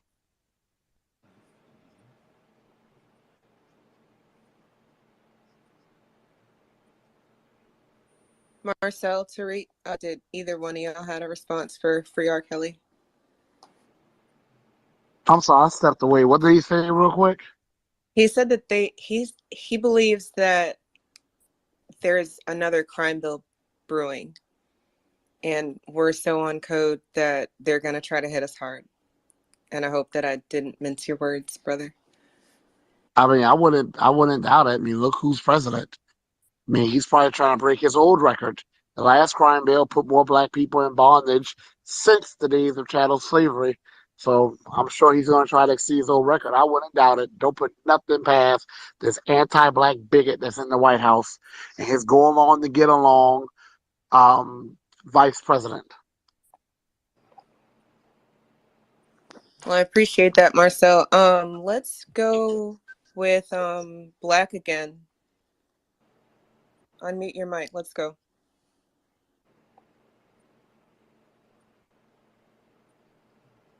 Black again. You can unmute your mic now. Black again. Okay, moving on. Moving on. Let's go to Spirit of 1811. B1. B1 family. Hello, Tariq and Jason Black brothers. I respect you guys a lot. I'm gonna make this real quick. White supremacy. They use their economy to keep their power. Sage, you said something about protesting up there in New York for Pace University. If you can, just please let me know where I can donate money. I'm not all about the talking. I'm all about getting things done. B1. Well, I was talking about pulling up. I wasn't really talking about. But anyway, go ahead, Joseph. Well, I know that Marcel's still taking donations, right, Marcel? They can go to your website. Yes, I am. Okay, Definitely. so marcelforcongress.com, right? Is that? Yes, marcelforcongress.com/donate. And he's taken volunteers as well, right? Of course, and Repair Black America at marcelforcongress.com. There you go. So moving right along, Sister Kiana, Black First Sister, go ahead. Hey, thank you so much. Thank you all. Thank you, Sage and Justy, for holding the space and allowing me to speak. Shout out to the tribe. Peace to everybody in the room.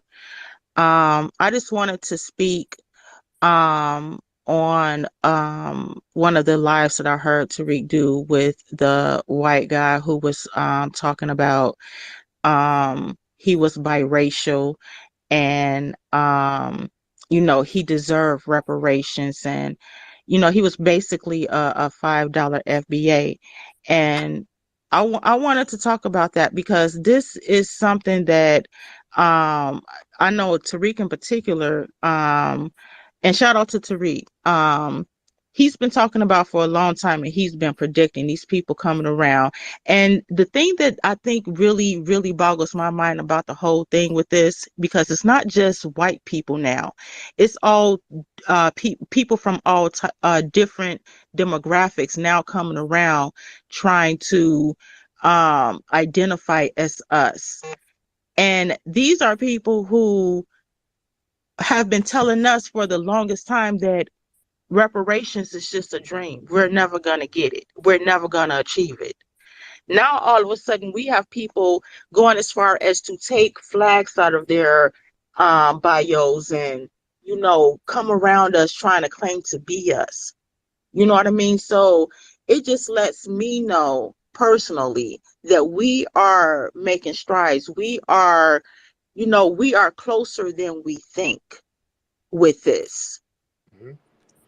That's absolutely true. And the sister made a very good point. You notice you don't see too many of those flags in bios no more.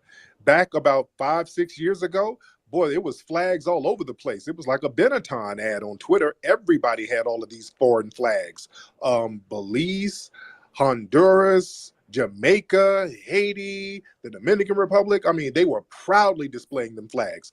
You don't see that now, do they? They don't show them flags no more because now they can't sneak among us with all of that rhetoric because we call them out. They are immediately invalidated when they try to speak on our issues, and they're flying them flags now. You see the kind of work this brother got today with his Nigerian flag up there.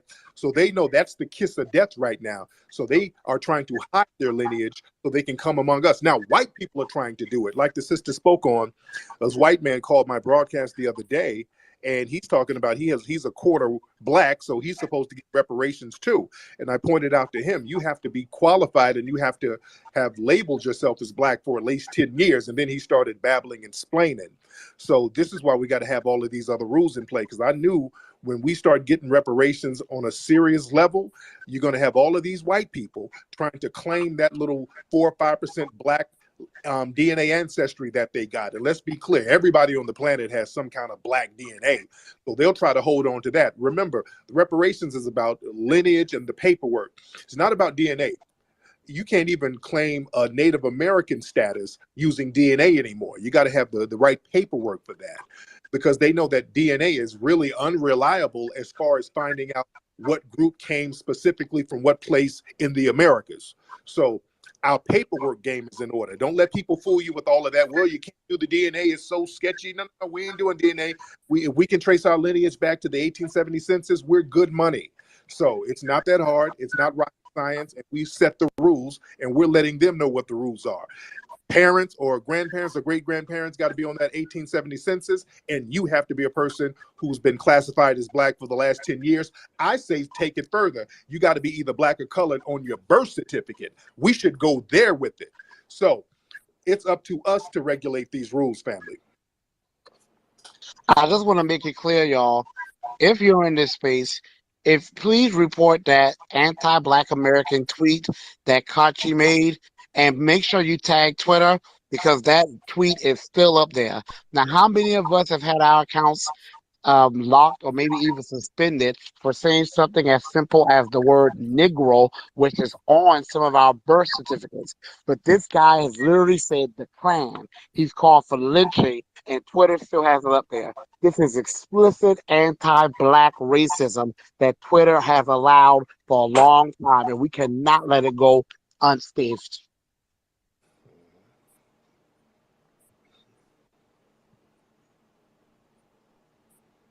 TBA, did you want to say something? I agree with Marcel. I've had my Twitter account suspended for saying when that singer was saying that you could get COVID from 5G cell phone reception. Got my Twitter suspended for saying that. That was enough of that, and yet this is still sitting up there. So, like I say, hey, you know, maybe we'd be better off just letting Elon Musk buy the place. At least we know we're getting in. At least it just be on the table. As far as what Tariq was saying, the word is out. The word is out at this point. Everybody knows about the flags. The word is out. Everybody knows that people are checking the paperwork. They're checking the block. And they were checking to see whether or not this would just be a temporary thing. This is not temporary, people. This is the new normal. They already got the message after Trayvon Martin. They were waiting for that to die down after a few weeks. Didn't happen. Then they said, okay, maybe a few years. That didn't happen. It's a decade later. They got the point. This is the new normal. They just want to see how far we're going to move the needle. We're moving that son of the gun all the way damn way over. After Del Rio, Texas, they got the point. We're not caping for anybody else. It's not going to be reparations for anybody else. We're not going to let anybody slide up in the DMs and say, hey, can you kick me a nickel back? No, we're not doing that. Welcome to the new day.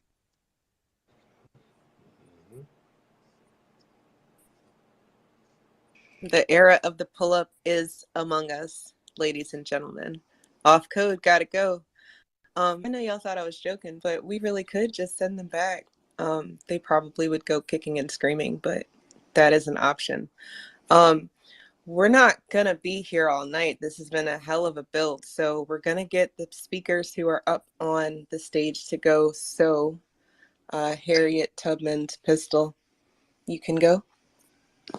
Peace, power, and reparations, family. I love y'all. Tariq Nasheed, Jason Black, everybody. I love all of y'all. I just wanted to disperse this information right quick. Marcel, respectfully, HR 4238 overturned Negro on birth certificates. You can thank Obama for that. We looking to get that overturned, and we not playing games.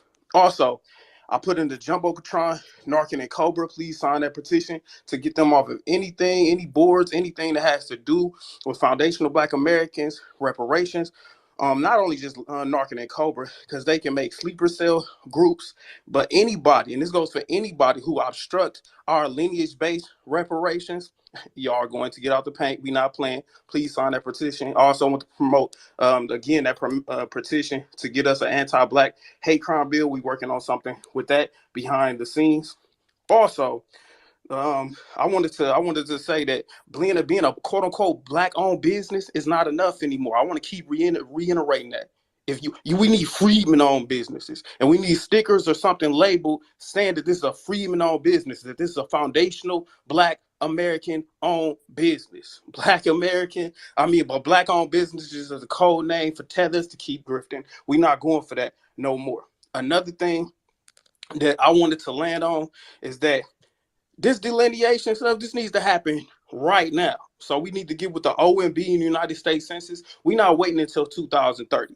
America had enough time to repair us from delineation from the net designations of Negro, Black, all right, colored, mulatto, Afro-American, and African-American. That designation of African-American needs to be retired because it's a misnomer. Love y'all.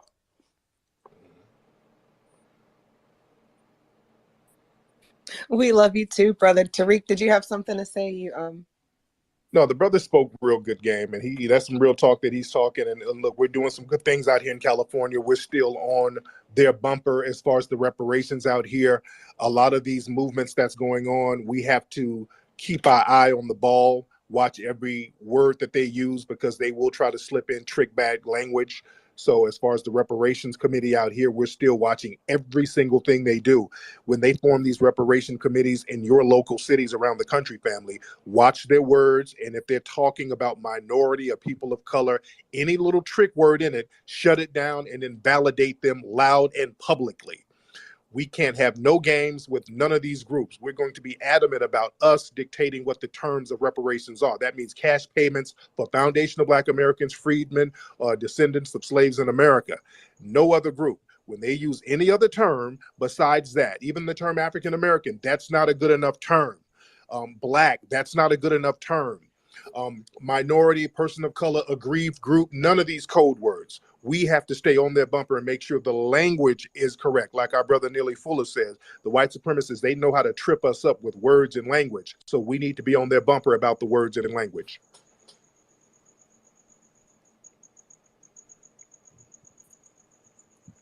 Absolutely. I guess we're gonna move right along to Black Native. You've been waiting patiently, so you first, then Dewan, and then Phoenix.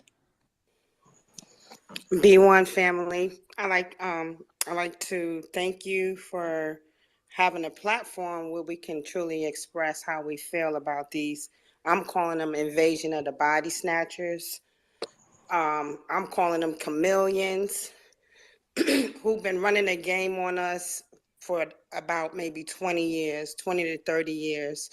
They've come into our communities, they've come into our spaces, they've come into our HSBCUs, and try to pretty much become us and take over the things that our family and our forefathers have fought for. And I was listening to Jason Black, his last show, excuse me, and he had a caller who called from South Africa. And this man, and they were discussing what was going on in South Africa. Do me one favor, family. I'm so sorry for me and your sister. I'm so sorry. I'm gonna let you go. Again, I don't have these brothers up here all night. I know it's very exciting to have both of these brothers together. I do not want to waste their time. So please, family, when you come up here to speak, you have 60 seconds to tell these brothers what you want to tell them. We'll give them a chance to respond, both of them, and then you have to go. So please, people, land your plane within 60 seconds. Thank you.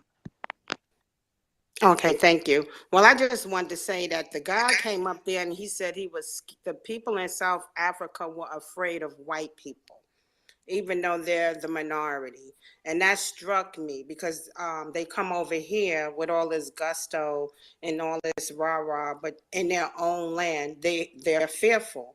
So like I said, I'm over in North Carolina. I reached out to someone and I'm trying to get reparations going over here in North Carolina. And with that, I land my plane. Thank you for hearing me out, and y'all have a blessed day.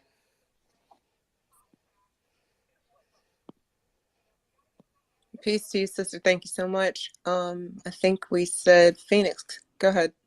No, I'm sorry. I said Dwan first. Are you there, Brother Dwan? Yeah, I'm here. Yeah, thank you real quick. And I want to give much love, honor, respect, and reverence to Brother Jason Black and Tariq. You guys have been the messengers, and we are the people who are carrying out the message. So I appreciate y'all. But I want to say one thing real quick. One thing that we've seen here is we've codified around the term black. We've been told for so long we can't be black. We got to be a Moor. We got to be a Hebrew Israelite. We got to be a midget 1 foot bigger than the other. We got to be anything other than black to get our rights. These brothers have told us, we're good where we are. Let's go ahead and label ourselves who we are, and let's get our reparations based on that. And it's like I equate it to music. Every time black people have stood on our own, whether it be bebop, funk, and hip hop, all three genres were bad words when it came to them folks. We stood on it, and all three genres ended up being the world's music. And those are the three specific genres of music that those folks ain't took from us. They ain't took it because we own it. And as long as we own it, they can't take it. So I appreciate y'all. And as long as we keep saying black, don't let these cats get you off the way saying we got to be anything other than black. We've gone far on black, and we're going to cross the finish line being black. Thanks.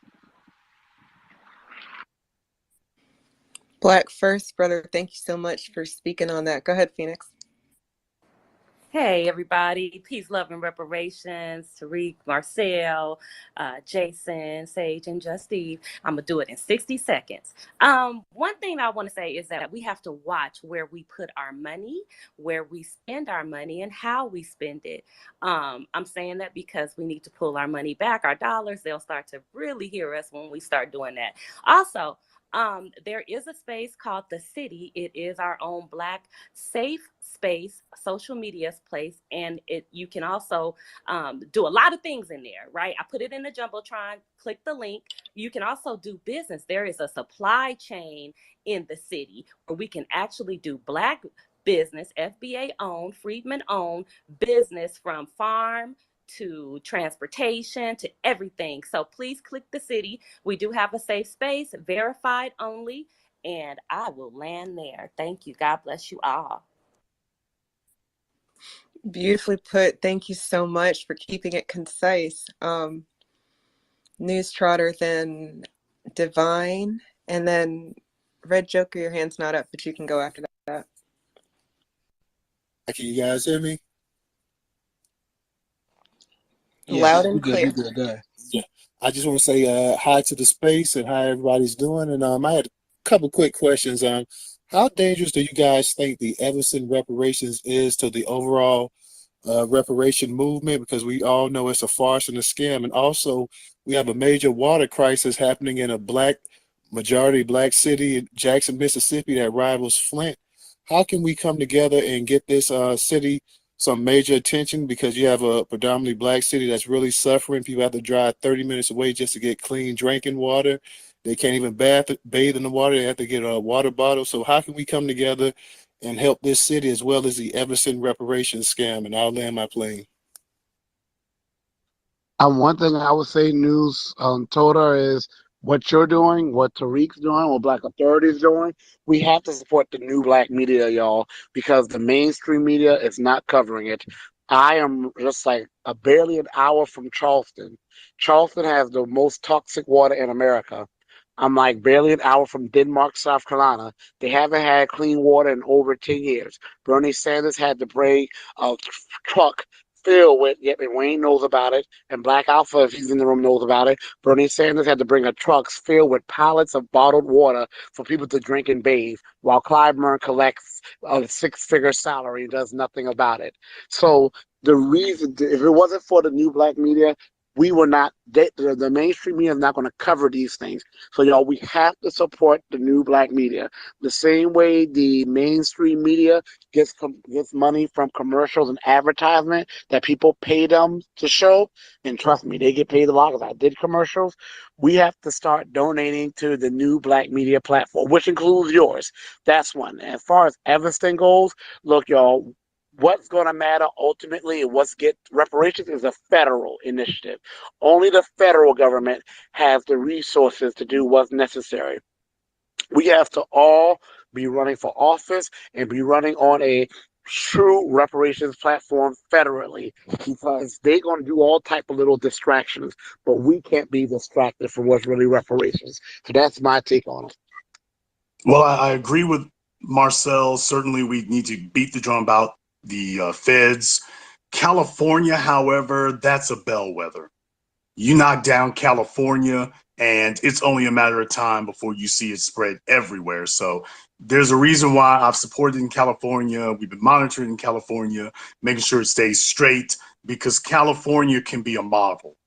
California, if it's done properly, will be a model to everyone else, because it takes away the excuses for it. Also, California is pivotal because, in my opinion, because a lot of the new money, your Silicon Valley corporations and whatnot are based out of California. They're subject to California state law. So even if you can't get something done at the federal level, you'd be amazed what we could get done to, Twitter or Facebook, Meta, YouTube, Google, just through California alone, because it's my contention that all these corporations owe us reparations as the descendants of slaves, as beneficiaries, as people who have been continuing this, specifically targeting us. And the good thing about that is when you make a law like this, you don't have to abide by a court of law saying that you have to prove intent and garbage like that. You can just make the law what it is and go from there. So pushing events is a very important thing. So certainly by the federal level, but there's, in some key states in particular, California being the top of that list, you can get a lot done knocking that down locally, or at least at the state level.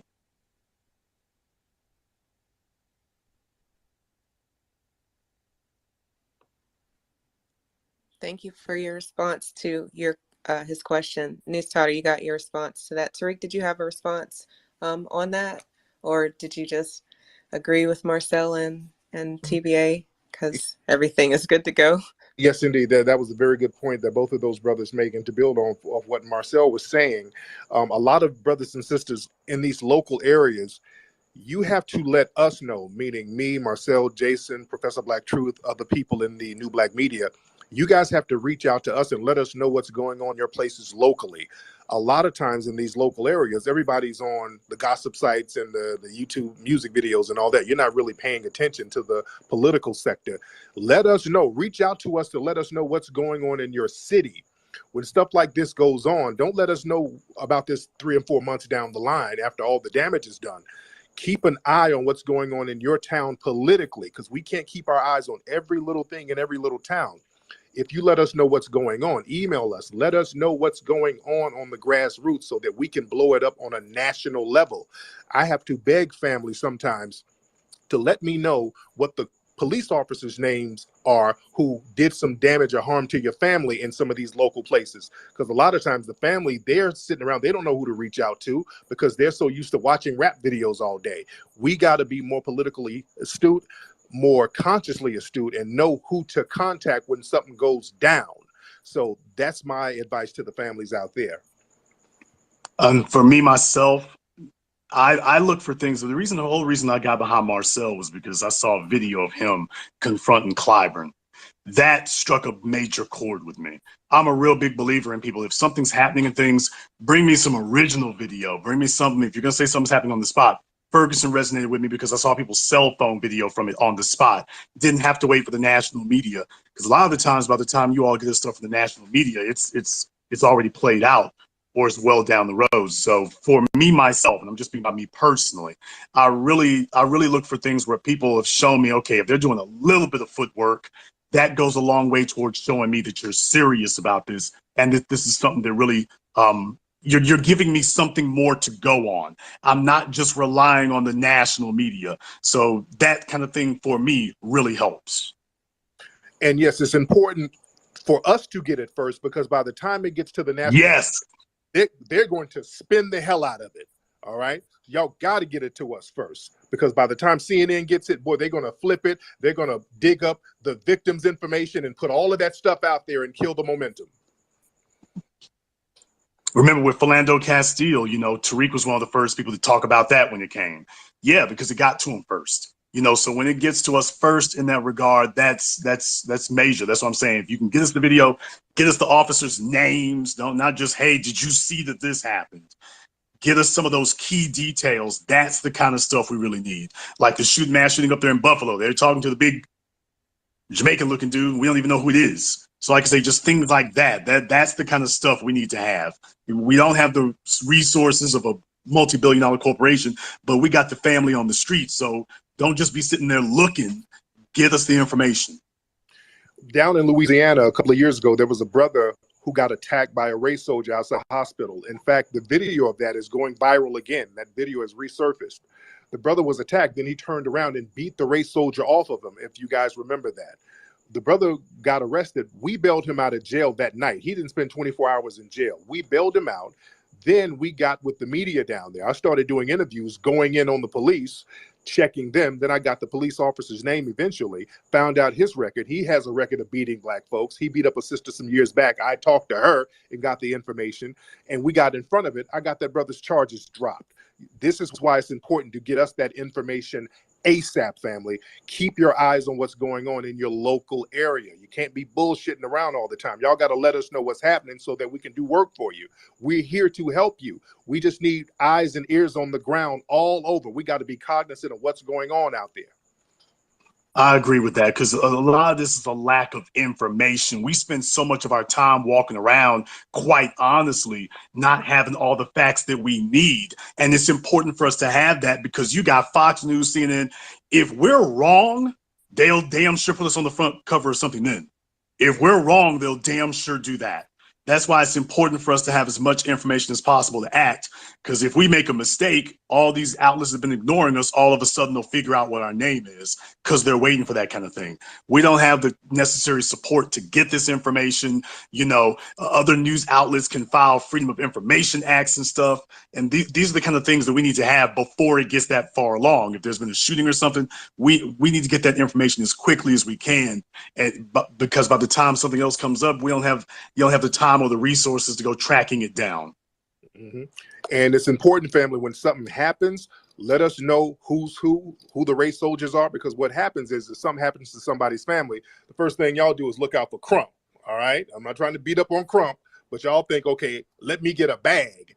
And it ain't gonna work like that all the time. Let's get some justice first. Let us know what's going on so we can help you and your damn family before you start thinking about how can you get a bag out of it. With that in mind, you guys, y'all need to support the new black media.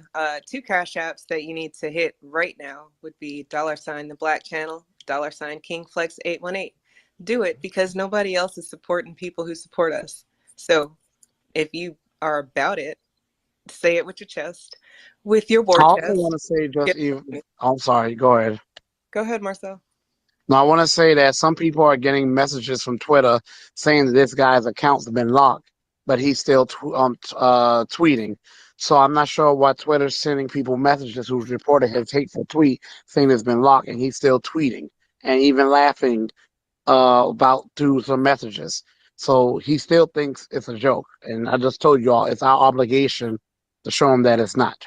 Mm-hmm. That's good. I mean, I want you all to understand something right there. That's good. Nobody's going to believe us until we start taking names. It's not enough to get outraged. They're not going to believe us until we start taking names. I say let's start with him. I will add this too. People who do not support or protect their advocates will find themselves with no advocates. And that's from our brother, Professor Black Truth. So again, that would be $ the Black Channel, $ King Flex 818, and $ Professor Black Truth. Because goddamn, we've got 3 men who are very selfless in this role, and right now they're giving us their time. So, Divine, you, then Pretty, then Jonathan. Before you go, Devon, I just want to add this. If y'all don't think that these brothers are genuine, and to all the tethers that's trying to come up here, the brother just offered to bail me out. Now, I've never seen Jason a day in my life, and he just offered to bail me out once I pull up on dude tomorrow. So again, don't speak to us about our brothers not being genuine or our teachers not being genuine to us because they 100% have our back. And with that, Divine, it's on you. Good looking out, family. Can you hear me all right? Yes, sir. You good? Perfect. I know I got 60 seconds, so I'm going to make it fast. Shout out to Tariq, TBA, and the rest of the new black media that supports us and elevates our stories. I know we get a lot of flack from, I see some of the names in the chat that be giving me flack about New York City and what goes on with the tethers up here and things of that nature. But I want you to understand that is exactly what we're up against.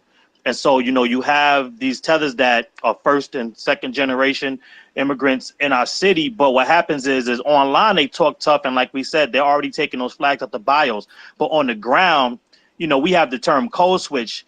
They tether switch, right? And what they do is when they get around us, there's no flags, there's no accent, there's no Joloff, there's no oxtail. You understand what I'm saying? So they get around us and they just blend right in. And so, and then you have the Pan-Africanists and the Democratic shills giving them cover because they're helping to do the job of erasing us and keeping us away from standing strong on our lineage, right? But I will say this, because of the grassroots and what we've done on the ground, myself and the U.S. Freedmen Project and the family online and offline, we were able to get that Narcan and Cobra New York reparations bill up out the paint. That shit is dead, right? And so right now, because of what we did, because of the call to action, myself and our organization here in New York are at the helm of the new New York reparations bill that's coming up. So fingers crossed, we got some stuff in the paint, we got some stuff in the fire. We'll let you guys know exactly what's going on. In addition to that, shout out to Tariq for elevating that video where the local politicians in New York, that was myself and my team. We went to that event and we put the Juneteenth event on the Summer Jam screen where they showed that they wasn't going to put the Juneteenth flag up. They was going to put the red, black, and green. So we're out here on the ground. And the great thing about it is that the grassroots out here, we're the only organization, fighting for our lineage here. The NAACP, the Urban League, all those organizations are compromised, and we've known that. So we're out here, we're standing strong. We standing 10 toes down for the family. And right now, Marcel's been on my ass all day long. We've been in the DMs and the inboxes and shit. I have been reaching out to my PACE connections around the city, alumni and shit like that, to put a pressure upon dude. I know Sage said he about to pull up. So Sage hit me in the DMs and see what we can do. And on that, I will put my iron horse into the station. Feeling we all we got, but like we've been saying all night, and I've been hearing it, we all we need. Let's stay on code. Let's stay 10 toes down. We got this. Keep me on DM and let me know the precinct if it comes to that. I got you. Go ahead, Pretty. It's on you. Black first, sister. Good evening, Black First. First of all, let me say it's an honor to be in here with Tariq and Professor and the Black Authority together. It's such a humbling thing to be a part of. But one of the things I wanted to kind of piggyback off a couple things. I'll try to keep it brief as possible. Is that there are a lot of people I've experienced firsthand that are not FBAs that will pose as FBAs. I do have a nonprofit that I jump started, and there were people of African descent, immigrants posing as FBA to be a part of it because they want to know what we're doing. They want to know how we're moving and what we're doing. And it didn't really, feel good within my spirit because of that. And as I posted on one of my posts on Twitter, is that like once they realized that they were not electing it to my committee, as far as my secretary and everything like that, those leadership positions, they pretty much jumped ship. So Black people, we have to be very careful when we're thinking that someone looks like us. They may not be for us. I remember meeting a few people, Haitian, Jamaican, and I'll ask them, that's one of my questions all the time when I meet new Black people, are you pro-Black?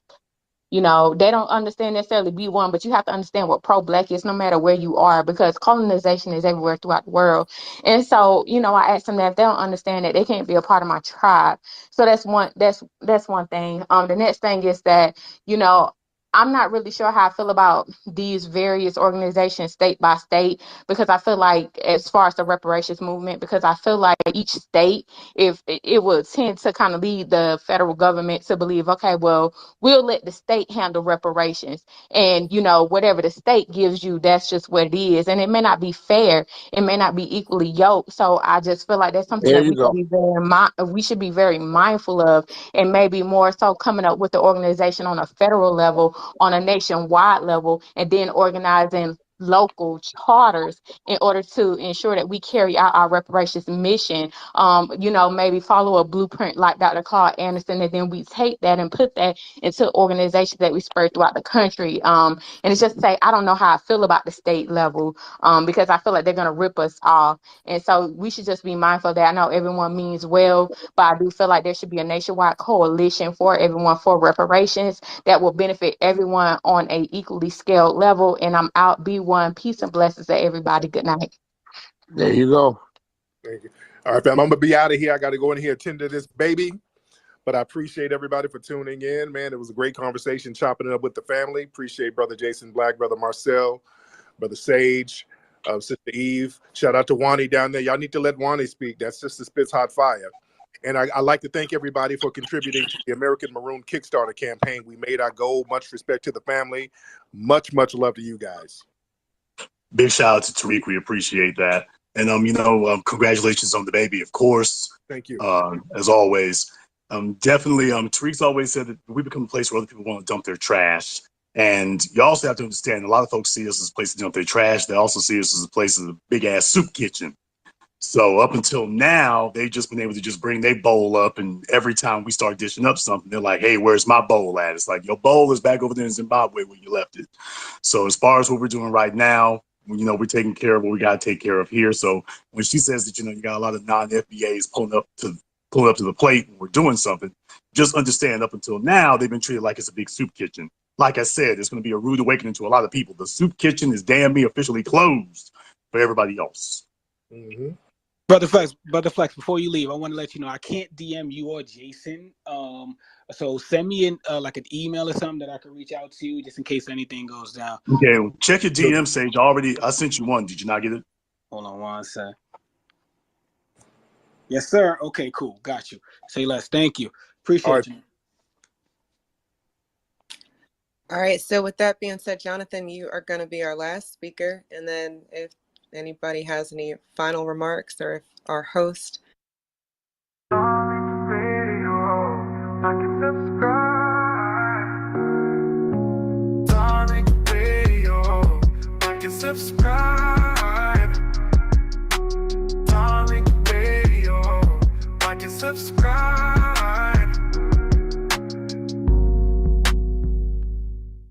Carbon, what's up, man?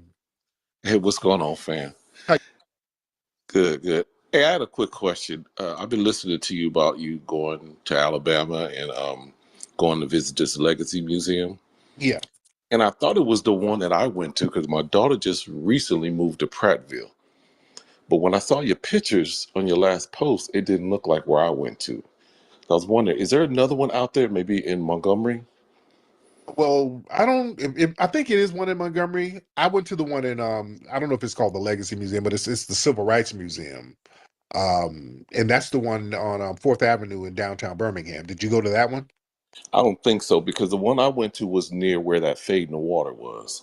Oh, that's Montgomery. That's Montgomery. Okay. So this one right here is off the meter. It's like 4 or 5 different locations. You have to get on a bus to go to each one of them. Oh, wow. They spent millions, possibly billions, on putting this thing together. It's I don't know why more people don't know about this place. I heard it was good. I was going to drive down there, but I just didn't have time. But I wanted to see that. And I might have to take another trip down there to go to Montgomery to see it, because I heard it looks real good, and I want to check it out. Yeah, it's crazy. You got to check it out, man. It's real immersive, but it will take your breath away. Some of that stuff is it's real heart-wrenching. But they spent a lot of money on this one. Man. I'm Yeah. going to check that out, man. But thank you for the call, brother. Thank you. I'm going to see that. And when I was in Birmingham, I wanted to drive down to Montgomery, but I was only there. I was just going to be there for a couple of days. for a family funeral, and I just didn't get a chance to go, but I got to check it out. All right, let me get we got a lot of people in here. Shout out to everybody in here. Shout out to you all in here. Let's get one more good one. Let's get one more good call. Y'all raise your hand. Let's do that. If you're ready to chop it up, raise your hands. If you are ready to chop it up, let's see those hands raised. Ladies and gentlemen. All right. Let's go Amro Fudel. Let's get Amro Fudel in the building. What's up, Amro? How are you, brother? Good. I just like to say that I am not chaotic truth, but I do want to say something. I have a question about that girl who's claimed that she was mixed. Which one? Which one? The girl who went viral saying that she was black. She was kicked out of that gaming, all black gaming event or whatever. Betty Jew chick, something like that. Yeah, I believe so. Yeah. Becky Jew, something like that. Yeah. But go ahead. Would you consider her black? You know, I don't know too much about the story. There's this girl who looks white, and they said that there was some kind of event for black women, and they didn't. I'm kind of paraphrasing because I don't know all the details, but they didn't allow her to go, so she felt a certain way, and she was like, "Well, she's really black. Her dad is black," and then they said that her dad is actually a Caribbean dude, and he might not actually be black, and it's just all over the place. So I don't know all the details of that. I do know she's not a foundational black American. That I'm 100% sure of. So all that other stuff, I don't know. Just like with Kamala Harris. I don't go and talk in circles about Kamala Harris's blackness. She ain't FBA. And that's all that matters. That right there. She's not a foundational black American, so I've moved on. But go ahead, brother. So would you consider other girls who are FBA but have like a small mixture, would you consider them FBA still? Like that have like maybe like a grandparent that was FBA but everyone else was white, would you consider them FBA still? What you have to FBA is past tense and present tense. See, that's the thing. Do you operate and rock and consider yourself a black person? You see, because what happens is a lot of people who can pass, they usually pass. Now, there are some people who can pass who identify as black. My good brother Rock Newman out there in DC. Rock Newman kind of looks like a white man, but he's actually just a light-skinned black man. He lives like a black man. He's very proud of his blackness, and he can trace his lineage back. But there are some people who are passing. Now, if you pass, now you're forfeiting your lineage because there are people who passed, and that's why when the reparations thing comes up, people who are white, and we had this conversation earlier, white people who are living white, you're white on your birth certificate, you've been living white all your life, you're not going to be able to circle back and say, oh well, damn, I got a black great grandmother who was on a plantation. No, you're not going to be able to do that.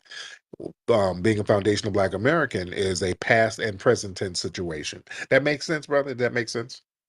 Yeah, it makes sense, but I do have a critique about that. You all worried about a lot of people that you consider tethers. Maybe you should start looking inward about the mulattoes who want to commit ethnic genocide against you. They're a buffer class for quote unquote white supremacists. No, there's no mulattoes who want to create ethnic genocide. That's not true. You're just saying stuff. Yeah, you're just saying stuff, sir. There's no. Yeah, what you're doing. You don't believe this was a master plan by the white race to create ethnic genocide against the foundational black Americans? You don't believe that? No. And also, all of these doomsday scenarios, you're not from the lineage, so why does that even concern? Well, it just interests me. It just kind of plagues my mind a little bit as to why you could call somebody who's obviously black a tether, but consider someone who's white FBA. Call people tethers just because they are foreign. So your premise is false. So what's your whole point? Well, my point is start looking inward and start stop allowing your black FBA race to be we're fine. genocided out by these people who are sometime blacks. Sir, we're fine. Why are you not looking inward to the village your family fled from? We're fine. You had to flee. So why are you not looking inward? Why are you giving us advice on looking inward and you come from a fleeing lineage? Sir, you're a paid agent, I believe. So, this is all just a deflation. Lying is further reason why you had to flee. Y'all can't get nothing going because of your lies. And you didn't look inward. You sitting up here lying like Tethers do, and you had to flee because you can't build anything off lack of trust, sir. So you lying on me, that means nothing, sir. That's you're powerless, and you're showing how powerless you are, right? Well, not right, because what's the reason you all kiss white ass so much, and sir, you're willing to accept a octoroon? That's you at the green card office, sir. That's you guys sucking balls and licking ass in order to get your green card, sir. That's you having to stroke it down for an H-1B visa, sir. That's you guys have to do all that weird stuff in order to get crumbs and Negro trinkets, sir. That's you. So you all would accept an octoroon over someone that is African? Sir, all that cake soap, y'all look like octoroons over there. You over there trying to look like a damn octoroon. You got cake soap all on your face, ass, legs. So, sir, why are you trying to look like octoroons in your village? Huh? All right. Can you please stop muting me? I'm trying to make a point. Why you keep muting me. Why are y'all looking like octoroons? Most Africans don't do that. Y'all over there, your skin looks like baloney. You got baloney looking skin and black ass knuckles, and you don't know what the hell you're gonna do with yourself. You're trying to look like an octoroon, sir. That you need to look inward. Are you muting me because you're afraid of what I'm saying? No, I'm not trying to hear bushmeat babble. I'm trying to get an intervention. I'm trying to see why you're fleeing from your homeland, yet you're trying to give us advice. Why don't you go back and help the baloney people? Huh? Help your baloney skin mama get up out that village. Why are you worrying about Foundation of Black Americans, sir? Well, I care about fellow black people. I just want to get to the bottom of this. But you don't care about the fellow black people in that village you fled from. You don't, sir. If you cared about fellow black people, you would not leave your hungry ass family up in that village with flies all on their stomachs, sir. You would at least go over there with a fly swatter. You wouldn't just abandon them, sir. So you don't care. That's why I don't take criticism or advice from people who failed and fled, sir. Right? Should I do that? Is that what White Zaddy told you to say? Well, sir, did White Zaddy spread them cheeks open and made you earn your green card? Is that what White Zaddy did? Because that's what y'all be doing. Y'all get y'all a White Zaddy over here. And y'all work real hard to get them green cards, sir. That's why y'all mad at us, because we ain't got to do all that stuff, sir. Did a White Zaddy pay you to spread your pussy to an octoroon? No. And now you over here giggling to yourself because you're remembering when you got your pussy tickled at the green card office. You're having a flashback. That's why you giggling to yourself. Nigga, you're ticklish. You're a ticklish tether. All right, and you're trying to project. All right. You're laughing at your own joke. No, nigga, you're a ticklish tether. You're over here giggling to yourself because niggas was rummaging all up in your ass in order to get that visa, sir. So what's with you and Bussy, Tariq? Sir, that's a great question for you. Why do you have to spread them little musty bussy cakes wide open to the white man in order to get a green card? And that's why y'all mad at us, because we don't have to do that, sir. Y'all got to do a lot of strange things in order to get citizenship, sir, and you're very upset with that. And then you have. How do you know about that word, Tariq? Right, because your uncle, because y'all be hiding bushmeat in your bussy coming over here. I didn't know about that word until you said something. Yeah. Y'all smuggle things in your bussy to get over here, sir. You hide bushmeat, drugs, injera, igusi, just all types of stuff, sir. So I learned from your family. Anyway, sir, any last words? Because bushmeat babble is getting tiring, sir. Any last words, sir? Well, until you attacked me, I was making a very good point, and all you did was deflect. No, you weren't. You were arguing in bad faith. You were just tether babbling. You were just saying shit for attention, because don't nobody pay attention to Musty Tethers. Don't nobody pay attention to you. So you guys come in spaces desperate for attention. Nobody's looking at you and your peppercorn hair. Nobody's looking for you. Let me get FBA Goddess in here. FBA Goddess, hey beloved. FBA Goddess, where you at, dear? Okay. I think some of What is peppercorn hair? right. I think some of your must muted my homegirl's phone. Can you hold your arm down, most love? Because I think it's going through the phone and it's choking the homegirl. She can't speak. Your fellow FBA is broke, just like most FBA. She needs to get an iPhone 16 like me. Oh, no, sir. Well, let me get EJ in here. Oh, yeah, we're not running from the village broke. We're not that. The food stamps phones are not working, good sir. Eric, EJ, hop in, brother. Oh, you had the mic muted, brother. You can hear me? I can hear you. What's up, brother? I'm good, man. I was just gonna say that this bitch nigga has a lot of anti-FBA stuff on his profile, even though he only got 28 followers. But musty niggas like this always coming into our spaces trying to spread their pussy holes wide open. But I'm glad that you roasting this unknown individual when it comes to him hating on our foundational Black American lineage. But when it comes from these begging for reparations from white folks when they was out here selling people for broken piano keys and have drunken rum out of $1 Timu bottles, you can't really take a lot of these people seriously. So he just came up here to get 15 seconds of fame, and I definitely do want to hear from the wonderful FBA goddess. So I'm gonna just going on back to sleep, and I don't want to have to hit nobody with the fly swatter, but I'm gonna just let you stump this roach out and just spray him with some root work pepper spray, because I don't want this dude to get his must on me. So I'm just going back on the mute. Keep up the good work, brother. Thank you, brother. First and foremost, brother, you're not funny. Second of all, you're broke. Third of all, what's with this pussy talk? You FBAs are very zesty, very twangy individuals, sir. Real men don't talk like that, Tariq, right? Sir, we understand that y'all be running around, y'all niggas be having kente cloth thongs on, and y'all do all types of shit when y'all get around white folks. Sir, we know what y'all do. We know you got them bussy stains on your damn kente cloth dress. We know you got them on there. So it is what it is. So that's why you're jealous of us. So we're going to let you go and wallow in jealousy. Let me get some more people in here. I don't want to hear just babbling tether. Are these tethers like that? They're very jealous of us. They got a lot of vitriol because they really got to do a lot just to get crumbs. They got to go and let folks rummage around in their ass. They got to lay up with white dudes and all of that to get an Uber license. Just crumbs and peanuts. They got to do a lot of stuff, and we ain't got to do all that stuff. So they're mad at us. They have a lot of vitriol towards us because we ain't got to do all that strange shit they do. All right, let me get Jake Lee. Hop in, man. Hey, thank you. How you doing, Jake? Hey, York, dude, I've gone further with that, but thank you with York. I'm still stuck on that, man. I'm still stuck on that. You stuck on what now? York, the Lewis and... Oh, yeah, you Lewis and Clark. Yeah. Yes, that's the...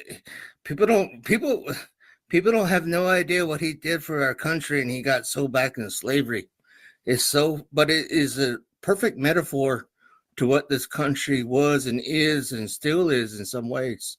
Oh, yeah. So with that, brother, I got one thing to say. Yes. Don't just give me a second. Let me put my thought together. So 14%, maybe it's 15, maybe it's 16, but 14% of this country is represented by the Black man, right? Black people, Black woman, and Black children of this country. 14%. Now, that's fine. That's small, but think about that 14%. This 14% has given us the greatest doctors, the greatest leaders, the greatest military people that protect this country, and the greatest lawyers. But most of all, they have given us all other stuff. And it's so ignored.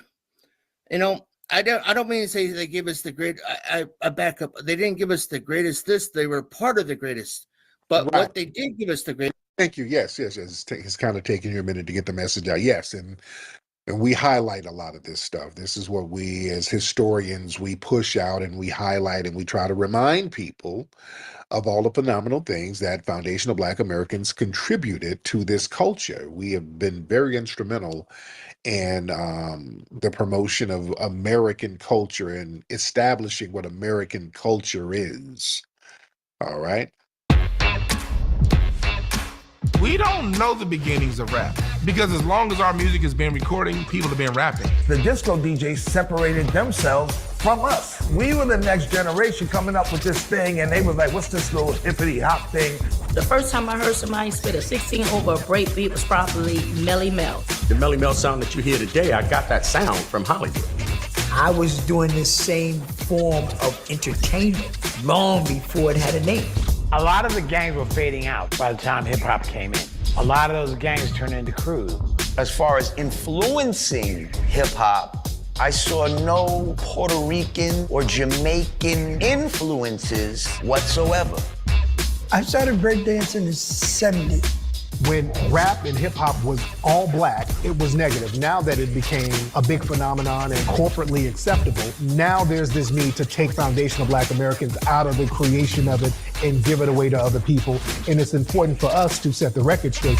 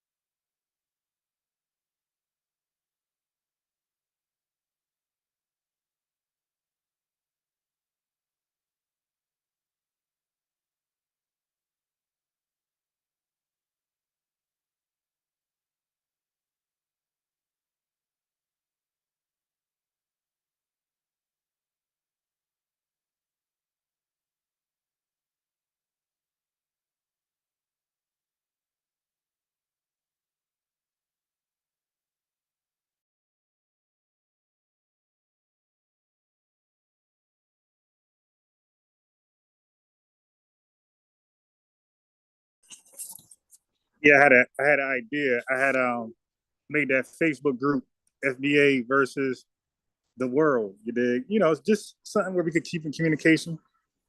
You dig? Post information there because, yeah, that's a place to debate. Like y'all don't really want to debate in the chat because it makes us look undivided. You dig? So, especially amongst us, amongst ADOS, FBA, y'all don't want to debate in the chat. It makes us look bad. But if you're arguing with somebody else who got a problem with FBA, that's not a problem. But FBAs and ADOS should not be. Any Freedman should not be arguing in the chat. That's what the face group is for.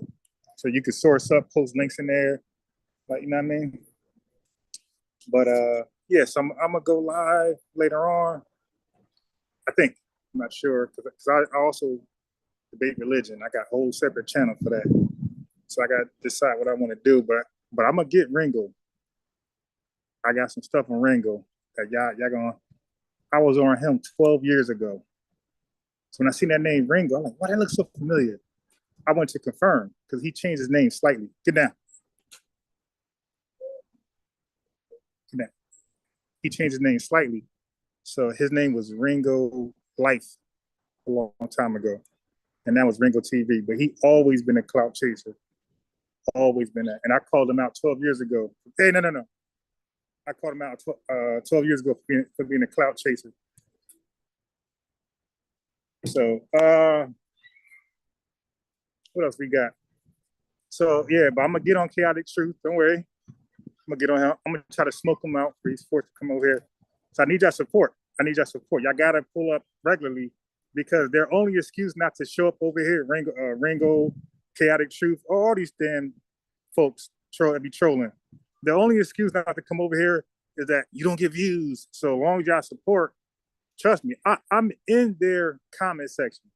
I'm in just go find a video on Marcus Garvey. I guarantee you're going to find my comment there calling them out or going back and forth. So I'm active. I'm out here. I'm out here calling these folks out, trying to get them to come support. Their only way out is to say, hey, nobody be over there. So I need y'all to try to, I don't care if y'all come here, leave, don't close the window, open another tab. Hey, you know what I mean? Open this one, support. Let's say if Tariq or somebody else is on live, go watch them, but have me in a separate tab open on mute, whatever, because without the support, they're not gonna come because remember, they're clout chasers. They're looking for clout. So if I got support, if I got like a nice live viewing, 100, 200 folks watching, they're gonna come. And I'm gonna beat the hell out of them. And I'm gonna take calls too, where y'all could beat up on them also, likewise. All right. So with that being said, I appreciate y'all. I'm gonna close this one out. And next day, FBA, you dig, ADOS, free people, we in here.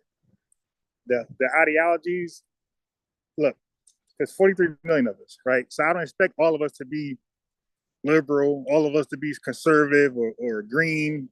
We're going to be 43 million people. We're going to be Muslims. We're going to be Muslims. We're going to be Christians. We're going to be Moors, Israelites. We're going to be Pan-Africanists. And this is the reality. We're going to be, all right? But what we're going to have in common is that we're from the same lineage. Therefore, we got to protect it. So what it's going to do, what it should do is, hey, stop that. But what it's going to do is it should reduce the bickering. We're going to debate, but it shouldn't have as much bile in it as it had before. So even when y'all see my new debates, I'm going to be more calm and like a politician, less trying to take their head off. Unless it's a hater, a troll, something like that. You dig? But support, you know what I mean? Just keep showing up and you'll see. We're going to smoke them out and they're going to come over here because keep in mind, they're trolls. They're looking for attention. They're not coming if we don't have the views. And Tariq ain't even thinking about these guys, all right? Because they're too small. Professor Truth and TBA, these guys are putting in numbers. Like these guys get 6K alive, right? So they're not thinking about no guy getting 200 views like Chaotic Truth does. But that's I want them. Because Sassoon said he calls them out too, and they're gonna they got the same numbers, but they're gonna run for him. but I'm more unknown. So they'll try their luck over here. If I'm getting those 100, 200 views, they're going to try their luck over here. And I'm going to beat the hell out of them. Anyway, peace.